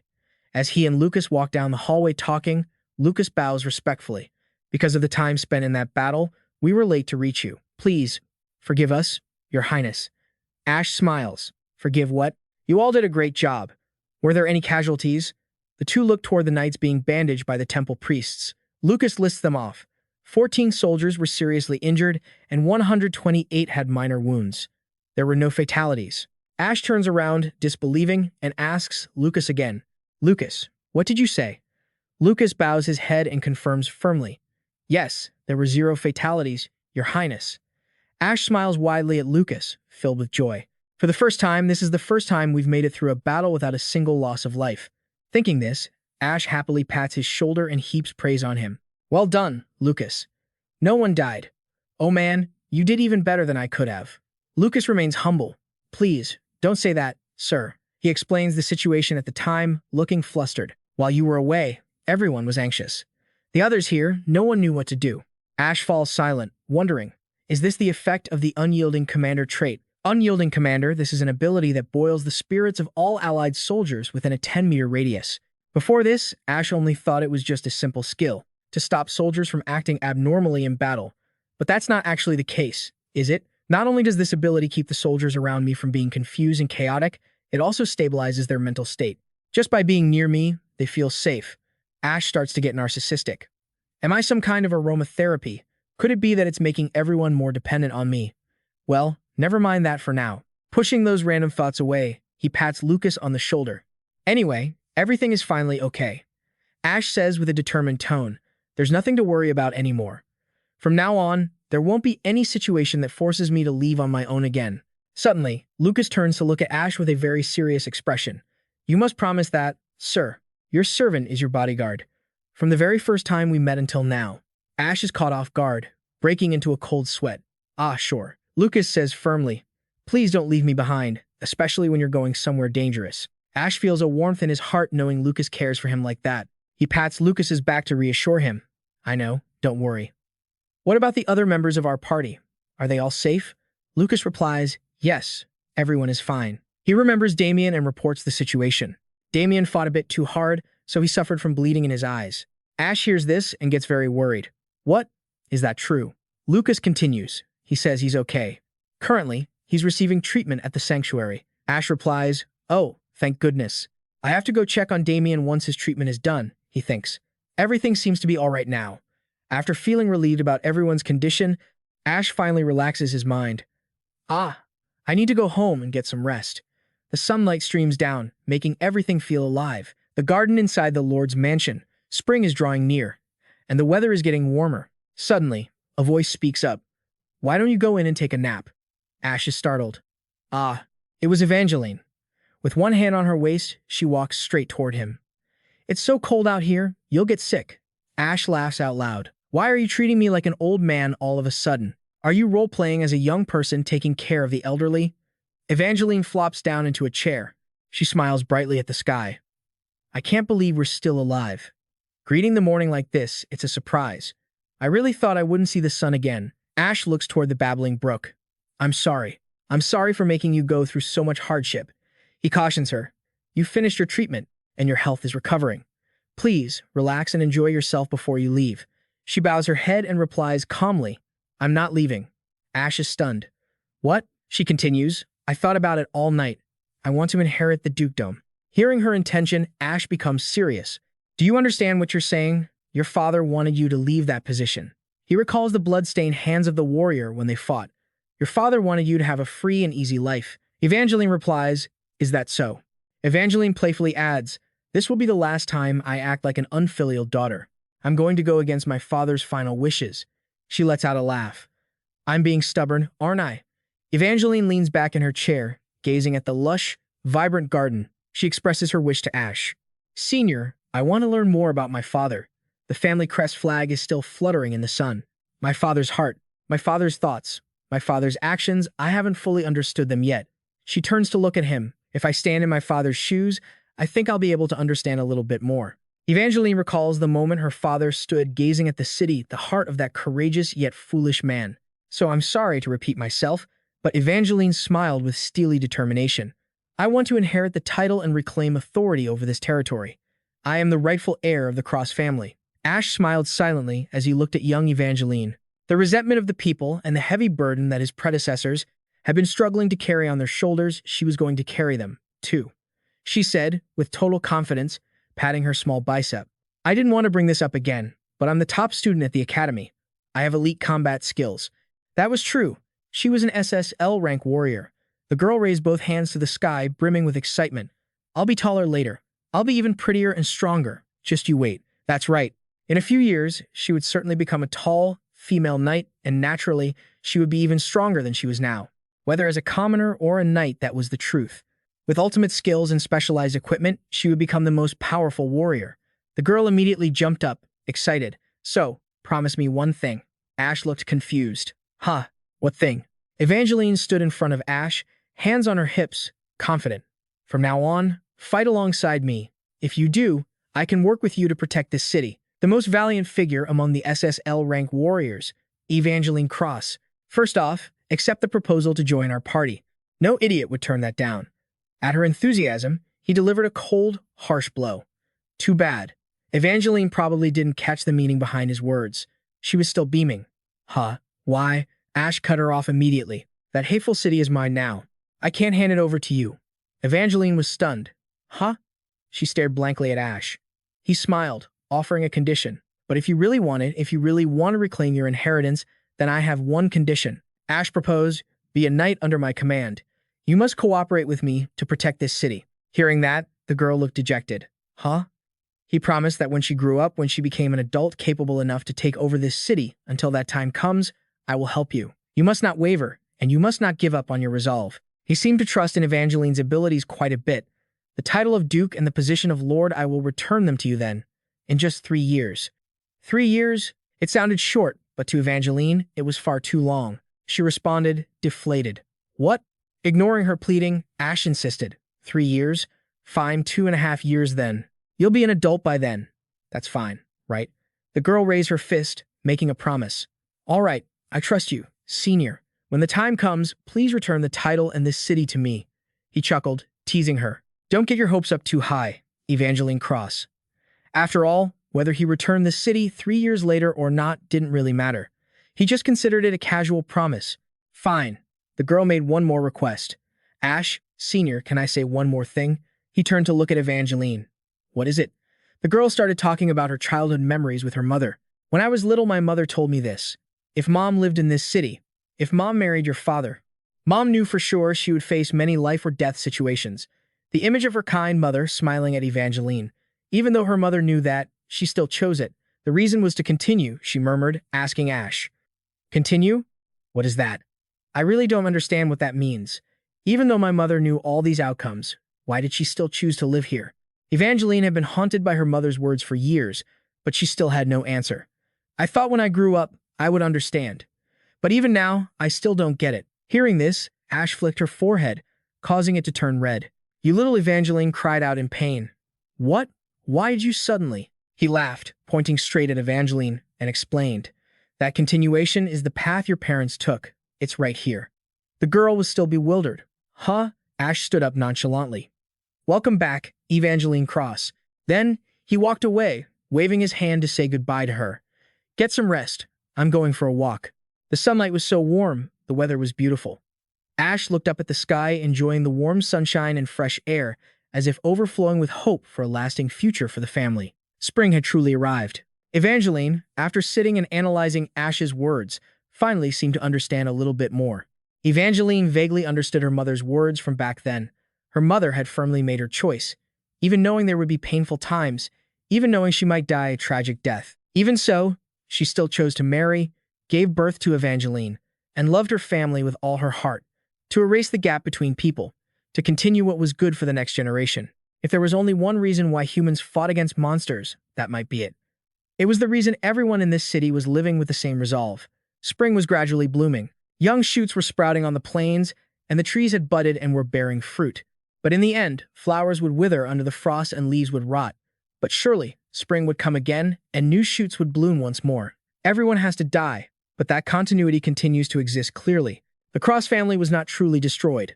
Now I understand. Father, mother, I understand now, even if only a little. Her body, though wounded and aching all over, felt refreshed in spirit. Spring had truly arrived. The system continued to announce, Stage 3 complete. Rewards have been granted. Please check your system inventory.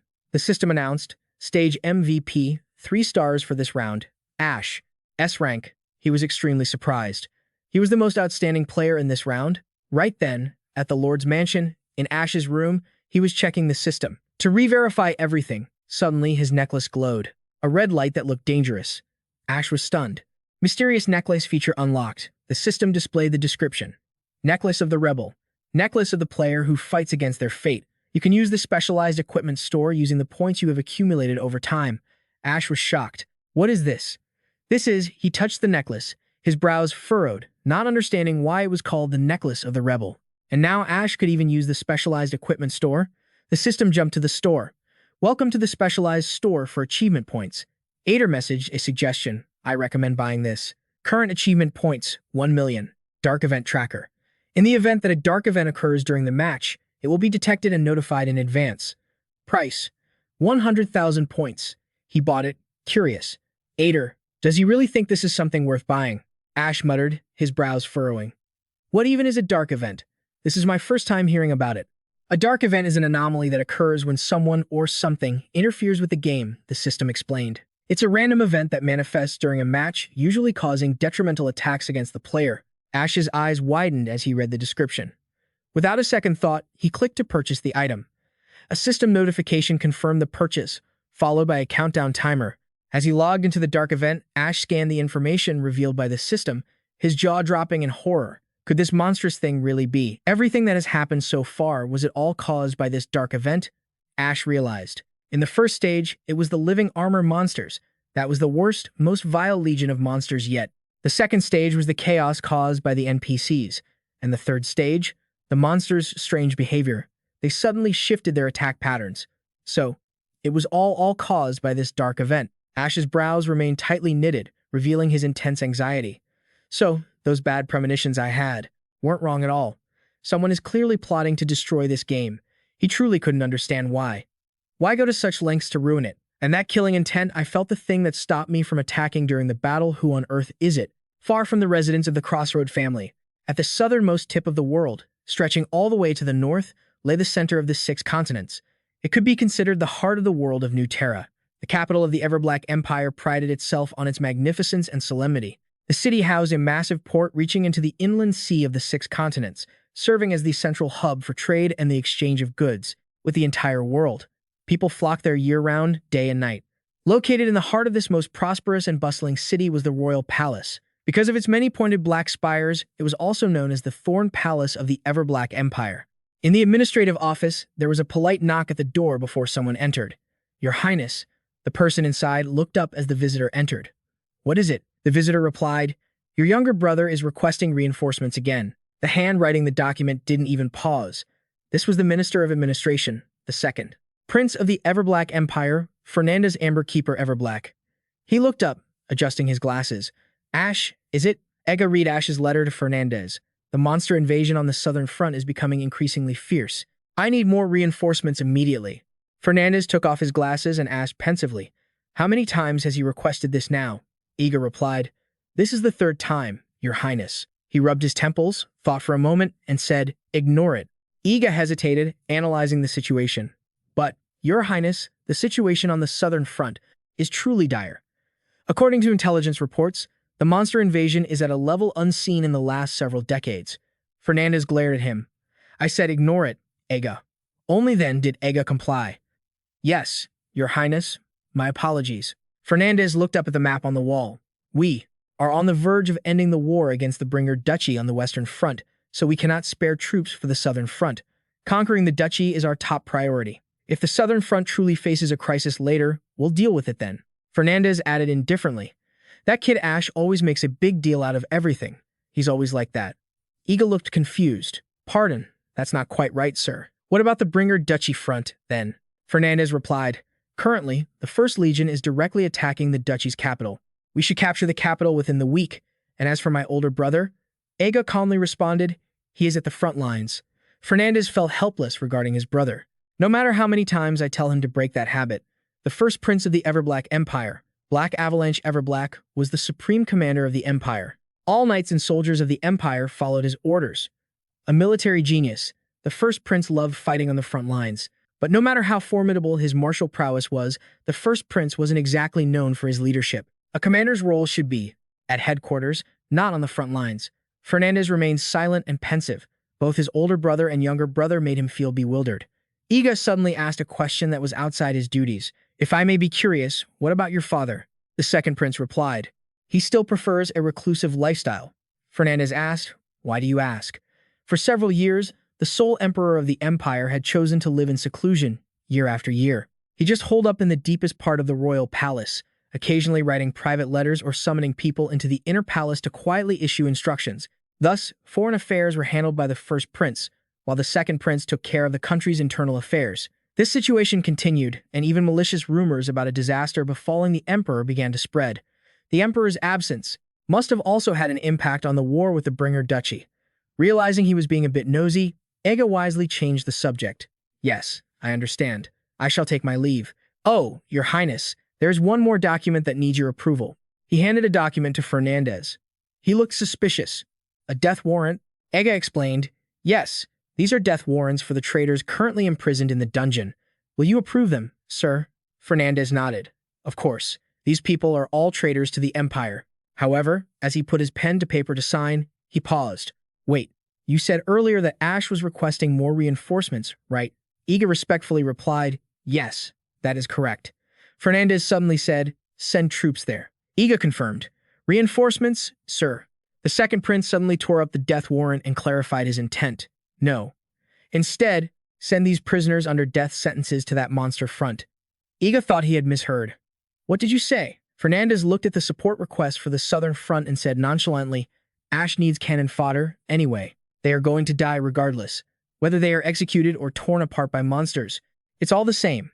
Ega advised worriedly, "But, Your Highness, they aren't just your average despicable criminals. If we send them to the southern front and they cause trouble," Fernandez indifferently interrupted him, "Ash will know how to handle that himself.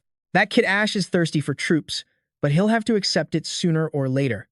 Finishing his thought, he picked up a pen and wrote a new notice. "I shall issue a decree with the authority of the Minister of Administration. The death sentences for the 5 criminals mentioned will be carried out on the southern front. The third prince, Ash, will be responsible for overseeing and executing the sentence." Once finished, Fernandez signed his name at the bottom. "This document is effective immediately." He wore a mysterious smile. "My little brother is having a hard time, so I'm sending him reinforcements like this. I truly am a kind and exemplary brother." After that, Fernandez crossed his arms and looked out the window, his expression calculating like a villain. The sun slowly set, and the Thorn Palace sank into darkness. The second prince murmured, "Don't you think so?" Over at Ash's place, he annoyingly rubbed his ear. "Is someone talking behind my back again?" But it seemed he wasn't alone. Someone spoke up. "What is it, Your Highness?" Ash replied, "Oh, it's nothing. Never mind." More importantly, he asked in a soft voice, "How are your eyes, Damien?" Early that morning, Ash had gone to visit Damien. He sincerely apologized. "I'm sorry for making you fight until you reach your limit." Visiting a sick person wasn't something he was very used to. Damien hurriedly denied it. No, it's not the prince's fault. You aren't to blame at all. That's just how war is." Ash smiled and ruffled the boy's hair, such a kid. He smoothed out his tangled hair, comforting him. "Third prince, if I rest for a few days, my vision will recover soon, sir." "You don't need to worry about me," Ash warned. "From now on, you must not push yourself too hard in battle, okay?" Damien was stunned for a moment. "Pardon?" Ash added. "Well, of course, if there's a task, I will still ask for your help." Saying that, he held out his hand, wanting to hook pinkies in a promise. "But I promise there won't be any missions that push you this far again. I promise." Ash had probably forgotten that Damien was injured in the eye, so how could he hook pinkies? The young marksman smiled and said, "I am the prince's gunner. If my abilities allow it, you can order me to do anything." Ash felt a lump in his throat. Damien touched the bandage over his eye and confided, "I can kill those monsters, so I'm sure one day I can wipe them out forever. Even if both my eyes are destroyed, I can still take them down with me. So please use me until the day I die. That is why I am on this front line." Ash smiled gratefully. He couldn't say that he wouldn't do such a thing. As long as Damien could use his eagle eye skill, Ash still had to rely on him. He spoke up, "Damien." The other person respectfully replied, "Yes, Your Highness." Ash asked, "Do you still remember the first promise I made to you?" Damien was surprised. A promise? Ash had once promised Damien that no matter what happened in the future, "I promise that I can sacrifice myself for you." At that time, Damien had lost all his loved ones and was in a state of absolute despair. To bring Damien back, Ash had even made the boy hate him, just so Damien could escape that state. "How about the current Damien?" Ash asked seriously. "Do you still hate me? I am the one who killed your friends." Damien remained silent. Perhaps this was a difficult question to answer. He bowed his head. Well, I haven't even thought about that. Ash quietly listened to Damien's words. One day, when all the monsters are defeated and peace is restored on this front line, then please ask me again. Now is not the time. At that moment, I will answer whether I still hate you or not. Ash placed a hand on his shoulder, promising, that day will surely come soon, just 3 more years. After walking the final path, one way or another, it will come to an end. He solemnly vowed. No matter how you answer then, I will accept it. Loyalty and hatred, gratitude and resentment. The player and the character have no relationship at all. The little boy was always by Ash's side helping him. Ash always hoped he would be happy no matter the outcome. He still always wished for the best for the boy. One night, after the battle ended at the Lord's mansion, the bedroom door creaked open. Ash patted his aching back, groaning, "My whole body is sore."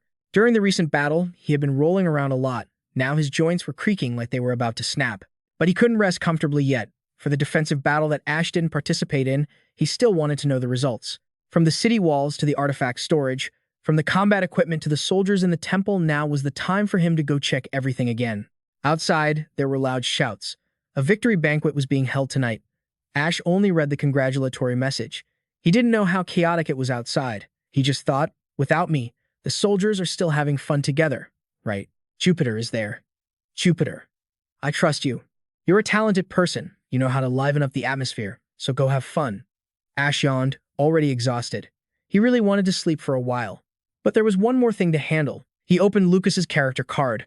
Lucas, SSR rank, level 35. Title, Knight Protector of the Prince. Profession, high-ranking knight. Strength, 35. Agility, 35. Stamina, 35. Magic power, 20. Intelligence, 15. Looking at the stats, Ash smiled. Let's begin. He couldn't help but exclaim, the strength stat is terrifying. Lucas has already completed the second stage. He's about to become a true high-ranking knight. On the system screen was information about Lucas. Skills currently owned, Lucas, SSR rank, level 35. Passive skill, Steel Human. Skill 1, Willpower. Skill 2, Persevering Steps. Ultimate skill, unlocked after the 3rd level transfer. Anyway, he had already unlocked 2 skills. Persevering Steps.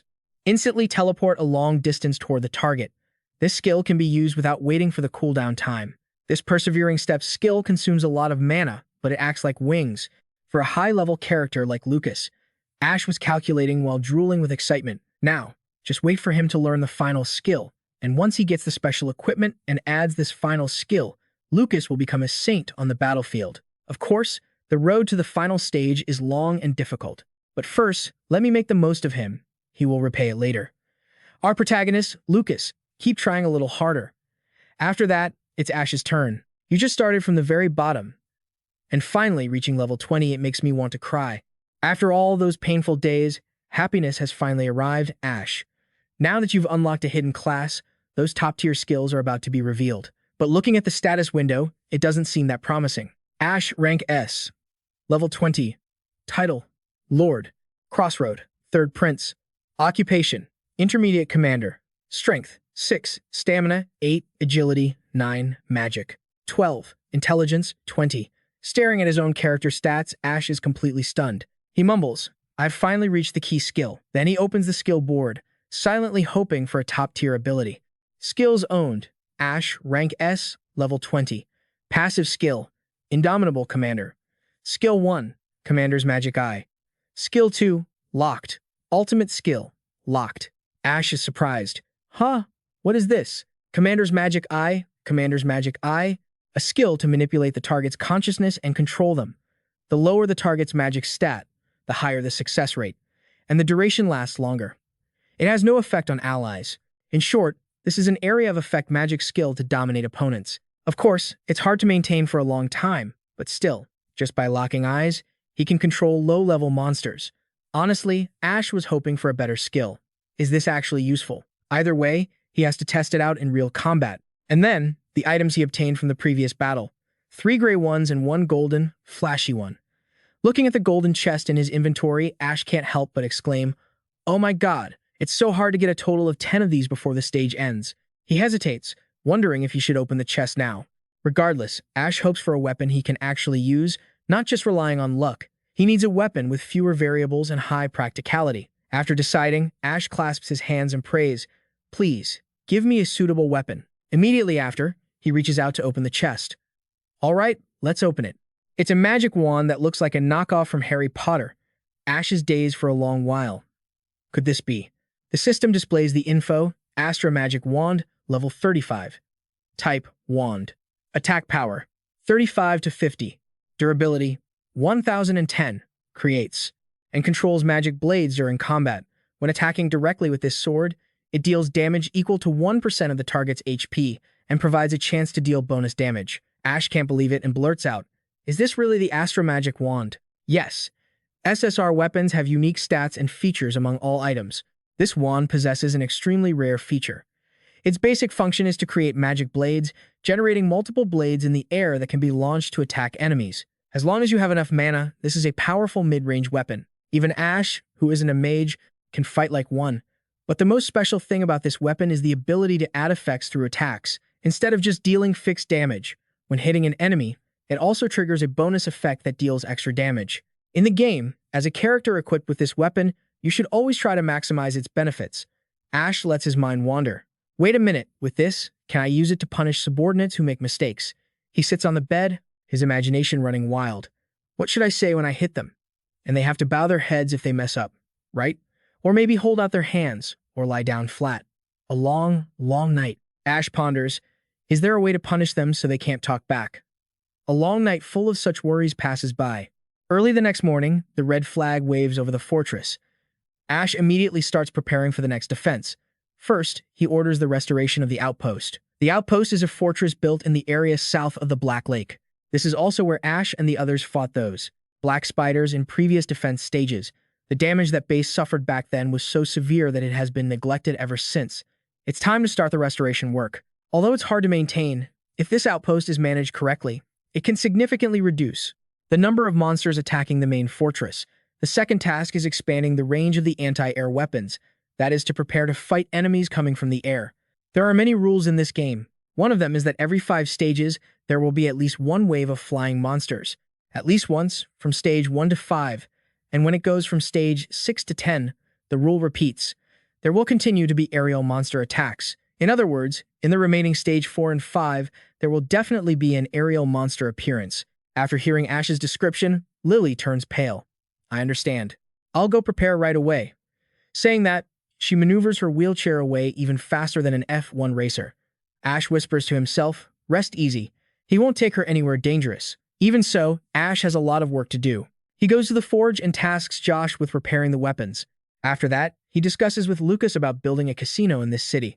Finally, he treats himself to delicious food at a local restaurant. He carefully prepares everything needed in Crossroad. 3 days later, at the teleport gate in the Lord's Mansion backyard, the system notifies.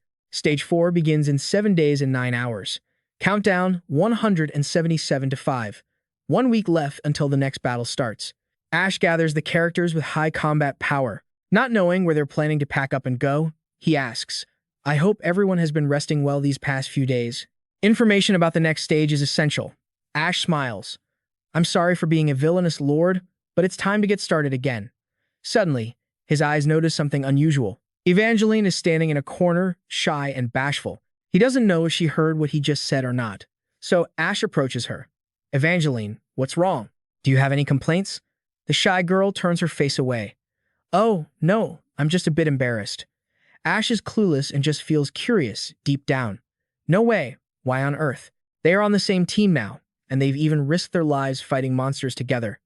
He thinks and thinks but doesn't understand, because she has already shared all her family issues with him. Wait, Ash said, stepping forward. What's wrong? Why are you running away? Evangeline took 3 steps back, blushing furiously. She shouted, Fine, let's just wrap up this meeting and get moving. Ash decided not to overthink it. It was probably just the moodiness of a girl hitting her teenage years. Damien scratched his head, looking bashful. Something feels off with him, too. Ash glanced at him. You too. Did he catch something from visiting the sick bay? What's going on? Why is everyone acting like this? Suddenly, Countess Jupiter started laughing. Ash turned to her. What is it, Jupiter? If something's up, just tell me. She held a cigar in her hand and gave a mysterious smile. Oh, no, it's nothing. What could possibly be going on between someone of my age and all of you young people? Ash felt like everyone was acting strange today. It was all so surreal, like some kind of joke. He looked over at the bodyguard, who looked composed and normal. At least you're normal. Lucas. Lucas placed a hand over his heart. Of course, my lord. He immediately braced his sword and knelt on one knee to pledge his loyalty. Sir Lucas, as your personal bodyguard, I am always in top form. Ash screamed internally. I know that already. Stand up. Let's just end this weirdness. He clapped his hands to get everyone back on track. All right, enough fooling around. It's time for the dungeon expedition. Ash briefed them on the mission. The area this time is Sector 3, outside the northern fortress. We need to be ready for anything, though there's nothing particularly special about this place. The dungeon structure is just one long corridor. Everyone just needs to push forward and fight the monsters pure force against force. We just need to keep defeating the monsters that keep spawning and charge straight ahead. Sector 3 has the simplest layout of all the sectors, so it won't take much time. The goal is to finish up and be back before evening, okay? Does anyone have any questions? No one had any questions. Evangeline and the others were ready to go. Let's head out immediately. Senior. Ash smiled in satisfaction. All right, let's move. With that, he selected the destination on the system. The group stepped into the teleportation gate. The gate at the back of the mansion instantly deactivated, and stones clattered to the ground. The system, in Ash's field of vision, the words loading appeared. Then, a notification popped up. You can re-explore areas already cleared. Please organize your subgroups, disperse them into various areas, and try to level up those members. Ash cursed under his breath. I need a subgroup with many members to split up. Damn it. Soon after, the group was teleported to Sector 3. They stood on the ramparts of a massive city. Part 2. They were standing on the ramparts of a massive city. Lucas scanned the horizon and exclaimed, the view of the kingdom under the lake, seeing it again, is still so overwhelming. Ash felt the pressure too, but he urged them on. Let's go. Everyone, head down. They descended the watchtower and set foot on the walls of Sector 3, the northern outer city area. Info about the expedition zone appeared. The system notified Sector 3, northern outer city. Completion progress, normal stage, 0 out of 1. Annihilation, 0 out of 1. Compared to the dungeons he had run recently, this battlefield seems simpler. Ash walked and pondered. But honestly, I can't let my guard down. There might be differences depending on the type of monster, but this is still going to be a tough battlefield for the party members. So, no matter what kind of monsters appear, while he was thinking, Lucas stepped forward, drawing his sword in alert. Something is coming. A winged monster descended onto the walls with burning red eyes, curved horns, and razor-sharp teeth. And it wasn't just one of them. Ash's 5-man team was being surrounded from above. He widened his eyes in surprise. Someone in the group shouted, gargoyles. Exactly as predicted, the aerial monsters had appeared. The system displayed a red notification. Eliminate all enemies. Northern Outer City. Stage 1, Wave 1. Level 12, Gargoyle. This was a place where monsters swarmed in waves. The number of monsters was displayed. Ash immediately stood in the center to command the other 4. All right, let's move out. We're going to win this. They're going to keep coming, so the longer we drag this out, the more exhausted we'll get, he advised. Give it your all. Quick strikes, quick victory. The other 4 rushed toward the gargoyles, shouting, understood. There were 2 types of monster legions appearing in the early stages. The first type was the wyvern, also known as the flying dragon.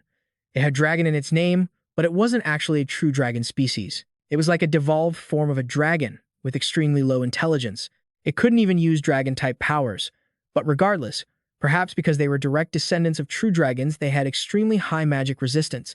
Even mages found it difficult to fight them. They had the ability to breathe fire like a real dragon and could attack from a distance, but their weakness was their very low physical defense. Using weapons like anti-air artillery, bows, and ballistae, even if it was tricky to face these aerial monsters, it was manageable. Next was the second type of aerial monster, the gargoyle we just encountered. Unlike the wyvern, gargoyles had high physical defense but poor magic resistance, and they had no long-range attack capability. They could only fight in direct close-quarters combat. While the front line used defensive skills to block the monsters, the mages and ranged attackers behind them had to fight with everything they had to take them down. In other words, Jupiter summoned a ball of lightning in her hand, shouting excitedly. Mages are the highlight of the battlefield. Her lightning fried the gargoyles, and she laughed gleefully. As the center of the battle, she continued to gather a larger orb of lightning. You could call them the most important people in this kind of fight, Ash thought, at a loss for words. Jupiter is really fired up. The system displayed. Wave 3 cleared. Defeated. 10. The monster kill count jumped at a dizzying speed. He was stunned. Is this a monster slaughter? Then, he smiled in satisfaction. Man, this is exactly why. I had to pay such a high price to recruit these mages. Even if her personality is a bit prickly, she really is a top-tier mage. Damien approached Ash with his gun. The boy shyly speaks up, Sire, is there really nothing you need my help with? Ash nods and replies, well, not right now. We're defeating these monsters with ease. Ash looks at Damien and shares sincerely, your eyes haven't fully healed, and your left arm isn't much better. I hope today there's nothing that requires you to take action. Ash's warriors are fighting fiercely. An SSR rank knight, an SSR rank mage, and on top of that, they've all cleared the second stage of combat. Jupiter seems to be thoroughly enjoying this chance to cut loose. She laughs loudly. This is too much fun. That's more than enough to clear this third district stage. Since they don't even need to fight, the experience points are still rolling in steadily. Ash smiles wryly. We're having it too easy. Regardless, with Jupiter and Lucas fighting so spiritedly, they've cleared this wave of common monsters far too easily. Jupiter is hoarding magic stones, unable to stop grinning. Ash silently judges her. Even though she's an eccentric person, her strength is undeniable. Now, they walk along the city wall carrying lanterns. Finally, Ash stops and announces, we're here. The group stands in front of a massive door. Someone gasps, the boss's room. They've arrived right above the North City gate. They have to go inside to find the path down. Ash pushes the door open with unprecedented confidence. Let's wrap this up early today, everyone. The group steps inside, their footsteps echoing through the space. The system pops up. Defeat the boss of the North Outer City area. Level 30, Gold Gargoyle Dragon. It's a giant, winged dragon clad in gold armor. Ash raises the lantern in his hand, Gold Gargoyle Dragon. This is the monster guarding the palace of the Underwater Kingdom. Even though its abilities aren't much better than other bosses, with such a luxurious appearance, it's bound to drop plenty of valuable items. He claps his hands, urging everyone on. All right, let's butcher this monster right now. A shadow darts out ahead. Ash smiles brightly and gives the order, everyone, get ready for combat. The person who ran ahead is Jupiter. She laughs loudly with a look of, Damien, my treasures. Ash is puzzled. Jupiter, what is she doing now? She seems to have lost her mind. All she sees is the gold armor on the boss's body. Gold, it's all gold. The system announces, greed trait activated. Ash stares blankly as his mage runs toward the boss. Wait, hold on. Did the greed trait just activate automatically? He turns pale, despair evident in his expression. She's gone off the deep end. The boss begins to move. It grabs the weapon in its hand, its eyes flashing with murderous red light. Its jaw, full of jagged teeth, opens. 25 years ago, I was the guardian here. 15 years ago, I was also the guardian here. It raises its spiked mace, intending to attack Jupiter. I have spent my whole life guarding this place. Seeing this, Ash yells out orders. Everyone, advance. Don't let her die. Lucas immediately charges forward. Understood, Prince. Evangeline breaks out in a cold sweat for Jupiter. Mage, please calm down. The boss swings its mace down, still narrating its life story. If I had been willing to work in the city, I would have been promoted a long time ago. Ash can do nothing but watch helplessly. However, looking at the distance between the boss, Jupiter, Lucas, and Evangeline, he truly feels that the outcome is already sealed. Despite that distance, Jupiter seems not to see the danger right in front of her. She laughs loudly, drooling over the gold. The gold gargoyle dragon roars in anger and lunges toward Ash. If I had accepted service in this city, I would have been promoted ages ago. He is startled by its attack range. The heavy, giant mace slams down, creating terrifying pressure directed at Ash's group. He screams an order, Damien, use your power. Each bullet follows the trajectory Damien aims at with precision, colliding with the gold gargoyle dragon's mace. Even so, with the monster's immense strength, it easily bats his attack away. The gold gargoyle dragon angrily swings its mace, striking Jupiter as she rushes in. She is dazed, crawling on the ground, asking, what am I doing here? Before she can steady herself, someone grabs her by the collar and drags her away. Panicked, Jupiter, retreat quickly. Lucas hoists Jupiter up and runs for his life toward the back. The gold gargoyle dragon glares with sharp eyes toward the source of the noise. Evangeline shouts aggressively at it, damn it. Hey, you golden monster. Over here, look at me. Provoked by her, the gold gargoyle dragon roars in anger. It slams a mace down exactly on Evangeline's position. She successfully blocks that strike with her shield. Under the terrifying pressure, even Evangeline can't help but tremble, gasping. Ash darkens his expression, looking at the person sitting on the ground, and says grimly, Jupiter. She jumps, panicked, and hastily confesses, I've lost face, Your Highness. He angrily demands, pull yourself together, Jupiter. You're a countess. What on earth are you doing? Jupiter stands up, fixing her hair, acknowledging her own fault. It's this old woman's fault for putting everyone in danger. Ash softens slightly and reminds her, as long as you know that, it's fine. Pull yourself together now. He recalls the plot of the game and begins to speculate. In the game, only the things inside the box would explode. In reality, the explosions are triggered in very illogical places. That greed trait, how can I find a solution for it? Lucas grips his sword, charging forward. I will take the lead and advance first. Jupiter, frustrated, gathers an energy sphere in her hand and says, I'll kill it right now. But before the technique is finished, she is in pain, drained of all strength. Ash speaks up to remind her, all right, you rest. Don't push yourself too hard. Jupiter doesn't dare look him in the eye, replying loudly, I feel so embarrassed today. He smiles at her, comforting her. There's no need to talk about losing face. Damien grips the gun in his hand, wanting to rush in to attack. I will handle it. Ash raises a hand to stop him, ordering, all right, stand back. Damien asks, puzzled, huh? But why? Ash looks into Damien's bloodshot eyes. Damien has already fired 3 shots with his heavenly eye and hasn't recovered yet, plus the backlash from that monster doing this could put him in danger. Ash holds his wand in his hand, answering confidently. Wait a moment, Prince. I'll test out a new product. As soon as he finishes speaking, 3 swords filled with magic power appear above his head. Ash looks at those 3 swords and falls into deep thought. I must have used up half my magic power, but I've only manifested 3 swords. When the magic power escapes his body, anyone would feel a chill. But this is the first time he's used magic like this, isn't it? Ash still didn't give up, continuing to condense his magic. Try it again. When he tried again, the result wasn't any better. Ash was incredibly confused and wondered, why is this happening? Jupiter watched his actions, equally confused. She asked him cautiously, Your Highness, every time I see you, you've got some new toy, don't you? Ash spoke with an air of immense confidence. Don't worry, there are still many things you don't know about me yet. His gaze sharpened as he spoke. Theory is enough for now. Ash controlled the 3 swords he had just summoned, launching them straight at the golden winged dragon monster, sounding confident. Time to test the power in actual combat. The immense force of the attack struck its arm squarely, followed by a miserable shriek from the golden winged dragon. The golden winged dragon's sturdy armor shattered into pieces. Ash laughed triumphantly, teasing it. How was that? Fun, right? The magic blade shattered after 5 hits. It seemed the durability wasn't very high. The golden winged dragon was affected by the previous move. It fell to its knees, saying resentfully, I have strayed from the path once before, and now, at the end of my life, I have to end up rotting outside the city like this. Evangeline used her damage-stacking skill and questioned it. You've already been beaten, so what are you complaining about? She darted forward in a flash. She lunged and thrust her spear straight into the chest of the golden winged dragon, saying, Now it's my turn. This single strike officially shattered its armor.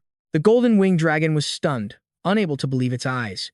Impossible if I had leveled up if I had been able to wear that bronze-like armor just once.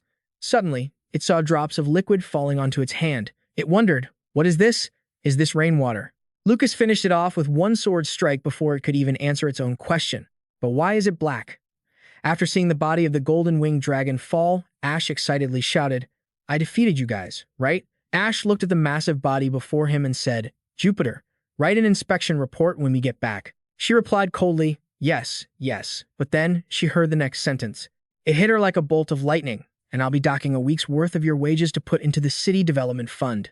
Jupiter intended to retort, but seeing Ash's dark, terrifying expression, she quickly changed her tone. Your Highness, is that too? No. I think being punished like that is well-deserved. I will follow your Highness's orders. Looking at the shattered armor pieces on the ground, he asked Jupiter, why do you go crazy whenever you see something shiny? The glittering metals on Jupiter's chest made him even more curious. Before you became a mercenary living and dying for money, weren't you a respectable soldier of the Everback Empire? Ash looked at her seriously. He reminded her, in the face of material desire, I hope you think of the pride you have left.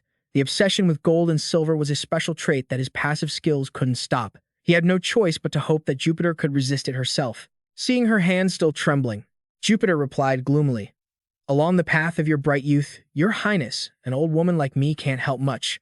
I don't want to become a burden to you. She clenched her fist, determined, if this happens again, I will pay for it with my life. Ash quickly rejected this serious offer. No, I don't need your life for anything. Pay me with money instead.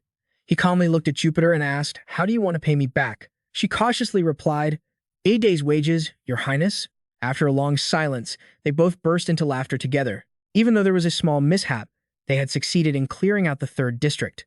Although no special equipment dropped, but this gold was definitely a good find. Ash opened the chest.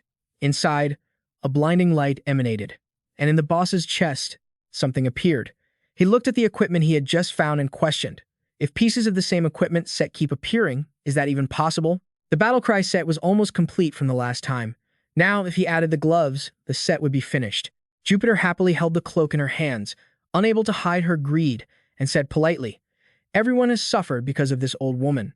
Should I be ashamed of myself for taking these?" Deep down, she thought, even if it feels like getting a gift for the one who caused the mess, well, that's fine. Anyway, the loot collection had ended, which meant the battle in the third district was over. After everyone rested enough, Ash spoke up. "Down these stairs. We'll reach a safe point." Next was a spacious gathering place lit by flames. It was the largest base so far. "It's time for us to head to the rescue camp that the stranger told us about last time." Recalling a few details from the game, he continued to explain that it was a place where a few people living in the dungeon often gathered. "There are shops and a blacksmith there too." Ash gave the order with a strong, determined look. "But our goal today is to find new members. If someone is friendly and capable, no matter what, we have to recruit them into the group." In reality, this was the reason he was so eager to join this expedition, meeting friendly NPCs and pulling them into his squad. Later, when the city developed, the mercenary guild would become crowded. Now, at the beginning of the game, there was no other way but to struggle with the difficulty of recruiting talent. Therefore, to everyone, this game wasn't just about fighting. The issue of survival and the development of the city were also very important. There were too many things to worry about. Even so, as Evangeline munched on her rations while listening to him, he added, "Everyone, keep your eyes open and look carefully. Try to spot someone with potential, okay?" She was amazed by Ash's enthusiasm and couldn't help but exclaim, "Can there really be a decent person in this dungeon? How can we find someone like that in a place like this?" Ending his passionate speech, the prince added a final point. "Even if that person is a bit lacking, it's fine." In his mind, he secretly thought, "It doesn't matter if they are a demon or a human. As long as they can kill monsters, even if they are a devil or a zombie, I'm ready to welcome them." Ash's team started moving after a short rest. They went down the stairs. The path down was very long. He thought tiredly, "I really wish there was an escalator." However, he was glad he felt less tired than last time. So, after walking down for a while, they finally set foot on the ground. Evangeline suddenly pointed toward where there was light and called out. Still, he was glad it felt easier than last time. After descending for a while, they finally set foot on the ground. Evangeline pointed toward a light and called out, "Your Highness, look, the underground kingdom, the North Main Gate." Before them stood a massive, towering gate. She continued, "That's the gate we saw when we first stepped onto the lake bed. I saw it from the outside, but now I'm seeing it from the inside. Because it was closed, we had to take a long way around, but we finally reached the main entrance." Lucas approached with a torch to inspect it, puzzled. "It looks like there's no way to open it. No pulleys, no locks. How are we supposed to open this?" Ash began to analyze it. Since this is a magic kingdom, there must be some magical mechanism. And from the very beginning, there was only one scenario where this gate would open. Lucas turned, asking, "When is that?"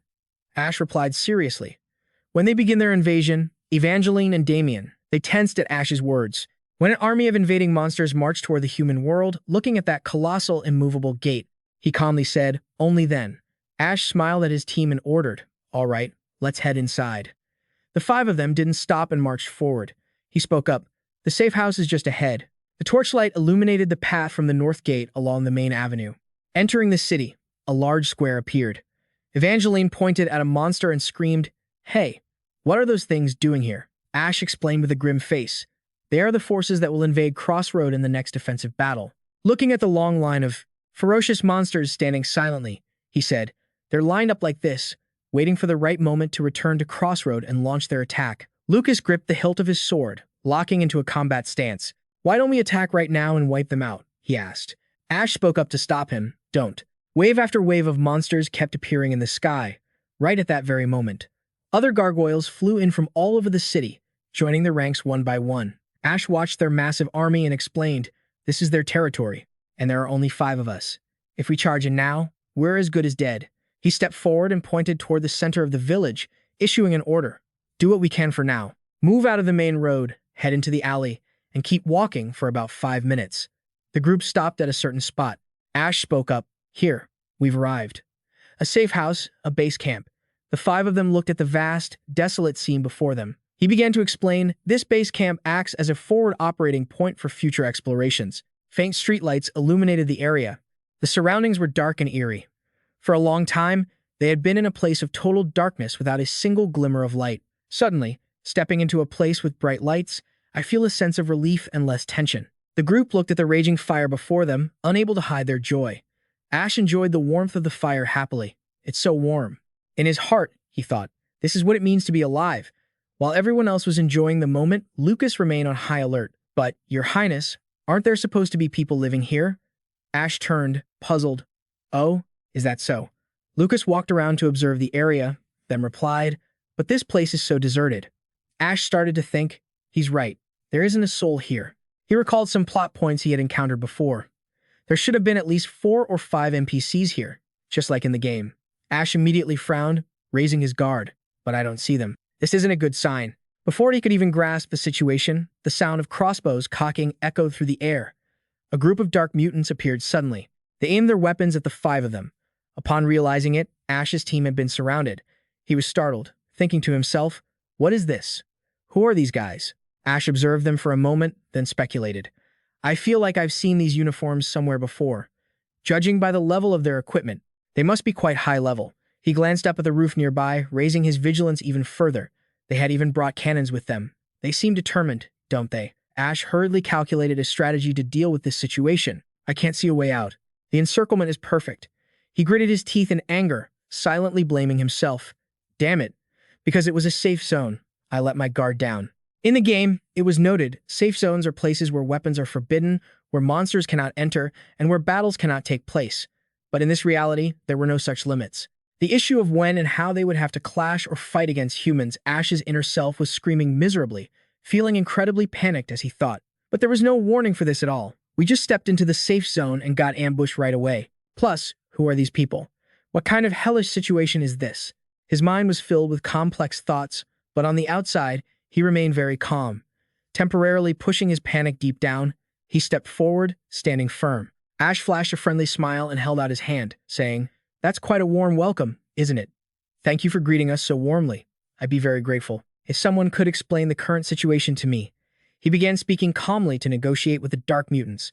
We are explorers, who just entered the dungeon a short while ago, and these are the precious soldiers I have to protect and lead. Even his gentle words, mixed with a hint of humor, could not sway them. These were cold, sharp eyes hidden behind masks. They only pointed their weapons at his party. To get a better grasp of the situation, he had to keep making meaningless jokes. Are you guys training recruits using some new method? In today's advanced society, I didn't expect such a ritual to still exist. One of them spoke up. A ritual? Perhaps that's what you understand it to be. After hearing the reply, Ash's attention shifted to one side. What's this? Why is this voice so mesmerizing? That's an incredible, deep tone. He could even sing hymns. He looked at the 5 of them in the encirclement, continuing his voice like a warning. Training recruits is an age-old tradition, accompanying human history. It is the process of imprinting respect and etiquette towards seniors. Such a wonderful culture should be protected and developed in the future, don't you think? He played dumb, shaking his head as if he didn't understand. What on earth are you talking about? His voice was warm, but I have absolutely no interest in such nonsense. Ash looked at them, mocking, You call that a culture? Seriously. You guys sure love acting like you're better than everyone else, don't you? A low, raspy laugh echoed from behind the group of Nightwalkers. He spoke, I hear that all the time. Crow's mask shifted, his voice dripping with sarcasm. I've lived a long time, so, naturally, I'm obsessed with the old ways. Athos, veins bulging with rage, shouted, You damn flute-playing bastard. Crow just chuckled. Is that what you call me? Standing before Athos's team, he said with confidence. The flute player? What an interesting nickname. Let me take a moment to introduce myself. He struck a pose and gave a shallow bow. I am a dangerous criminal wandering the depths of the Sunken Kingdom. I am the last remaining court musician of the Sunken Kingdom, as well as a mage. You may call me Crow. His crimson eyes flashed behind the cold, eerie wooden mask. He turned to Athos and said, It is a pleasure to meet you, Prince of the Surface Kingdom. Upon hearing that, the last player turned pale and blurted out, Wait, what? The flute player's name is Crow? Isn't this guy supposed to be an elite NPC in the game? He shows up on the battlefield sometimes, but he never fights directly. He just commands monsters or helps the players fix bugs. Athos quickly tensed up. Still, there were scenes he remembered vividly. This was the final stage of the game. He appears in the very first room of the final dungeon, leading to the final boss. He didn't have any direct combat skills at that time, Our group is incredibly strong. A mediocre opponent would go down instantly if we just swung our swords a few times. But the current situation, the 5 of them were surrounded with almost no way out in the heart of the gloomy city at night. He looked at the night walkers trailing behind him. He thought to himself, these are the same people who show up with him later, but what is he saying to me? Calm on the outside, Athos was shocked on the inside. Did he just call me a player? He stared at Crow, who hadn't changed his expression. Does this guy understand the world's operating system too? Too many questions. But Athos glanced around, assessing the situation again. There were so many of them, and they were equipped with support weapons in the back. The priority was to avoid a direct confrontation. Facing this dilemma, he asked slowly, "Why are you attacking us? Can you tell me the reason why?" Without answering Athos's question directly, Crow replied with his own, "Your group has been traveling through this city. Are you trying to uncover the secrets of the sunken kingdom?"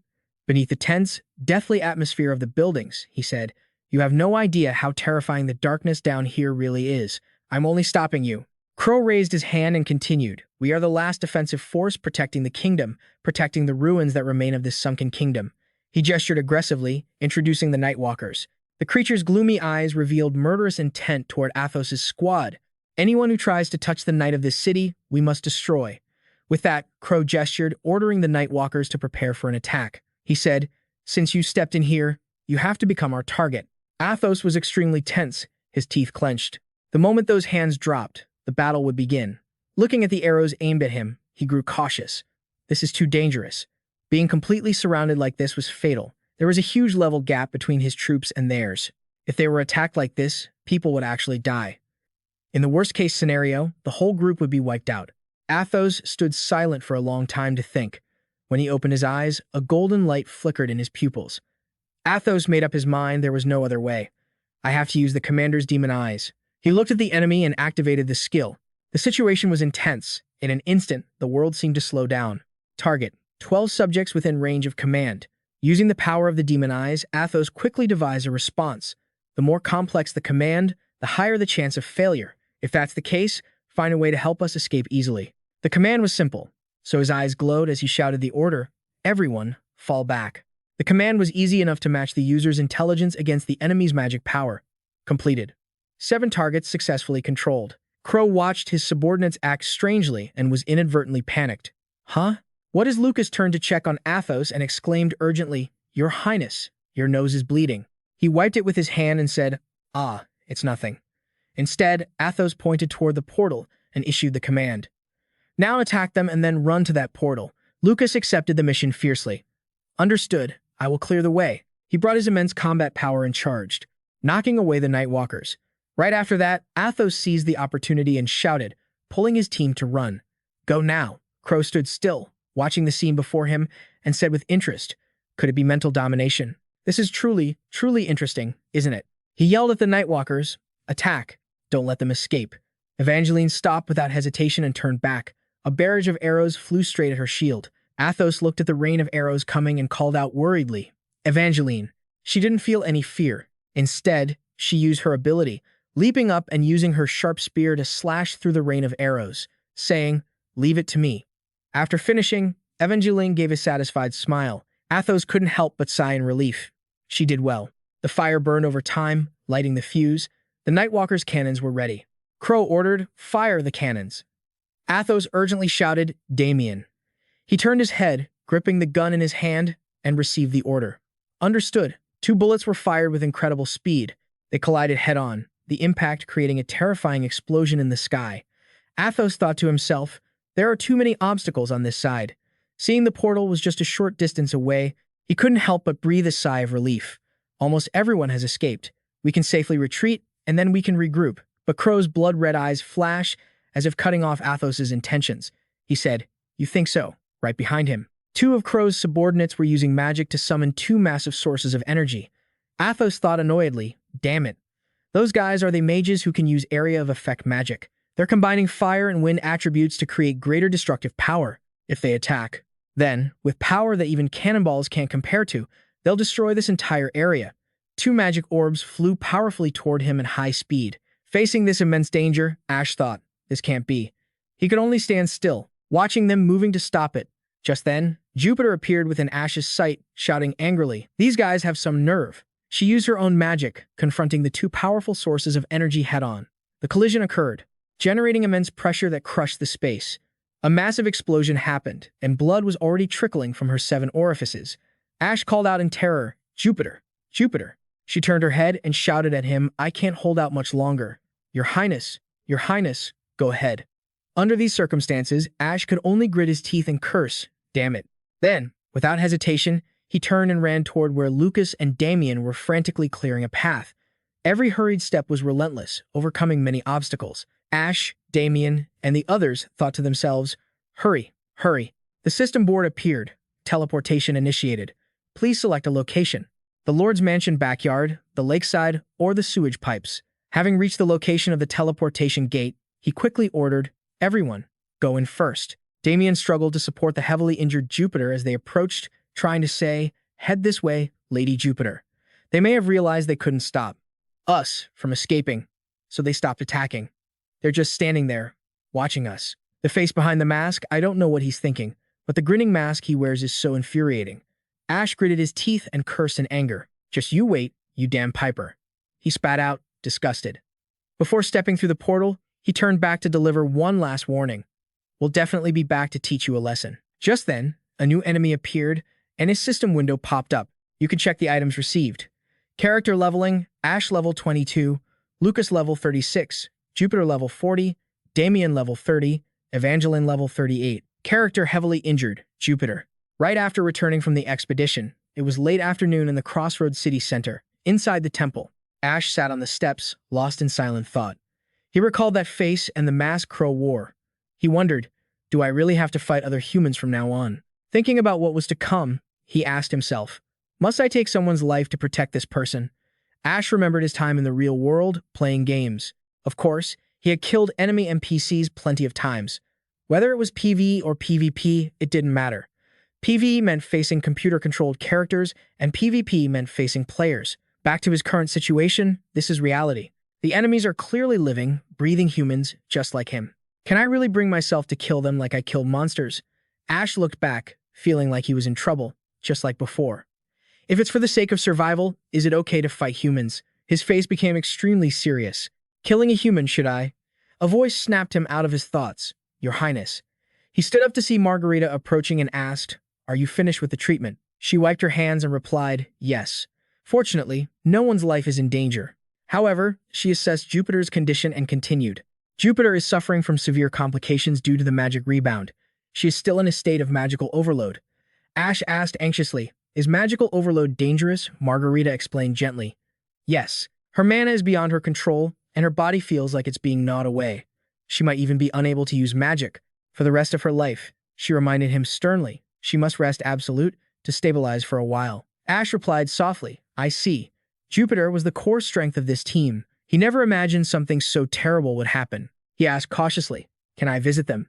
Margarita remained calm, not Jupiter. She needs rest. He said awkwardly, ah, I see. The atmosphere turned silent. Looking at the blood-stained cloth in Margarita's hands, he thought to himself, even if golden light fell upon me right now, I wouldn't care. My mood isn't great right now. As the sun set, she spoke. The others have finished treatment. You can go outside and check on them. Ash placed a bag on the stone table and replied, thank you, Saintess. The other 3 were already waiting for him outside. As he stepped out of the temple, he waved, good work, everyone. How is everyone doing? Lucas replied, we are all fine, Your Highness. And how is Jupiter? Ash reported Jupiter's situation. Her wounds are quite heavy, so she won't be able to return to the front lines for a while. He exclaimed in surprise, it's that serious. Ash looked at the sun sinking lower. He calmly reassured everyone, we should be glad it ended this way. Fortunately, no one lost their lives, but the members of the guild didn't seem satisfied at all. All 3 of them looked utterly miserable. Ash thought, an unidentified enemy force. Living in a dungeon and an ally hurt like that, it would be weird if we were happy. He spoke up to dispel their discouragement. Everyone, pull yourselves together. I will show them what we're made of. Hearing this, all 3 immediately perked up, their eyes widening as they looked at Ash under the sunset. He firmly asserted his resolve. They dared to touch Prince Ash of this empire and my allies. I must teach them a lesson. He remembered the previous situation. Taking their lives is something I need to think about, but since they dared to do this to us, we have to retaliate, Damien. After a moment's pause, Ash continued. Not right now. It will take time to prepare. Under the Imperial flags fluttering in the wind, he ordered, after we get through this stage safely and prepare perfectly, we will wipe them out. I have to show them the taste of my revenge. Truly rational, truly cautious. Honing weapons and preparing artillery to wipe them out all at once. I can't wait for that moment. After a serious moment, Ash started acting silly again. So everyone, get some rest today. Stop overthinking things, all right? I've already ordered everyone to take a break and go get something to eat. Rest and get some sleep. The sound of footsteps echoed through the massive mansion. I'm back, Ash said, walking down the hallway. He rubbed his chin in thought as he walked. Should I start from this defensive battle? Jupiter's support position could be replaced by Lily, but then he recalled that embarrassing scene and thought, Lily isn't a mobile mage like Jupiter. Ader suddenly interrupted his train of thought. Ader rushed over from somewhere, shouting, my lord, my lord. Ash raised his leg to successfully block him and said, stop. Ader tripped and stumbled, yelling out. Ash's face darkened as he stepped on Ader's backside after he hit the ground. What is it? I haven't seen much of you lately. How's it going? Have you been doing your job? Is everything running smoothly? Ader pushed up his glasses, lifted his head to look at him, and reported, of course, my lord. Please leave the city's administrative work to me. Ah, that's not the important part. Ash asked in confusion. You're saying there are things more important than managing the city. Ader scrambled to his feet, waving his hands as he spoke. Much more critical, my lord. It might be the worst event of this entire phase. Ash remained calm and asked, what is it? Something more critical than our main mage getting injured? Ader, be clear. Ader explained. The prisoners. The prisoners have escaped. No, that's not right. Escaped is the right word. Ash's eyes widened in shock. Prisoners? Which prisoners? As he asked elsewhere, a horse carriage lay destroyed. Ash slapped his forehead, exhausted. He sighed, looked at Ader, and asked, so, did you request reinforcements from the capital? Ader nodded excitedly. Yes, I did. Ash sighed again and asked, but they didn't send reinforcements, they sent 5 death row convicts. Ader still answered happily. Yes, that's correct, my lord. He calmly recounted the story he just heard. These 5 vicious criminals, while being transferred to Crossroad, had overturned their carriage and escaped. It was already late afternoon. Ash continued. That happened around noon today, and they still haven't been caught? Is that really the case? Ader responded enthusiastically again. Yes, that's right, your highness. Ash was so furious his face distorted. He raised his hand, wanting to punch Ader, and demanded loudly, damn it, why didn't you anticipate something like this? Why? Huh? Terrified, Ader hugged his head and hurried to explain. In this world, I don't have any power. I can't predict the future. Ash grabbed him by the neck and squeezed, scolding him. You're so useless and incompetent. This guy Ader struggled to speak, but I can provide you with information on those 5 convicts. I sent the files to the system. Please check them. Ash opened the system menu and replied, you should have said that from the start. Looking at the screen, Ash exclaimed in surprise. This is Ader regained his composure and replied, anyway, the capital did send reinforcements. A cunning glint appeared on his face as he added, if you can lead them wisely, wouldn't they be actual reinforcements? Immediately, Ash's expression changed to one of seriousness. Understood. Recruit them to Feta at any cost. Ader pushed up his glasses and looked at the screen, smirking. Even if they are vicious criminals from the Imperial Army, Ash replied helplessly, death row convicts are still much better than monsters or zombies. Ader asked as if he hadn't heard. What was that? Ash looked at the cards on the screen, thinking, all right, let's see their detailed stats. Impressive. He looked at Ader standing beside him and threatened, well then, you incompetent butler. Investigate where those guys are hiding. If you can't do that, you know what will happen, right? He quickly located the group's position. He reported urgently. According to the report, they are said to have fled to a hill in the north of the city. It's not very far, but it's quite isolated. Ash excitedly ordered, no more delays. Take me there. We have to organize. Negotiations with those people exiled from the capital, right? To the north of Crossroad lie vast, untouched mountains. The land on the northern front can be farmed. Reclamation work is finished, although it's not as fertile as the southern region. To make a living, even an inch of land must be utilized. Even in such harsh conditions, everyone is trying to survive. The path was very rugged. After a while of climbing, Ash was panting. Exhausted, he secretly lamented, man, this is so tiring. Lucas, full of energy, offered his back valiantly. Are you okay, my lord? Shall I carry you? Ash, with sparkling eyes and hearing Evangeline's judgment, excitedly asked, really? That's allowed? Sensing her obvious judgment, he turned his head and said, what's with that look, Junior? Evangeline quickly denied it. Ah, no, it's nothing. Ash retorted. Don't tell me you're jealous. You want me to carry you too. Her face turned bright red and she jumped up, asking, What? The senior wants to carry me on his back. With Ash's intelligence, he came up with an idea. Right, I'll carry you.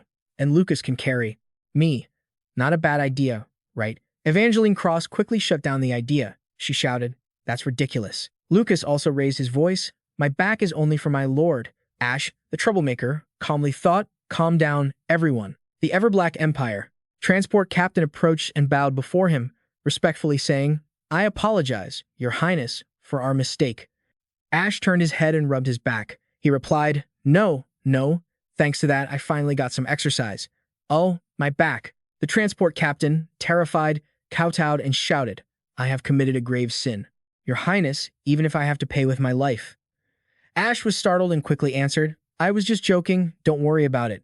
You're afraid I'm going to eat you? Evangeline watched the scene on the side and asked, Senior used to have quite a reputation in the capital, didn't he? He was surprised by her question, thinking, Is that really true? He recalled his former self and secretly assessed. The previous version of Ash wasn't a pushover. That's true. Returning to the main point, Ash asked, Anyway, those escaped prisoners fled to this hill, right? The prisoner transport captain lifted his head and replied quickly, Yes, that's right, my lord. We tracked their traces and found our way here. Looking at the magnificent scenery in front of him, he mused, If they wanted to hide, they should have picked a place that was easier to travel through, right? About this rugged mountain area, just then, Evangeline spoke up. The bandits in the mountains north of Crossroad have long been a problem. Ash wondered. Bandits? She said gloomily. Yes. They attack and rob merchants or war refugees. They are very vicious. It seems like the bandits are also living on this mountain. Looking at the debris at his feet, Lucas said, Indeed. Signs of broken weapons and wagon wheels. It looks like there are signs of people living here. He picked up a piece of wood, examined it, and asked, The escaped prisoners who ran here, do they have any connection to the bandits here? Ash hesitated before stating his theory. Or maybe those prisoners want to become the leaders of these bandits. Doesn't sound like a bad start, he thought. But inwardly he was confused.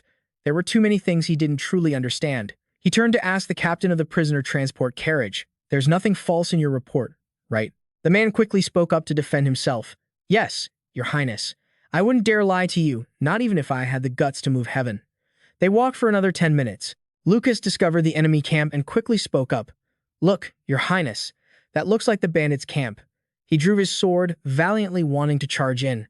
There might be a few bandits inside. I will go ahead to check. Ash stood behind him and called out, Check only. All right? Don't do anything else. Evangeline emerged from the bushes. I'm going too. The two quickly approached the enemy gate while the others watched from outside. If we approach, I'm afraid we'll be hit by a rain of arrows. The closer they got, the stronger a nauseating smell became. I don't know what's happening inside. Ash trembled, then realized in horror. Is this the smell of blood? Lucas signaled for Evangeline to charge in with him. Two knights kicked the gate open with such force that it flew off its hinges. Everyone stood frozen, expressions shifting from shock to pure horror. A gruesome, blood-soaked scene lay before them. Ash took a cautious step forward, the chilling atmosphere pressing in on him. He pinched his nose, wincing. Damn, what on earth happened in this fortress? This is a nightmare. Could this be the aftermath of a clash between the death row prisoners and the bandits? Lucas pulled someone out from the shadows and shouted, My prince, there's a survivor over here. The bandit they found shrieked in terror. Get away from me. Ash knelt down, face to face with him, and said calmly, Calm down, kid. We're royal troops. His voice was soft, yet carried an unmistakable edge of authority. Of course, depending on your crimes, you might face execution. Or you might not, Ash continued. But I'm not going to kill you here. The bandit trembled as he answered, We didn't do anything wrong. A carriage convoy just showed up. Ash narrowed his eyes, pressing, A carriage convoy? The bandit stammered out. A convoy came from the capital. So we thought there might be something valuable inside, the bandit continued. Ash pondered for a moment before chiming in. And once you breached it, you realized it was just a bunch of death row inmates, didn't you? A scarred bandit appeared in a flashback as the carriage door opened, only to be met with an instant, permanent end to his life. Ash continued, Instead, those prisoners beat the hell out of all of you. That's how it went down, right? The bandit nodded frantically. Yeah, that's exactly it. Ash stood up and turned toward the carriage captain, calling out, Hey, Captain. Didn't you clearly state that the prisoners escaped on their own? Why is this kid's story so different? The captain stammered, That is, not letting him make excuses. Ash's expression darkened. I get it now. Because you're royal escorts, you couldn't admit the truth that you were raided by a bunch of bandits. Your reputation would be ruined, wouldn't it? The captain fell to his knees in terror, begging for mercy. I'm truly sorry, Your Highness. I never meant for this to happen. Ash just replied coldly, I'll forgive your blunder for now. But for covering up the truth, there will be consequences for you lot. Wait patiently for your punishment. The captain bowed repeatedly. I deserve death, Your Highness. Watching the captain's pathetic display, Ash thought to himself, he's a pretty good liar too. Does he really think I'd just take his word for it without checking the scene? Ash wore a nonchalant expression, answering his own thoughts aloud.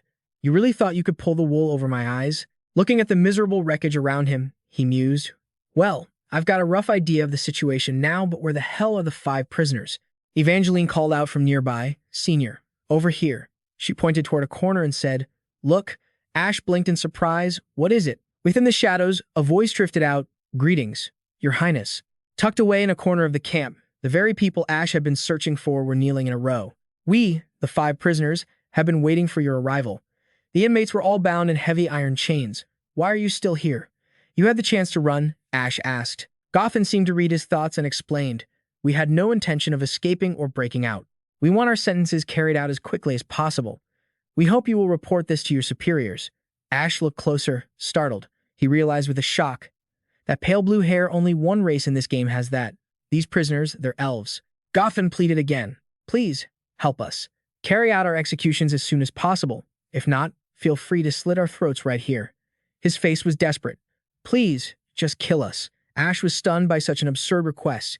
He couldn't help but panic internally. These guys keep begging for death, but I can't let them die yet. Join my army instead. Ash looked at the ragged group kneeling before him. He pulled out a list and said, First, let me verify your identities. And maybe we should introduce ourselves properly first, don't you think? He looked at the man kneeling in front. Your name is Gotham, right? He replied calmly, Yes, that is correct. Ash asked, Which unit were you with? Gotham answered respectfully, The 8th Squad of the Aegis Special Forces. Lucas and Evangeline looked shocked, and honestly, they had every right to be. It was an Imperial unit. It was a secret department that handled the Empire's dirty work, a shadow of the Emperor, the royal predators. The Aegis Special Forces. Ash looked down at them from above. But I don't think Gotham is your real name. Gotham kept his head bowed. Members of the Aegis Special Forces don't have real names. We only have code names. Ash asked suspiciously. We were sentenced to death. You must have received the official dispatch by now, Your Highness. And that might as well be our real names, he spoke up. Is that what you call yourselves? Ash asked in a stern voice. I heard you were found guilty of treason. Is that true? He waited in silence for a moment before answering. Yes. The prince continued. Does that mean you're admitting to all the charges? Gotham seemed to ignore the question. He just explained calmly. That is correct, Your Highness. We were sent to a military tribunal in the capital 3 months ago. The verdict was delivered, and every penalty was confirmed. For some reason, Ash was adamant about having Gotham fulfill his request. I don't know what you mean, Your Highness. Please just deal with us as soon as possible. Hearing the strange plea, the prince couldn't help but think, this is tricky. What should I do? I need to win them over to my side. He stepped forward slowly and said, I have a few questions. You're going to die soon anyway.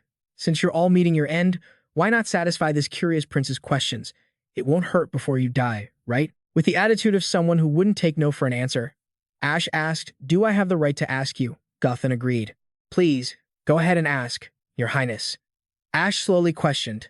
The region where you and your team were last deployed, it was the Duchy of Bringer, wasn't it? Upon hearing the question, Gotham's pupils dilated in shock as he replied, How did you know that?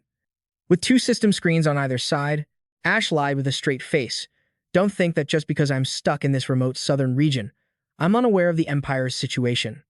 God, Honda, the prince thought to himself. In reality, I'm stuck out here in this backwater and know absolutely nothing about the outside world. I've just been reading his character profile in the system.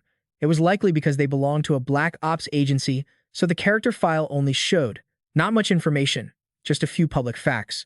Things like Gotham's deployment dates and locations for his missions. The dates and locations of his death sentence were there too. That was enough to piece together the full picture. Ash calmly recounted the group's story. Your team was sent to the Duchy of Bringer 1 year ago and 9 months ago. The ambassador of the Everblack Empire visiting the Duchy was assassinated. The scene of fire and smoke flashed in his mind like a film. He continued, After that, diplomatic relations between the two countries deteriorated. Finally, 6 months ago, war broke out. Ash stood there, relaxed. To this day, the war hasn't ended. Reciting every detail as if he had experienced it himself, he added, "The main roles of the Aegis Special Forces are intelligence, sabotage, and assassination, aren't they? And then, assassinating a key figure of the opponent, right?" He was met with silence from the other side. Ash remembered the tyrant and said, "From now on, I will take silence as an admission of guilt. After all, this is just a hypothesis. The leader, our empire, wants to swallow the Duchy of Bringer whole, but they lack a legitimate reason to start a war." He began to deduce the conspiracies at play. But what if our diplomatic ambassador was assassinated within the duchy? That would allow us to place the blame on them. At the same time, it provides a valid excuse to start a war. Ash slowly laid out his line of thought. Send an ambassador to the duchy, then send a special forces unit to assassinate him, blame the duchy, and start a war. Sounds plausible, doesn't it? Gothan hurriedly denied it. "You're going too far, Your Highness. That's just your speculation." Not letting him finish, the prince cut him off. 3 months ago, after completing your mission and returning to the Empire, your group was immediately arrested and sentenced to death for treason without any trial or explanation. Ash cast a mocking look down at Gothan and said, "Eliminating those in the know to bury everything in the dark, that's classic Black Department style. Very clever, isn't it?" Dark veins began to pulse on his face. Ash's sharp questions successfully silenced Gothan. He spoke in a low, somber tone, "Your Highness." Gothan watched the Black Shadow Squad kneeling around him and replied, "If what you say is true, Your Highness, can you explain why we would accept death? Why we would accept such an unjust fate despite having completed the mission perfectly?" "No, that's impossible. We can't just wait for death so calmly, can we? Why wouldn't we run away instead of just surrendering?" Ash replied softly, "Because there are hostages being held." This answer made Gothan gasp and widen his eyes. He stated these terrifying facts with utter calmness. "Because all of your kin are being held and forced to live as slaves. If you complete your mission and die quietly and obediently, wouldn't that benefit your people? Isn't that why?" Watching the man's trembling hands, Ash inwardly confirmed, "It seems I was right. In this world, races like elves and dwarves are part of the slave class. During the war against humanity 100 years ago, all nations of other races were overthrown. The survivors became human slaves. The Emma Black Empire led humanity to victory, deciding the outcome of this racial war. Ever since then, hegemony over the continent became the weapon they hold in their hands. Well, that's the gist of it. Anyway, there aren't many elves left. They are also trapped and held under guard in the Elf Autonomous Zone, living miserable lives." Ash asked himself, could it be that most of those elves are working in the Imperial Special Forces? Besides, all need 5 of them. They all accepted their unjust execution without resistance. Then it's clear. The lives of your own kin are being used as leverage. The Elf Queen would appear after the 3rd year, also driven by similar reasons. Regardless, this is one of the most common methods used by empires against the 3 races. Looking at the Black Shadow Squad kneeling before him, Ash said, "You chose to sacrifice yourselves for your people. That is a noble spirit of sacrifice." He didn't forget to add a sarcastic remark, "But it's also incredibly stupid." Gothan dropped his guard and replied, "Even if all of your predictions are correct, Your Highness, it won't change anything." He watched his fellow comrades, who were also sacrificing themselves. "Does what you've been saying to a bunch of walking corpses like us actually mean anything? I don't follow your intent." Gothan looked up, staring him straight in the eyes. "Are you mocking me? Or is this just some twisted royal amusement?" Ash replied, "Is that what you think, Gothan?" He flicked the paper in his hand. "The official document says to carry out the executions, but it doesn't specify how." Ash's gaze turned sinister. "Hanging, beheading, burning at the stake, the method is entirely up to me." The vast, imposing landscape was a warning of the dangers to come. Ash continued, "This is the monster frontline, where beasts pour in daily like a natural disaster." His tone turned serious as he offered them a deal, despite Gothan's guarded gaze. "I can station you here on the front lines to fight, and then report to my superiors that the executions have been carried out. I could do that. I requested reinforcements, and I received 5 expendable death row inmates. The Central Command sending you without specific instructions on how to execute you. That's practically a hint to do whatever I want with you." Ash knelt on one knee, and to everyone's surprise, asked, "So, I want to ask you if you want to live?" Ash locked eyes with Gothan. "If you could continue living without it hurting your people, would you be willing to hold on to this miserable life of yours?" Gothan replied gloomily, "What would we even do with such a painful existence?" Ash smiled in satisfaction. "Anything you want. Tell me, if you could continue to live without bringing any harm to your people, Would you be willing to drag out this miserable existence of yours? Ash gloomily replied, what else are we supposed to do with our miserable lives? AT smiled with satisfaction and answered, anything you want. Whatever I want? You said that as long as we're alive, we can achieve something. But you say that while these cold, iron shackles are wrapped around my wrists. Gothan spoke up, please, don't give us false hope, Your Highness. You could just use a whip or a blade to kill us right now. The others remained silent, agreeing with his words. Cut off our limbs, slit our throats, feed us to the dogs, we will accept whatever you choose. Gothan shouted, furious. But don't feed us hope like beautiful flowers stained with blood. It only hurts us even more. We've grown used to despair. If we keep hoping and dreaming of a future, we'll just end up betrayed one day. But if we give up from the start, at least we won't get hurt. Ash replied in a low, cold voice, don't misunderstand. I have no intention of giving you something so fleeting. From the very beginning, I never intended to offer you false hope. That's not something I can just hand over to you. He turned to face Gothan. He said earnestly, I just want to give you a chance to keep on living. Gothan was deeply confused by Ash's actions. Why?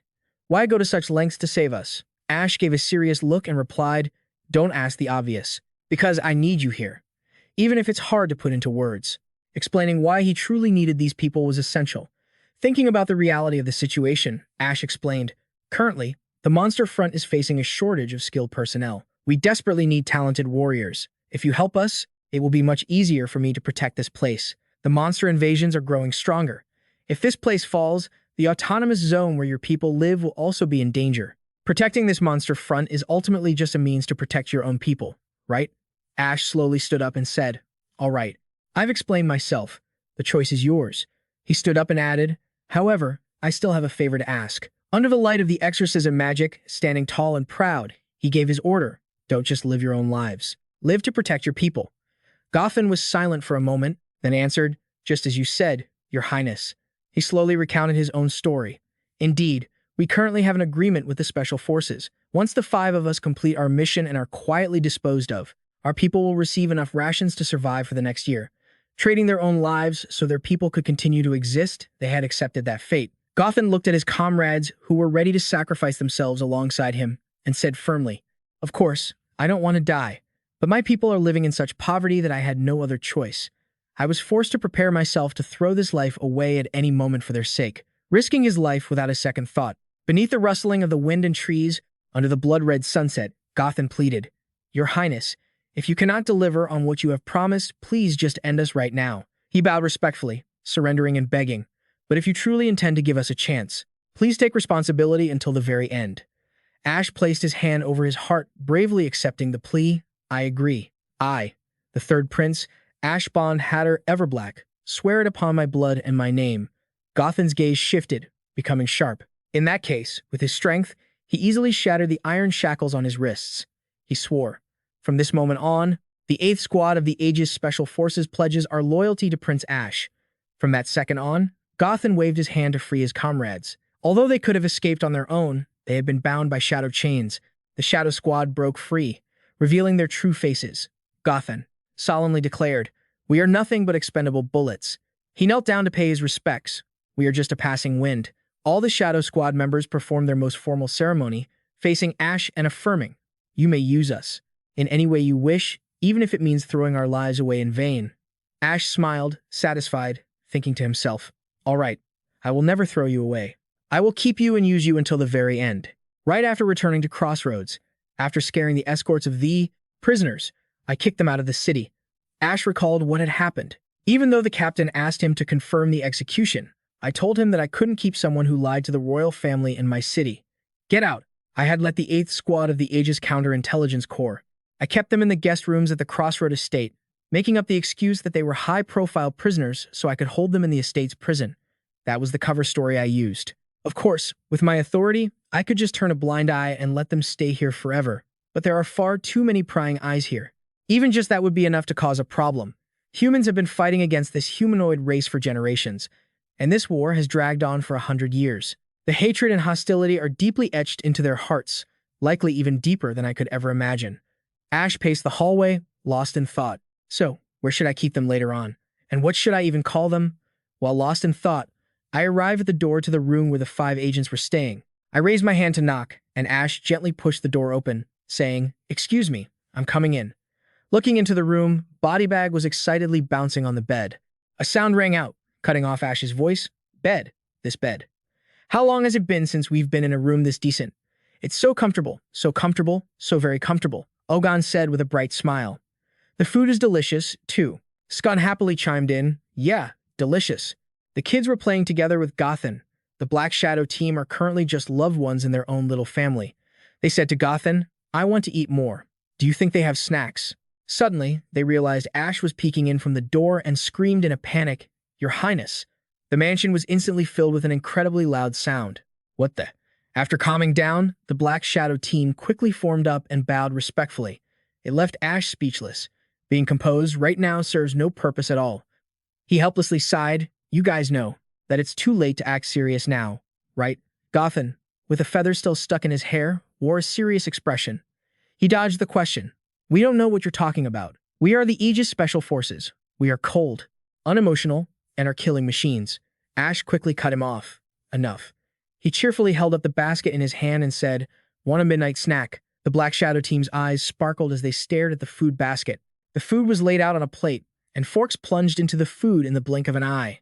The Black Shadow team moved with terrifying, programmed uniformity as they chewed and swallowed. Ash watched, speechless, and hesitantly said, "Hey, you guys." In this stifling atmosphere, he said, "Don't sit like that. Eat comfortably." He thought to himself, "You don't need to chew at the exact same time, either."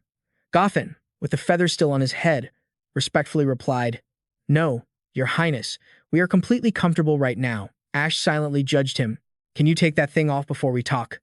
Before returning to Crossroad, Gothan had summarized each person's abilities for me. He started to recall.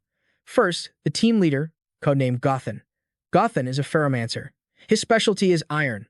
As long as the metal contains iron, he can turn it into anything he wants. Next is the elven girl with the chubby cheeks, codenamed Bodybag. Bodybag's ability is telekinesis. She can lift heavy objects and move teammates across the battlefield or throw weapons. She is a close-range specialist, codenamed Ogon. She has a sharp look and seems to be the youngest one here. She is very skilled at fighting alongside her teammates and uses a twin crossbow. She also has a lot of experience hunting monsters. Next is the only rank N person among the five, codenamed Scun. I don't know what you've had to go through, but his face is full of scars from being slashed by something sharp. Scun is a long-range archer who uses a longbow. He is very good at masking noise. So, he is the best at infiltration. Finally, the agent responsible for the team's firepower, codenamed Burnout.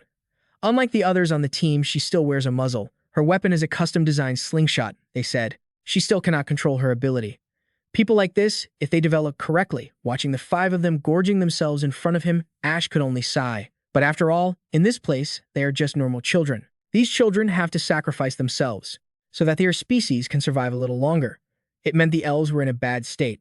Gothan sincerely bowed and solemnly said, "The mercy and altruism your Highness has shown us we will engrave in our hearts." Ash politely replied, "It's not mercy or altruism. It's just a midnight snack." After a while, they finished eating. At first, I intended to use food to get them to lower their guard and then ask a few questions, but seeing this guarded personality, it would be hard to get an honest answer here. He spoke up and asked, "So, how long have the five of you been fighting as a group?"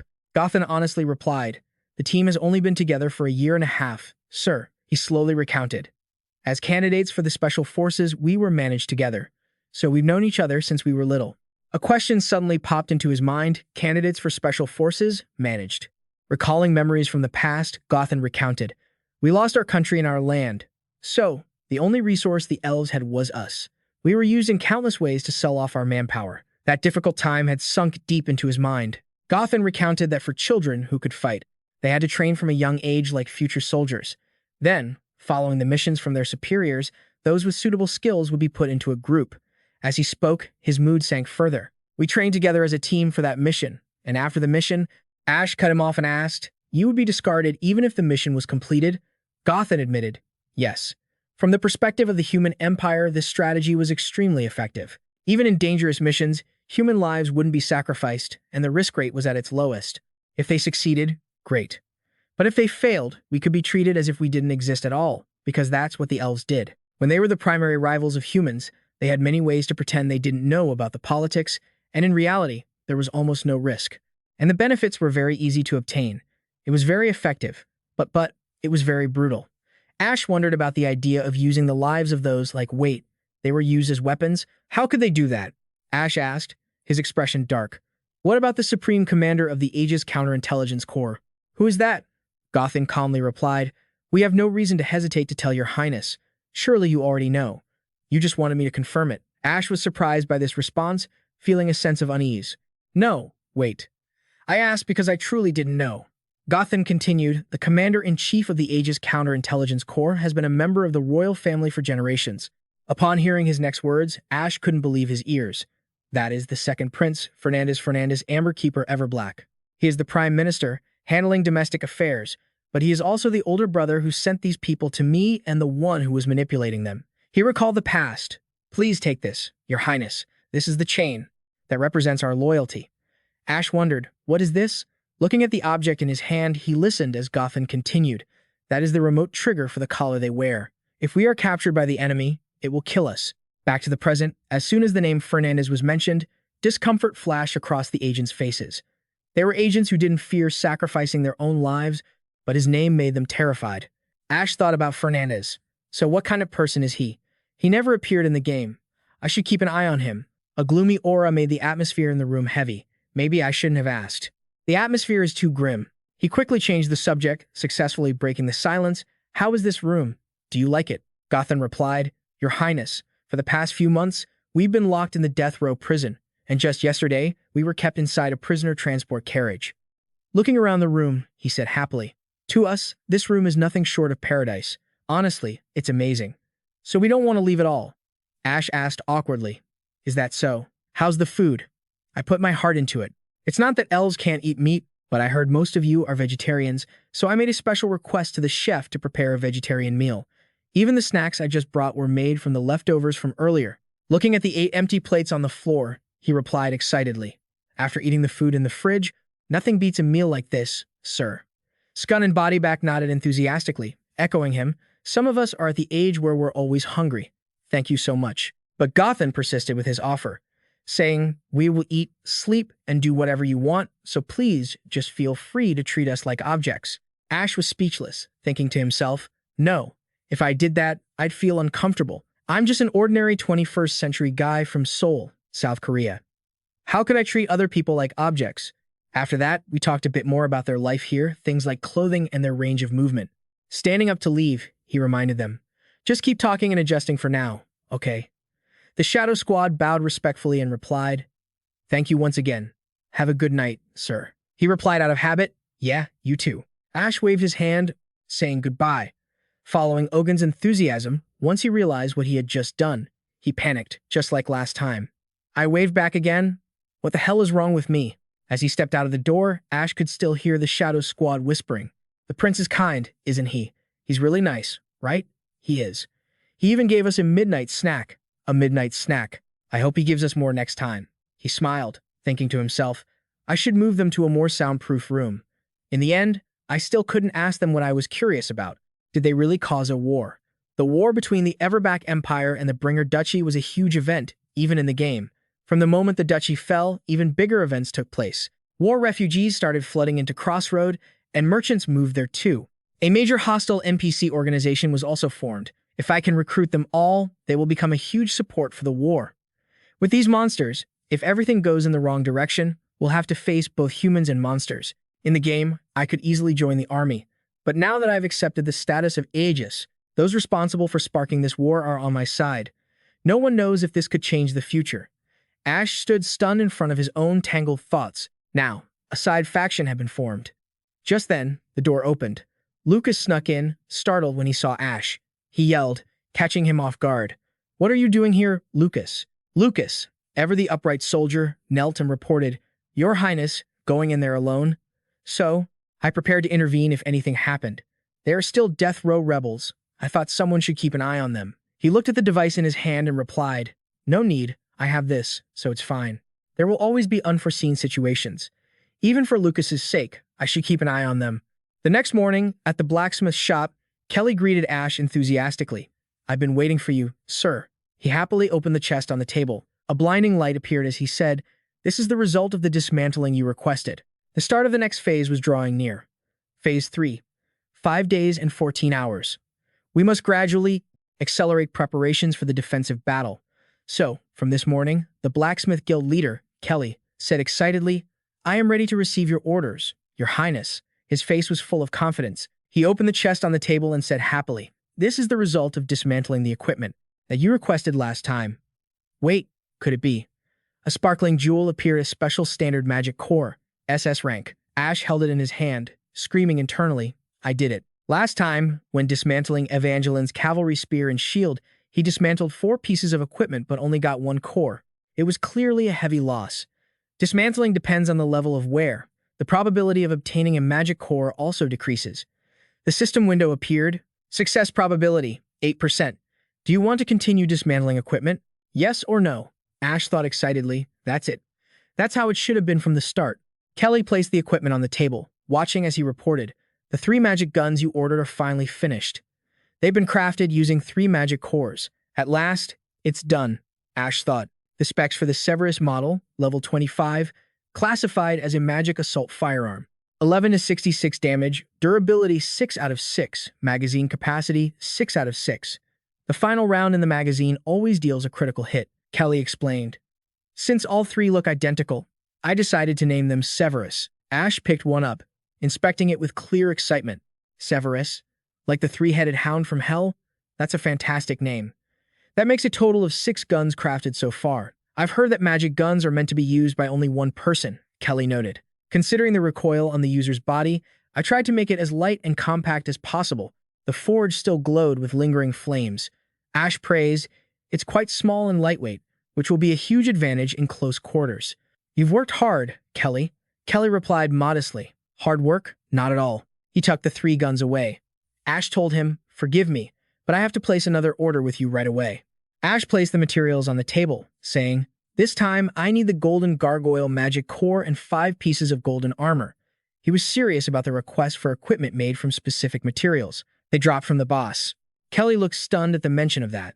Boss-tier gear? The Black Spider Queen's magic core?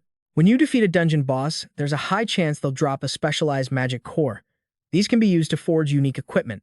Artifacts. You just need to insert them into the necessary equipment. Boss gear is modeled after the very items used by the bosses themselves. They can only be created when you have both the materials and the corresponding boss's magic core. Their performance is top tier, so if conditions allow, I really should have been crafting them this whole time. For example, the Spectral Knight, the boss of that floor. One piece of gear that can be made from its materials is the Spectral Knight's greatsword. But the problem is, none of my characters use greatswords. On other floors, the high-level monsters, mini-bosses, and dungeon bosses never dropped enough of the necessary materials. But this time, I finally have the Golden Gargoyle's magic core and those armor pieces in hand.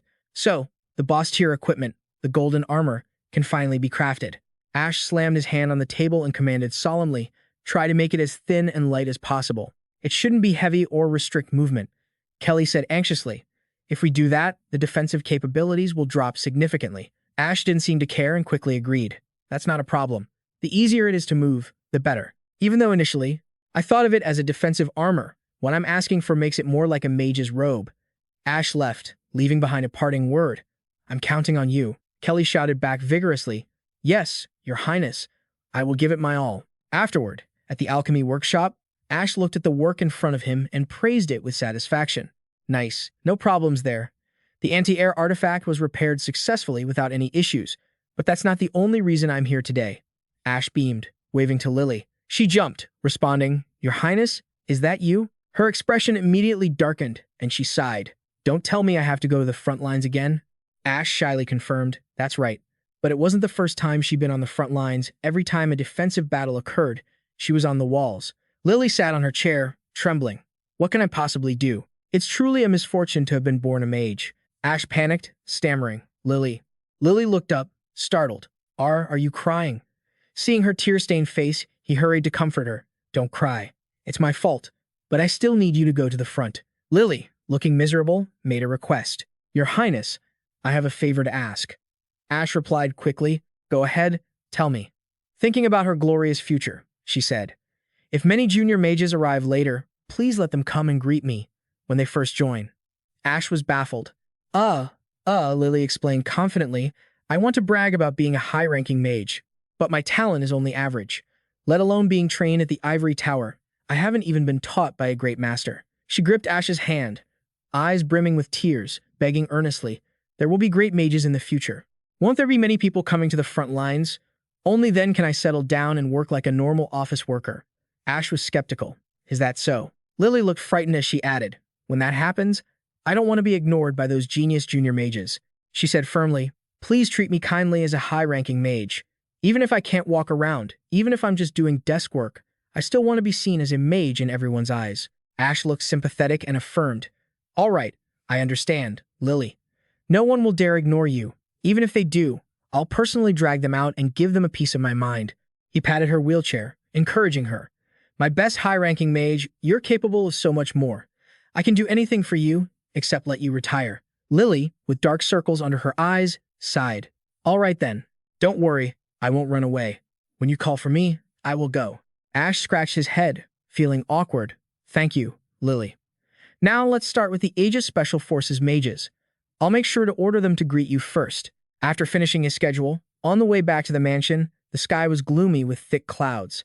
The sound of leaves rustling against each other filled the air. Jupiter, the mage of the lightning element, the core powerhouse for area of effect damage, had been temporarily taken out of the game to recover. Ash looked at the system interface and thought, but luckily, I've managed to put together a high-quality secondary team. He observed the information board, calculating the current status of the team. The main team is also how can I maximize performance in this battle. I've been thinking about many strategies and methods. Suddenly, the stone around his neck emitted a blinding red light. The light burst out from the carriage, illuminating the entire area. No, Ash said cautiously. Is this a notification for a dark event? A damn trial that the AI tried to give me to beat this game. The notice board popped up, dark event activated. Boss monsters added.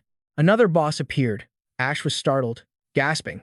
What? Are you kidding me? He was silently panicking. Seriously. 2 bosses? The info panel clearly displayed the enemy stats for Stage 4. Level 15, Jock Gagoi, 360. Level 20, Steam Gagoi, 242. Ash groaned, his head in his hands. Double bosses? The regular Gagoi Legion monsters were already enough to get me killed. Even so, a look of exhaustion washed over his eyes. Now there are 2 of them. How am I supposed to fight that? But very quickly, he regained his composure. Ash silently steeled his resolve. No, think positive. Stay optimistic. Double the loot drops from the bosses. Double the experience points. Dealing with 2 bosses, that's normal for mid to late game, right? It shouldn't be impossible to get through.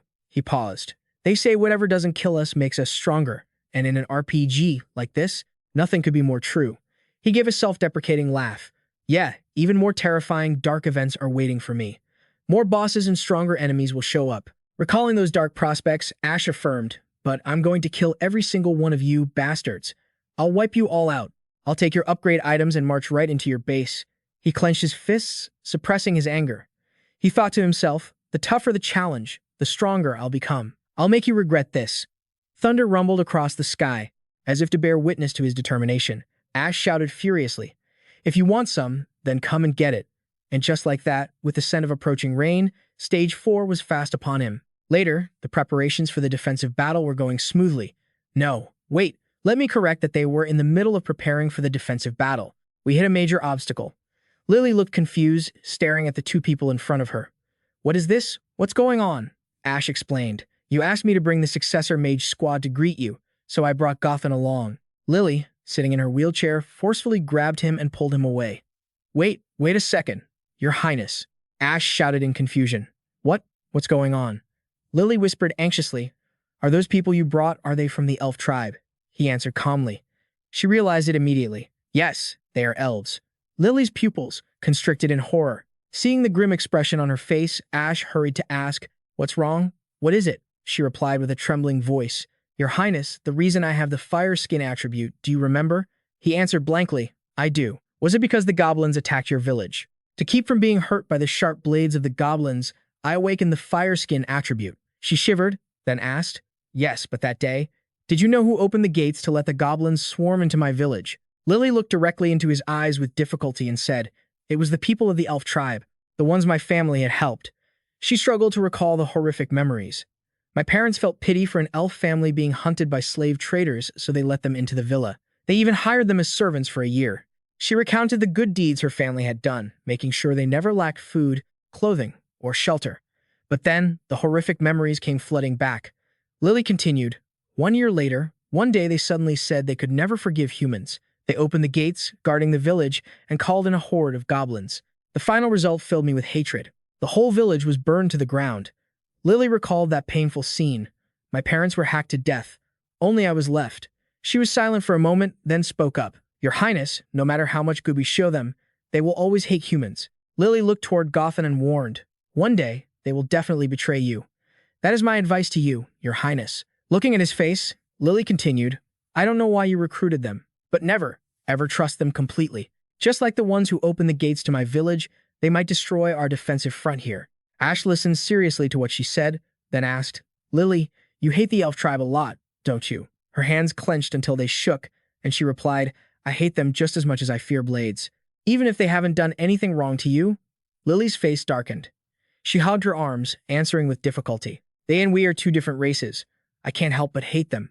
They feel the same way about us. That is the reality." It was a deep cycle of hatred born from the long history of this world, something I knew nothing about.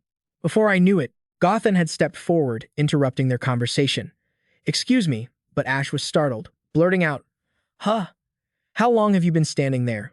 He bowed his head. "Please forgive me. As an intelligence officer, I have a habit of listening to what's around me, even when I don't want to hear it. Because of that, I accidentally overheard the two of you." Ash asked awkwardly, "So, you heard everything we were talking about?" Gothan answered frankly, "Yes, I did. Please forgive my rudeness." As Gothan approached, Lily's face turned white. She truly hated the elves. Gothan turned to her. "Lily, I only want to say one thing." Lily was startled and stammered. "What?" he said with a calm expression. "I really have no intention of begging for your forgiveness. Even if I were to beg for your forgiveness, the emotional wounds you have had to endure wouldn't heal." Lily's face darkened, listening uncomfortably. "Your resentment toward our tribe won't fade just because of that." Looking at the allies guarding the ramparts, Gothan explained, "But Lily, we are on the same front line now. Before our country collapsed, humans and elves fought together against the monsters. Remembering the darkness of the world," he said firmly, "we share the same enemy." Gothan sincerely offered, "Let's put personal feelings aside for now, okay, and fight according to His Highness's orders." Gothan's words hit the mark, but Lily stubbornly refused. "No way. I will never trust the words of an elf again." She looked straight at him, questioning, "Aren't you the same as me?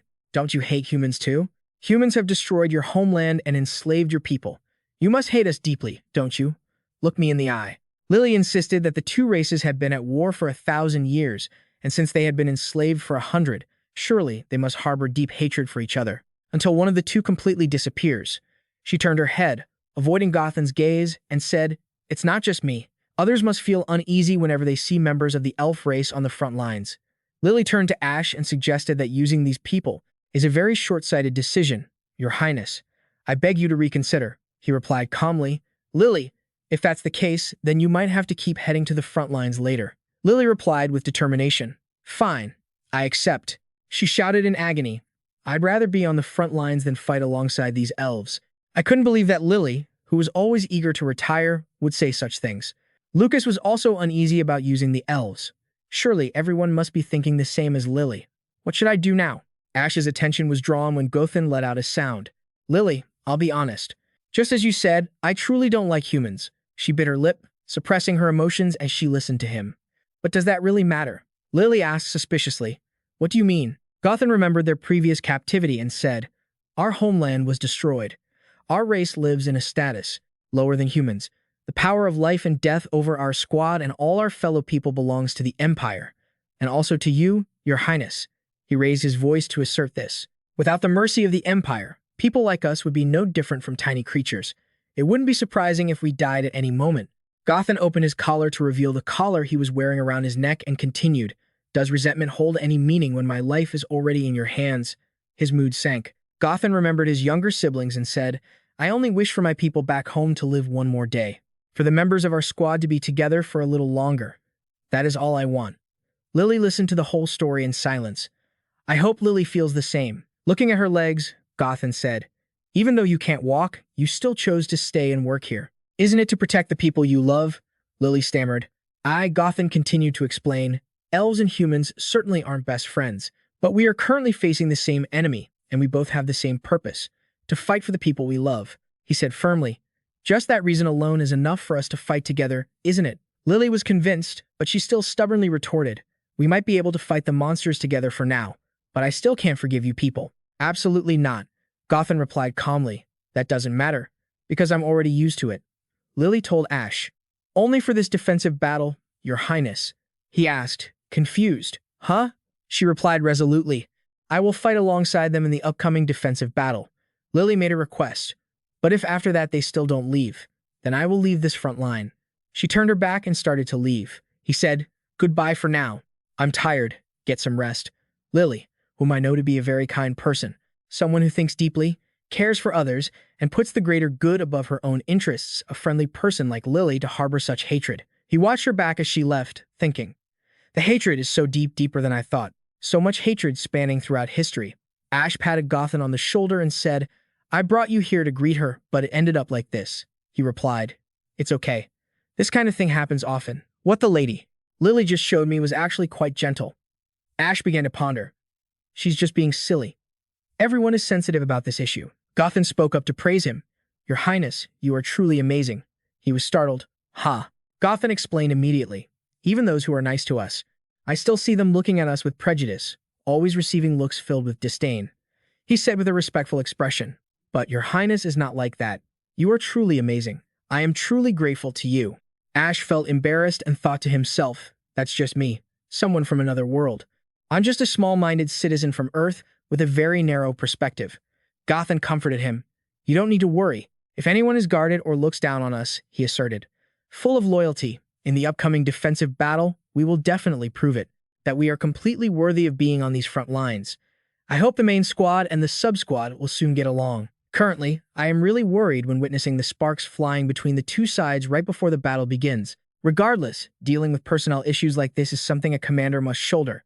Even though they are a sub-squad, their participation in this defense has been confirmed."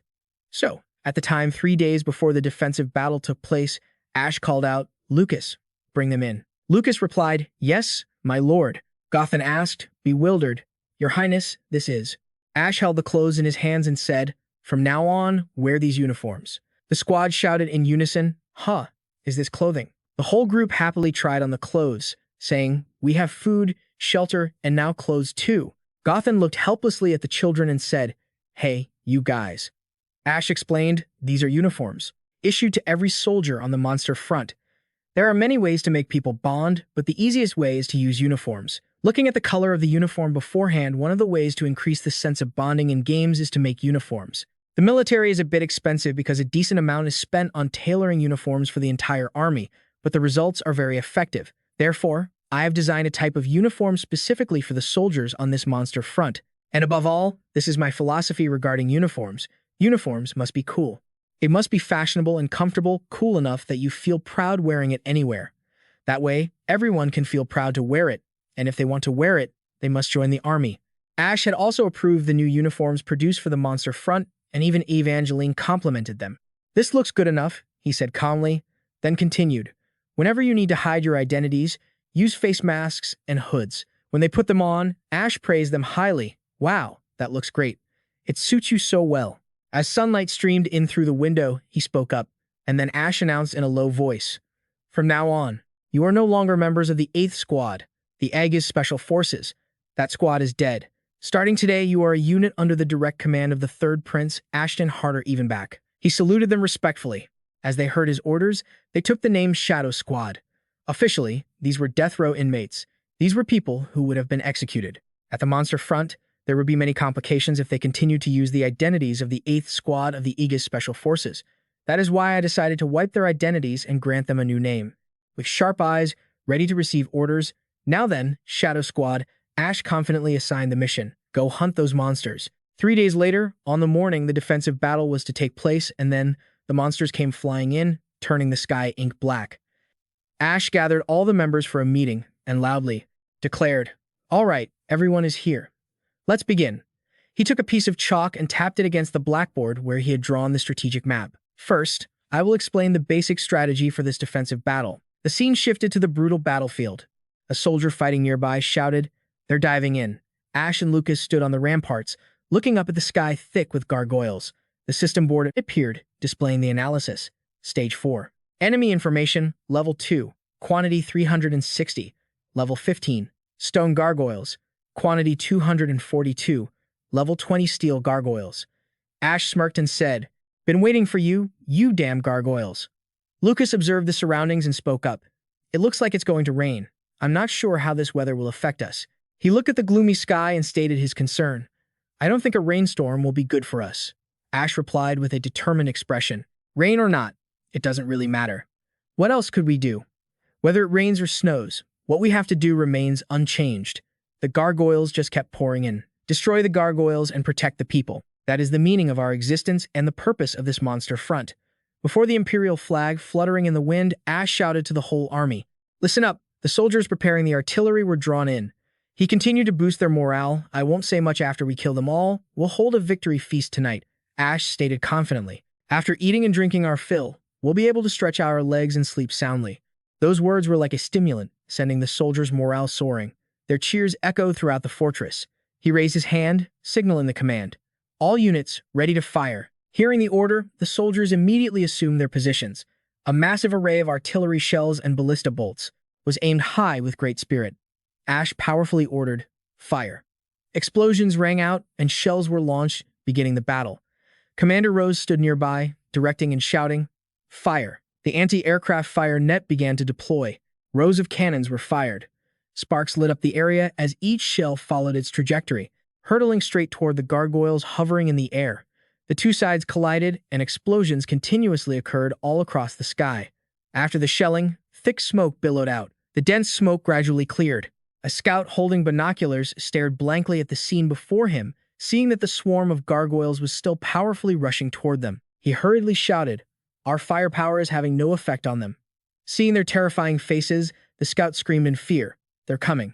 Ash remained calm and ordered, "It doesn't matter. Don't worry about it. Whether our firepower is dealing damage to the enemy or not, focus on maintaining the barrage to hold them back." Immediately after, waves of artillery shells continued to be fired under his command. "All units, fire. Keep firing." Returning to the time in the meeting room, Lucas looked at the strategy Ash had presented and asked, "Your Highness, do you mean to set up a zone, and then concentrate on destroying them there?" He answered leisurely, "That's right." Lucas was still puzzled. "But the enemy we are facing this time isn't the Gargoyle Legion, is it? They are gargoyles capable of flying in the sky," Ash confidently explained. "You're right, Lucas. They are flying monsters, so there's no way wooden walls or obstacles can touch them, let alone controlling their flight paths. Creating a zone to kill them on the ground is completely meaningless." Every line of chalk drawn on the blackboard created a diagram, he said. "Because of that, we will create a zone to target them in the sky." To everyone's surprise, Ash explained his idea. "To do this, we must continuously fire cannons and ballistae. That way, a net of fire formed by arrows and artillery shells will be created in the sky." He began to analyze the enemy. Gargoyles are mystical, magical creatures. Their bodies are made of stone or steel. They can take pride in their defense. Physical defense is ridiculously high. Even if we poured all our available firepower into them, it would be hard to kill them all. Ash calmly drew out the practical strategy. "But at least, the firepower can force them to move the way we want. In the center area, the density of fire will be the thinnest. They will rush into this area." After finishing, he confidently concluded with one sentence, "And this place will become their graveyard. This is the area where I can take them down in the sky." Ash, on the ramparts, shouted powerfully, "Maintain the combat formation. Focus on maintaining the fire net." Even though they were startled by the enemy's strength, the soldiers quickly regained their calm. If there is a steady target, soldiers will not lose control. "Keep firing. Just keep firing." A storm of gunpowder and metal swept through the gargoyle formation. They began to lose their ability to resist. This was the goal of the anti-aircraft fire net from the very beginning. It didn't matter if it caused damage to them or not, using physical force from the momentum of artillery shells, arrows, and explosions to push them back. Faced with the powerful attack, the gargoyles began to crack. And finally, one gargoyle was killed. Ash excitedly exclaimed, "That's it. High physical defense doesn't mean they're invincible." Seeing this, the soldiers' fighting spirit ignited more than ever because they realized that what they were doing was not meaningless at all. The system interface kept changing, their firepower was truly effective, and the barrage of artillery fire continued without pause. A soldier shouted in excitement, and Ash urgently ordered, "Keep firing. Maintain that wall of fire. Keep it up." The soldiers responded bravely, "Yes, sir." Artillery shells rained down incessantly. The gargoyles on the left and right flanks were battered, and finally, they were forced to abandon their original path. They all started heading toward the center of the wall, which was exactly where we intended to lure them from the very beginning. They swarmed into the center of the area with the lowest firepower. This made Ash extremely satisfied. That's right, you stupid bastards. Back to the time of the War Council, Lucas observed the blackboard and said, I understand the tactic you used to force them into that area, Your Highness. He asked curiously. But the problem is, how will we destroy them in that area? Lady Jupiter won't be able to join this battle. Is there a way to eliminate them, sir? Ash replied seriously, It's not perfect, but there is a way. He began to explain the process. This is his side question. Does anyone know how gargoyles fly? Damien hesitantly raised his hand and said, Don't they use their wings to fly? Ash immediately denied it. No way. That heavy body couldn't stay afloat just with those wings, Damien guessed. Then is it magic? Ash redrew the image and replied with satisfaction. Exactly. Their wings are enchanted with magic. Ash continued to pose a question. Now, here's the next question. If two spells of the same attribute collide, what will happen? As soon as he finished speaking, Lily and Goth raised their hands simultaneously. Ash pointed to Lily. Lily, you go ahead. She confidently replied, The higher-level magic will consume the lower-level magic. Ash agreed. That's right. He continued craftily. So, what if we fire high-level magic at the gargoyles, returning to the tense battlefield? Ash shouted, Right now, Lily. She quickly caught the signal and replied, Understood, Your Highness. Wind artifact, activate. Lily ordered the mages to channel magic into the artifact orbs. The zero-level wind artifacts didn't have much effect, they only shot streams of wind magic toward the enemy. But that was enough. Ash recalled the tactics he had mentioned. At that very moment, a sudden gust of wind stripped away the magic enchantment on the gargoyles' wings. He watched them, stunned, realizing the anomaly, and thought to himself, their wings had been neutralized. This made them wobble in midair, and they began to fall. As the flock of gargoyles was free-falling to the ground, he was still lost in thought. Their bodies are made of stone, steel, and extremely heavy materials. If they fall from the sky to the ground, they won't be able to survive unscathed. The gargoyles slammed into the ground, and due to the sheer force of the impact, they instantly shattered into pieces. A chaotic scene unfolded in the sky. If you spread both wings, you'll get hit by our wall of fire. But if you try to charge forward to break through at one point, you'll just end up face-planting into the ground. Ash analyzed coldly. Now, what are you going to do? With mindless monsters like these gargoyles, their behavior was determined from the start. Kill the closest target via the shortest path. Observing the situation, Ash loudly asked, Lily, how much longer can the wind artifact hold? She quickly reported. Only 20 seconds left. He ordered, Don't waste a single second. Activate the second artifact immediately. Right at the moment the first artifact stopped, Lily replied, Understood. Ash looked at the watch on his wrist, and as the time came, he shouted, Activate the second wind artifact. The assigned team received the order and activated it. A bit of wind from the first artifact was still lingering. It merged with the airflow of the second artifact, creating an even stronger gust. For a moment, blocked by the violent wall of wind, the gargoyles couldn't get close and fell.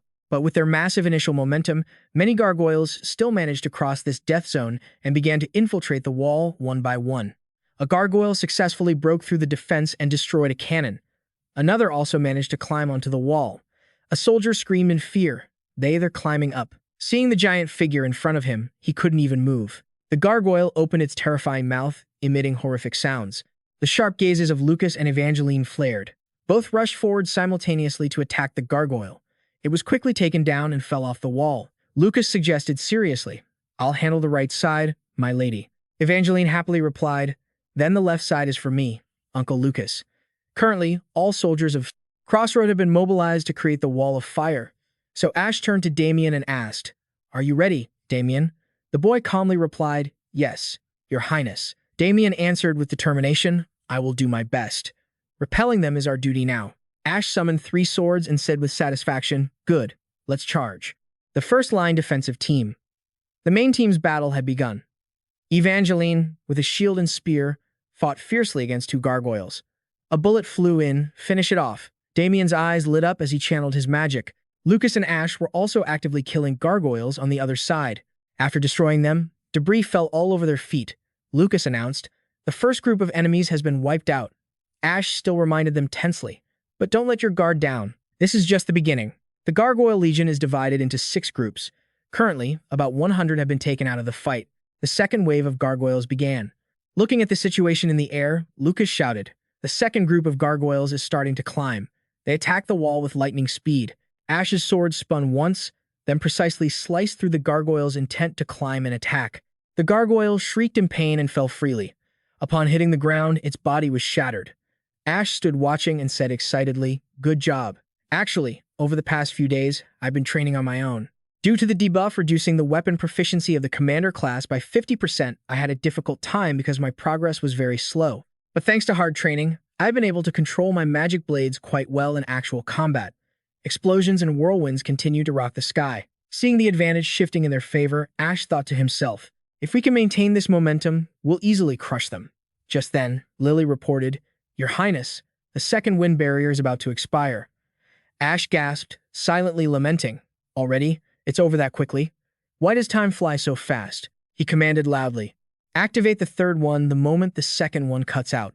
She quickly replied, "Understood," at once. A moment later, the wind barrier's power faded. Back to the time of the meeting. Ash had proposed the idea of 3 wind barriers installed on the castle walls, but there was a problem. He looked at Lily and asked, "Lily, what are the operation and recharge times for the artifacts?" She calmly answered, "The artifact operates for 5 minutes and takes 15 minutes to recharge." Ash smiled and said, "Exactly. That is the reason why this tactic isn't perfect." Using chalk to draw frantically on the blackboard, he explained, "First, the first artifact intercepts from the air for 5 minutes, then it takes 15 minutes to recharge. The subsequent artifacts follow the same pattern." Ash pointed to the diagram he had just drawn. "But before the first artifact fully recharges, there is a 5-minute gap." He put on a serious face and warned, 5 minutes. 5 minutes with nothing to provide aerial interception. They will seize this opportunity to charge in." As the energy sphere grew weaker, Lily continued to report, "The wind barrier will stop in 1 minute."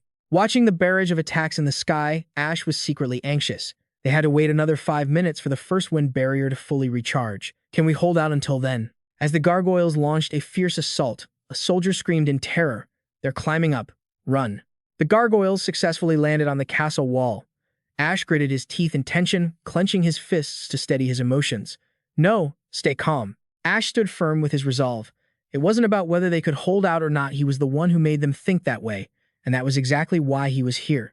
He stood before the other 4 and asked, "Is everyone ready?" Lucas voiced his concern anxiously. "My lord, they will flood into the center as soon as the barrier stops. Why don't we deploy our firepower to intercept at the center?" He observed the artillery fire around them and explained, "No, if we do that, the anti-air defensive net on both flanks will thin out, and they could break through there. Cannons and ballistae are completely unsuitable for close combat. It's better to lure the enemy's attention in this direction." Ash clapped his hands to grab their attention. "Standing on the wall in the cold wind," he warned. "In the next 5 minutes, the real battle will officially begin." Seeing everyone's serious faces, Ash spoke to encourage them. "I think everyone has been trained well enough over this period to fight and endure, but war always has countless variables. We never know what might happen." He twirled his magic staff in his hand and said, "So, before the decisive battle begins," Ash held his staff up high. He let out a statement that made the atmosphere go silent. "Let's start with a strike to the palm." Lucas was so stunned, his face twisted as he asked, "Did I hear that right?" Ash awkwardly got annoyed and retorted, "Prepare to take a hit, one by one. The Maestro staff I'm equipping has a special ability. System display, Maestro, SSR, level 35. Classification, Staff. Attack power 35 to 50. Durability 10 out of 10. Creates and controls a magical sword net in the air. When attacking directly with this staff, it deals fixed damage equal to 1% of current HP and buffs a random effect on the target. The effect only triggers once per day per target. Go ahead, put on a show." The Ruthless Commander has arrived. Time to use the random buff effect. It only triggers when I'm the one hitting them. I gave up after trying to explain this bizarre mechanism, so I decided to execute it right then and there without further talk. Ash, like a proctor, issued the command. "Hurry, we don't have time." Everyone, hands out. Lucas, despite not wanting to, had to pout and reach out his hand, lamenting, "My lord, what did I do wrong? I am willing to accept punishment, but at least tell me what I did to deserve this." Hearing his whining, Ash became annoyed and struck without mercy. "Enough, enough, so noisy. You didn't do anything wrong, but you're still getting hit first." The system announced, "Received high-level effect. Mana consumption reduced by half for 3 minutes." As a massive wave of power spread from his palm into his body, Lucas was bewildered. He felt the shock and blurted out, "My lord." Ash replied coldly, "Huh, Lucas exclaimed, with excitement, please hit me more often from now on. Ash was baffled and asked, what? Excuse me. Evangeline reached out her hand, cutting off the conversation between the two. That looks perverted, but it seems something good happens if I get hit, right? Ash praised her. You really are the Academy valedictorian. You're sharp. After being hit once, Evangeline was also surprised and blurted out, huh, what is this? The system continued to announce. Received low-level effect. Defense increased by 10% for 3 minutes. Evangeline looked at the energy surrounding her. She suddenly realized, so that's how it is. Ash asked, can you feel the effect? Evangeline shook her hand and replied, yes, it feels fine. But in the future, please hit me somewhere else instead of the palm, where it won't get in the way of fighting. He joked and successfully received a scornful look from her. Is that so? Then where should I hit next time? Immediately after, Ash realized and wondered. That was a bit of an odd question, wasn't it? Evangeline yelled in frustration. Why would you ask me that? You should decide that for yourself, senior. Ash replied sheepishly. Okay. I'm sorry. Damien, despite being scared, obediently reached out his hand and pleaded, please, go easy on me. Ash looked at his trembling figure and fell into deep thought. Seeing this, I was reminded of what Damien had to endure during his childhood. At the orphanage, Damien once said it was a terrible place. He must have had awful memories of corporal punishment. He mused silently. He muttered, then gently tapped his staff against Damien's palm. Sorry, Damien, but this is a buff, so it's fine. The system notified that the highest tier status effect, infinite stamina for 3 minutes, had been applied. Damien looked at the surge of power surrounding him in surprise. Your Highness? Ash replied, yeah, while Damien, full of energy, confirmed. Right now, I feel like I can do anything. Sounds great, but that feeling will disappear after 3 minutes. So, make the most of it. Ash gripped his staff, thinking, at least everything went smoothly so far. First off, the frontline defense team is ready. He playfully swung his staff, chirping, Lily, do you want to get hit by a staff? Seeing this, Lily's face darkened, feeling a chill run down her spine. Ash hurriedly tried to fix it. No need to be scared like that. Lily looked at the clock as it struck the hour, shouting, the artifact has stopped. Ash tensed up, turning around. The gargoyles took advantage of the weakened artifact and charged forward. Lily shouted in worry, they're swarming us. The third group of gargoyles, about half of them were shot down, but the rest bypassed the wall of fire and wind, landing safely in the middle of the ramparts. There are about 50 in total. The current battle situation is 50 against 5. In a defense RPG, these numbers are a bit much. Ash tightened the bandage on his wrist to reassure himself. Come on, 5 minutes to change the world. Although still a bit stiff, the feeling in my left arm has recovered to some extent. He stood tall with his sword, facing the surrounding swarm of gargoyles. Ash shouted excitedly, let's go, let's have some fun, shall we? The whole team replied in unison, yes. Ash calmly faced the squadron of gargoyles. There were about 50 monsters left in the third group. This group had more monsters, unlike the scattered ones that appeared before. He narrowed his eyes, assessing the situation, but there was nothing to worry about. All members of his party had already received the buffs.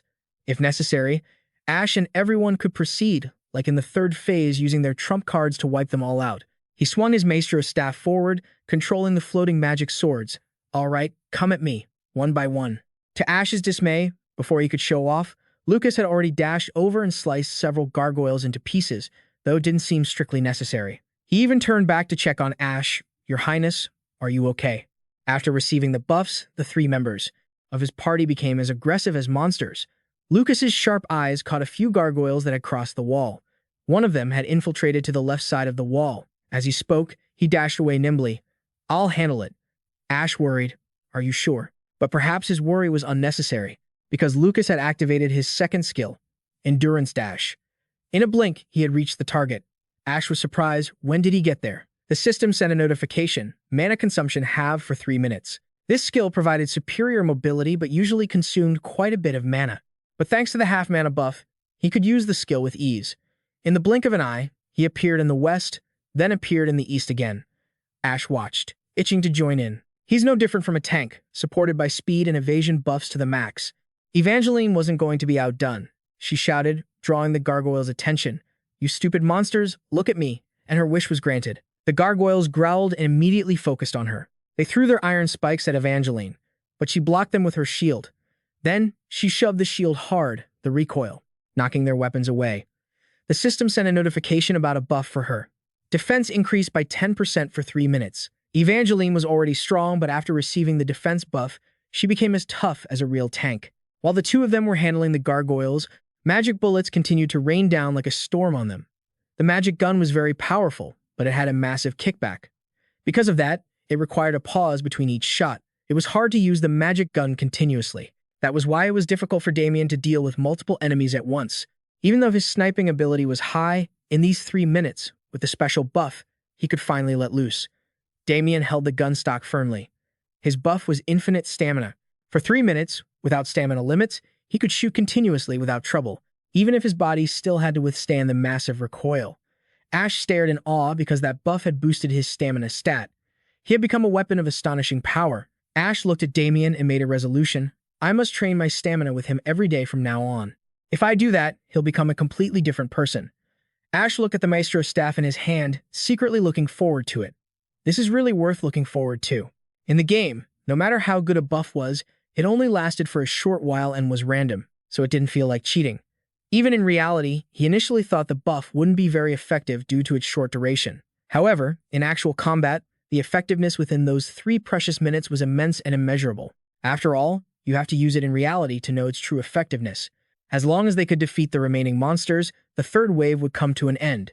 At that moment, a magic sword descended from the sky. Ash called out, "Lucas!" The sword fell, embedding into the ground. Ash gave instructions, lure them to that spot. At the designated coordinates, Lucas nodded, signaling he understood. "As you command, Your Highness." Ash nimbly walked to the other side and ordered, "Lily, hurry up and perform your main task." She looked pale, having been sitting in her wheelchair all this time. "I've been wondering when you would call for me." Ash walked up to her, his face enthusiastic, holding the Maestro's staff in his hand. "Lily, hurry up and accept this. Before firing your firepower, you have to take a hit from the staff."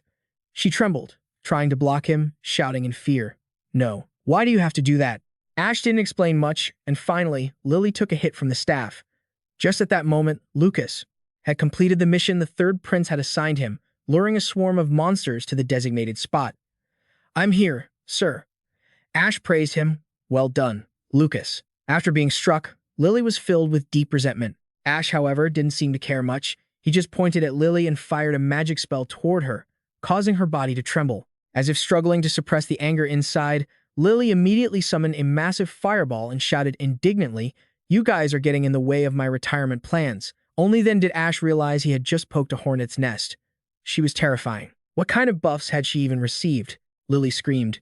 "Just hurry up and die." She immediately unleashed her first skill, Fireball, as a powerful wall of flames rushed toward the position where the gargoyles were falling. The gargoyles were suddenly swallowed by these flames of hatred. In an instant, they were reduced to ash and blown away by the wind. But just then, Lily looked like a patient in critical condition. Her face was deathly pale, and she was struggling to breathe. Ash nodded, as expected. She had poured all her power into that first skill. The strength was truly fearsome. Afterward, the remaining gargoyles were drawn in by Evangeline using her taunt skill. She excitedly shouted, "Hey, you little brats over there. Come play with your big sister." Ash was speechless, wondering who was actually more of a brat than the others. Suddenly, Damien aimed his gun at her. "Lady Evangeline, raise your shield." In his hand was the Outbaker, an N-rank, level 20 magic gun with an attack stat of 25 to 26. With a capacity of 20 out of 20, due to a craftsman's error, all rounds would be fired once the trigger was pulled, and accuracy would decrease with rapid fire. Damien quickly pulled the trigger. 20 magic bullets were fired. Evangeline raised her shield to block them all. Every bullet that hit the shield ricocheted and struck the gargoyles with perfect accuracy. Ash gasped in amazement and blurted out, "Good God." He marveled to himself. Did he calculate the trajectory of the ricocheting bullets? All of them. Damien proudly boasted, "Your Highness, I did it." Ash thought to himself in admiration. Considering the sharpshooting skills he just displayed, he really must have calculated it like that. Evangeline excitedly used her spear, saying, "One last time." And just like that, Ash and his team defeated the final wave of gargoyles for the third stage. Evangeline laughed happily. "Great job, Mr. Sharpshooter. Let's keep it up next time." The third stage was a complete victory, and Ash cheerfully praised them. "We finished the third stage easier than I imagined. Truly, you are my elite warriors." Being praised by the prince, Damien shyly scratched his head, while Evangeline looked proud and confident. Lucas felt a sense of pride. Up on the castle walls, the green-colored construct created a windstorm. The two mages announced that the artifact had finished charging and could be activated now. Lily reported back to Ash that the artifact was ready. She looked like she had no strength left, yet deep inside, she was still filled with hope. Ash gave the command, "All right, activate it." The mages controlling the artifact immediately followed orders. "Yes, Your Highness. Wind artifact activating." Suddenly, Damien announced, "Your Highness, we're almost out of ammunition." Ash fell into deep thought. Is that so? Things were getting difficult. The fourth wave was starting.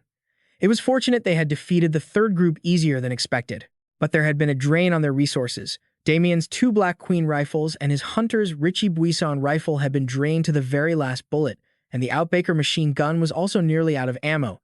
Lucas's sword was worn down from frequent use, while Evangeline's shield was tattered. Lily was still exhausted and panting heavily, but thankfully, Ash still had a backup plan. The main squad had done enough for now. It was time to hand the mission over to another squad. Immediately, he called for another team, the Shadow Squad. Black-cloaked figures appeared, and a team of 5 knelt before Ash. "Please, Your Highness, give us your orders." He decisively assigned the task. "It is your turn. Stop them, just as the main squad did. I will join in if necessary." Gothan, the leader of the Shadow Squad, respectfully suggested, "Please rest, Your Highness. I guarantee you will not need to participate in the battle." Evangeline watched them, eager and expectant. "So, I'll finally get to see the skills of the Aegis Special Forces with my own eyes." Unlike her, Lucas didn't seem too happy. On the other side, Lily sat still, watching Gothan's team of 5.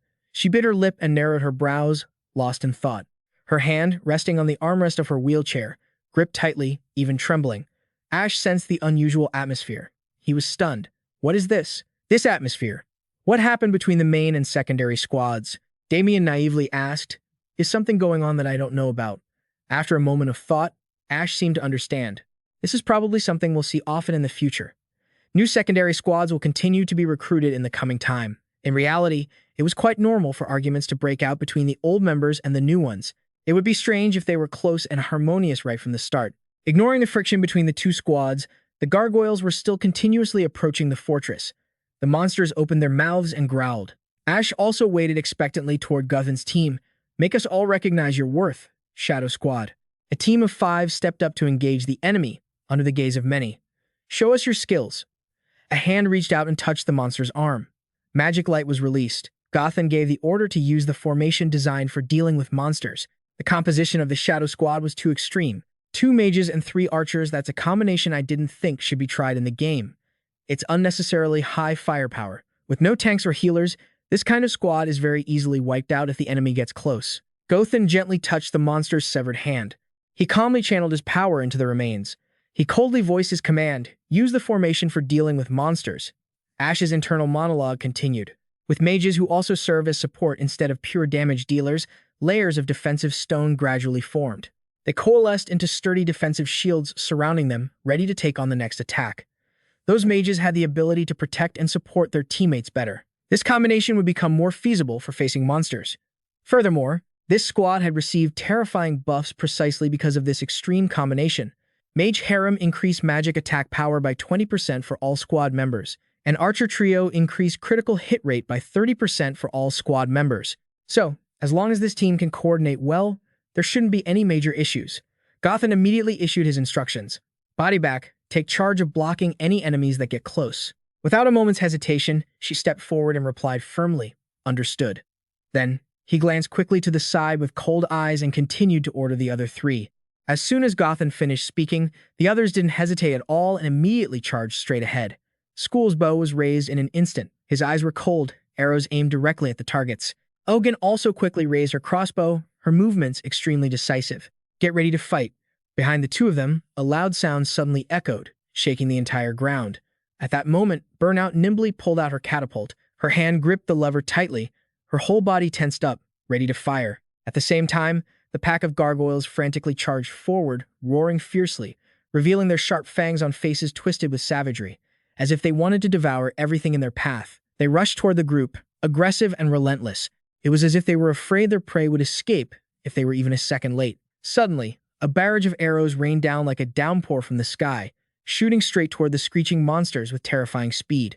They quickly raised their arms to block, but the arrows couldn't pierce skin as thick and hard as steel. Gotham stared at the gargoyles with eyes as cold as ice. He ordered coldly, as expected. That didn't have much effect. Use your skills. School. Mid-range. Ogun. Close range. Burnout. Fire at maximum capacity. Carrying out the orders, all three replied in unison without hesitation. Understood. School once again raised his bow. His focus was absolute as he poured all his strength into the arrow.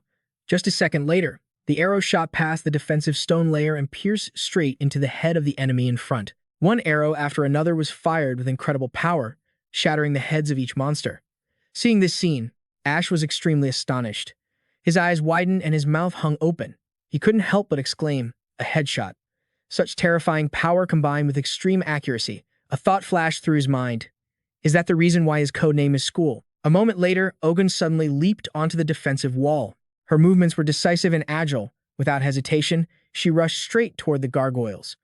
With eyes sharp as knives, she coldly remarked, "Let's see just how strong this monster really is." Seeing this, the monster immediately raised its weapon, ready to launch a counterattack. Its face was twisted with menace. Its fiery red eyes locked onto Ogun. Seeing her get closer, the gargoyle immediately swung its weapon violently toward Ogun. But she was fast as lightning, leaning backward as her body slid along the ground, dodging the attack by a hair's breadth. Then, Ogun nimbly spun around and leaped. Her figure glided through the air, light as the wind. The crossbow in her hand immediately aimed straight at the enemy. In the blink of an eye, the bolt was fired. Carrying such immense power, it tore through the air like a bolt of lightning. The body of the gargoyle immediately shattered. It broke apart into pieces. Ogun exclaimed in surprise, "Oh, it's quite strong. Is this really the limit of what I can do?" She immediately turned and rushed away. Her figure vanished through the dust, and her voice echoed from behind. "I have no other choice, Burnout. I'll leave them to you." Following that, Burnout immediately activated the catapult. Each firing slot glowed brilliantly. The lights flashed continuously, signaling a fierce attack was about to begin. She loudly reminded everyone, "Get down." Then, a massive rain of arrows immediately poured out like a waterfall of fire, covering the entire front line.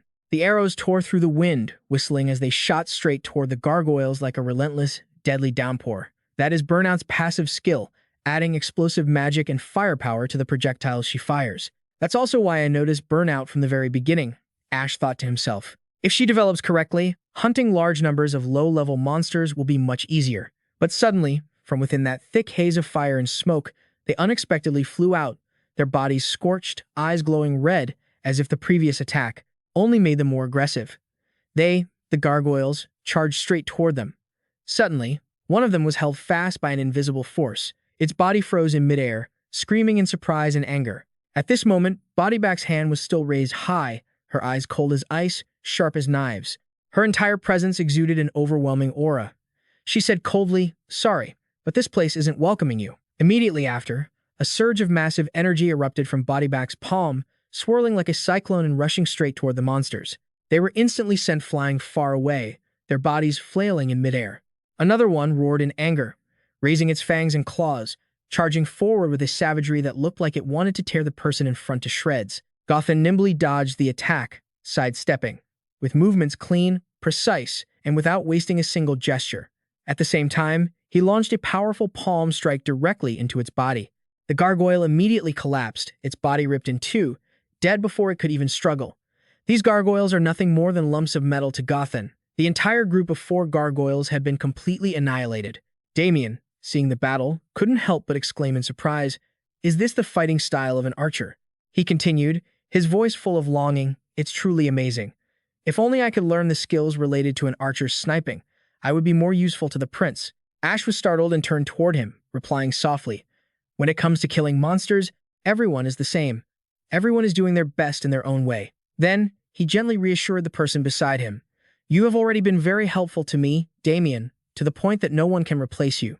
So, don't worry about anything." Hearing that, Damien couldn't help but be moved. He whispered, "Your Highness." Ash mused silently to himself. Regardless, Damien cannot learn the skills related to an archer's sniping. It would be better if Damien considered how to develop his attributes in the most effective way possible. The Shadow Squad had performed a defensive battle much better than expected. As a result, as the 3rd relic activation began, the 5th Gargoyle squad was completely wiped out. Ash watched the battle ahead, his sharp eyes coldly tracking every movement on the battlefield. He thought to himself, everything was going smoothly until now. The battle is extremely fierce. Shadow Squad still held the advantage, but at this moment, his mind wouldn't stop racing. That's right. But suddenly, the interface flickered before his eyes. Lines of text appeared rapidly. Ash whispered to himself, the boss information has been updated. The screen displayed the details. Stage 4. Enemy info, level 35, Gagoi Chief, quantity 2. Level 15, Stone Gagoi, quantity 58, 302 eliminated. Level 20, Steel Gagoi, quantity 40, 202 eliminated. He froze as he looked at the brutal battlefield. Smoke, dust, and screams echoed everywhere. Ash couldn't help but be shocked in his mind. What? Boss info is only updated when they appear on the battlefield. Ash's gaze scanned forward intensely. He thought, but I don't see them anywhere. Suddenly, Ash looked up. His gut feeling told him something was wrong. He stopped, eyes wide, staring fixedly at the sky. He whispered. Could it be? Ash gritted his teeth in anger, his face tense, eyes full of anxiety as he looked upward. He screamed in panic. Damn it. From above, a boss was diving down from above. Everyone, look out. Hearing Ash's shout, everyone was stunned, their eyes looking up in unison. Their faces were full of confusion and shock. The monster slammed down onto Shadow Squad, sending dirt and rocks flying. The ground shook violently. They couldn't react in time and were sent flying. Burnout and Skull were both severely injured, eyes closed, blood spraying as they fell. The monster before them was like a nightmare. Surrounded by thick dust, its glowing red eyes locked onto Ogun like a wild beast. Watching its prey, the monster slowly walked toward her. Every step cracked the stone beneath its feet, leaving deep craters. Out of the swirling smoke emerged a grotesque face. Its glowing red eyes shone with a cruel, cold malice, as if wanting to devour everything. It gripped its weapon with both hands and let out a terrifying roar that echoed across the battlefield. That monster was the commander of the Gagoi Legion, the Gagoi Chief. Looking at the monster before him, Ash was terrified, his whole body frozen. He shouted in a trembling voice, What is that? At that moment, Ogun raised her crossbow. Her hand trembled. Her face was pale with tension, but her eyes remained determined.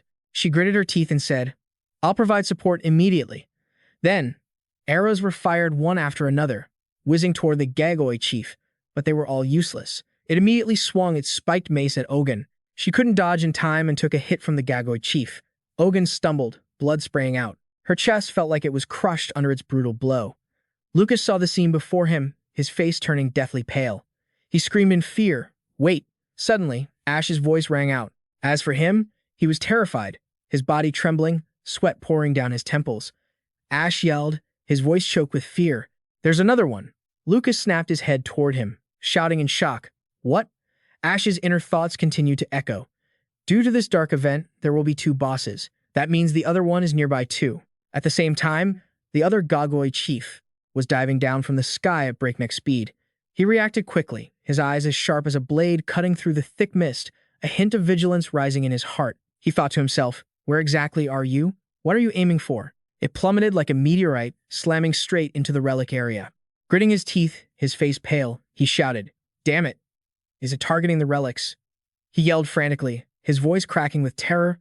Lily, run! Lily spun around, her eyes wide with panic as she cried out, Huh. But in the blink of an eye, the second Gagoi Chief slammed down right where she was. The ground shook violently. It created a terrifying tremor. Rocks and dust sprayed everywhere. Then, it immediately swung its mace. The sound of metal tearing through the air resonated. Lily stood frozen, unable to escape the brutal attack coming her way. In just a split second, the mace slammed into her, creating a deafening, heavy thud. The wheelchair couldn't withstand the massive impact and shattered instantly, debris flying into the swirling dust. Suddenly, the second Gagoi Chief stopped. Its whole body tensed up, letting out a roar of surprise. Ash was also stunned, eyes wide, the corner of his mouth trembling. A feeling of disbelief rose in his heart. Huh. Just then, the system showed a notification. Fire Skin attribute has been activated. He sighed in relief, thinking to himself, Thank goodness. Thanks to that attribute, Lily isn't hurt. But then, the second Gagoi Chief swung its mace again. Ash shouted internally, full of worry, No, Lily won't be able to dodge that attack. He immediately spun around, his eyes stern. He pointed his arm out, commanding decisively, Bodyguard, save Lily. Hurry. She didn't hesitate and replied, Yes, understood. Bodyguard raised her hand high, her palm emitting a powerful surge of energy. Light flashed violently as she focused all her strength, preparing to dash forward to rescue Lily. Fortunately, At that exact moment, the spiked mace of the second Gagoi chief came down. Bodyguard had managed to pull Lily away just in time, escaping the jaws of death by a hair's breadth. Ash immediately shouted, his voice full of authority echoing through the chaotic space, "Gothan, catch her." Gothan received the order without hesitation, his whole body launching forward. While dashing up, he replied briefly and decisively, "Yes." In a split second, he had scooped her into his arms, then nimbly carried her to safety, quickly moving her to a secure spot. He gently placed Lily down, his eyes looking at her tenderly, his voice calm, "Lily, are you okay?" She turned away, flustered, and whispered, "Yes, I'm okay." He quickly gave the next order, his voice ringing out decisively, "Bodyguard, take care of the rest of the team." Bodyguard immediately answered, "Yes, I understand." She immediately channeled her spirit power. A shimmering blue light covered her palm. In just a moment, Bodyguard lifted Skull and Burnout into the air. She gently controlled them to fly toward a safe location, avoiding danger. Lucas, Damien, and Evangeline quickly got into position. Right after, Ash's voice rang out, full of majesty. In the middle of the chaotic battlefield, the main squad is ready to fight again. Boss monsters have different patterns than regular monsters. They're a bit smarter, a bit more vicious. Perhaps they're targeting more important objectives now, which explains why they're going after the archers and the artifacts first. They're trying to shift their focus away from the tank. He gritted his teeth, his eyes flashing with a mix of anger and vigilance. He thought to himself, and that's me, the lowest level member, yet the commander with the most vital role. They'll prioritize me. Lucas's gaze sharpened, his voice steady, calm, and composed as he spoke. "My lord, those two bosses are just the beginning. The second problem is the remaining gargoyles." Then, the battle resumed. During the sixth wave of the Gargoyle Legion, all the magical defense artifacts in the central area had been completely destroyed. A swarm of gargoyles was flying toward the fortress walls as if there were no one there to stop them. Ash quickly issued a command, "Group 6 of the Gargoyle Legion, leave them to me." He immediately replied, "Yes, my lord." These thoughts quietly echoed in his mind. He agreed instantly without a single doubt. That meant Lucas trusted him deeply. Just then, Gothan and Lily returned. He spoke up, "Your Highness, I brought Lily back." Ash nodded slightly, looking at the two of them. His voice was steady as he said, "Gothan, thank you for your hard work." Then, his gaze shifted to the person beside him. "Lily, forgive me, but you still have to do what must be done." Ash tightened his hand, asking seriously, "What about the other artifacts? Can we activate them right now?" Lily replied softly, "Ah, yes. As your Highness said, except for the defense ones, the others can still be used, because they were originally placed in different locations. If all the artifacts were installed in the same spot, it would be too easy for them all to be destroyed at once, so the rest were installed elsewhere. From the very beginning, the alchemists have been controlling them from over there. Thanks to that, everything is still under control, even while we're facing this tragedy." Ash slapped his chest firmly, his gaze resolute as he gave the order, "Go there and activate it immediately." The magic amplification maneuver. "The target is me." She bowed her head slightly, her eyes flickering with a hint of sadness as she looked down at her immobile legs. Her voice sounded faint as she said, "I understand, but with my legs like this, how am I supposed to get there?" Ash immediately directed Gothan, "Take care of Lily. Get her to the artifact installation site." Lily looked at Gothan, then back at him, shouting in a panic, What did you say? Go with this guy?" Ash frowned in anger and barked, "Whether you like it or not doesn't matter. Carry out the order immediately." She was terrified, her face turning pale. Her lips trembled as she stammered, unable to finish her sentence.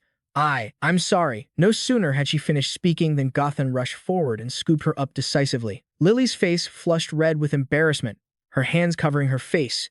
"Go now. We don't have any more time." After that, he quickly gave the next order to the main squad, Lucas. "Evangeline, stall for time until the artifact is activated." Lucas raised his hand high, his eyes shining with determination, his voice echoing powerfully. "Understood. Leave it to me. Even if it's 1 hour or 12, I can do it." Evangeline wore a spirited smile, her eyes fixed and excited as she responded, "I'll give it my all." Ash placed a hand on the shoulders of the two in front of him, reminding them gently, "Don't underestimate that gargoyle boss," he continued. "It's different from any gargoyle we've faced until now. Don't let your guard down. Stay calm, and remember to protect yourselves. Understand?" Shay spoke up immediately, "Yes." Lucas also responded quickly, "As you command, my lord." Right after that, without a moment's hesitation, they charged forward at full speed, shouting loudly, "All right, let's go." At the same time, Ash turned to ask the remaining person, Damien, "How much ammo do we have left?" Damien raised his gun to check and replied clearly, 3 Severus rifles, 6 rounds each, for a total of 18 rounds left. He continued. His serious eyes locked onto the person in front of him. Can we take down one with this much ammo? Damien was silent, his cold gaze locked onto the gargoyle chief in the distance, his eyebrows knitting slightly. With a contemplative expression, he didn't answer immediately. Then, he said calmly, the problem lies in the armor and the iron beaks the gargoyles are wearing. They seem to have high magic defense. Ash praised him. Exactly. Good assessment. The armor the gargoyle boss is wearing has high magic defense. Meanwhile, its body already has high physical defense. You could say it's an invincible suit of armor. We must strip away its armor with physical attacks, then use magic to strike its body. It sounds easy, but doing so takes a lot of time. Besides, it won't stay in one place for us to attack. The Severus is a 6-shot rifle, so its range is shorter than other magical weapons. And if I let Damien engage in close quarters combat, it's too risky. We need to restore long-range firepower to strip away their armor. He turned back and asked, Bodyguard, what is your team's current status? The bodyguard reported quickly. Her voice was serious and without hesitation. Yes, some are heavily wounded, some are lightly wounded, and our weapons are severely damaged. Ash glanced quickly at the person beside him, his sharp eyes flashing as he gave a firm order. Damien, provide first aid to the Shadow Squad. Damien was slightly surprised and agreed with interest. Yes, at your command. When asked to perform medical work, Damien's face suddenly brightened. In the end, he still preferred this work over sniping. Then he continued, collect anything that can still be used while Damien is treating them. Right now, your team's firepower is crucial, she replied without hesitation. Yes, but just then, the sky suddenly went dark. Black clouds rolled in, swelling like a massive wave, blocking out the light and plunging the surroundings into a gloomy, suffocating atmosphere. Then, raindrops began to fall silently, tapping against the ground and making heavy sounds. The already tense air became even colder and gloomier. Soon, a torrential rain poured down, a sheet of water covering the entire battlefield. Ignoring the pouring rain, Ash still stood silently on the fortress wall, his silhouette standing tall amidst the wind and rain. He gently raised his hand toward the falling drops. His gaze distant, he thought to himself. In times like these, I just pray everything will be safe. At that moment, the gargoyle chief's eyes suddenly flared up with a fierce, blood-red light, illuminating the gray, rainy scene.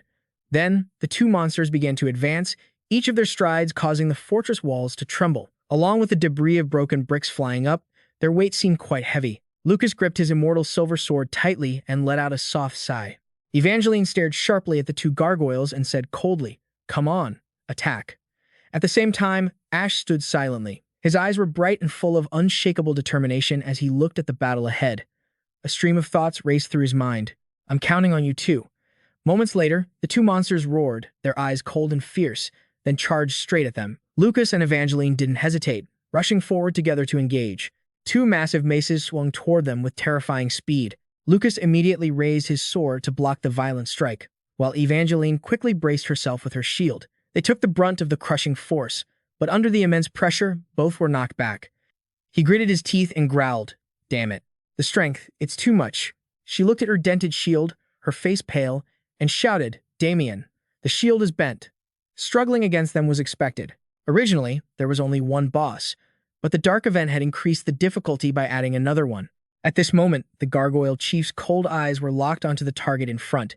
Even so, Lucas and Evangeline were still able to hold their ground. They were both warriors capable of lasting until the end of the game. Finally, a moment later, Lily's voice echoed, Your Highness, the magic amplification artifact is ready. Ash's inner monologue continued.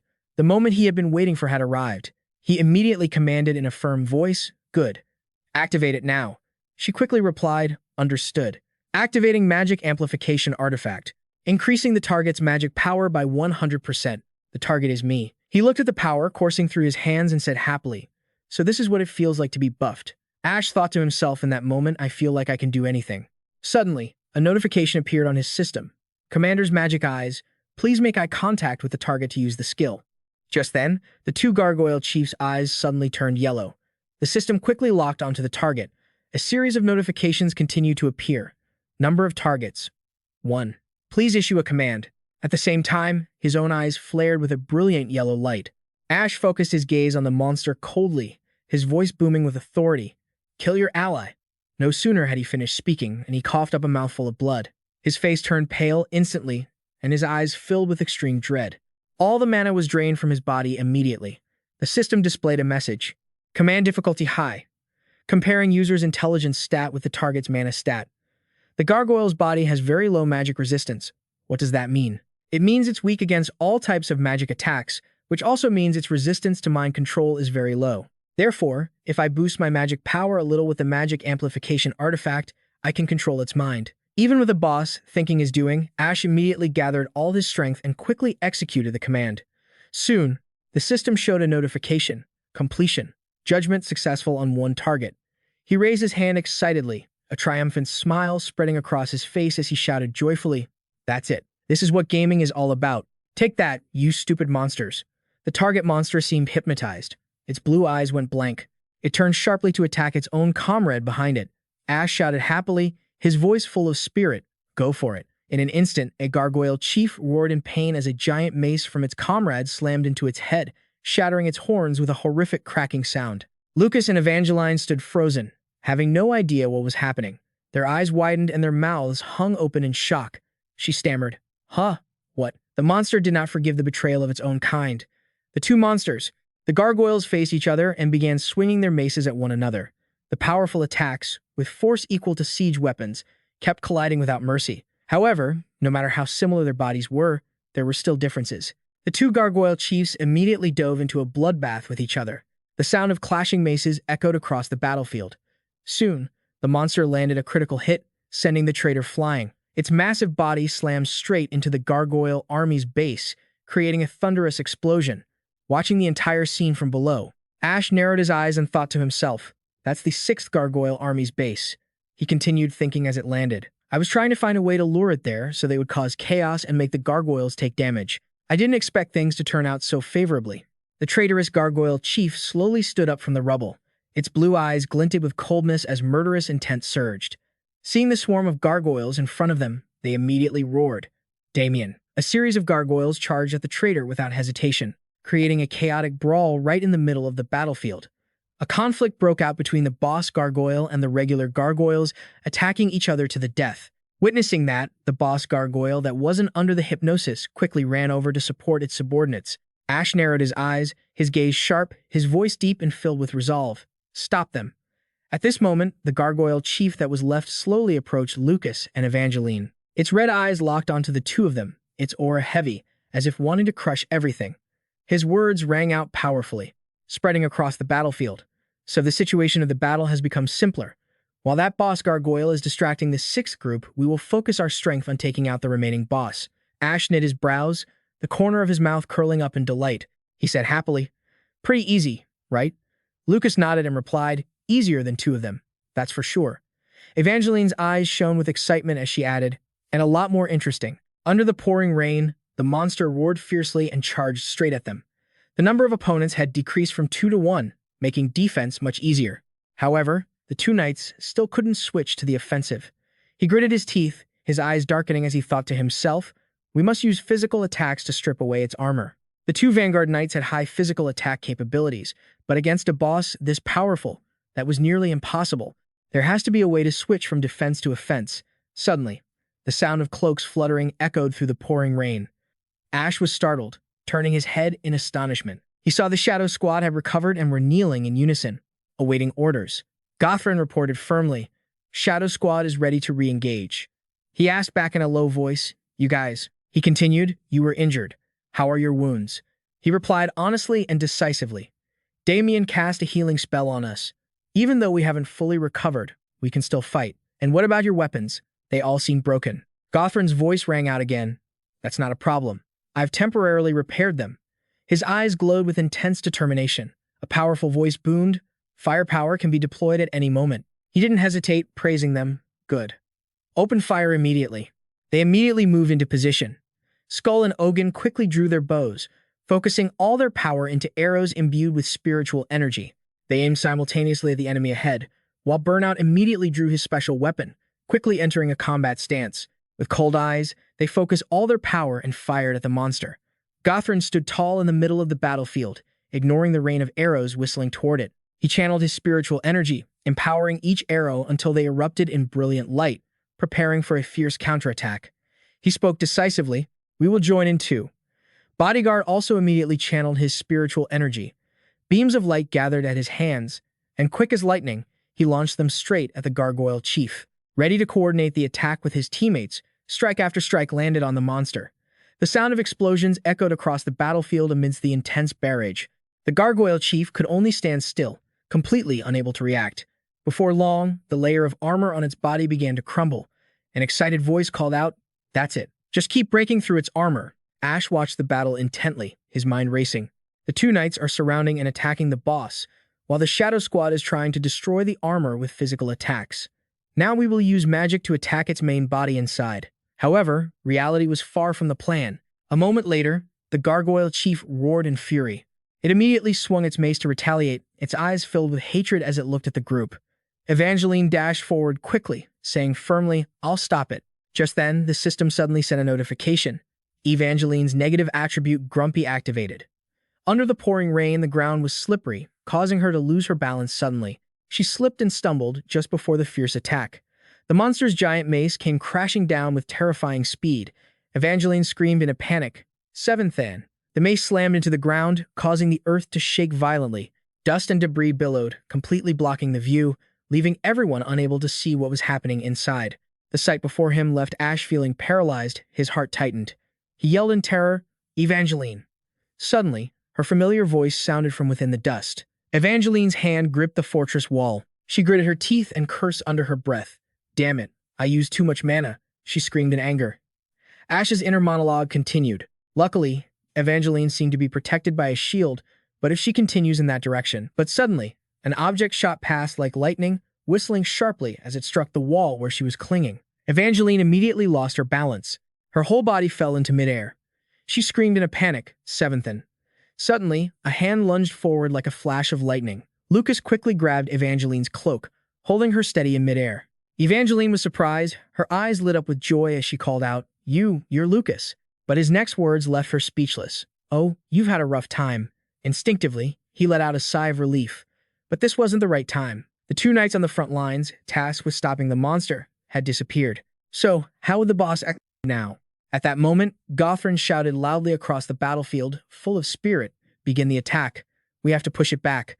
But the gargoyle chief roared fiercely. Ignoring the dense rain of arrows, it charged straight toward them, its speed undiminished. Its bloodlust exploded violently. Ash swallowed hard, gritting his teeth in frustration, saying, "These damn things are so stubborn, like a literal bulldozer." His cold eyes were glued to the monster. His voice resonated steadily with determination. "I'll buy us some time." In the blink of an eye, the gargoyle chief swung its mace at Gothrin. He nimbly shifted his weight, dodging the attack by a hair's breadth. The monster immediately launched another blow. Gothrin gracefully dodged again, and seizing the opening, he channeled his spiritual energy into a powerful strike aimed straight at its leg.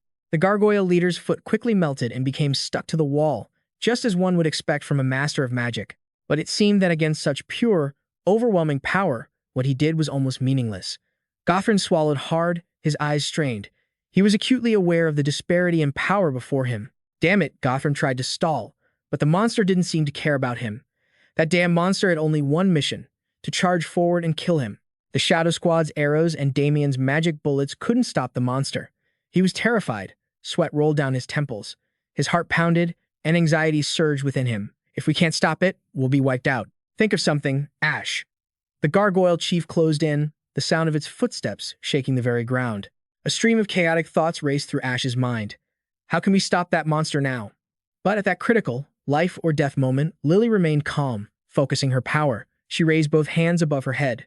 Above them, a giant flame gathered, burning fiercely and radiating incredible heat amidst the cold rain. Ash was stunned. His eyes widened, unable to hide his surprise. He blurted out, "Lily?" She spoke up, filled with anger. "Listen here, you monster." Immediately after, the giant flame shot straight at the monster. Carried by an overwhelming aura, Lily's voice rang out proudly. "A high-ranking mage of the kingdom will not forgive you." The gargoyle chief was swallowed by the fierce fire. Its whole body quickly charred, the armor cracking into pieces. It shrieked Damien's magic, the roars echoing with pain and despair. Amidst the gray, drizzling rain, Skun gasped in disbelief. Staring at the gargoyle boss, his eyes wide, he stammered, still unable to process what he was seeing. Is it dead? But suddenly, amidst the pile of ash and smoldering embers, the monster's body gave a slight twitch. Its charred armor was cracked, but it hadn't completely collapsed. Ash immediately sensed something was wrong. His gaze tightened, and his voice dropped as he warned everyone. No, it's still breathing. Then, the gargoyle chief whipped around. Its target had changed, and the monster's eyes were filled with pure malice. It was heading straight for Lily. Despite the protagonist launching his strongest attack against it, she was paralyzed with fear. Her eyes widened, tears welled up uncontrollably, and her voice trembled in sheer terror. Could it be? He muttered, realizing exactly what was going on. Ash shouted out, his voice echoing across the battlefield. Lily, get out of there. But Lily's legs wouldn't move. If she still had enough mana, she could use Fire Skin to dodge the attack. But did she have that much left? Facing the monster charging straight at her, Lily's face turned pale, yet she stood frozen, as if accepting her inescapable fate.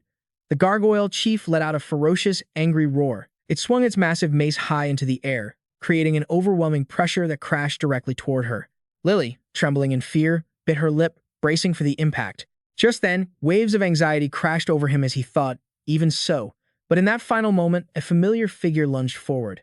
Standing firm like a steel shield right in front of her, Gothan stood his ground. His gaze was resolute, and his voice rang out, strong and steady. It's dangerous, Lily. I will protect you. Lily's eyes widened in total shock. In her vision, there was nothing left but his silhouette standing before her, his hair fluttering in the wind and rain. She thought to herself. An elf, even though monster blood was splattered everywhere and the air was thick with a foul, metallic stench, Lily remained lost in a swirl of confusing thoughts. With a bewildered, trembling gaze, she wondered to herself why Gothan was pushing himself to the limit to shield her. It was clear that he was pouring every ounce of strength he had left into this moment, and he succeeded, shattering the monster's arm. Furthermore, his strike exposed the monster's soul core. The red glow of the core was laid bare. Then, he hurriedly asked, Lily, great mage, can you deliver the finishing blow? Lily didn't answer. She just summoned every bit of strength she had. She conjured a powerful flame and launched it straight at the monster. At the same time, a bolt of lightning struck down, and the monster was obliterated as the core shattered. Only then did the gargoyle boss completely stop moving. At that very moment, Ash barked an order, Damien, get over there and give Gothan first aid. An immediate reply came back, yes, sir. Damien quickly rushed to where Lily and Gothan were and shouted, Captain, Captain. Lily was clutching Gothan, sobbing. Why? Why did you save me? Gothan replied coldly, I simply made the most logical judgment at that moment. He added that he believed the battle wasn't over yet, and she was the only one there with enough firepower to deliver the deciding blow to that gargoyle. He finished with a nonchalant remark that left Lily speechless. It's as simple as that. Suddenly, two figures appeared and called out loudly, My lord. Evangeline expressed her regret for the battle. I apologize. I made a grave mistake. Even Lucas asked Ash to punish him. I have no face left to show you, my lord. Please, punish me as you see fit. But Ash knew better. Those two knights were trying to take responsibility for their mistakes with their lives, but he knew they had already done their absolute best. How could he punish them? So he said, All right, look up. Here's why. He wasn't blaming them because, while there was indeed damage, they had ultimately defeated the boss. He believed. The most important thing was that they had succeeded. The gargoyles were being controlled by the commander's magic eyes. Now, the remaining gargoyles roared toward him. However, this didn't affect him at all. The leader had been defeated. It was the result of betrayal. Watching the monsters approach, Ash estimated. The final group of gargoyles left was about 40. He made his decision. So, all we have to do is take them all down. But there was a slight snag. The problem was that everyone was completely exhausted. Lucas and Evangeline, he could see it clearly. His comrades were drained of all energy from the battle they had just fought, having been continuously attacked on the night battlefield. Damien had used all his magic bullets. Lily had spent her last drop of mana. Seeing this situation, he wondered if the Shadow Squad was in the same state. In this condition, could they safely defeat the remaining monsters? Suddenly, the head of the Silver Infantry yelled out, My lord, fire. Following his command, bullets were unleashed. Each projectile flew toward the gargoyles, and the result was a massive explosion. The head of the infantry saw this and cheered. There are no more monsters coming from the south. Thus, maintaining the anti-air fire net was no longer necessary. He turned to Ash and asked, Did I do something wrong, Your Highness? Ash stared for a moment before praising him. No, you did very well. By now, the first rays of sunlight were peeking through the dark clouds in the sky. Smoke was still rising from the barrels of the guns. The sunlight shone down on the remains of the gargoyles, along with the announcement that no more of them were approaching the city walls.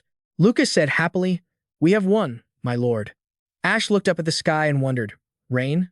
Why did it only rain while the battle was raging? He figured that even if the rain was just a coincidence, it certainly knew how to pick its timing. Just then, he noticed his army looking toward him as he turned around. He saw the look in their eyes. Understanding what they were feeling, he sighed and told himself. Saying this right after a victory might sound hollow or cliché, but I must say what needs to be said. And so, he loudly commanded them to transport the wounded to the temple. Check and report the extent of the damage, from the combat equipment to the walls. At the same time, record the details of today's battle. Furthermore, he instructed them, if anyone made a mistake in this battle, remember it and think it through carefully so you don't repeat the same errors in the next fight. Only then can we grow from this battle. So many lessons have been learned.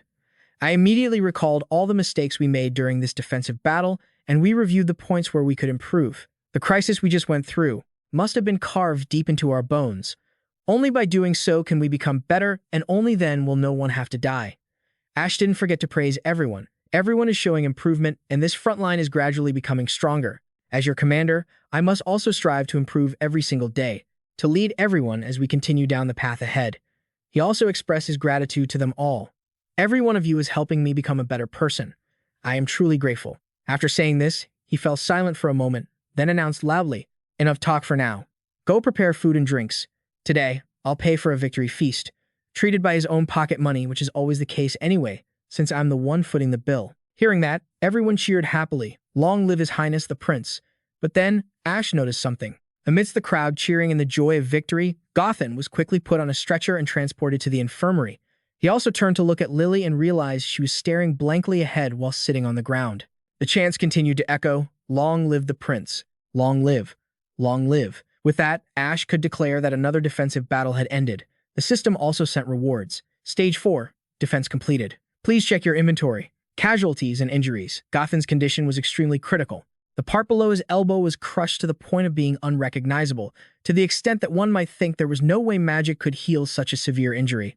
This could be understood as meaning both of his forearms needed to be amputated. Gothan's gaze at that moment was half-dazed, half-conscious. He only heard this much: "I will proceed with amputating the forearms. The patient has already agreed." This made him wonder. Agreed? The next morning, at the sanctuary, Ash was reported on the warrior's status. At the same time, he let everyone know that outside the sanctuary, warriors were waiting for the surgical results of their leader, the 4 Shadow Squad warriors. I told them about Gothan's current condition, but I received unexpected information. Then, I heard a surprising story. This information made him exclaim, "What?" Bodyguard let him know that Gothan had lost both arms in a campaign 2 years ago. He had used metal to replace them. Since the day he started using prosthetic arms, his codename was also changed to Gothan. Saying this, her eyes shimmered, thinking, so this time it'll be okay. He'll turn his lost arms into metal again. We trust he can keep fighting. This shocking news made Ash exclaim, "No way. This story is too hard to believe." He's human, not a machine. He understood one thing: even with machines, when parts break and need replacement, even if they can function normally again, they can't be like nothing ever happened. He knew that deep in Gothan's heart, a terrible wound still remained and could never fully heal. It seemed like the things he said made the elves feel sad, and so, to comfort them, he said, "If you are injured, you must tell me. I will treat you." This statement made him feel ashamed of himself. The words sounded so hypocritical and ridiculous. A commander who forced them all to risk their lives on the battlefield. Did he even have the right to say such things? To avoid further sadness in the air, he softly advised, "All right, let's go. There's a victory feast tonight. Even though Gothan can't attend, you guys still need to eat and rest properly." However, Bodyguard refused and replied, "We're fine, Your Highness. I will wait here until the surgery is over." Hearing her say that, Ash didn't persuade them further. "Resting here is fine, too." He even said softly, "I'll have food and drinks sent to you guys." Although we couldn't celebrate the victory together, he smiled and expressed his gratitude to the elf group. "Your contributions are highly commendable. I don't even know how to express it." His gratitude made them extremely touched. And so, before he left, he didn't forget to leave a message. "Take good care of your leader." The kids excitedly said goodbye, adding a few small requests. "Leave the leader to us. Please send us lots of delicious food. And drinks too. Fruit juice, please." Naturally, he didn't refuse, ordering about 3 barrels of fruit juice. It was late at night, and everyone was celebrating the victory. Ash approached the feast and loudly teased, "Hey, the Lord hasn't even read the congratulatory speech, so why start so casually?" As soon as they saw him, everyone shouted in unison, "The prince has arrived. Long live the Lord. Long live the Lord. A man born to kill monsters, the best commander in the South. Their praise made him laugh and say, "You're exaggerating." Next, he picked up a beer mug and stood on a high platform, asking, all right, give me a glass. I'll keep it short and sweet. Everyone, eat and drink to your heart's content until you drop. Can you do that? Ash raised his glass and shouted, onward to the southern front. Everyone shouted along with him, eat and drink your fill. He continued to shout, cheers. In his heart, he told himself, no matter how much ale I drink in this area, I still can't get used to it. Suddenly, he turned and called someone. Hey, do me a favor. The one he called exclaimed happily, oh my God, just name it, my lord, I will do anything. He even hummed, meat, ale, beer, do you need anything else? If you need music, I'll pick a song for you. Facing that over-the-top attitude, Ash coldly said, that's enough. Send some food to the sanctuary, and drinks, too. This command made Ader stare blankly. Say what? This attitude of his made him a bit puzzled. Ader bit his lip, looking awkward. Why does he look so disappointed? Seeing this kid confused, Ash grabbed Ader's head and said firmly, you idiot. The food is for the priests who are treating the wounded soldiers. And to the members of the Shadow Squad, hey, remember to bring 3 bottles of fruit juice. Just then, someone suddenly demanded to come along to the sanctuary. Well, I'm going too. The appearance of this person left Ash bewildered. He realized the person wanting to follow was Lily. He asked her, a bit dazed, Lily, you? Suddenly, during the party, a voice shouted out orders. You bastards. You think just you guys can finish off all this mountain of alcohol? Pour me a full glass. Hurry up. They cheered when they saw Ash preparing to drink several large mugs of beer by himself. Just as expected of the 3 princes, he was the best drinker in this empire. Could it be that today we will witness the return of a legend with our own eyes? Ash was naturally full of energy, giving it his all. I'll prove it. Bring out everything you've got. Today we drink until we drop. Immediately, cheers erupted all around. Suddenly, Ash remembered the words Charon had said before passing away. The Earl had said that the city could move forward, if they only knew how to grieve for the sacrifices and losses. While caring for the wounded and honoring the fallen was essential, however, he had also cautioned, don't let regret make you forget about happiness. Ultimately, drinking, chatting, and celebrating victory with the survivors was the duty of a commander. It could be said that even though his heart still held the pain of loss, Ash still enthusiastically joined the victory celebration. The sound of clinking glasses and lively chatter echoed throughout the square. I quickly blended into the atmosphere. As the night of victory grew late, things got even livelier. Back with Gothan, he suddenly woke up from his coma, gasping for air. Just then, he noticed his amputated arm. At that moment, Lily, who was sitting at her desk, spoke up. You're awake? Upon seeing her, Gothan asked in confusion, You, Lily? Lily kept her cold tone and informed him that the surgery was finished. Furthermore, she told Gothan about everything he had been through while unconscious. You were about to develop a high fever, accompanied by intense pain. You won't be able to use magic for treatment until 7:00 tomorrow morning. Besides that, there was one more thing she needed to tell him. Even though his elbow had been amputated, fortunately, the joint was still intact. The priest who treated him said that thanks to the joint still being there, controlling a prosthetic arm later would be easier. Just then, the other little elf girls were still fast asleep. Lily looked toward them and said the other members of your squad just fell asleep. They ate and played while watching over you. After that, she asked Gothan, are you hungry? I had them prepare some food for you. You've lost a lot of blood and need to eat to nourish your body. So, after a moment of silence, Gothan asked in confusion, Why are you taking— Don't you hate me? This question of his made Lily fall silent for a moment. Then she put her pen down on the table and answered straightforwardly, I was waiting for you to wake up so I could ask you a few questions. The question she had been dying to ask came out. No matter how I think about it, I can't understand why did you save me at that time? This kept her thinking constantly. When the Gagoy insect rushed forward to attack me, why did Gothan sacrifice both arms to block it? Lily truly could not understand. Gothan still insisted on his answer. Didn't I tell you already? Because you were the only one with enough firepower to take down the insect at that moment. Naturally, Lily didn't believe it. Stop talking nonsense. Don't try to rationalize it, she shouted, believing that.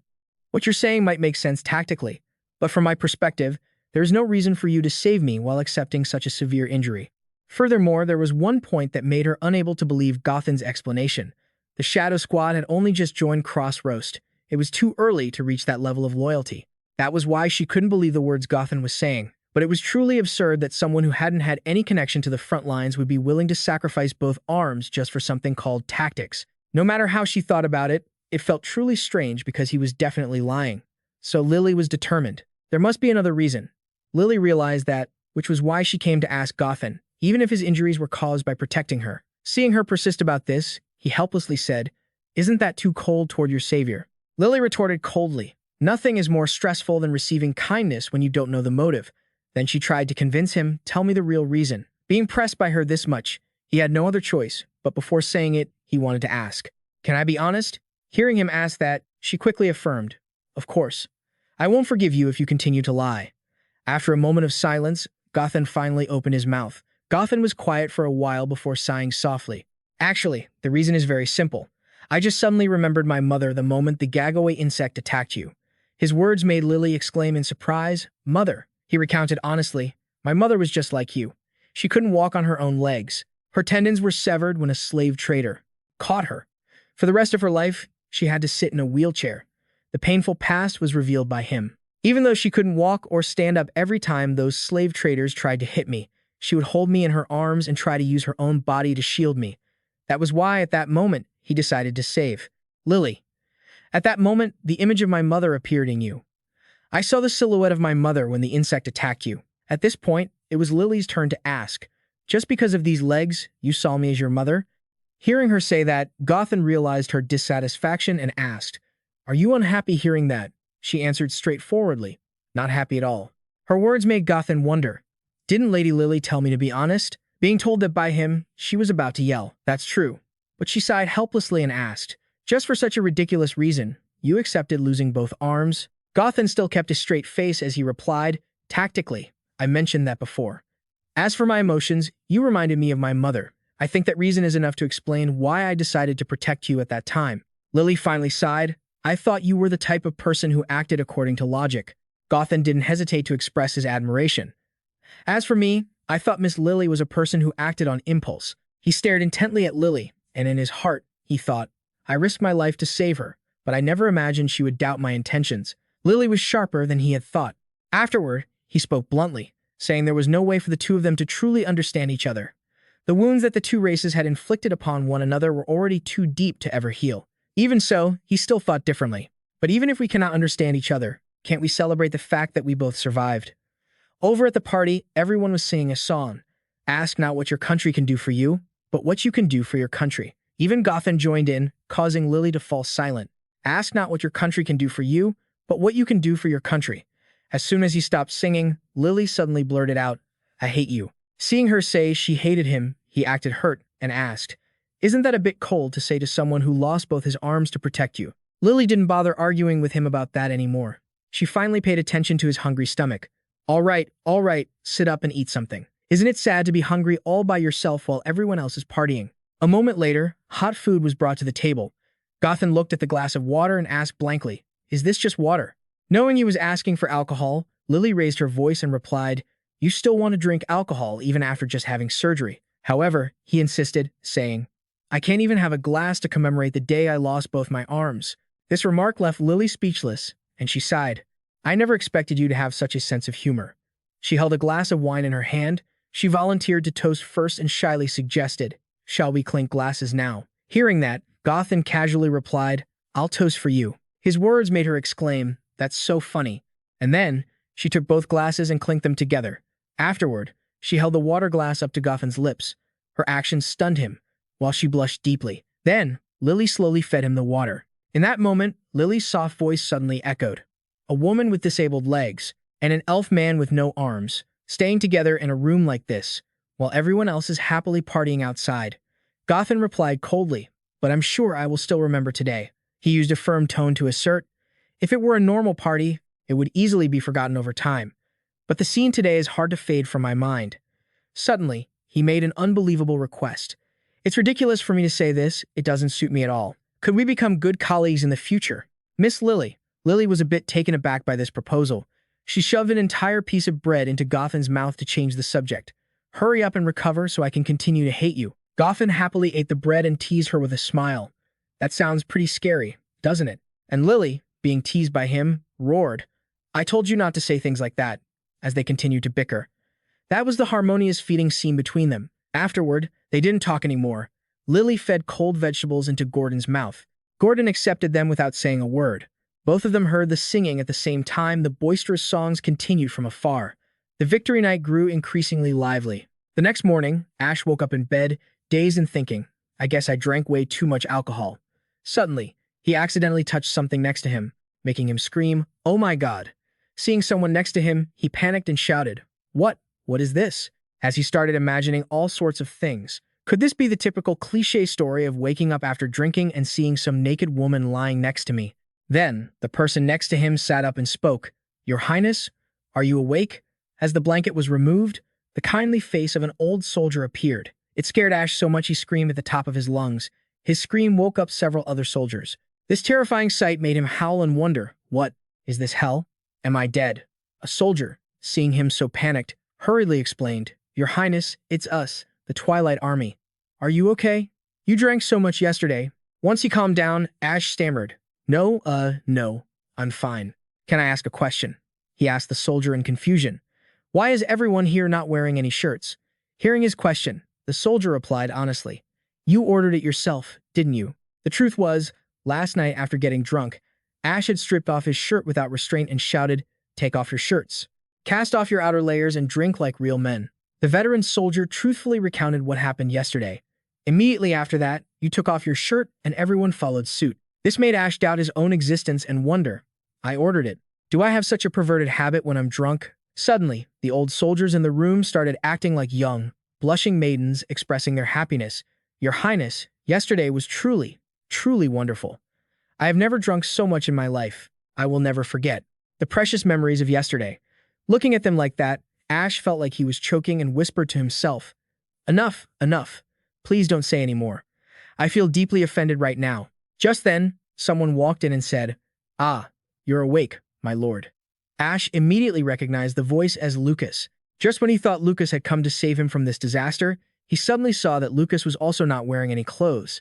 In the end, Lucas was the only one who could save him from this hell, so he shouted again, "Why are you taking all your clothes off too?" Lucas replied blankly, "Isn't that what you ordered the entire core squad to do?"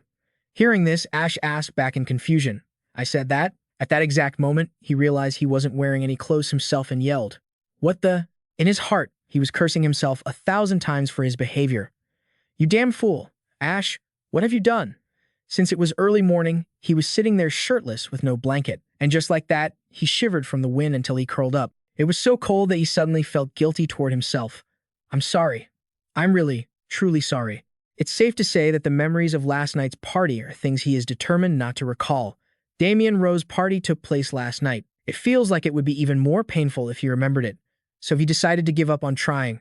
Right now, he is wrapped in a blanket, muttering, "Damn it, this is tough." He thought the public bathhouse was the only place where he'd have to look at naked men. Suddenly, Lucas suggested, "In any case, I was intending to tell you that, my lord." "Let's go, my lord." This suggestion left Ash confused and he asked, Go where?" Lucas explained, "Didn't you just say it yourself, sir? The public bathhouse, it's right next to us." This statement caught Ash off guard. A public bathhouse? Lucas, carrying a basket of supplies in his hand, explained the purpose of the public bathhouse. Soldiers are often covered in blood after battles. Therefore, building a few bathing facilities was only natural. At first, it was a facility exclusively for soldiers.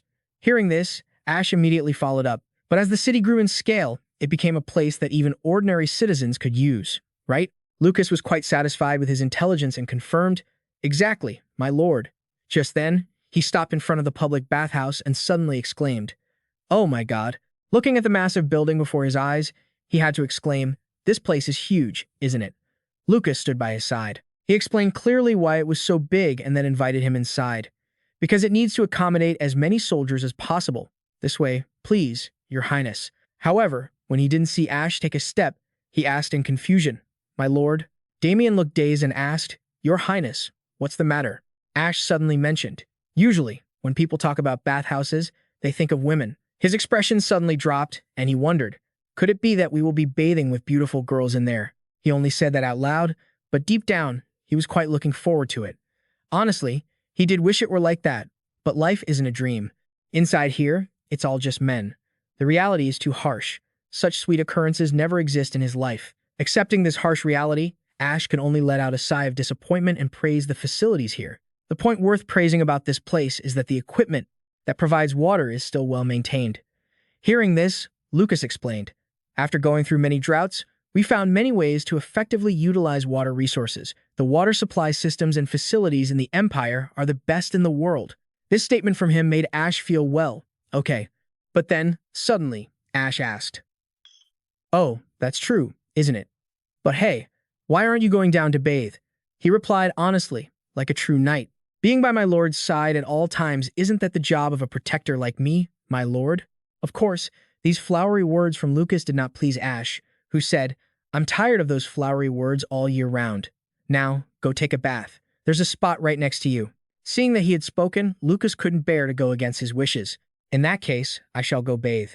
Seeing Lucas gradually step into the hot spring, he urged him, "Good, go down and enjoy it."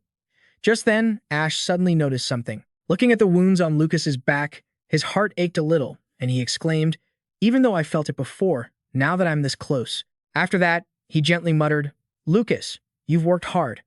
The scars on Lucas's back made him realize that Lucas's muscular body was covered in scars and wounds, as if it contained all the hardships he had endured throughout his life. Lucas himself understood why he said that, so he gave a bright smile to reassure him. "It's nothing at all, my lord." Right at that moment, Damien let out a sigh, attracting the attention of both of them.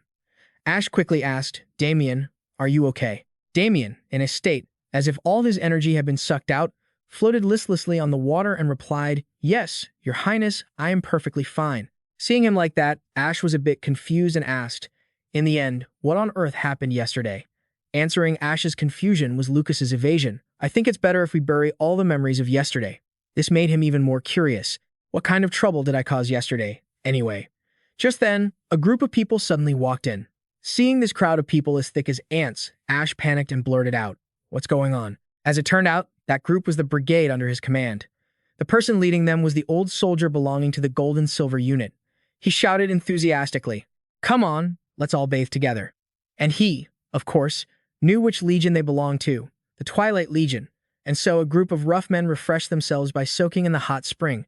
This scene made Ash exclaim in his heart, "Oh my god, it's so suffocating." After that, he grimaced and said, "Must get out of here right now." Lucas heard this and added, "I would like to follow you, sir." Just then, a soldier noticed his presence. "Your Highness has come here too?" And so, out of habit, they all bowed to him in unison while wearing nothing at all. "Long live your Highness! Long live your Highness!" This eye-burning scene made him helplessly reach a decision. "Oh my god, I must order them not to bow in the bathhouse like this next time." A while later, at the public bathhouse lounge, Ash sat relaxing on a chair and exclaimed, "Only now do I feel like I'm living." At this moment, he had to reevaluate his opinion of this place. But this place has such advanced facilities. I should reflect on myself for having viewed it as a fantasy world. This place is pretty good, isn't it? Just then, someone suddenly called him Senior. Hearing someone call him, he turned around and exclaimed, "Oh." He saw the person calling him was Evangeline, so he curiously asked, "Why are you here?" Evangeline replied nonchalantly, "I was born here, so bathing here is perfectly normal." Even Lily was there, and she curiously asked him back, "Your Highness, why are you here?" He didn't answer her question but wondered about something else. "The two of you are together?" Evangeline quickly explained, "I invited Lily here to bathe with me." This answer made him even more curious. "Since when did you two get so close?" Faced with his probing question, she answered naturally, "Once you've been through life and death together, you naturally become close, right?" She turned to ask Lily, "Isn't that right, Lily?" Lily, flustered, replied, "That's exactly right." The scene before him led Ash to a realization. It seemed the intention to become best friends came primarily from Evangeline's side. Furthermore, he understood all too well. He could see why Evangeline wanted to get close, as Lily was the only one around her age and the same gender in the main party. Besides that, he knew something else. It was easy to understand why Lily was flustered. She wanted to leave the main party. Meanwhile, Evangeline was the Count's heir. The fact that Evangeline wanted to befriend her was likely putting a lot of pressure on her. He had nothing left to say to them. Evangeline asked to leave first. "See you later, Senior. Lily and I are going to hang out. We need some girl time." Seeing them bolt away like the wind, he meant to call them back, but it seemed a bit too late. "Wait, hold on." Seeing them like that, he could only sigh to himself. "So cruel. Can't you talk to me for a little longer?" Just then, someone else called out, "Your Highness." Once again, he looked around, dazed. He looked toward the voice and exclaimed, "Ah." This time, It was Margarita calling him. She said, quite surprised, "Oh my, a person of such noble status as your highness is actually bathing here?" However, he didn't seem to recognize her, asking a rather clueless question. "Oh, goodness, who is this?" This question of his left her speechless, so she replied, "It's Margarita." The moment he realized who she was, he was so startled he shouted, "What?" Deep down, he wondered if it was because he always saw her in her priestess robes that he didn't recognize her immediately. Next, Ash asked another rather foolish question. Do saintesses use public baths too? Once again, Margarita had to waste her breath to reply. Why shouldn't I? Is there any law that strictly forbids priestesses from bathing? Her sharp retort made him quickly justify himself. No, I didn't mean that. Though she was sharp, she still smiled brightly while explaining why she was there.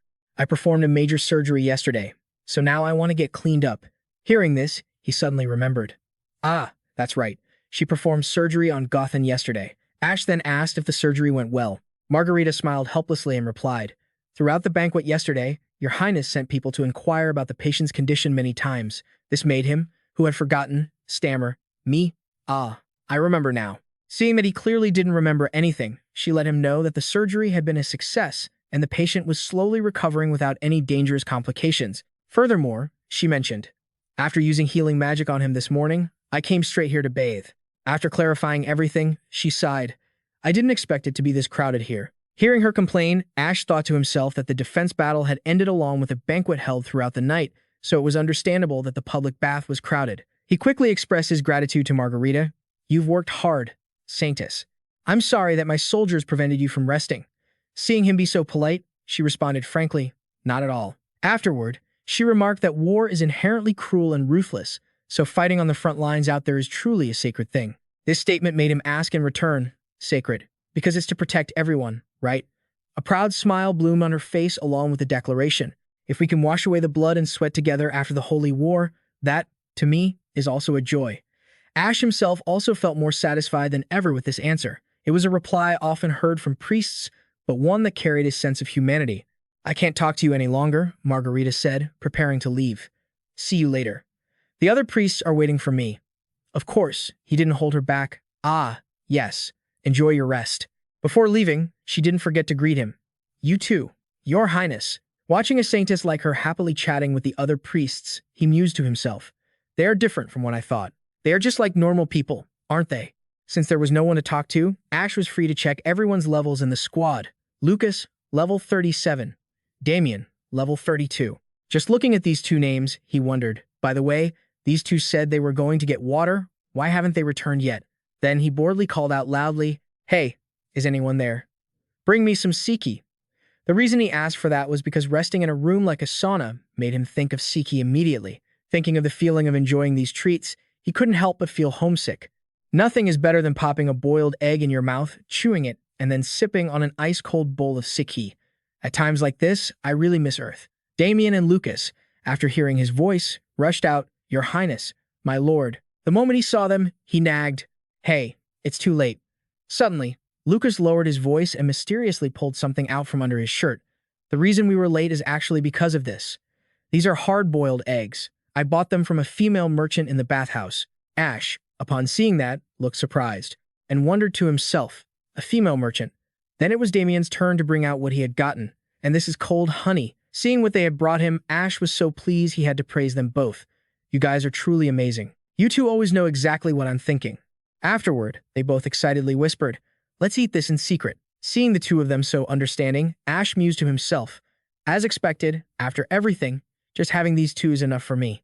Just as they were happy, a laughter rang out from someone. "Haha, you guys are hiding something interesting, aren't you?" Evangeline, with a face like a demon, walked toward the three of them and said, "People say that those who share trials and tribulations will still share with each other even if it's just a bean. The five of us have been through life and death together, so we should share the sweetness and the bitterness too, right?" And just like that, a food scramble broke out. Damien, being too weak, was defeated. Lily, holding the boiled egg in her hand, screamed, "Sure enough, after all, I only need these two people." Just as he was happy, someone's mocking laughter rang out. "Haha, you guys are hiding something interesting, aren't you?" Evangeline approached the three of them with the face of a demon and said, "They say that people who share hardships will share everything, even just a single bean. The five of us have been through life and death together, so we should share the joys and sorrows. Right? And so, a battle for food ensued. Damien, being too weak, was defeated. Lily stood there holding a boiled egg and yelling, "Give me a sip of honey." Ash hurriedly hid the honey jar and shouted, "Hey, you guys." Meanwhile, Lucas quickly stuffed boiled eggs into his mouth. After a bit of back and forth, they finally finished off the honey and the boiled eggs, and the whole group sat back, satisfied and relaxed. Ash exclaimed loudly, "That was great." At that same moment, an idea sparked in his head. That was when he came up with the idea to add dining services to the public bathhouse and launch a tourism reform plan, hoping that this would spread far and wide. After hearing his plan, Lucas replied seriously, "I will see to it that this place is renovated." The others looked on with anticipation. They all shouted in unison, "We leave it to you, Your Highness." Time passed, and as snack time ended, Prince Ash slowly opened his status window to prepare for the defensive battle. He realized that the danger had reached the 5th stage. Finally, it had come, and 5 was the biggest obstacle in the early game. As he recalled, stages that were multiples of 5, such as 5, 10, 15, and 20, were boss battles. They had a terrifying level of difficulty that the previous normal stages could not even compare to. The system displayed the time before the battle for Stage 5 began, 28 days and 9 hours. Looking at the time he had, he understood clearly why it was so long. Perhaps because of its difficulty, he had plenty of time to prepare, and he did not want to waste a single moment. "I must prepare thoroughly." Just as he thought that, someone approached and greeted him. "Prince Ash, I'm very happy to see you here." With his goldfish-like memory, he naturally didn't recognize who Dion was and asked blankly, Who are you?" Seeing that he truly didn't recognize him, Dion replied helplessly, "It is me, Dion. Dion Edgar." As soon as the name was uttered, he finally recognized him. "Oh, I remember now, my friend." He was one of the N-rank heroes he had recruited. So-called N-rank heroes were just slightly stronger than regular soldiers. Most of them had very average stats. So, to be honest, he couldn't remember all the N-rank heroes, no matter how many times he organized them into sub-squads in the game. He had a stat sheet for these heroes. Sub-Squad 2, N-rank level 15 Dion, N-rank level 16 Alia, N-rank level 15 Hesse, N-rank level 15 Chi, N-rank level 14. As far as he remembered, Dion's squad was currently organized as a sub-squad. They were only used as a reserve team. Even though they were reserves, he would still treat them fairly. Regardless, he asked Dion seriously, "What is it you need to talk to me about?" Dion stayed silent for a moment and expressed, "Your Highness, I have a major grievance." These words caught Ash off guard, and he thought to himself, what did he say? A grievance? Without hiding anything, Dion spoke bluntly about his frustration. "Nearly a month has passed since the 5 of us met, but you haven't asked us to do anything other than stand at our posts behind the front lines. The monsters haven't even reached that area." He declared firmly, "We are mercenaries, Your Highness. We are just like regular wage earners." This statement left Ash stunned. He began to hold Dion in higher regard. Dion was bold but very confident. He was explaining what a true mercenary was.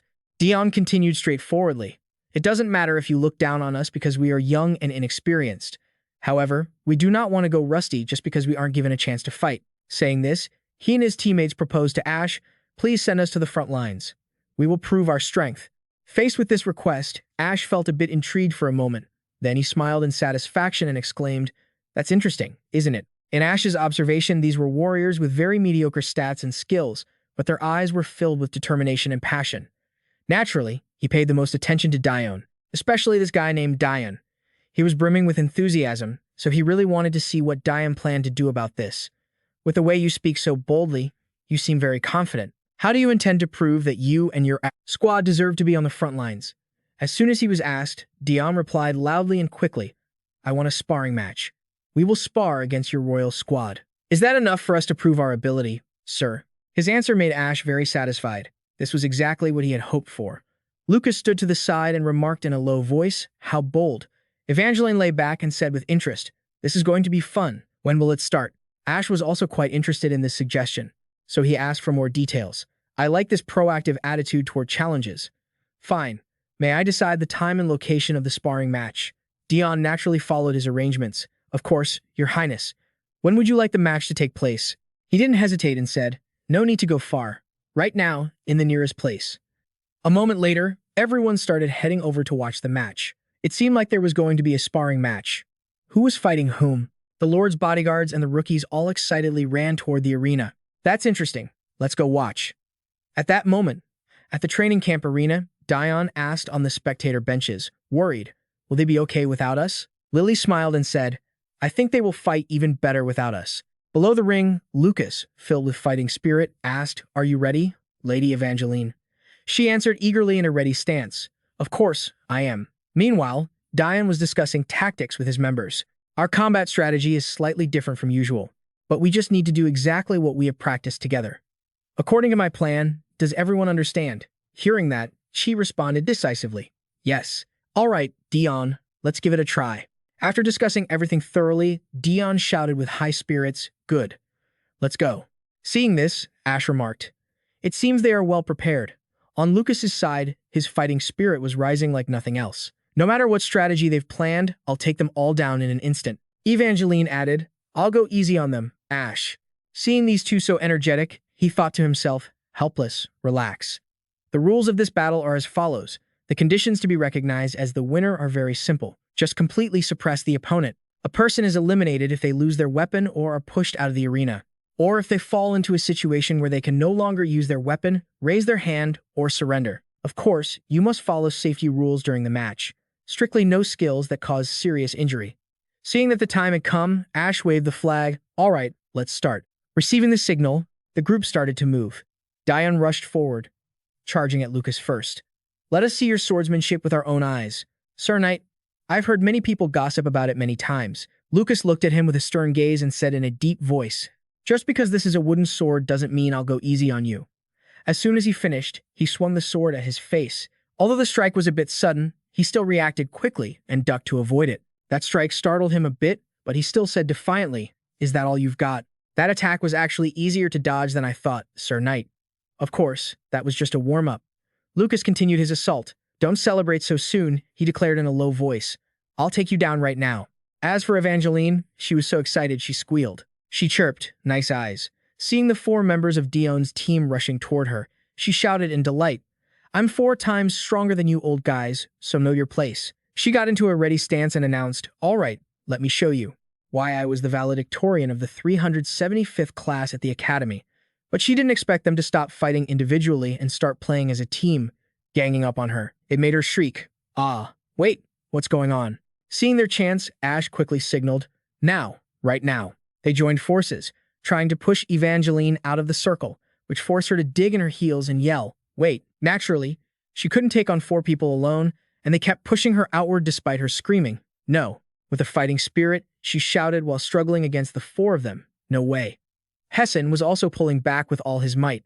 Even he couldn't believe Evangeline's strength. How is she so strong? Just then, Isla suddenly broke away from the group and lunged at Evangeline.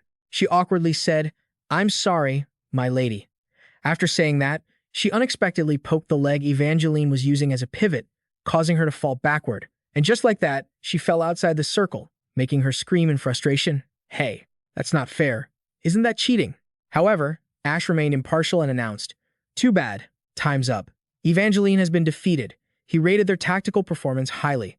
Although it was 2 against 5, the difference in rank and level between the main team and the N-ranked team was still like heaven and earth. They used a strategy focused on a single target, combined with an ambush, and as a result, they succeeded in eliminating Evangeline from the combat circle.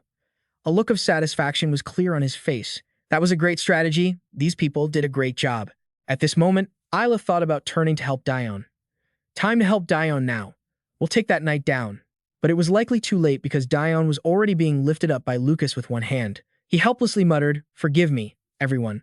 At this moment, he could only lament that this knight was too strong. Lucas then said in a low voice, next. As soon as he finished speaking, he radiated an aura like a fierce spirit and advanced toward the others, scaring them half to death. Damien, watching the situation, didn't find it strange at all. As expected, the main team had won. He declared loudly, despite Evangeline's dissatisfaction. In his heart, he knew Lucas would win. The difference in rank was already vast, but the difference in level was also like heaven and earth because he was holding their power stats board, so he had predicted it. Lucas was currently level 37. Lucas level 37, Rock level 15, Dion level 16, Ayla level 15, Hessen level 15, Chi level 14. Therefore, from the very beginning, they didn't stand a chance. After this crushing defeat, Dion was a bit disappointed in himself and assumed I already expected this. We really didn't even have a chance to attack. Right then, Ash stepped forward and said, "But what you showed was really not bad." He praised Dion's team for designing a strategy suitable for the opponent and having the resolve to turn it into action. And most importantly, you dared to think, dared to act, and dared to face an enemy stronger than yourselves without flinching. Receiving his praise made Dion incredibly happy. That is the #1 trait you need if you want to fight monsters. And even he had to admit the bravery of this team. To be able to kill someone many times stronger than you, the first thing you need is a fierce fighting spirit, never retreating. That is also a type of talent that not everyone has.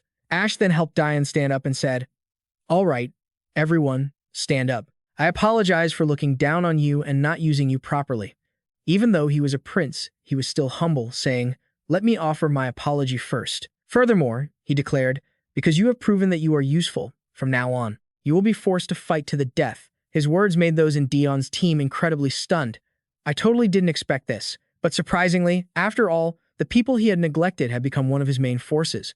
As soon as they received their chance from him, the whole group quickly saluted and shouted, "This is what we have hoped for from the beginning, Your Highness." From then on, they were called N-Rank Team, the weakest combination he had ever used in the game or in this world. Dion still cheerfully affirmed, "If we were people who loved life and feared death, we wouldn't have become soldiers in the first place." From then on, his team became the second support team. This was the moment the Dion mercenary group was called to the front line. Time passed until the afternoon of the next day. Ash immediately utilized this newly formed team. I ordered the mobilization of the Dion mercenary group. He gave them their first mission, a mission called Free Exploration, sending a support team to completed areas to grind for experience and farm for items. Free exploration of the first area. Not only leveling up and farming items, this process also accumulated experience in combat and strengthened the bond between team members. To ensure their safety, he sent Evangeline along. Some players still call this mission a raid, because during this first exploration, my knight will go with you. Evangeline will go with you, to guide you and support you in emergency situations. He called this stage the auto-hunting mode. From now on, between stages, I will have a tight organizational plan. Lucas, standing by, spoke up and asked him, "Will they be okay?" "My lord, there are enemies in the kingdom beneath the lake." The enemy Lucas mentioned wasn't a normal human. That enemy wasn't a monster, but they are the night mutant NPCs belonging to the hostile forces. Lucas thought that if they ran into those guys, they wouldn't make it back safely, so he suggested, "I think I should go with you." However, Ash rejected that offer. "No, they won't come to the area in front of the base camp." This statement left Lucas somewhat surprised, and he blurted out, "What? Are you serious?" Going back to that day, because he was threatened by him, Eider finally agreed to reveal information about areas 1 through 3. The Underwater Kingdom is a restricted PvP zone. He also mentioned that in previous playthroughs, hostile forces had attacked players in the starting area. "This is a rule I set to protect new warriors." After hearing this, Ash was furious and gave Damien a piece of his mind. "You should have told me that sooner, you stupid bastard." So, from Area 4 onwards, PvP is completely inside. Even though he was scolded and hit, he still complained bitterly that if anyone attempted PvP, they would be severely punished. All the NPCs in the Underwater Kingdom know this. Besides that, he also gave him a thorough warning. "You must always be careful from Area 4 onwards, Ash." After recalling these words, he slammed the table in frustration and shouted, "Anyway, they won't leave the base camp. I don't know why, but once they leave, it's very difficult for them to retake that place." Upon hearing this, Lucas's eyes brightened, and he said, "I understand now, my lord." "Indeed, my lord, you truly have great foresight." Seeing him like that, Ash felt a bit helpless and fell silent before asking, "So, are you satisfied now?" Without letting him answer, Ash wearily complained, "I'm so hungry. It's lunchtime, let's go eat." As for him, he quickly brought up the activities. After the break, "Yes, my lord." "Even so, you still have work to do this afternoon." Seeing him so hardworking, Ash was a bit puzzled. "Why aren't you resting? Everyone else has already taken a break." Just then, someone entered the office. Damien called out loudly, "My lord." Hearing Damien call him, Ash asked in confusion, "Huh? Damien, didn't I tell you to go get some rest?" Damien panted heavily and said, "My lord," as he delivered a shocking piece of news to Ash. Jupiter has regained consciousness. Deep down, Ash thought to himself, "She's awake?" At the same time, at the north gate of Crossroad, someone was approaching the gate. The scent of cigarette smoke lingered in the air. A beautiful woman smiled mysteriously and muttered, "So this is the place." She looked at the city before her and thought, "Is it in front of my workplace?" The door to the infirmary suddenly swung open, along with a loud question. "You're awake, Jupiter?" This boisterous entrance startled Jupiter, who was in the middle of eating porridge. She turned to see Ash and happily asked, "Yes, Your Highness. I am so glad you came to visit me. How many days have I been unconscious?" Seeing that she looked healthier, Ash happily replied, "It's been almost 10 days. I'm very glad to see you're doing okay." He pulled up a chair and asked, "How are you feeling?" She lifted her trembling arm, smiled, and said, "I'd really like to say I'm fine, but to be honest, I'm not doing so well. My magic circuits are half burned. I am still slowly recovering." But before she could finish, he asked directly, "But you can recover. Completely, right?" She didn't hide anything and replied, "Of course, it will recover. It will take time, but even after I recover, I don't know if I'll still be as good as I was before." Saying this, she felt a bit sad and sighed. "Just by stopping a few magic attacks, I've ended up in this state. I really am getting old." Ash, upon hearing this, wasn't annoyed at all. On the contrary, he encouraged Jupiter and teased her, telling her to eat well and get plenty of rest. "You will recover quickly. The absence of the Lightning Witch made things quite difficult for me during the last defense battle. I hope you can recover before the next defense battle starts." She laughed along with him. "Do I have any other choice? I don't want my salary deducted," she added. "Besides, it's not over yet. I can't leave yet. I still have so much work to do." This statement made him feel like teasing her. "What else do you have to do? Are you planning to earn more money to build a castle?" She didn't shy away from joining in on his joke. "You really know this old lady well." "That's right." Saying this, she suddenly went silent and looked out the window. A happy smile spread across her lips along with the exclamation, a castle would be wonderful." Suddenly, Ash mentioned, "I don't know what your castle will look like, but I am preparing to build a luxury hotel in Crossroad." This statement made Jupiter so surprised that she blurted out, "Oh, my." Moreover, he promised, "I will rent you a room there at a cheap price. That is a special benefit for you for working directly under my command." Hearing this, she was quite interested and asked, "How lucky to be able to stay in a place like that for such a low price. Would I have the honor of being the first guest?" He answered casually, "The first guest is already me. I will give you the second spot." Knowing she was about to enjoy such a wonderful hotel, she was slightly stunned and muttered to herself, one hand holding whiskey, the other holding a cigar, watching the city from the hotel. Can a mercenary really live such a luxurious life? Seeing her like this, Ash thought to himself, no whiskey, no cigars. We are just laughing and talking about rooms that don't even exist in a hotel that hasn't even been built yet. He understood clearly that perhaps mercenaries are still living day by day with such dreams about the future, or perhaps any of us is just the same.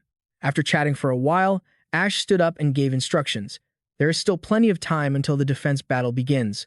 So, please rest easy and focus on your recovery, Jupiter. Of course, Jupiter had no objections to his instructions. As you command, Your Highness. Seeing him leaving, she suddenly called out, "But, my lord." Seeing her call him, he turned his head and said, "Huh?" She suddenly teased him back. "Why did you come empty-handed when visiting a patient? Where's the get-well gift?" And obviously, he was too used to this. I knew it. Jupiter would definitely say something like that. I'm used to her. Having visited one patient, Ash then went to visit others. While at the sanctuary, he also visited Gotham. He also met the Sanctus Margarita there. According to what he learned, Jupiter's condition was very severe. Recovering within 4 weeks is completely impossible, Margarita had said. This news made him a bit worried. Unbelievable and SR rank wide area mage. Losing someone so precious to such a problem is essentially like being sentenced to sit out for the whole season, and he knows it all too well. If Jupiter ever fully recovers and returns, she will be facing a battlefield more brutal than ever before, assuming, of course, she focuses on her recovery. She could still return to the front lines in the future, boss. And the next act, Act 5, is the biggest hurdle in the early game, the campaign to retake the camp. The base will likely have to be delayed as well, which makes him wonder if he can even clear these battles without an area of effect mage. He keeps turning it over in his mind, but there's no answer. Ash sighs, feeling a bit helpless, but dwelling on it won't change anything anyway. With no other options, an idea suddenly pops into his head, so he asks Lucas, should we recruit someone new? Lucas has no objections to his idea and just respectfully complies. I shall find a new recruit immediately, my lord. Coming up with this idea leaves him feeling a bit flustered. I can only hope that some useful new friends appear in the mercenary guild. A while later, the two of them arrive at the mercenary guild. Ash nervously tries to reassure himself, deciding to just trust his luck. He suddenly kicks the door open and shouts, a new character has appeared. Suddenly, he notices a figure sitting in the corner, radiating a brilliant glow. Wait, gold? It's actually gold and SSR rank. Is this real or a dream? Without hesitation, he rushes over to the person. Even though he's dying to recruit her, he still tries to keep his cool. Don't get ahead of yourself. The most important thing now is to make a good impression during this first meeting. As soon as he runs up to her, Ash slams his hand on the table bam as if he's forgotten everything he just thought about, and asks loudly, "Are you a mercenary?" The girl is silent for a moment before calmly replying, "I apologize. Sir, I am not a mercenary." Her answer leaves Ash puzzled. If she isn't a mercenary, why is she in the guild? The girl doesn't mind letting him know. "I'm looking for someone. It's my grandmother. She said she would be here, but I can't find her anywhere." Hearing this, Jupiter's face suddenly pops into his head. A grandmother at the mercenary guild? Only one name comes to mind. To be sure, Ash needs to ask carefully. "What is your grandmother's name?" The girl immediately says a name he is all too familiar with, Jupiter. He then asks, "And what is your name?" She gently introduces herself. "I inherited my grandmother's name. My name is Jupiter Juju. Please call me Juju, or whatever people usually call me." Wait, as soon as Juju says her name, her stat sheet appears right before Ash's eyes, revealing her true potential. Juju, a name inherited from her ancestor. Guest character, Jupiter. Juju. Rank, SSR. Level, 30. Title, None. Class, Intermediate Multi-Elemental Mage. Strength, 10. Stamina, 8. Agility, 12. Magic, 25. Intelligence, 25. This is an SSR rank character I have never seen in the game before. Looking at her trait board, he becomes even more certain that she is Jupiter's granddaughter. Perhaps she really is Jupiter's granddaughter. Equipped trait, Fox General Gudo is not equipped. Check details. She is a multi-elemental mage. A multi-elemental mage, as far as he knows, is a mage who can handle all types of magical attributes. Of course, their proficiency with each attribute varies. There are some they handle very well, and others they don't. That flexibility and adaptability in every situation is exactly why multi-elemental mages are. Plus, he knows this type of character is highly sought after. So, he becomes determined that among all mage class characters, she is a must recruit at any cost. Ash quickly brings up Juju's grandmother, Jupiter. "She rarely speaks of you." Juju hears him and asks back, "Really? She didn't say anything about me?" He doesn't answer, just silently criticizing Jupiter's lack of judgment. Come to think of it, it's true that Jupiter mentioned her granddaughter a few times, but she never mentioned that her rank was SSR. Well, Jupiter never had the best eye for people anyway. Suddenly, Juju says, "That's strange, isn't it? If I had such a cute granddaughter, I would definitely show her off." Her words make Ash think she's feeling hurt that Jupiter didn't mention her to anyone. However, her demeanor changes immediately, and she asks about his identity. "But who are you, sir? You look like you come from a noble family. Since you've asked for my name, may I know yours?" He doesn't hesitate to introduce himself. "Of course, my name is Ash. Ash von Hatter Everback." The name makes Juju jump a little, but it seems he doesn't realize it and keeps on, talking about himself. "Currently, I am here as the commander of the monster front." After Juju realizes who he is, she quickly stands up and bows. "Please forgive me for not recognizing you, Your Highness. I never imagined I would have the honor of meeting you in a place like this. Please forgive me for my rudeness." She looks so respectful, adding, "Please forgive this foolish girl." Seeing that she's acting a bit too serious, Ash quickly says, "It's perfectly normal that you didn't recognize me. You don't need to apologize, so please, lift your head." After that, he doesn't beat around the bush and asks straight to the point, "Jupiter Juju, would you like to work under my command?" The offer makes Juju so startled she blurts out, "What?" And he, being quick-witted, recruits talent like her. The front lines are in dire need of a talented mage like you. Since you're already here, why don't you lend me a hand? He even promises her the best salary if she joins. Of course, I promise to offer you the best benefits. No other front on this continent has better benefits for mages than here. Juju listens and calmly replies, "Thank you for this wonderful offer, Your Highness." Her words make Ash sense something wrong, and he silently prays, "No, please don't refuse." But then she says, "However, I came to this city to see my grandmother." Hearing this, he has to ask, "Is that so? You came to meet Jupiter?" She smiles and makes a different proposal. "So, please allow me to see her first. As for your offer, please give me some time to think about it." Naturally, he doesn't reject that proposal. That's fine. After that, Juju asked, "So, Your Highness, do you know where my grandmother is?" Ash didn't hesitate to tell her. Jupiter is currently receiving treatment at the Holy Sanctuary. She was injured not long ago. The news stunned her for a moment, then she slowly replied, "Ah, the Holy Sanctuary, I see. Thank you." As he watched her leave for the sanctuary, Ash didn't forget to call out after her, "All right, make sure to think carefully about my offer." She gave him a bright smile and replied, Yes, I will. Seeing Juju actually walk away, Lucas suddenly exclaimed, "She really has a distinct vibe, doesn't she?" His exclamation made Ash curious. "What do you mean?" he asked, his expression turning serious as he mentioned Juju. "That girl. I feel like her appearance doesn't resemble Jupiter at all, yet the atmosphere around them feels quite similar." Ash himself knew they didn't look alike, but there was one thing he was certain they had in common. They definitely didn't share any physical resemblance, but the aura they radiated had a common thread. "How should I put it? It's like they both reek of money," he said. After all, they were grandmother and granddaughter. Suddenly, Lucas lowered his voice and added, "And another strange thing, it might be a bit rude, but I have to say, I was very surprised to learn that Jupiter even has a granddaughter. It wasn't just him. Ash himself found it hard to believe. I was surprised too. Moreover, he brought up something from the past. She mentioned her granddaughter before, but I just thought she was joking." Lucas suddenly spoke mysteriously. "I know it's not good to talk behind someone's back, but there is one thing I've concluded about Jupiter. To me, she's the type of person who would stay single her whole life. The fact that she has children and even a grandchild. It's just impossible to imagine." Hearing this, Ash somewhat agreed. That's right. Without ending his curiosity, he continued to ask, "But who on earth is her husband?" Ash himself was curious too, but out of politeness, he didn't ask.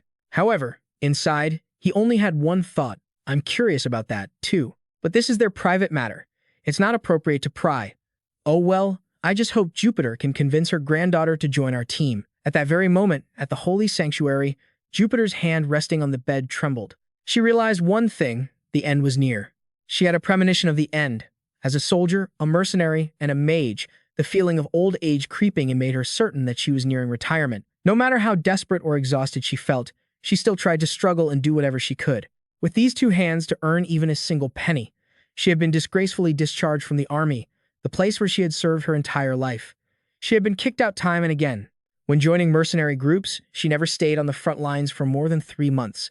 Wandering from place to place, like a gust of wind, Jupiter despairingly realized that in the end, there was nowhere she truly belonged. Her end was drawing near. This made her ask herself if she should just rest now. But then, remembering that day, a sense of guilt welled up in her heart, making her ask not whether she should, but whether she deserved to rest at all. Suddenly, there was a sound at the door, and she loudly asked, "What is it? Who's there?" Juju walked in and said loudly, "Grandma, you're here? I've been looking for you everywhere." Seeing her, Jupiter was so startled she gasped, "Juju, why are you here?" She walked over to her grandmother and replied, "Because I couldn't get in touch with you, so I came to find you. I didn't expect you to be working in this far-off south." Then she sat on the bed and calmly asked, "It's been a long time since we last met, but why does your face look like you just seen a ghost?" Seeing Jupiter didn't answer, she slowly said, "Come on, don't be so scared. Do you think I'm going to eat you?" To be frank, Jupiter was indeed a bit afraid of her own granddaughter. Honestly, she really felt that way. She was afraid that one day, she would be swallowed up by this child, the child who shared her own name. Suddenly, Juju held out her hand and said, "The money." This request left Jupiter stunned. "What?" She sighed and replied, "What do you think I came all this way for? It's been a long time since you contacted me or sent me money." With that same smile on her lips, she held out her hand again and repeated, "Where's the money, Grandma?" Juju held the certificate for the gold coins in her hand and questioned, "What is this? Why are there only a few measly silver coins here? You should have more than this, right?" Jupiter, facing this rebellious granddaughter, still gently replied, "For the time being, I can't work because I got injured a while ago. I'm sorry that I couldn't save up more for you." Suddenly, Juju asked, "Is there anything worth stealing in this sanctuary?" Her words made her grandmother uncomfortable. "What are you saying?" And while she rummaged through things, Juju calmly replied, "Didn't you used to do that when you were in the Imperial Army? Why don't you try doing some illegal activities?" She even asked, "Naturally, you're a genius at that kind of thing. Is there anything here worth stealing?" These words left Jupiter not knowing how to respond. Afterward, she reminded her, "Don't underestimate these front lines. Everything here is operated very strictly, with many eyes watching. There are no loopholes for illegal activities." Furthermore, she mentioned Ash. Most importantly, the commander is the third prince. He is completely different from the rumors coming from the capital. Not only is he a man of vision, but it seems like he can even see into the future, or has some similar ability. Juju exclaimed, "Really? This is the first time I've heard you praise a commander so highly." Jupiter still spoke of Ash with respect. He is a man of great intellect, who would rather earn money legally than be punished for committing illegal acts. Anyway, I've already been paid quite well. At this point, Juju suddenly said, "Well, Then there's no other choice. It seems like I'll have to work here for a while. Her words made Jupiter so shocked that she gasped. What? Without hiding anything, she recounted her meeting with Ash at the Mercenary Guild and told her about his offer to join his army. On the way here, I met that prince. He directly offered me a job, asking if I was interested in working here.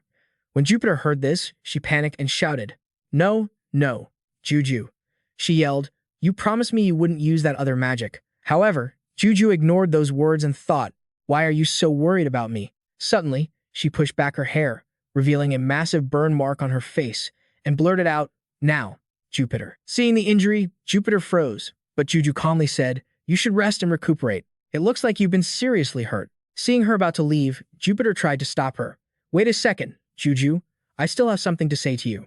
But she ignored her, thinking, Grandma, you've worked all kinds of dirty jobs your whole life just to make ends meet. Before leaving, she smiled at her and declared, Now, it's my turn to earn for you.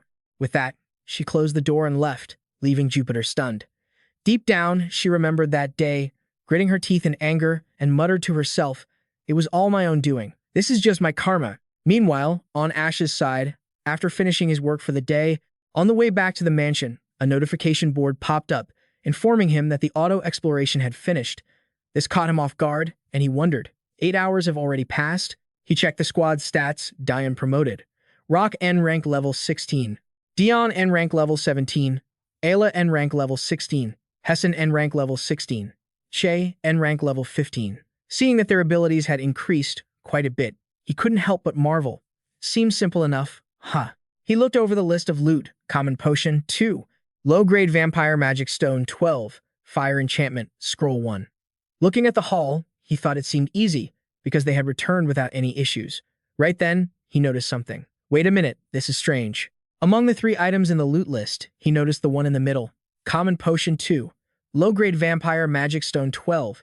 Fire Enchantment Scroll 1. It's unclear what happened, but after seeing that item, Ash must have reacted quite violently, causing Lucas, who was driving the carriage, to stop and hurriedly ask, My lord, are you all right? What happened? Ash was so panicked he shouted, Vampires? He couldn't believe who his next enemy was. The enemy he had to face in Act 5 was the Vampire Legion. As far as he knew, what were vampires? In other words, they were demons, vampires and their entire army, top-tier monsters that only appeared in the endgame stages. Ash was currently a bit terrified knowing he was about to face this nightmare. Damn, this trashy game. Why are they appearing in Act 5? Was this a dark event? Or is the game bugged? Seeing Ash clutching his head, Lucas asked with great concern, My lord, are you okay? Has your migraine flared up again? Ash tried to regain his composure and replied, I'm fine. Head back to the mansion immediately, as fast as you can. On the way back, Ash was so worried he asked himself, If the enemy in Act 5 is truly the Vampire Legion, with my current forces, can I win? He knew full well what he needed. It was impossible. He needed more. More soldiers, stronger heroes, and better items. Just then, Ash spotted Juju on the road and ordered the carriage to stop. Following his command, Lucas brought the carriage to a halt. Yes, my lord. The carriage stopped beside Juju. Ash called out loudly, Jupiter, Juju. He abruptly gave her an order. You have 2 choices. 1, be forcibly recruited, or 2, join me voluntarily. His voice was firm. Which you choose? Juju didn't answer right away, but simply asked, May I come inside, Your Highness? Ash, of course, didn't refuse. Naturally, as soon as she boarded, Lucas continued driving the carriage. Let's go. The mansion was covered in the twilight glow. The closer it got into view, the more surreal it felt. Hell, not the game's hell difficulty, but true hell was gradually, step by step, enveloping this front. A familiar gaze appeared from the shadows. It was Ash, he shouted out, Piper. As those words were spoken, it was also the moment Crow woke up from a nightmare. He was breathing heavily after the dream. This made his subordinates realize something. It seems he was dozing off. When was the last time he had a good night's sleep? He couldn't even remember. He remained silent, saying nothing. Many times, he asked himself, You don't even remember how long it's been since the day you started wearing this ridiculous outfit and began acting like a clown. People called him the Piper. Ah, the Piper also had a story like that in the kingdom under the lake. A village was overrun by rats, and the villagers hired a minstrel to drive them away. The minstrel used his flute to control the rats and drown them all in the lake. But the stingy villagers didn't pay the minstrel as promised. Furious, the minstrel played his flute again, controlled the village children, and drowned them all in the lake too. Remembering this story, Crow sighed. So many similarities. So, calling me that isn't wrong. Suddenly, someone approached and called out to him. Crow heard his subordinate and asked, "What is it?" The man said that the commanders under the Demon King were being summoned. It seemed a strategy meeting was to be held today. This statement shocked and puzzled him. Strategy? A strategy meeting? The man asked him, "Do you intend to attend?" He stood up and replied, "I have to go, whether I like it or not." With a mix of sorrow and indifference, he said, "After all, I am the representative of this kingdom, even if this kingdom has become a colony of demons." His subordinate remained silent upon hearing this, and then bowed respectfully to see him off. "Please take care, my lord." Hearing the words "take care," Crow found it slightly ridiculous and muttered to himself, "Take care? If only I could die just by not taking care. That would be the best ending to finish this tragedy." A moment later, he arrived at the castle. Following him were burning, malicious glares. The demons whispered among themselves, "That clown is like a fool with no sense of shame." The meeting room door opened, and Crow stepped inside casually. The demons were all gathered there. One of them spotted Crow, suddenly slammed the table, and roared in indignation, "You're late, Crow. How could a lowly human like you dare to be late for a meeting summoned by the Demon King himself?" The demon wolf looked clearly displeased by Crow's presence. "Do you humans have no shame?" Crow retorted, calling them low-life scum. "Nothing but garbage. Born from the nightmares of these low-lifes, do you really have the right to say that? How laughable." Stung by his insult, Crow roared, "You insolent brat. What did you just say?" Sensing things were about to escalate, someone else intervened, telling him to ignore Crow. Crow is nothing but a clown. This individual looked at Crow and openly disdained him, ridiculing, mocking, being sarcastic, and acting like a fool that is his job. This person is none other than the king of the underworld. And to be fair, Crow's words aren't entirely wrong. I have used and refined the fragments of nightmares from humans to create most of you. As he spoke, he suddenly mentioned something else. "But I have also fulfilled the human desire for eternal life, haven't I, Crow?" When Crow heard the king ask this, he quickly knelt before him and replied respectfully, "Yes, your majesty." After that, the king bluntly looked down on all the humans present. You could say he treated humans like mere livestock. Don't forget, Crow, the only purpose of all the humans in this kingdom is to produce the nightmares we need. You are no different from cows or pigs, he warned sternly. Consider yourself lucky that a piece of cattle like you is allowed in this place. Do you understand that, Crow? Naturally, Crow dared not resist and could only obey. Crow will keep this in mind. This explained that surrendering to the king's power was not a shameful act. The humiliation he just endured was nothing compared to the bitterness he had suffered his entire life. At this moment, the king of the underworld moved on to the main issue. "All right, enough of this. The reason I summoned you all here today you must already know." Amidst the demon council, he declared that the time of the great deluge had arrived. You must lead your legion to invade the human world. Currently, he was looking to select a legion for this campaign. Since we are still in the early stages, I have decided to select a Nightmare Legion with the lowest ranking. Just then, someone volunteered to go first. "Your Majesty, let me do it." This sudden volunteer made the king of the underworld laugh with delight. He called out, "Zelandian." He is the commander of the 5th ranked Nightmare Legion, patriarch of the Blood Clan, and lord of the vampires, Zelandian. His volunteering left the king puzzled. That is quite unexpected. "You are willing to lead the charge? Don't you usually dislike being on the front lines?" He quickly explained. "The humans on the surface killed Alop. That is why I want to go first. I must avenge Alop. Please, permit me to deploy." The Black Spider Queen, Olop, a powerful 6th ranked Legion commander, was killed senselessly by a single cannon while on a reconnaissance mission. Her sudden and tragic passing was something even the king had not foreseen. Several demons, upon hearing that Olop was killed, grew furious and rowdy. "That's right. Those bastards killed Olop. Those animals dare. If it weren't for the nameless one, that garbage would have been wiped out long ago." The king of the underworld, seeing his subordinates becoming too noisy, smiled smugly and said, "No need to be so agitated. Olop will return in the next cycle." These words left Zelandian and Crow somewhat confused, but they both listened. Of course, that is a concept that none of you can understand. After that, he allowed Zelandian to deploy first. That works. I like this idea. It seems the upcoming battle will be very interesting. Zelandian, I will let you deploy. Your invasion will begin 4 weeks from this moment, according to surface time. Receiving the command, Zelandian bowed respectfully. "As you command, your majesty." Just as the king was about to discuss matters with his subordinates, this issue was resolved. Next, we will discuss the nightmare supply for the underwater kingdom. Suddenly, a demon soldier rushed in, shouting frantically, "Your majesty, there is trouble." The king, annoyed, asked, "What is it?" The demon soldier replied, The Nameless One is attacking us again. This news made Crow's eyes widen in shock beneath his mask. The king of the underworld himself listened and asked calmly, "Just one person?"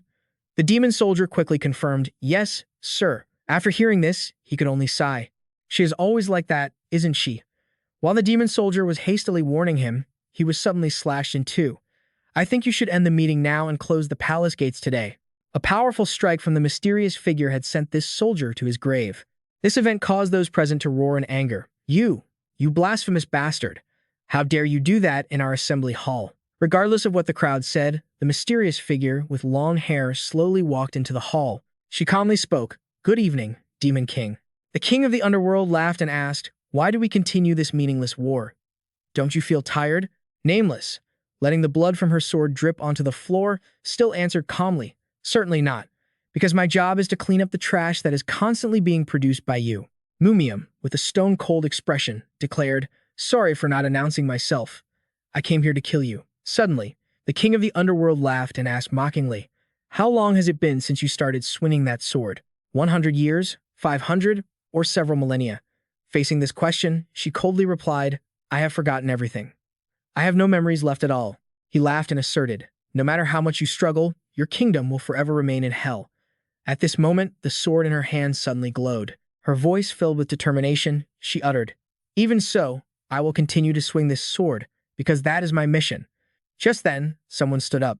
Crow stepped closer to Mumium, but he did nothing, simply walking past her.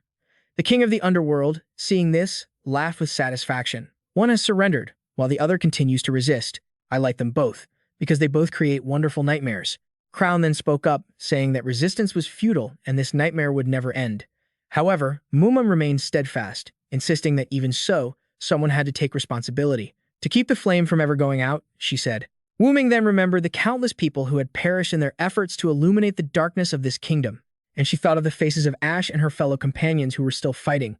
Her voice resonated, soft yet filled with determination. Because that flame would be the catalyst, she rushed alone toward the monsters with a single conviction in her heart, to be the one to light new torches for the future. Crown coldly walked away, leaving the battle to unfold. The battle, which had taken place countless times in the hell beneath the kingdom under the lake, was reignited once more. At the same time, at Crossroad, in Ash's office at the Lord's Manor, Evangeline and the mercenary Dion returned from their scouting expedition. Ash was waiting for them. Seeing them return, he hurriedly asked, "How was the trip? What were the results?" I knew Evangeline would perform excellently. Seeing his anxious expression, everyone couldn't help but be surprised. "So, what were the monsters this time? Could it be?" Evangeline started slowly. "Don't be surprised when you hear this, Ash. Oh my God, this is the first time I've seen them with my own eyes."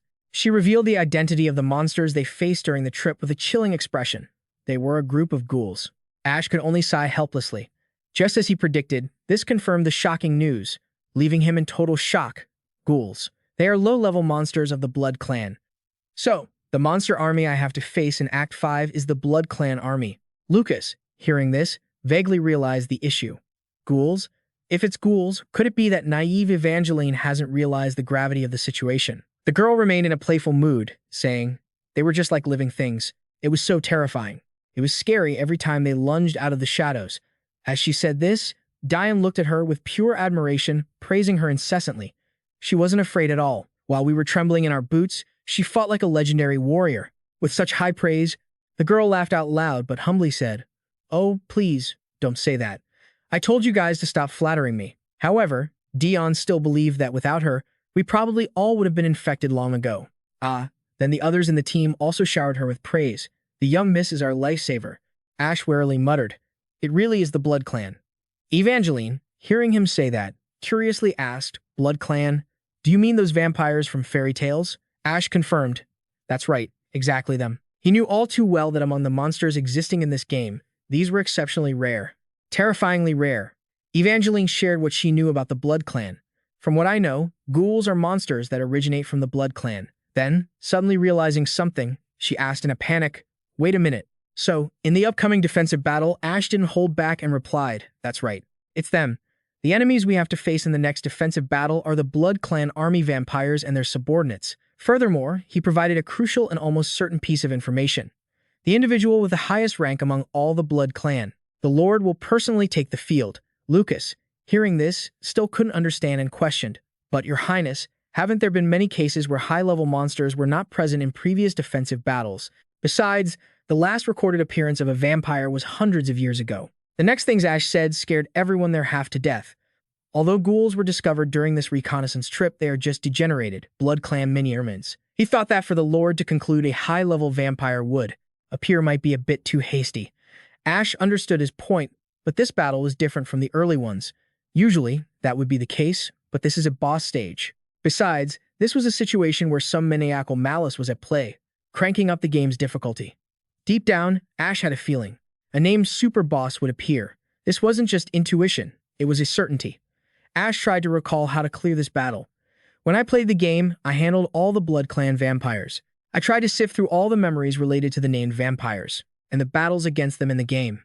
According to his memory, all of those battles were incredibly horrific and bloody. The worst of them all, the boss he feared most and never wanted to encounter, was Celine Dion, the no-life king. This is likely a situation where Celine Dion will personally command the army.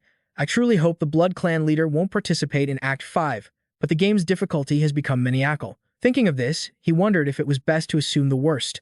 Act 5, the raid Celine Dion. He thought over and over, but Ash saw no point in it, and overthinking was useless. He was resolute in his intent. I have to take action. That's why I'm here in the first place. Just then, Evangeline suddenly called out to him. By the way, Senior. Hearing her call, he blankly shouted, "Huh."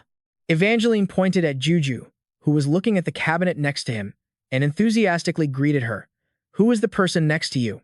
It's so nice to meet you." Thanks to her mentioning it, he realized Juju's presence. "Ah, I haven't introduced you yet."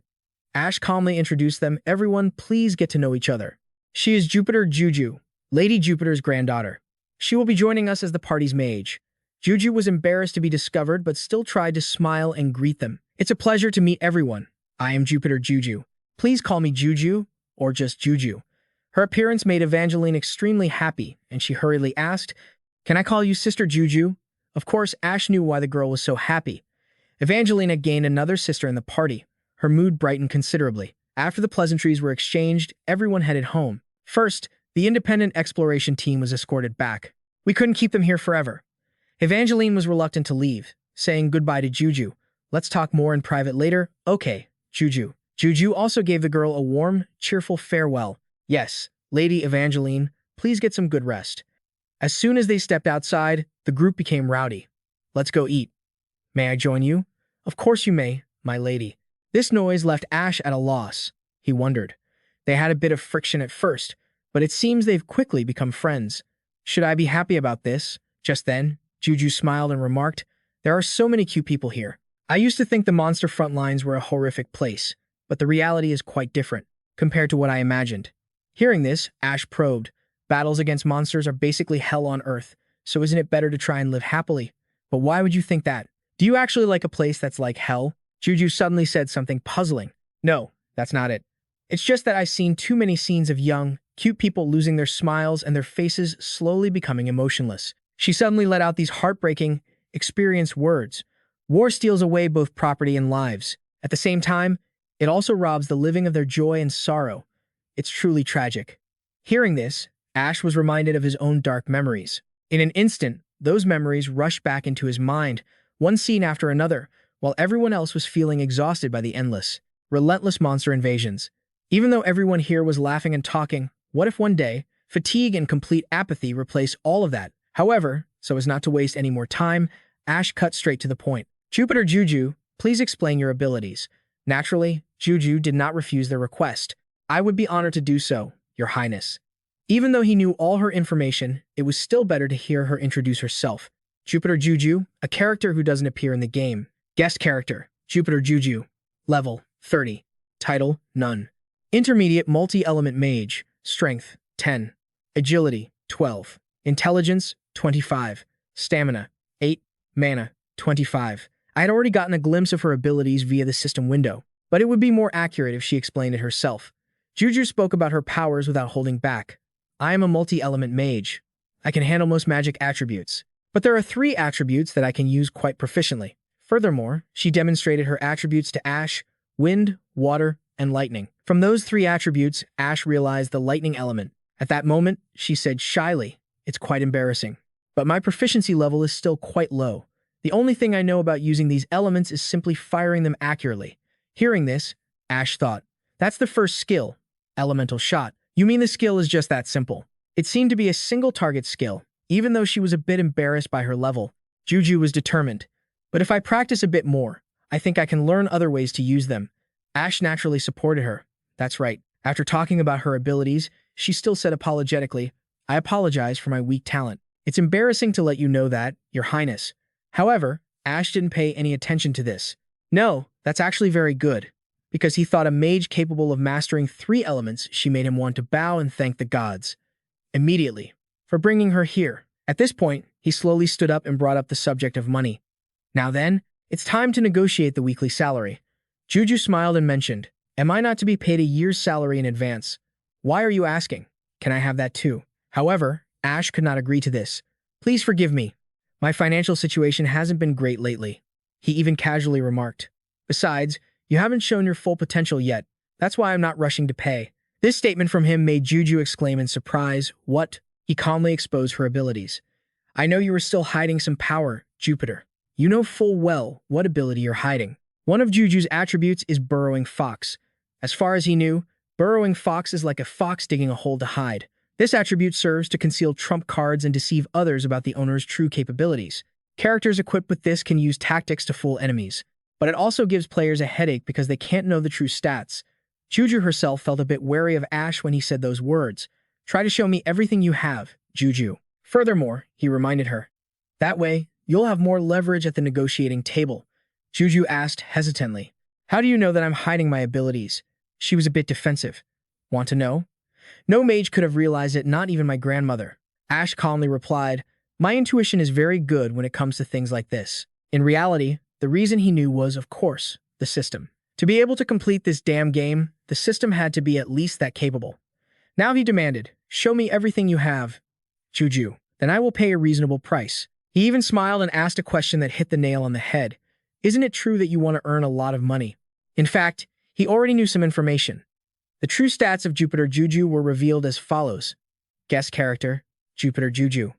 Level, 35. Title, None. Intermediate multi-element mage. Strength, 10. Agility, 12. Intelligence, 25. Stamina, 8. Mana, 25. Passive skill, Elemental Adjustment. Skill 1, Elemental Blast. Skill 2, Elemental Fusion. Other skills, unlock later. In reality, she was already level 35 and had already undergone her second job advancement. 2 skills were already unlocked. Why was she hiding this? Looking at Juju, continuously hiding something, even he was at a loss, unable to pry it out of her. It seems she is still hiding something, even though I tried every way to entice her, or she's still intentionally hiding it. Oh well. At this moment, Ash signed the employment contract and stated, your probationary period is 4 weeks. You will be paid weekly. After the probationary period ends, you will be paid for 11 months at once. Juju heard this and asked happily, is that true, Your Highness? He confirmed firmly, exactly. Looking at the sight of money gradually flying away, his heart ached uncontrollably. She is just like her grandmother. Her eyes always shine whenever money is mentioned. Juju haggled over every cent with me during the negotiation. Every time I hire a mage, money just flies away before I know it. After signing the contract, he suddenly had something he wanted to know. So, the contract is done, but I need to ask you one thing, although it's a bit late. Hearing that, Juju responded, what do you mean? Ash didn't hesitate to ask her directly. Juju, have you ever used magic to shoot a human before? Naturally, this question caught her off guard. Oh, my prince, I don't understand what you mean by that question. He replied without reservation, I'm not trying to pry into your past. Although this is a monster-infested front line, the enemies we have to deal with soon are humans. Have you ever had experience using magic against people? That's what I mean. The reason he asked was the enemy we need to deal with right now is the Nightcrawler squad occupying the base camp. We have to engage in PvP and fight against humans. I am asking Juju if she has any issues with shooting magic at humans. Seeing how serious Ash was with his question, Juju also replied seriously, No, my prince. I didn't mean that. Isn't magic originally meant to shoot people? Her answer caught him by surprise. Although he fully understood that bows, crossbows, and all such things, most weapons created by humans were designed to aim at their own kind, and perhaps this was a basic fact that even an AI knew. Juju was explaining. You asked if I have ever shot a person with magic. Of course I have. Magic was created to do just that. Even though my first mission on the monster front was to kill, it still came as a bit of a surprise. Even though this is the first time killing monsters, she still confidently affirmed. However, I am still confident I can do it. Hearing that, Ash didn't ask further. All right. Right at this moment, he had to tell himself, after all, I have to accept this once again. This is not the world I used to live in. He was forced to recognize the situation, a world full of war and death, harsh to a point incomparable to anything else. It is a world completely different from the Earth of my era.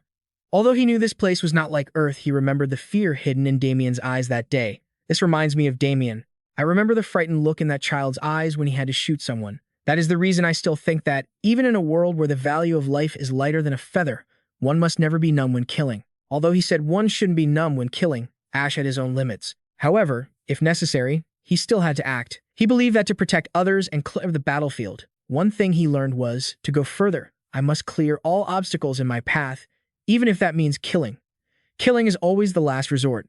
However, if there is no other way next, Ash revealed to Juju, I will tell you about the enemy I am preparing. He cautiously reminded her, their mage is the one who hurt your grandmother. Suddenly, Juju exclaimed, how unfortunate. Her eyes filled with killing intent as she affirmed, if it were me, the result would have been different. Then she wore a cruel smile and declared, don't worry, my prince. For what they have done to my grandmother, I will make them pay back with interest. Watching her like that, Ash sighed with satisfaction. I hope so. I trust you, Juju. In his heart, he believed that perhaps she would fight as the granddaughter of Jupiter, not as an SSR rank mage. That is why I have complete faith in her. Time passed until the next day. In Sector 3, north of the suburbs, an inspection took place.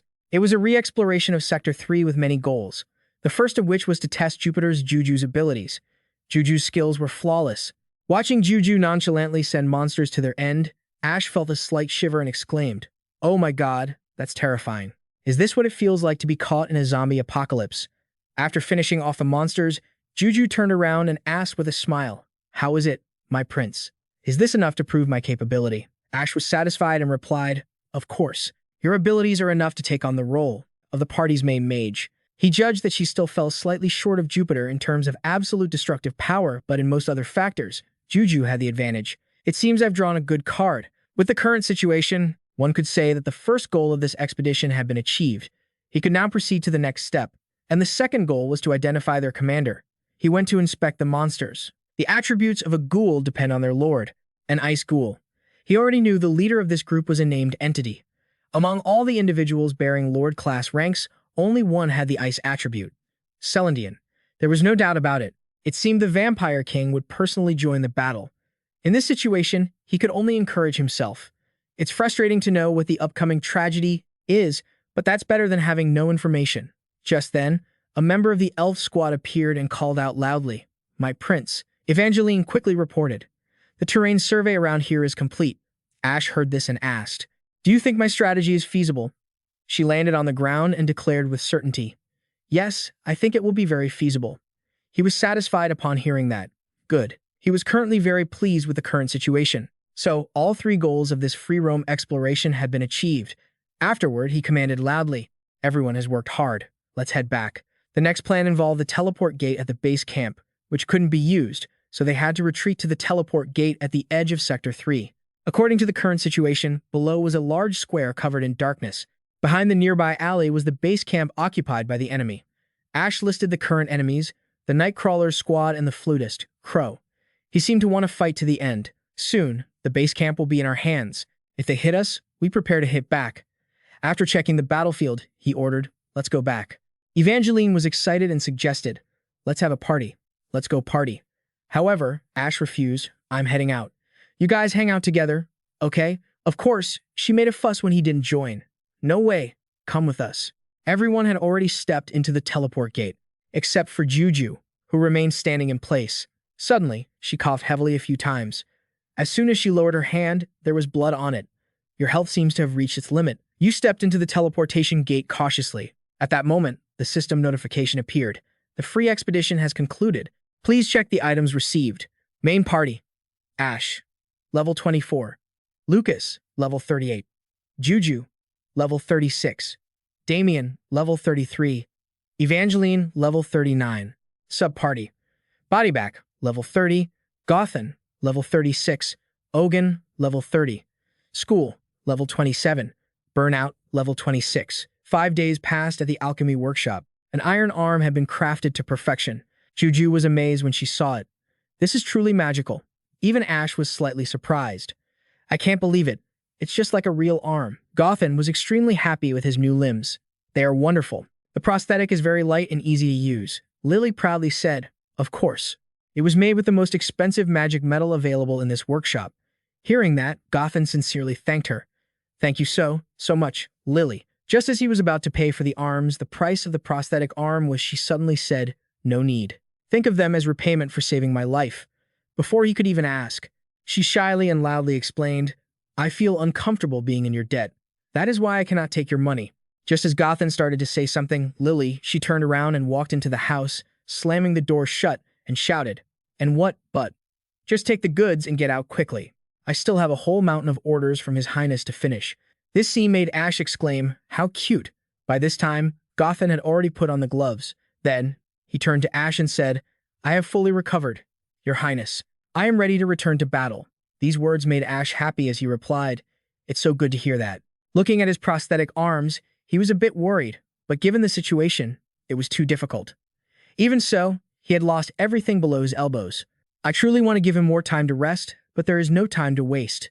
We must act as quickly as possible without any hesitation," he said in a serious tone, ordering, "Summon all members of the Shadow Squad to the Lord's Mansion before 9 p.m. We will set out tonight." He also reminded them, "This will be a night operation, so make sure to tell them to get some good rest right now." The Shadow Squad replied in unison, "As you command, Your Highness." Ash did not return to the mansion immediately, but stood watching Gotham for a while. After bowing, Gotham looked back at the alchemy workshop once more. Before returning to the sanctuary, he did one thing, then went to see Lily, the high-ranking mage. He did not forget to have Juju and her greet each other. Suddenly, Lily took Juju's hand affectionately and called her name. Juju was so touched that she started crying and said, "If His Highness exploits you, come talk to me.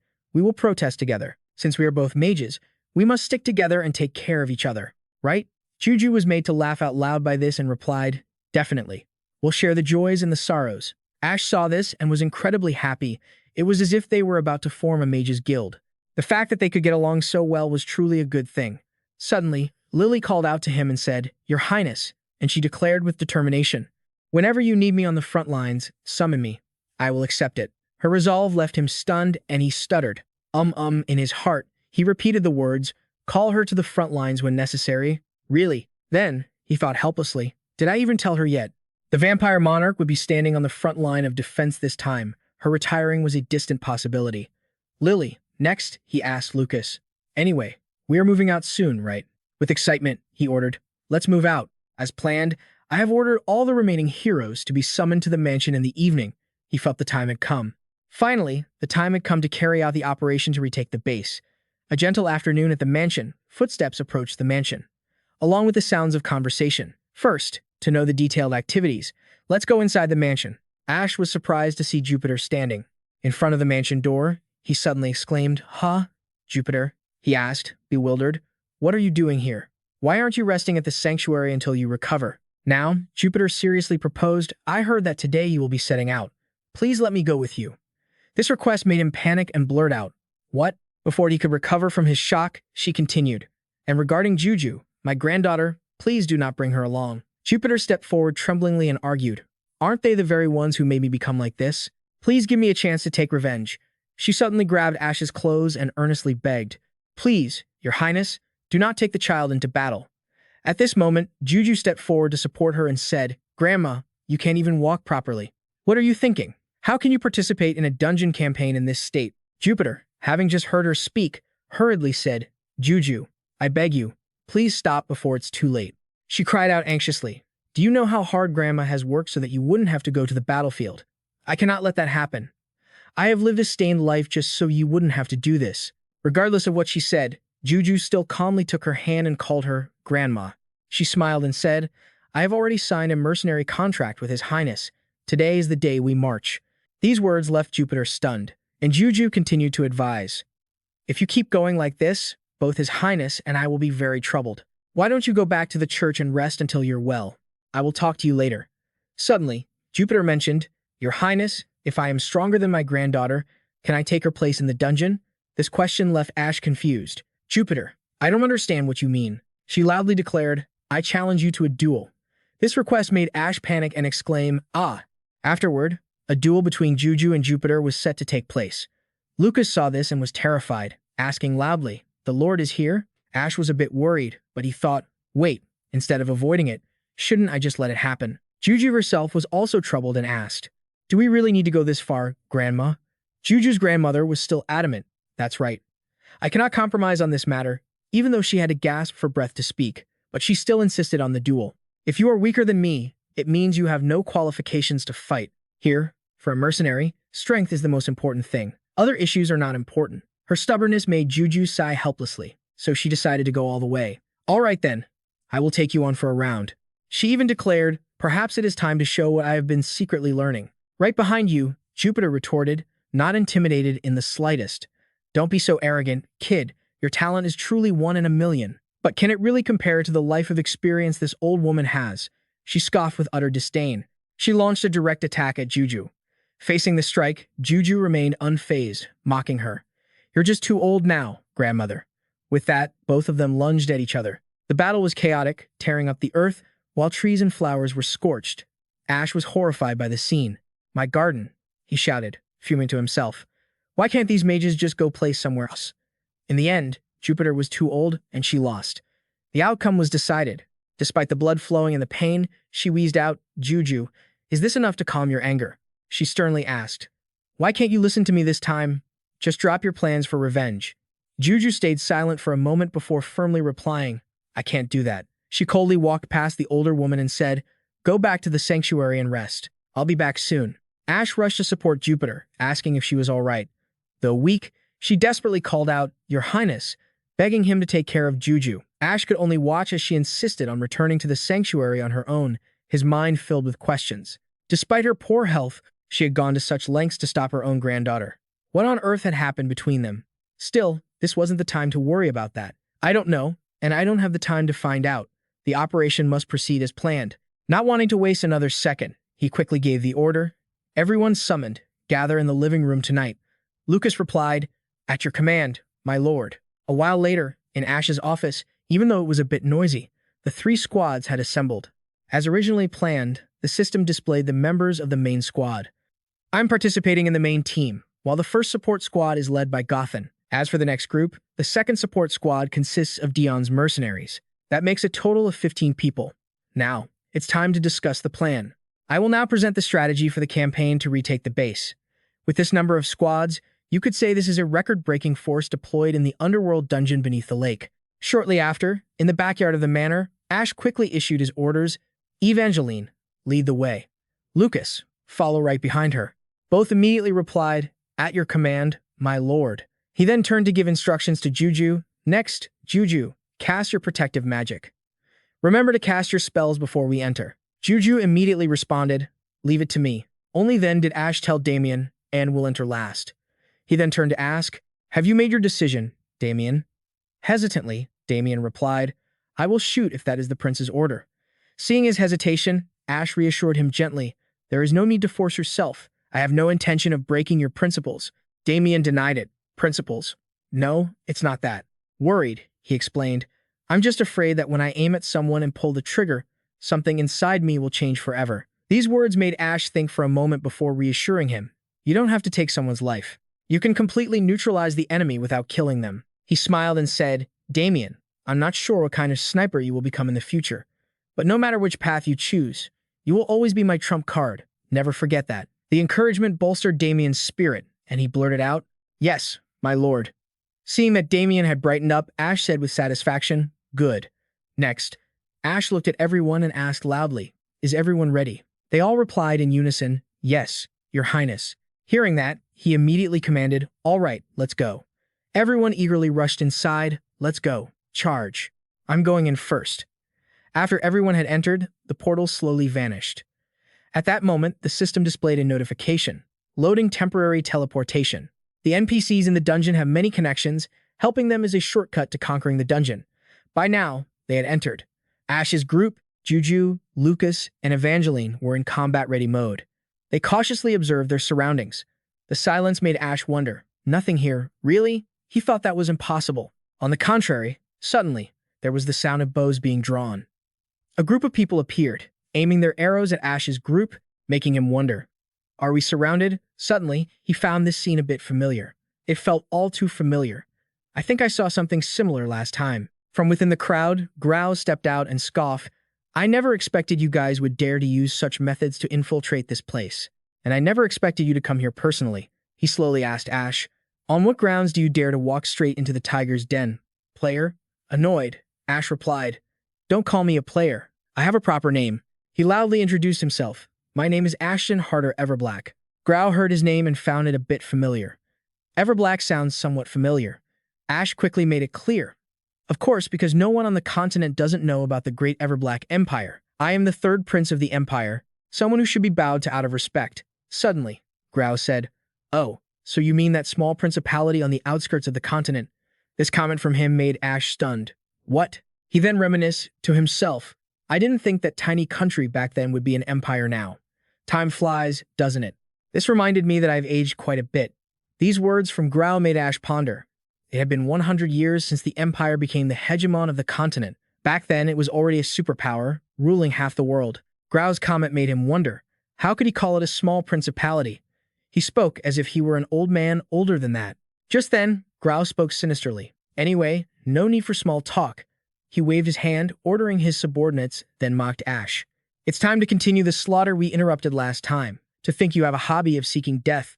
Upon receiving his command, weapons were immediately aimed at Ash's group. Facing the danger, Ash calmly declared, we've never had such a hobby. Suddenly, Damien appeared out of nowhere with a cocked gun in his hand. He fired accurately at the cannon on the wall, causing it to explode. Next, Dion's group rushed out, shouting for everyone to attack. Just then, Ash's mocking voice rang out. It's actually you guys. Just then, Isla and Dion carried something out. Ash shouted for them to activate the defensive barrier, and the shield immediately sprang into action. It enveloped Ash's group, blending with the screams of the enemies on the other side. The enemy had reached the base. This situation really piqued Ash's interest. He shouted, I suggest you run away as soon as possible. That giant orb is a Class S defensive artifact. It's used as a long-range fire suppression shield. It's one of the best defensive items in local warfare. It slows down enemy projectiles and reduces the damage caused by long-range weapons. Crow, of course, was intrigued by these toys. Really? If you're called the final challenger, you should at least be this prepared. After that, he ordered the archers to fire and challenged him. Then let's see how long you can hold out. Unexpectedly, these arrows managed to slip through the shield, though their destructive power was significantly reduced. Meanwhile, Headshot tried to raise his shield to block while calmly directing everyone one by one. Lucas leisurely swung his sword, slashing through a barrage of arrows. Evangeline wasn't much different. In fact, she gloated. At this speed, I can defend myself just fine. These words reached Crow's ears. It made him chuckle at himself. You guys are underestimating us. Suddenly, a beam of light shot straight toward them. Realizing what was coming, Ash's group shouted a warning to each other. It's their mages. Without hesitation, Ash quickly called out to Juju, receiving the command. Juju immediately launched her attack and replied excitedly, I've been waiting for your command, Your Highness. Her power, combined with the group's attack, completely overwhelmed the mages. On their side, one mage was hit, while the other held on to trade blows with her. Naturally, she was struggling a bit. Is it too much to handle someone with the same attribute? Right then, Damien suddenly cocked his gun. He took aim and quickly pulled the trigger. Seeing him fire in his direction, the mage fighting Juju was forced to raise one hand to create a protective layer. However, it was futile because Damien's bullet pierced right through it. As a result, this guy also got beaten up by Juju. Afterward, she smiled and thanked Damien. Thanks for the backup. Damien, the marksman, smiled shyly and respected. After intense waves of attacks, a strange silence settled between the two sides. Crow had a compliment for Ash. It hasn't been long since our last battle, yet you've managed to prepare so thoroughly in such a short time you have truly exceeded my expectations, player. Being called player by him, Ash was displeased and reminded him, call me Ash. Once corrected, he had to change how he addressed him. Ah, right. Prince Ash. Then he continued, in this place, which is no different from the depths of hell, I've met quite a few talented and extraordinary people like you. At this, he sighed, and every time that happens, I can't help but feel a little sad. These words made Ash wonder why. He answered calmly, because if we had met under different circumstances, not as enemies, it would be wonderful. Drinking, chatting and talking about the outside world, sharing old stories, something like that. Hearing this, Ash suggested, "That's easy enough.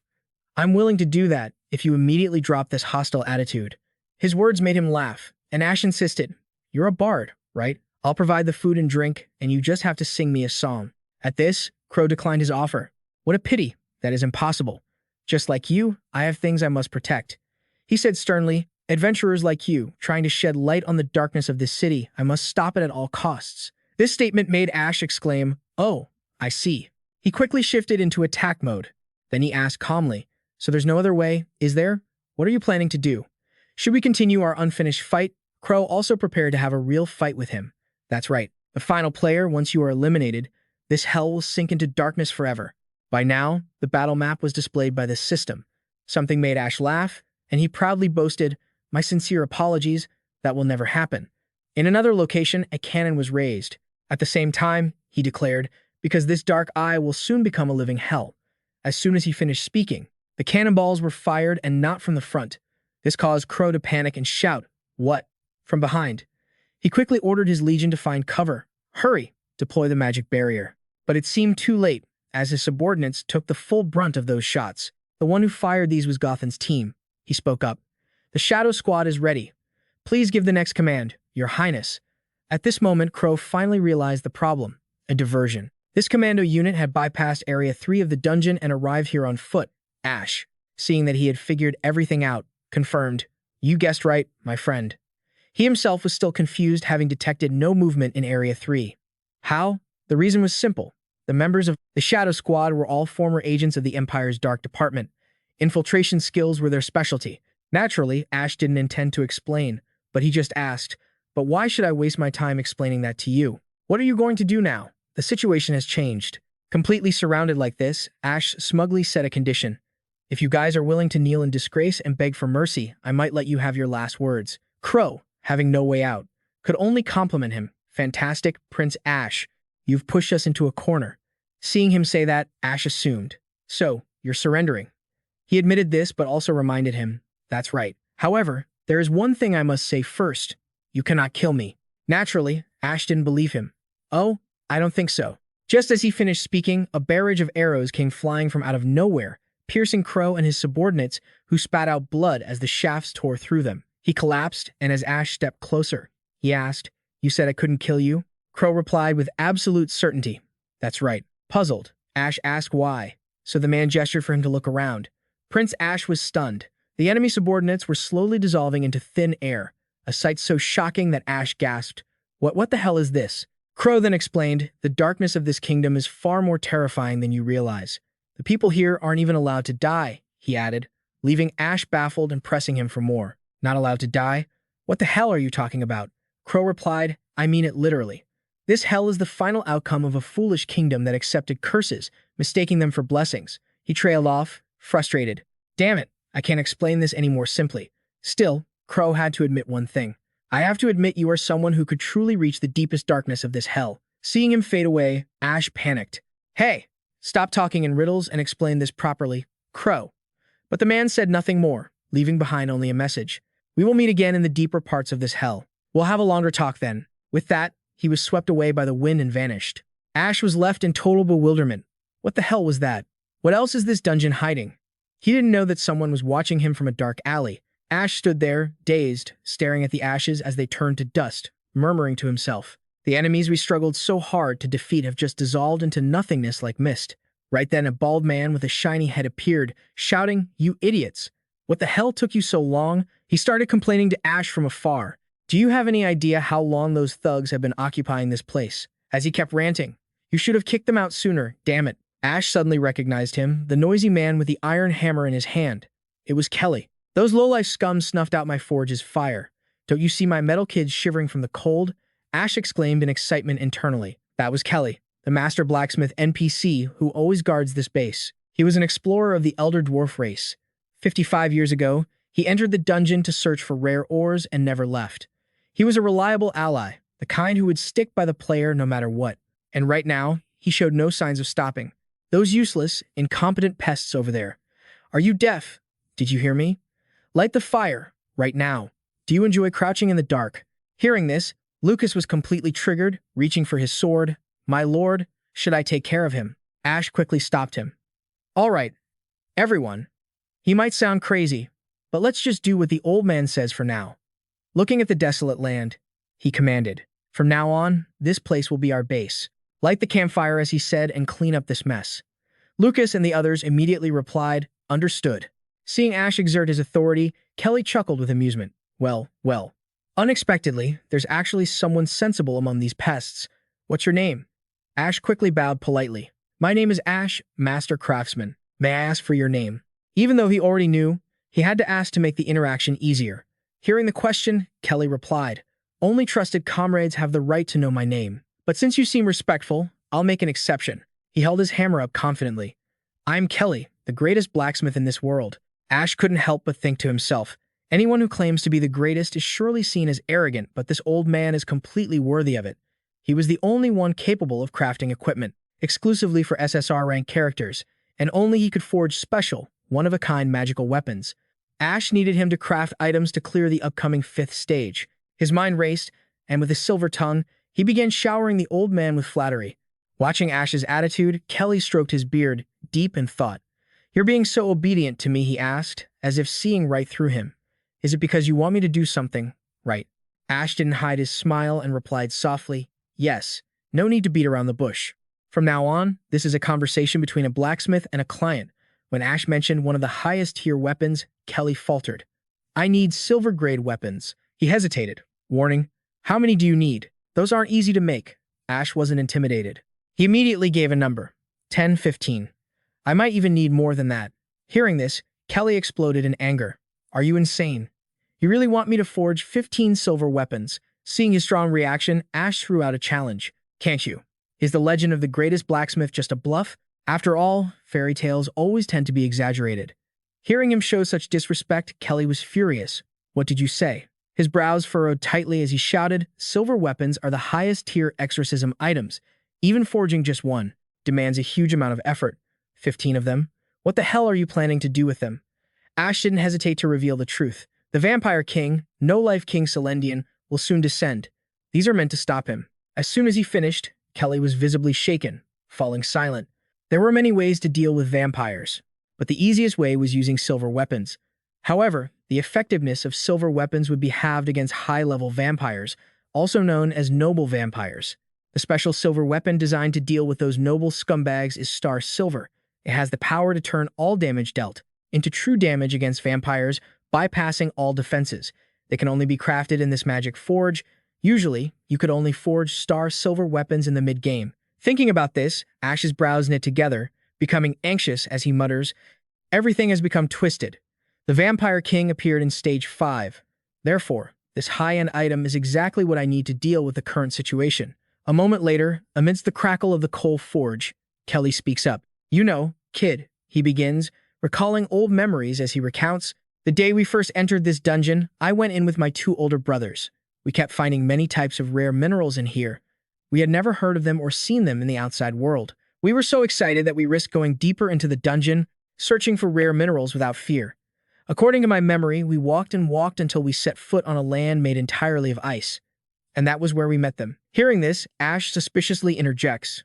Do you mean them? Kelly recalls that moment and continues. The vampire lords, and above all, Lord Celendian. Returning to reality, a sound accompanied by sparks from the fire echoes in the air. Kelly lights his pipe and continues. It was our fault for being too greedy for those rare minerals. We encountered them deep in this dungeon. By the time we realized we were no match for them, it was already too late. The more Kelly speaks, the more the hand holding the pipe trembles. In the end, I was the only one who escaped, leaving behind the sacrifice of my brothers. Since then, I haven't dared to go deep into the dungeon. Ash is lost in thought as he listens to the master's next question. Do you know why my brothers agreed to die for me? After a moment of thought, he carefully replies, because you are the best blacksmith, aren't you? Receiving the correct answer, Kelly declares seriously, that's right. It's because I am the best at crafting weapons to kill those monsters. With that, he pulls out a chest and opens it, saying, this is a type of divine metal found deep within the dungeon, thanks to the sacrifice of my brothers. It is silver that originated from another world, falling from the stars, which is why it's called Star Silver. Kelly asks gravely, are you asking me to turn the lives of my brothers into weapons? Do you have the confidence to pay the price? Ash doesn't hesitate and replies, "Of course I do." Hearing this, the old man curiously asks, "Then what will you use to pay the price?" At this moment, his face becomes serious. The head of Celandian. "If you need it, I will use his blood or his very body as payment. It will be a wonderful thing to soothe the souls of your late brothers, and also a fantastic material for crafting weapons, don't you agree?" This price makes Kelly excited, and he laughs loudly. "I thought you were just an ordinary person, but I didn't expect you to be a madman, Damien. You're really going to bring me Celandian's head." After laughing heartily, his eyes show amusement as he looks straight at Ash. "I still don't know your name, you brat." He doesn't hold back, introducing himself. "Ash. Ash von Hatter." Hearing his name, Kelly exclaims, "No wonder there's a scent of ambition. So you're a member of the Everback royal family." He then slaps the chest beside him and suggests, "All right, descendant of the human royalty, I will do it. But 15 is too many. I don't have enough metal to start with. I will craft 3 of the best star silver weapons." Ash, seemingly unconcerned about the quantity, agrees. "Sounds good. Go ahead and do it. Our deal is done." After reaching an agreement, Kelly quickly signs the paper. "Good. I will prepare to craft the weapons right away." As Ash receives the contract, the system quickly pops up. "Special equipment crafting mission activated. View details." He looks at the boy with a bright, trusting smile. "Go and get the remaining materials." After that, Kelly looks toward the quiet houses and mutters, "Next time, some of the elderly in the city will return here. There's no place more comfortable than this in the dungeon. And above all, you handled those damned masked thugs." Hearing this, Ash involuntarily recalls the image from that time and wonders, "Handled them? Did I really handle them?" Thinking this, he opens his mouth to probe with a question. "Can I ask you one thing, Master Craftsman?" Kelly reacts a bit slowly but agrees to listen to his question. "Ha, you have a question? After all, you're at the age to be curious about this world. So, what exactly do you want to know?" Given permission, Ash brings up the incident after they defeated the Nightcrawler team. "Although I killed them, they quickly turned into fog and dissipated. Master Kelly, you have lived here for 15 years. Do you know the reason why?" And just as Ash hoped, he gives him an extremely unexpected answer. "They didn't die, they disappeared like fog. That is due to the curse they received." Hearing this, he curiously blurts out, "You just mentioned a curse." Seeing Ash looking confused, Kelly chuckles a few times. "You don't know about that. The story of the 3 curses that descended upon the Lake Kingdom? Even I don't know what 2 of the 3 curses are, but I know one very well. The surviving residents of this kingdom sometimes visit here, and all of them are afflicted by this curse." Ash is tense and knits his brows, asking for clarification. "And what is that curse?" Kelly quickly answers him. "The curse that has made them wander the bottom of the lake for centuries like ghosts." What else could it be? He wears a creepy smile, as if telling a scary story, revealing. "The curse of immortality." Time passes, and after returning from the dungeon, at Crossroads, the Lord's mansion, all members of the team gather in the living room. Everyone must be tired after the recent battle, but there are still some problems that need to be solved. According to the old man Kelly, all residents of the Lake Kingdom are cursed with immortality. Although it takes a certain amount of time for them to resurrect, it seems they will come back to life no matter how many times they die. Ash looked at everyone with a serious expression and shared the information he had gathered. They are unable to age. They cannot die, as if they were frozen in time. Lucas, puzzled, immediately asked, "Does that mean all the residents of the Lake Kingdom are cursed like that?" Ash gave a slight sigh and replied, "Well, even though it's said to be all of them, only a few of them are actually living in the city right now. The city at the bottom of the lake has a population of at least several 100,000. However, the NPCs who originate from the Lake Kingdom that I've encountered in the game are at most a few dozen." Based on his memories, he silently calculated, "We might encounter about 100 NPCs in this dungeon. Half of them used to be adventurers, and the rest are residents of the Lake Kingdom. So, we might meet around 50 people. Thinking of this, Ash suddenly realized something and muttered to himself, "Wait, then where are the rest of the residents?" Unconsciously, an image of a sealed door appeared before his eyes. Returning to reality, a delicious meal with a steaming, sizzling slab of meat was served. Evangeline, with a mouthful of food, shared her opinion. "It's hard to believe. Sounds just like a fairy tale. But immortality is usually seen as a blessing, not a curse, right?" Lucas took a bite of a sandwich, similar to hers but with more meat, and chimed in, "Exactly. Any AI would want to live longer, even if just for one day. If we could be immortal, wouldn't that be a wonderful thing?" Unlike the two of them, Damien expressed his opinion. "I absolutely do not want that." Hearing his words, Ash asked curiously, "Why? Do you want to die early, Damien?" With a sad look in his eyes, he replied, "I don't want to die early, but living forever sounds exhausting. Everyone seemed to have different perspectives on life and death. Juju seemed intrigued, whispering repeatedly, "Immortality, immortality." Following that, the squad and the group of mercenaries began to express their opinions on whether one should live forever or just live out a natural lifespan.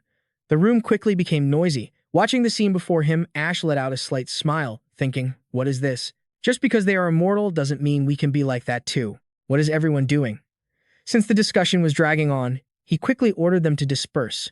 "All right, after all, we've worked hard all night. Disperse." After saying goodbye to the others, Ash yawned loudly from exhaustion. "Everyone, let's go." Suddenly, he noticed Juju's solitary back at the long table. Ash, worried, hurriedly approached her to ask, "Juju, are you all right? You don't look so good." As soon as he finished speaking, she suddenly lost her balance and fell straight into his arms in front of everyone. "What the?" Juju's face was bright red at that moment. Her eyes were tightly closed, and her breathing was heavy. Ash, standing above her with a face full of panic mixed with embarrassment, cried out in his mind, "What is this? What on earth is happening right now?" Dozens of different thoughts raced through Ash's mind in an instant. His face was full of confusion, wondering, what is her goal? Is it because I have a lot of money that the charm attribute triggered? Is it because I'm famous, or is she thinking of seducing me? It took a long while before Juju pulled away from Ash. Lucas, full of concern, hurriedly stepped in between them and asked, "Are you two okay?" Evangeline was also curious and probed, "What just happened?" Juju raised her hands to cover her face and hurriedly replied, "I am sorry, Your Highness. I just felt a little dizzy." Although she received the answer, Evangeline seemed skeptical and asked, "But why did you fall into the arms of our superior?" Lucas also voiced his disapproval. "Juju, although you are a noble mage, you cannot approach our master so blatantly like that." Only Damien didn't care about those things and was concerned. Juju, are you okay? I will cast a healing spell for you." Unexpectedly, she changed her demeanor, unlike before smiling brightly to refuse. No, it's nothing serious." Having said that, Juju hurriedly grabbed the hat that had fallen on the ground and wanted to run away. "All right, I'm leaving. Everyone, get some rest." Seeing this, Ash called out after her, but was met with the sound of a door slamming shut. "Wait, Juju, why didn't you let Damien treat you for a bit?" At this moment, Ash turned to ask Lucas, feeling helpless, "Why were you two reacting so strongly to a sick person?" He replied quite calmly, "Because you didn't notice it, my lord." Evangeline, standing nearby, quickly added to what Lucas revealed. "Sister Juju's mana is always boiling inside her body. It's like it's going to explode at any moment." Hearing this, Ash was slightly surprised and blurted out, "Huh? What?" Lucas narrowed his eyes and spoke his thoughts cautiously. "My lord, it seems she's hiding something. Ever since we first met, I could feel her magical power constantly fluctuating, but because her skills are so perfect, I haven't said anything. However, I feel she might pose a danger to you, Highness." Even though what he said made sense, Damien still skeptically retorted, "But Juju really looks very frail. Every time Juju uses magic, she puts a pipe in her mouth." Hearing his words, everyone was startled. "What? Isn't that for smoking?" Damien shook his head slightly and explained, "No, the stuff in that pipe isn't tobacco. It's a type of herbal medicine used for pain relief." Ash, deeply puzzled, repeated his words, "Herbal medicine?" Damien looked incredibly honest as he replied, "Besides the distinct scent, I'd even seen her pour the herbs into it with my own eyes." Hearing this, Ash felt confused, wondering, a type of herb for pain relief. Every time she uses magic? Why? Why do all mages end up sick, one way or another? Although he had many questions, he chose to let it go and ordered, "Don't sit hunched over all day in your rooms. Stretch a bit, sit up straight, and go out to get some sunlight once in a while. I hope you guys at least understand that." Hearing this, Lucas raised his hand to cover his mouth and coughed a few times, reminding him, "It seems your words also apply to yourself, my lord." Evangeline agreed. "That's right, superior. Perhaps because you always lock yourself in your office. That's why your complexion looks so pale right now." In just a second, the girl's attitude changed unexpectedly, and she excitedly suggested, "Do you think that's enough? From now on, you will train with us." Lucas, as if overflowing with energy, flexed his muscles and chimed in. "From now on, you're going to be training with us," Lucas said, looking full of energy as he flexed his muscles to show off. "That's right, Your Highness. We will take full responsibility for your health." Seeing the two of them like that, Ash felt a bit uneasy and quickly refused. No, there's no need for that." The others noticed a figure behind him trying to slip away, dragged Damien along too. And so, on a beautiful morning the next day, at the office, Ash, in agony, tried to walk on his trembling legs, complaining, "Give me back my lower body." He had been kidnapped by the night duo all morning. Ash had to jog and do physical exercises. Do they really work out like this every single day? Just then, the office door suddenly burst open. A flustered voice shouted, "Your Highness, Your Highness." Ada ran in, out of breath, to report the news. A dispatch from the capital has arrived. Ash immediately turned his head to ask, "So, are there any reinforcements?" Hearing his question, Ada froze, scratching his head with an awkward smile. "No, there aren't." This answer made Ash explode in anger, crying out, "Oh, for heaven's sake, damn this empire." Speaking of which, Ash involuntarily recalled the moment the system appeared before him right after confirming his opponent in battle. The defense target this time was the Blood Clan. He had immediately sent a letter requesting reinforcements. Ash had written the letter personally by hand. With such a long, detailed letter, and they still refused to help? Back to the present, Ader analyzed the situation and said, "Currently, the Royal Army's main force has captured the capital of the Bringer Duchy on the Western Front. Now, they are occupying the remaining areas one by one." He looked at Ash, sounding troubled and confused, and continued, "As mentioned before, until the situation on the Western Front is completely stabilized, they won't lend us their army." Hearing this, he grabbed the dispatch from Ader's hand and stared at the name on it, snarling, "Ferdinand." And that name officially set Ash off. Damien tore the dispatch to shreds. "Go to hell, you jerk." After venting his anger for a moment, the dispatch was nothing but scraps of paper. He leaned back, weary, rubbing his forehead and ordering Ader to send another request. "The message is this. This is the final request for reinforcements. If you don't send backup this time," speaking up to here, Ash suddenly stopped. Ader frowned slightly and asked seriously, "If not, then what, sir?" Right before him, Ash put on his most terrifying, monstrous face and threatened, "Then this youngest prince will pull off the most twisted prank you've ever seen. Just write that down." Seeing this expression, Ader panicked and cried out, "Could it be?" In Ash's head at that moment, there was only one thought: if I die, you guys are all dying with me. Scene changed soon, everything returned to the safe point. Running through the base inside the dungeon, Lucas carefully observed the surroundings and reported, "No enemies in sight." Evangeline received the information and cautioned, "Even so, don't let your guard down." Just then, a familiar figure stepped out from somewhere and said, "No need to worry about those masked bastards. They won't be able to get in here ever again." Although she kept nagging, Coco seemed very happy to see them. She truly looked like a person waiting for her grandchildren to come and play. This made Ash find it quite amusing. "You little brats, I told you to visit often, but I didn't expect you to come this early. Is there something interesting in this boring place for you?" Thinking of this, he suddenly remembered something and inquired about the Nightcrawler gang. "Are they really unable to enter this place anymore?" Coco answered him comfortably, "That's right." Feeling reassured now, even so, Ash still found it hard to believe and said, "But how can that be? Those bastards are numerous and strong." Hearing his words, she burst into mocking laughter. "Strong? So what? Numerous? So what?" Coco said, while pointing to a figure nearby, confidently boasting about the owner of this base. "The mutilator witch, Coco, has returned." Seeing her, Ash felt excited and exclaimed, "It's real. It's that witch." At that moment, the person who had just been introduced, Witch Coco, had her hands on a magic stone, groaning in exhaustion. "Ugh, my back. Is this enough now?" After that groan, she let go and looked in another direction. Discovering something without a word of warning, Coco suddenly threw her staff away and rushed towards Lucas and Evangeline, laughing loudly. "Oh, new faces.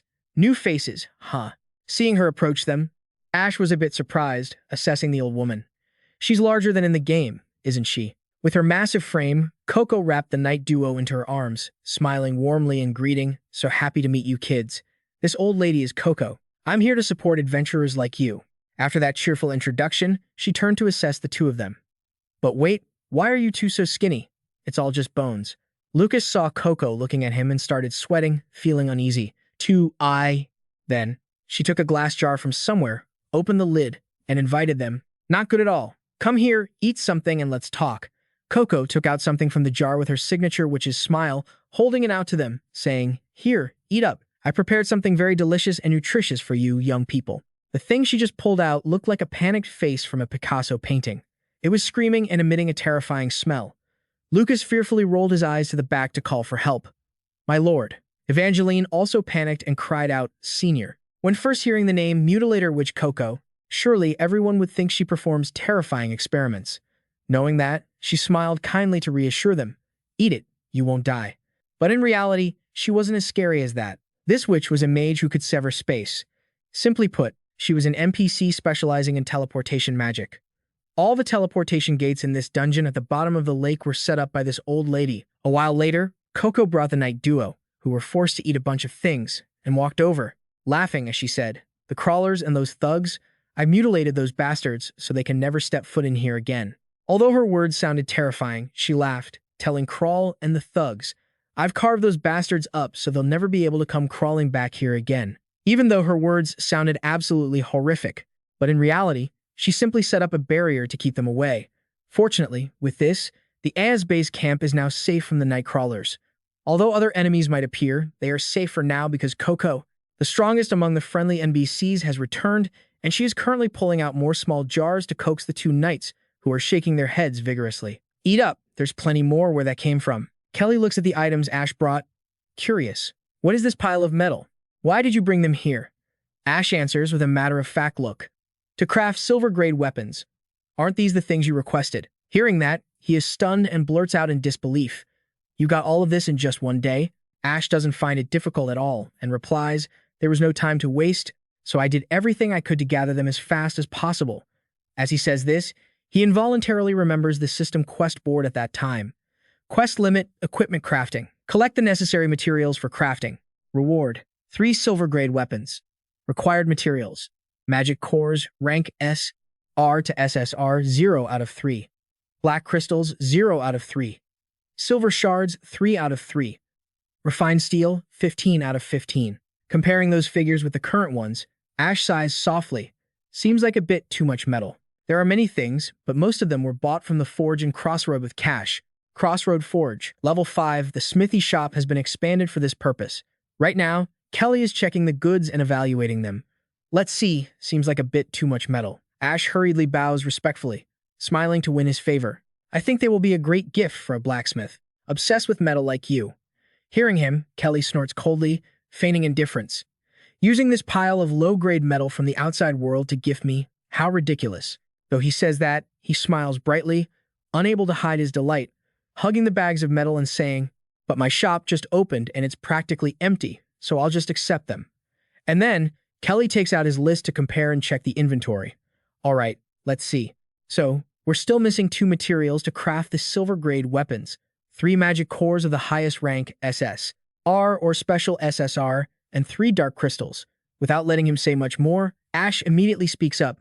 "I will definitely find them. Today, I'm going to get enough special magic cores." Seeing this attitude, Kelly is a bit dismissive. "You really think special magic cores will just appear because you want them to? So confident, huh?" Ash calmly steps forward and replies, "Of course. Please prepare to forge the weapons." However, Kelly doesn't know that, in reality, Ash intends to use both SSR and SR magic cores.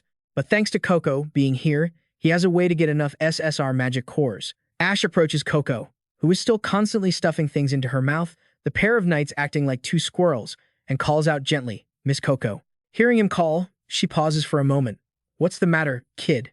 Coco thinks he wants to eat like the other 2 and smiles brightly, asking, "Do you want some jelly, too?" Under the intense head-shaking signals from the other 2, Ash immediately refuses. "No, I don't."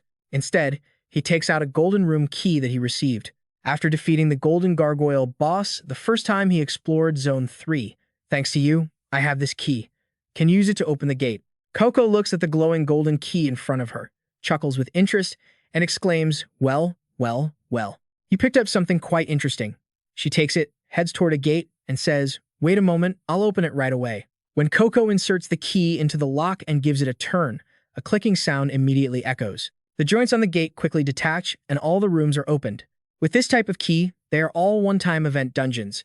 Among them, the Golden Room is a bonus room that will drop high-grade items like rain. While Coco is opening the door, Ash hurriedly calls for Damien. He asks curiously, "Are we going in there?" "And what about Miss Juju?" "That is the door leading to the Golden Room. That room doesn't actually require a mage." Just like that, Ash says, "No need to call her." Damien is curious, and then it's the knight's turn. Lucas holds a bag and suggests, "My lord, wouldn't it be safer if we brought weapons along?" Evangeline agrees with him and adds, "That's right, we don't even know what's hiding inside." Replying to them is Ash's confident demeanor. No need for that. You two don't do that. Weapons will only be a burden." Hearing that, they exclaim in surprise, "A burden? You'll understand once we're in." He turns his head and smiles lightly, looking at them, revealing, "Because when we come back, those sacks will be overflowing. Bringing more weapons will only make you two feel exhausted." Immediately after that, all four of them quickly enter the gate, with high spirits. "Let's go. It's looting time." After they step inside, the system displays a notification. "Now loading. Teleportation. Golden Goblin." Looking at these notifications, Ash is a bit excited and whispers, "There are so many things here." After stepping through the gate, right before their eyes appears a magnificent, splendid palace. Evangeline is amazed and exclaims, "What is this, senior?" He simply smiles lightly and says, "This is the event dungeon, the Golden Room. The rules are very simple." Following every word Ash says, three goblins immediately step out from the spatial holes in the middle of the room. If we catch them within the time limit, we get the items. As soon as he finishes speaking, the system displays, "Dungeon event, the Golden Room. Catch the Golden Goblins. Time remaining, 59 seconds. The time limit is 1 minute. There are a total of 3 Golden Goblins running around the room." Evangeline watches them jumping around chaotically and cries out, "They're running away." Among all types of goblins, they are the ones obsessed with gold, silver, jewelry, and precious trinkets. They are fast, agile, and cunning. Usually, it was impossible to catch all 3 in just 1 minute. Lost in thought, Ash didn't hesitate any longer and immediately signaled to the person beside him. Damien received the signal. Damien instantly took aim at the goblin hopping around in front of them and fired a precise shot. The goblin seemed to sense the danger looming. It turned its head for a split second, only for it and the other 2 goblins to be hit. Good heavens! The scene looked exactly like something out of a game. From their wounds, instead of blood, gold coins sprayed everywhere as they fell to the ground. At that moment, Evangeline, bewildered and amazed, blurted out, "Honestly, every time I see this, I can't help but be amazed. How in the world can he aim that accurately?" Lucas, standing beside her, smirked with pride and replied, "Well, I understand it perfectly. Damien and I have been comrades with the Lord since the battle at the frontline base." Suddenly, a series of memories from the past flooded back into his mind. "The understanding between us is naturally much deeper than yours." Hearing that, Evangeline felt a bit helpless and scolded him, "Why does this old guy have to pick a fight right now?" As they were busy talking, Ash interrupted their conversation. "That's enough. You 2 knights. The goblin that was shot just now is glowing and screaming in pain." Immediately after, it seemed to explode and vanish, leaving only a pile of treasure falling like rain. Ash reminded the 2 stunned people to hurry up and collect. "Go pick them up." After defeating the goblins, the system quickly displayed a new notification. "Dungeon event completed. The Golden Room. Capture the Golden Goblins. Time until the room closes, 4 minutes and 59 seconds. Ash walked past the pair of knights who were busy gathering the gold and silver working diligently, and said, "Focus on collecting now. We have to leave in 5 minutes. He kept walking until he discovered something, and immediately stopped. The item Ash picked up was a special standard SSR magic core. He looked at the core with excitement and whispered to himself, "A special item. What an amazing find." In a blink of an eye, 5 minutes had passed, and the portal opened again. Ash hurriedly ordered the others, "All right, everyone, stop collecting now. Let's get ready to leave." Obeying him, Evangeline stopped what she was doing, grabbed her sack, and whined, "There's still so much left." Lucas also agreed with a hint of regret. "It's such a pity we can't take it all." But their attitudes changed immediately as they comforted each other. "The prince isn't short on gold anyway. It's fine, let's go." Suddenly, a slimy monster resembling a slime opened its mouth wide and lunged toward them. Ash shouted in surprise, What is that?" This cut to the scene at the same time. On the other side of the glowing portal, the golden slime monster didn't show any mercy. It shoved its head through the portal and spat Ash's group out from its mouth. Lucas was the first to react, rushing to ask with concern, "Are you all right, my lord?" Ash felt a bit dizzy and muttered to himself, "So, this is how it forces us to leave." A moment later, he recovered to his normal state. Kelly looked at the 3 special standard SSR magic cores and the SSR Gogi Leader magic core and praised him excitedly. What a well-prepared person. He was full of enthusiasm, smiling brightly and using all sorts of flowery language to describe it. "Ash, I never expected that even though you are still just a young sprout, you've already reached for the sky. Now we are only missing the final ingredient, the dark crystal." Kelly flew in, staring straight at him with a challenging look, and asked, "Do you know where to find it?" Ash immediately turned his head toward another direction and answered, "Of course I do." The direction he looked toward was a dark castle not far from the village. He said they are sitting in the belly of a boss monster somewhere near this place. Inside, Ash whispered to himself, leaving the base for the next area. It's time to continue the journey of free exploration. Cutting to a certain morning, after returning to the mansion, Ash decided to distribute the gold and jewels they had collected in the Golden Room as a reward for the team members. Of course, everyone worked hard, but the main team was still the one that had shed the most sweat and tears after all the battles and trials to this day. For the remaining soldiers, he thought simply adding bonuses to their weekly pay would be enough, as the bonuses had already been paid. Today, Ash was going out with the main team. He and Lucas went to the only tavern in the city. Upon seeing Ash, the people inside the tavern exclaimed in surprise, "Your Highness, you've come here?" He looked at Eddie in front of him and asked, is there a guest named Jupiter Juju here? She is a mercenary I hired. Hearing his intention, she quickly replied, "Ah, do you mean that mage?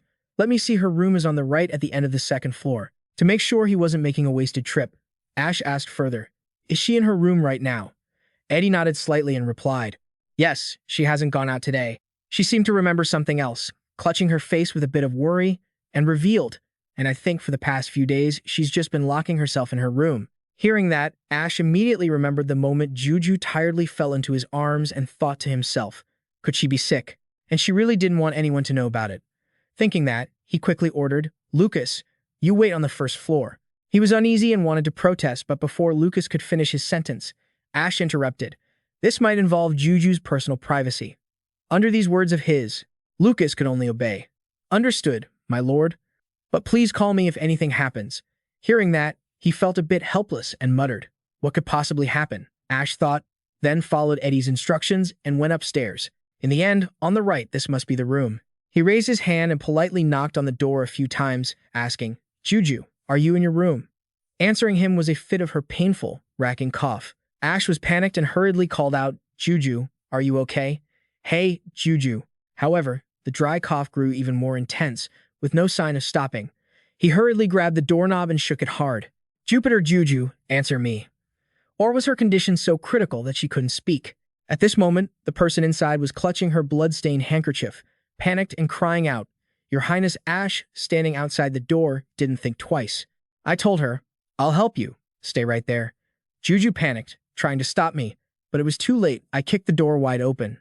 "Wait, please, Your Highness, don't come in." Ash was stunned by the sight before him. His brow furrowed instinctively as he looked at Juju, who was in such a wretched state on the floor. "Juju, what on earth happened?" he asked, frantic. "Because you charged in so suddenly, I couldn't clean up the mess." "Your Highness," she replied. He rushed toward her, his face full of concern. "Juju, are you all right?" As he stepped closer and could see her face clearly, he let out a gasp of pure shock. A severe burn on the left side of her face was completely exposed. Juju seemed to realize where his eyes were fixed and quickly adjusted her hair to cover it. Ash's mind raced, trying to keep his focus on the main issue. No, the real problem wasn't the burn. But no sooner had he reminded himself of that than she coughed up another mouthful of blood, sending him into a panic. Bloody hell. Juju tried to regain her composure, offering a weak smile. "Your Highness, would you like to have dinner with me?" But as soon as the words left her lips, she spat out more blood. Ash was desperate. How could he think about eating now? 20 minutes later, at the Tiang dining hall, the two sat across from each other in the soft candlelight. Neither spoke a word to break the silence. Finally, Juju was the first to speak. "My sincere apologies, Your Highness. I am sorry for making you witness such a horrible scene when I am only slightly ill." Upon hearing this pathetic excuse, Ash was clearly displeased. "You call this slightly ill? You look like you're on the verge of death." With no other choice, Juju finally confessed the truth. "I have a terminal illness. I've been hiding it for a while now," she said, offering a faint smile. "To be exact, my time is running out. At most, about 3 years." The news hit him like a physical blow. His brows knit together tightly, and his eyes flickered with emotion. The conversation reached a dead end. Ash hesitated, not knowing what to say. Juju, just then. She coughed up blood yet again. At this rate, she'd die from blood loss before the disease even got the chance. After that, Juju just beamed at him. "I'm just joking." Hoping to clear the heavy air, she laughed it off. Ash was even angrier now, reprimanding her. "Don't ever joke about being sick like that. Why didn't you tell me?" Juju answered straightforwardly, hitting the mark. "If I had told you, would you still have hired me? Would you dare hire a sickly mage who doesn't know when she'll drop dead?" Ash's mind was in total chaos. He didn't know how to answer, but he knew for sure he would have hired her anyway, because any mage, regardless of their condition, was a valuable asset. He couldn't help but think of his main team. Himself, Ash, S level, 24, Lucas, SSR level 38. Juju, SSR level 36. Damien N level 33. And Evangeline, SSR level 39. But truthfully, he wouldn't have put her on the main squad, because the main squad had to consist of members capable of enduring long-term play. Juju seemed to read his intentions perfectly. She spoke up. I need the money. Your Highness, I have a large family to support. My grandmother is the only one left in the house, but she is ill, so I have to find a way to earn. As she spoke, she tightened her grip on the blood-stained handkerchief, showing her resolve. In this situation, even if she was sick, she had no other choice. I'm sorry, Your Highness, but please don't worry. Being physically weak doesn't mean I'm useless. To prove her point, Juju started to channel a surge of power from her clenched fist. I am very confident in my abilities. My trial period will last until the upcoming defensive battle ends. With a seemingly harmless smile, she dropped the ashes of the handkerchief she had just burned onto the table. During that time, she said, if my health affects the battle, you can fire me, but I believe that won't happen. Ignoring Ash's silence, Juju continued, thank you for the reward, Your Highness. I am also deeply moved by your concern. She paused for a moment before adding, and please, keep it a secret from my grandmother that I was coughing up blood. A while later, the scene shifted to the mercenary guild. A frail voice echoed inside. Aren't you being too generous? Showering an old woman who can't work and just needs to rest. With all this, Ash didn't hesitate to reply. Compared to what you've done, this is nothing. Jupiter replied respectfully, Your Highness, please forgive this old woman for causing you so much trouble. But I am still proud that I played a significant part in defending the front lines. Ash, standing beside her, nodded in agreement. There's nothing wrong with being proud. What you've done is truly worthy of pride. Hearing this, she didn't hold back anymore, looking at him to make a request. Then, Your Highness, if you don't mind, would you like to hear an old woman ramble for a bit? Ash asked, a bit confused. Ramble? Jupiter immediately began to lament about her life. I was wondering why I chose to live like this in the twilight of my years. At my age, I have no one to share a drink with. Curious, he asked, is it because you were a wandering mercenary? Hearing the word wandering, she smiled faintly. Wandering. Yes, wandering. Ash seemed to sense the weight on her heart and said, Go ahead and ramble as much as you like. You have my permission. Touched, she replied. Thank you, Your Highness. And then, as Jupiter poured more wine into her glass, she began her story. Surely you can guess what I'm about to say. It's about my granddaughter. Even though 15 years have passed, I remember it as if it happened yesterday, the moment I first met that child. The story went that 15 years ago, on the northern front of the Everblack Empire, the Magic Brigade of the Royal Army's 1st Legion, a very irritated and cranky voice trying to strike a match echoed, Damn it, it just won't light. And that person was none other than the captain of the 2nd Company, Imperial Magic Brigade, young Jupiter. Then a flash of lightning suddenly shot straight up into the sky from where she stood. Jupiter, full of pride, leaned back against a tree.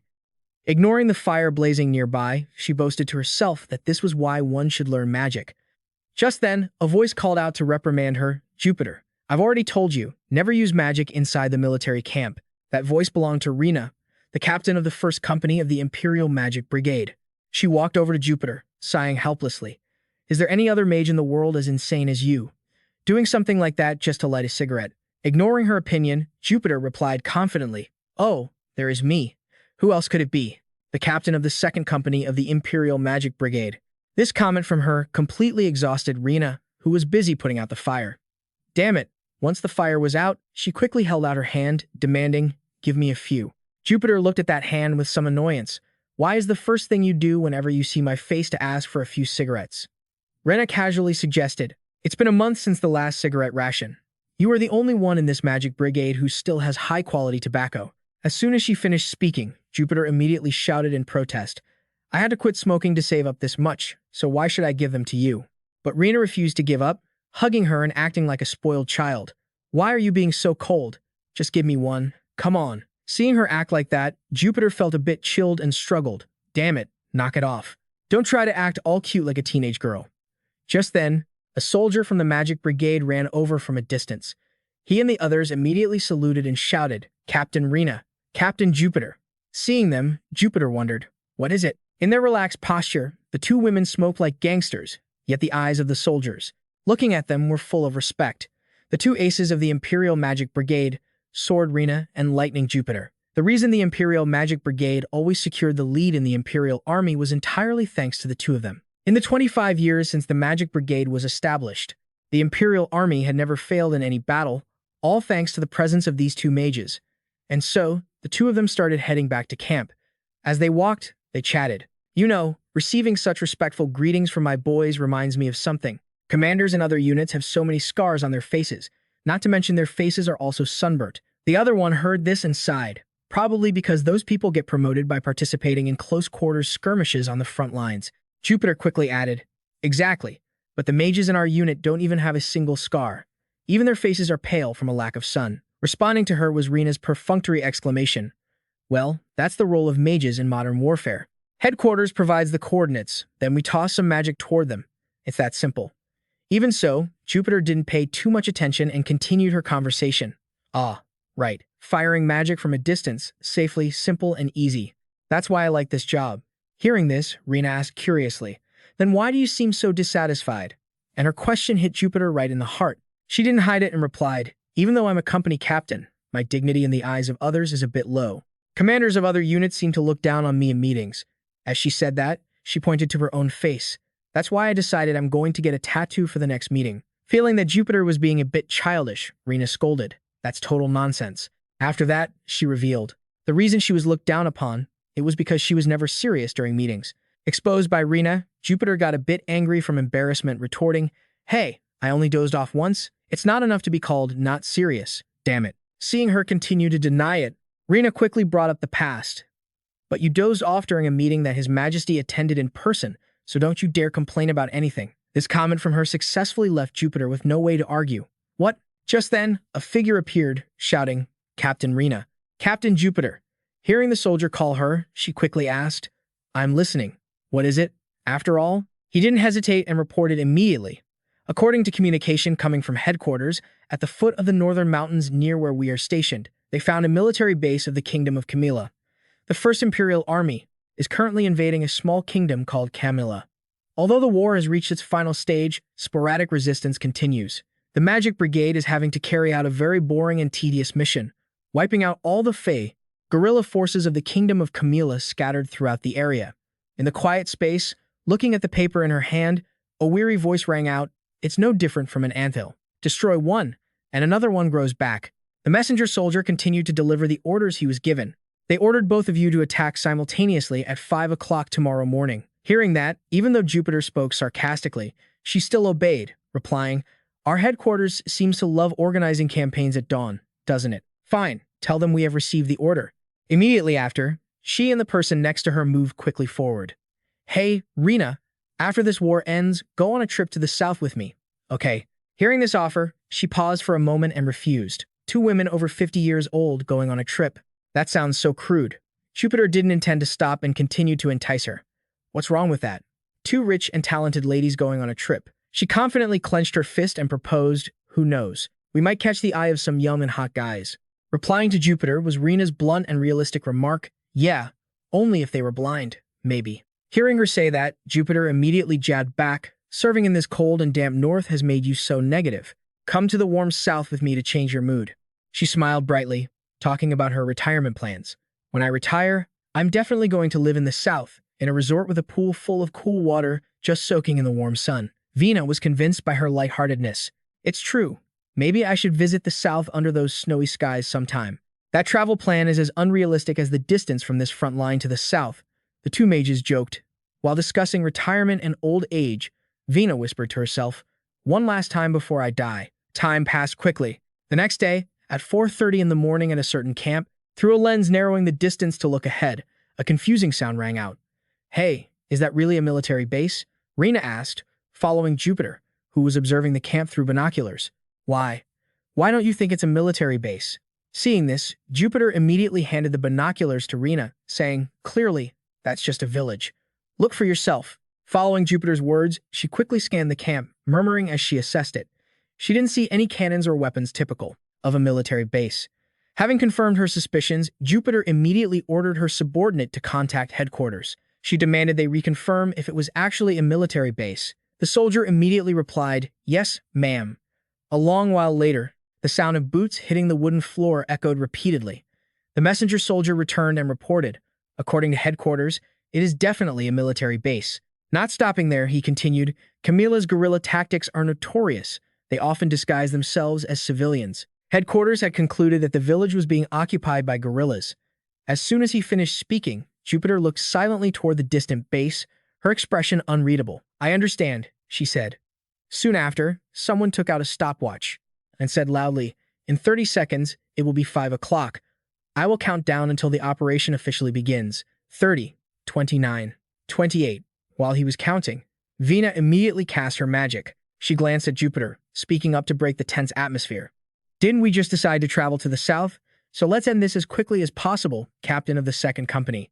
Encouraged by these words from Vina, she smirked slightly, telling herself that headquarters' orders were always right, and that was exactly what she had done her entire life. As the final seconds ticked away, Jupiter also quickly used her magic. 10 seconds left until the operation begins. 9, 8, 7. Based on their rules, after receiving an order, one must execute it immediately. That was the soldier's way. And then, when the final 3 numbers were counted out, a bolt of lightning like the wrath of heaven struck down from the sky. 3, 2, 1. That lightning bolt seemed to tear the sky apart, slamming straight into the enemy's military base. A moment later, the lightning faded, leaving a terrifyingly silent void between the hills. And then, a massive explosion rang out. A giant fire engulfed the entire military base. Following that, Vanna looked straight at her target with cold eyes. Without her needing to make a single move, giant tornadoes quickly appeared, attacking the base. After they finished the attack, the messenger soldier from before saluted and announced, "The operation is complete. Good work, Second Company captains. Now, the Night Brigade will move in to sweep and clear out any remaining enemies." Jupiter had been silently watching the devastated scene before her all this time. Listening to his words, she said, "You two can go back to base now." Suddenly, she made a request. "I want to go in there." Hearing this, Vana was startled and blurted out, "What?" Jupiter said firmly, "I have to verify it myself." Rena frowned deeply and immediately shouted in protest, "Our specialty is long-range bombardment, so the Magic Brigade is forbidden from getting close to combat zones. You know that clearly. If we approach unnecessarily and get ambushed by enemy remnants, the army's combat strength will decrease significantly." But she didn't listen and rushed off anyway. Rena panicked and ordered, "Hey, Jupiter, stop her." She looked at the clueless guard spinning around and yelled angrily, "What are you waiting for? Stop her, quickly." But who would dare use force to stop a mage? Scene change. By now, Jupiter had run into the military base. She stood blankly amidst the wreckage, corpses, and thick smoke. Jupiter looked at a charred corpse in front of her and whispered, "Those are children." Then she glanced at an old woman nearby, weakly saying, "Civilians," until Jupiter's eyes stopped on a blackened corpse that looked like a mother or father clutching their children. Her voice, filled with despair, cried out, "All of them are civilians." Immediately after, thud, Jupiter's knees hit the cold ground. Filled with agony, disappointment, and anger, she screamed, "You bastards, Damien." There were no armed forces here at all. Jupiter, in the middle of the desolate scene, collapsed, losing faith in everything. This place was clearly only old people and children. Just then, soldiers from behind ran over, having found the Second Company captain. A young soldier hurriedly approached and said, "Jupiter, it's dangerous here." As soon as he finished, a familiar figure immediately appeared beside her. "Jupiter, calm down." But Rena's words were like pouring oil on a fire. She angrily retorted, "How the hell am I supposed to calm down? Why did headquarters give that order when they didn't even verify whether this was actually a military base or not?" Responding to her outburst, Rena's entire demeanor remained calm as she explained, "The guerrillas of the kingdom of Camila are inherently cruel. They can hide in any village. And from the start, we didn't have the time to determine if it was guerrillas or innocent civilians." Hearing this, Jupiter's brow furrowed even more. She wanted to challenge that, but Vina quickly interrupted, saying, "The war with the kingdom of Camila has dragged on for half a year. Winter is approaching, and maintaining this front line has become a huge burden for headquarters, so they decided that they had to end this quickly." The more she heard these words, the darker Jupiter's expression became. "Unwillingly," she replied. "So, just the suspicion of guerrillas is enough for everything to be burned to the ground immediately." She didn't say much else and answered bluntly, "Because it's effective." Jupiter didn't accept that answer and immediately shouted, "Effective? How on earth is that effective?" She shoved Damien away, her face filled with disgust. "Oh, right. I'm sure it's very effective at slaughtering innocent civilians." Vina looked a bit helpless, then called out to Jupiter. She immediately started grilling Jupiter with questions. "Do you even know how many countries our Magic Brigade has wiped out? Have you ever stopped to think about those wars? How many innocent civilians have lost their lives?" Jupiter tried to snap back, wanting to argue, But Vena didn't give her the chance and kept pressing. Have you ever thought about how many of the bases we've torched over the last 25 years were actually legitimate military targets? When that question hit home, Jupiter finally realized the true nature of the work she had been doing. After a long lecture to Jupiter, Vena took off her cap, rubbing her temples in frustration. You've done so well until now, so why are you acting like this all of a sudden? Don't make things difficult for everyone. This truth was too much to handle, and it made Jupiter feel so sick that she started retching violently. Why hadn't she questioned anything all this time? She had simply fired off magic spells based on orders from above. After burning everyone alive in a sea of flames, she would just collect her paycheck. She used to be proud of her work. She was proud every time a new medal was pinned to her chest. She was proud because she thought she was contributing to the development of the glorious empire. But now that those illusions were shattered, she finally realized that in reality, it was all just garbage. Seeing her despair, Vena didn't stop, continuing to drive the point home. Like you said earlier, this is the battlefield. We cast our magic from a safe distance, so there wasn't any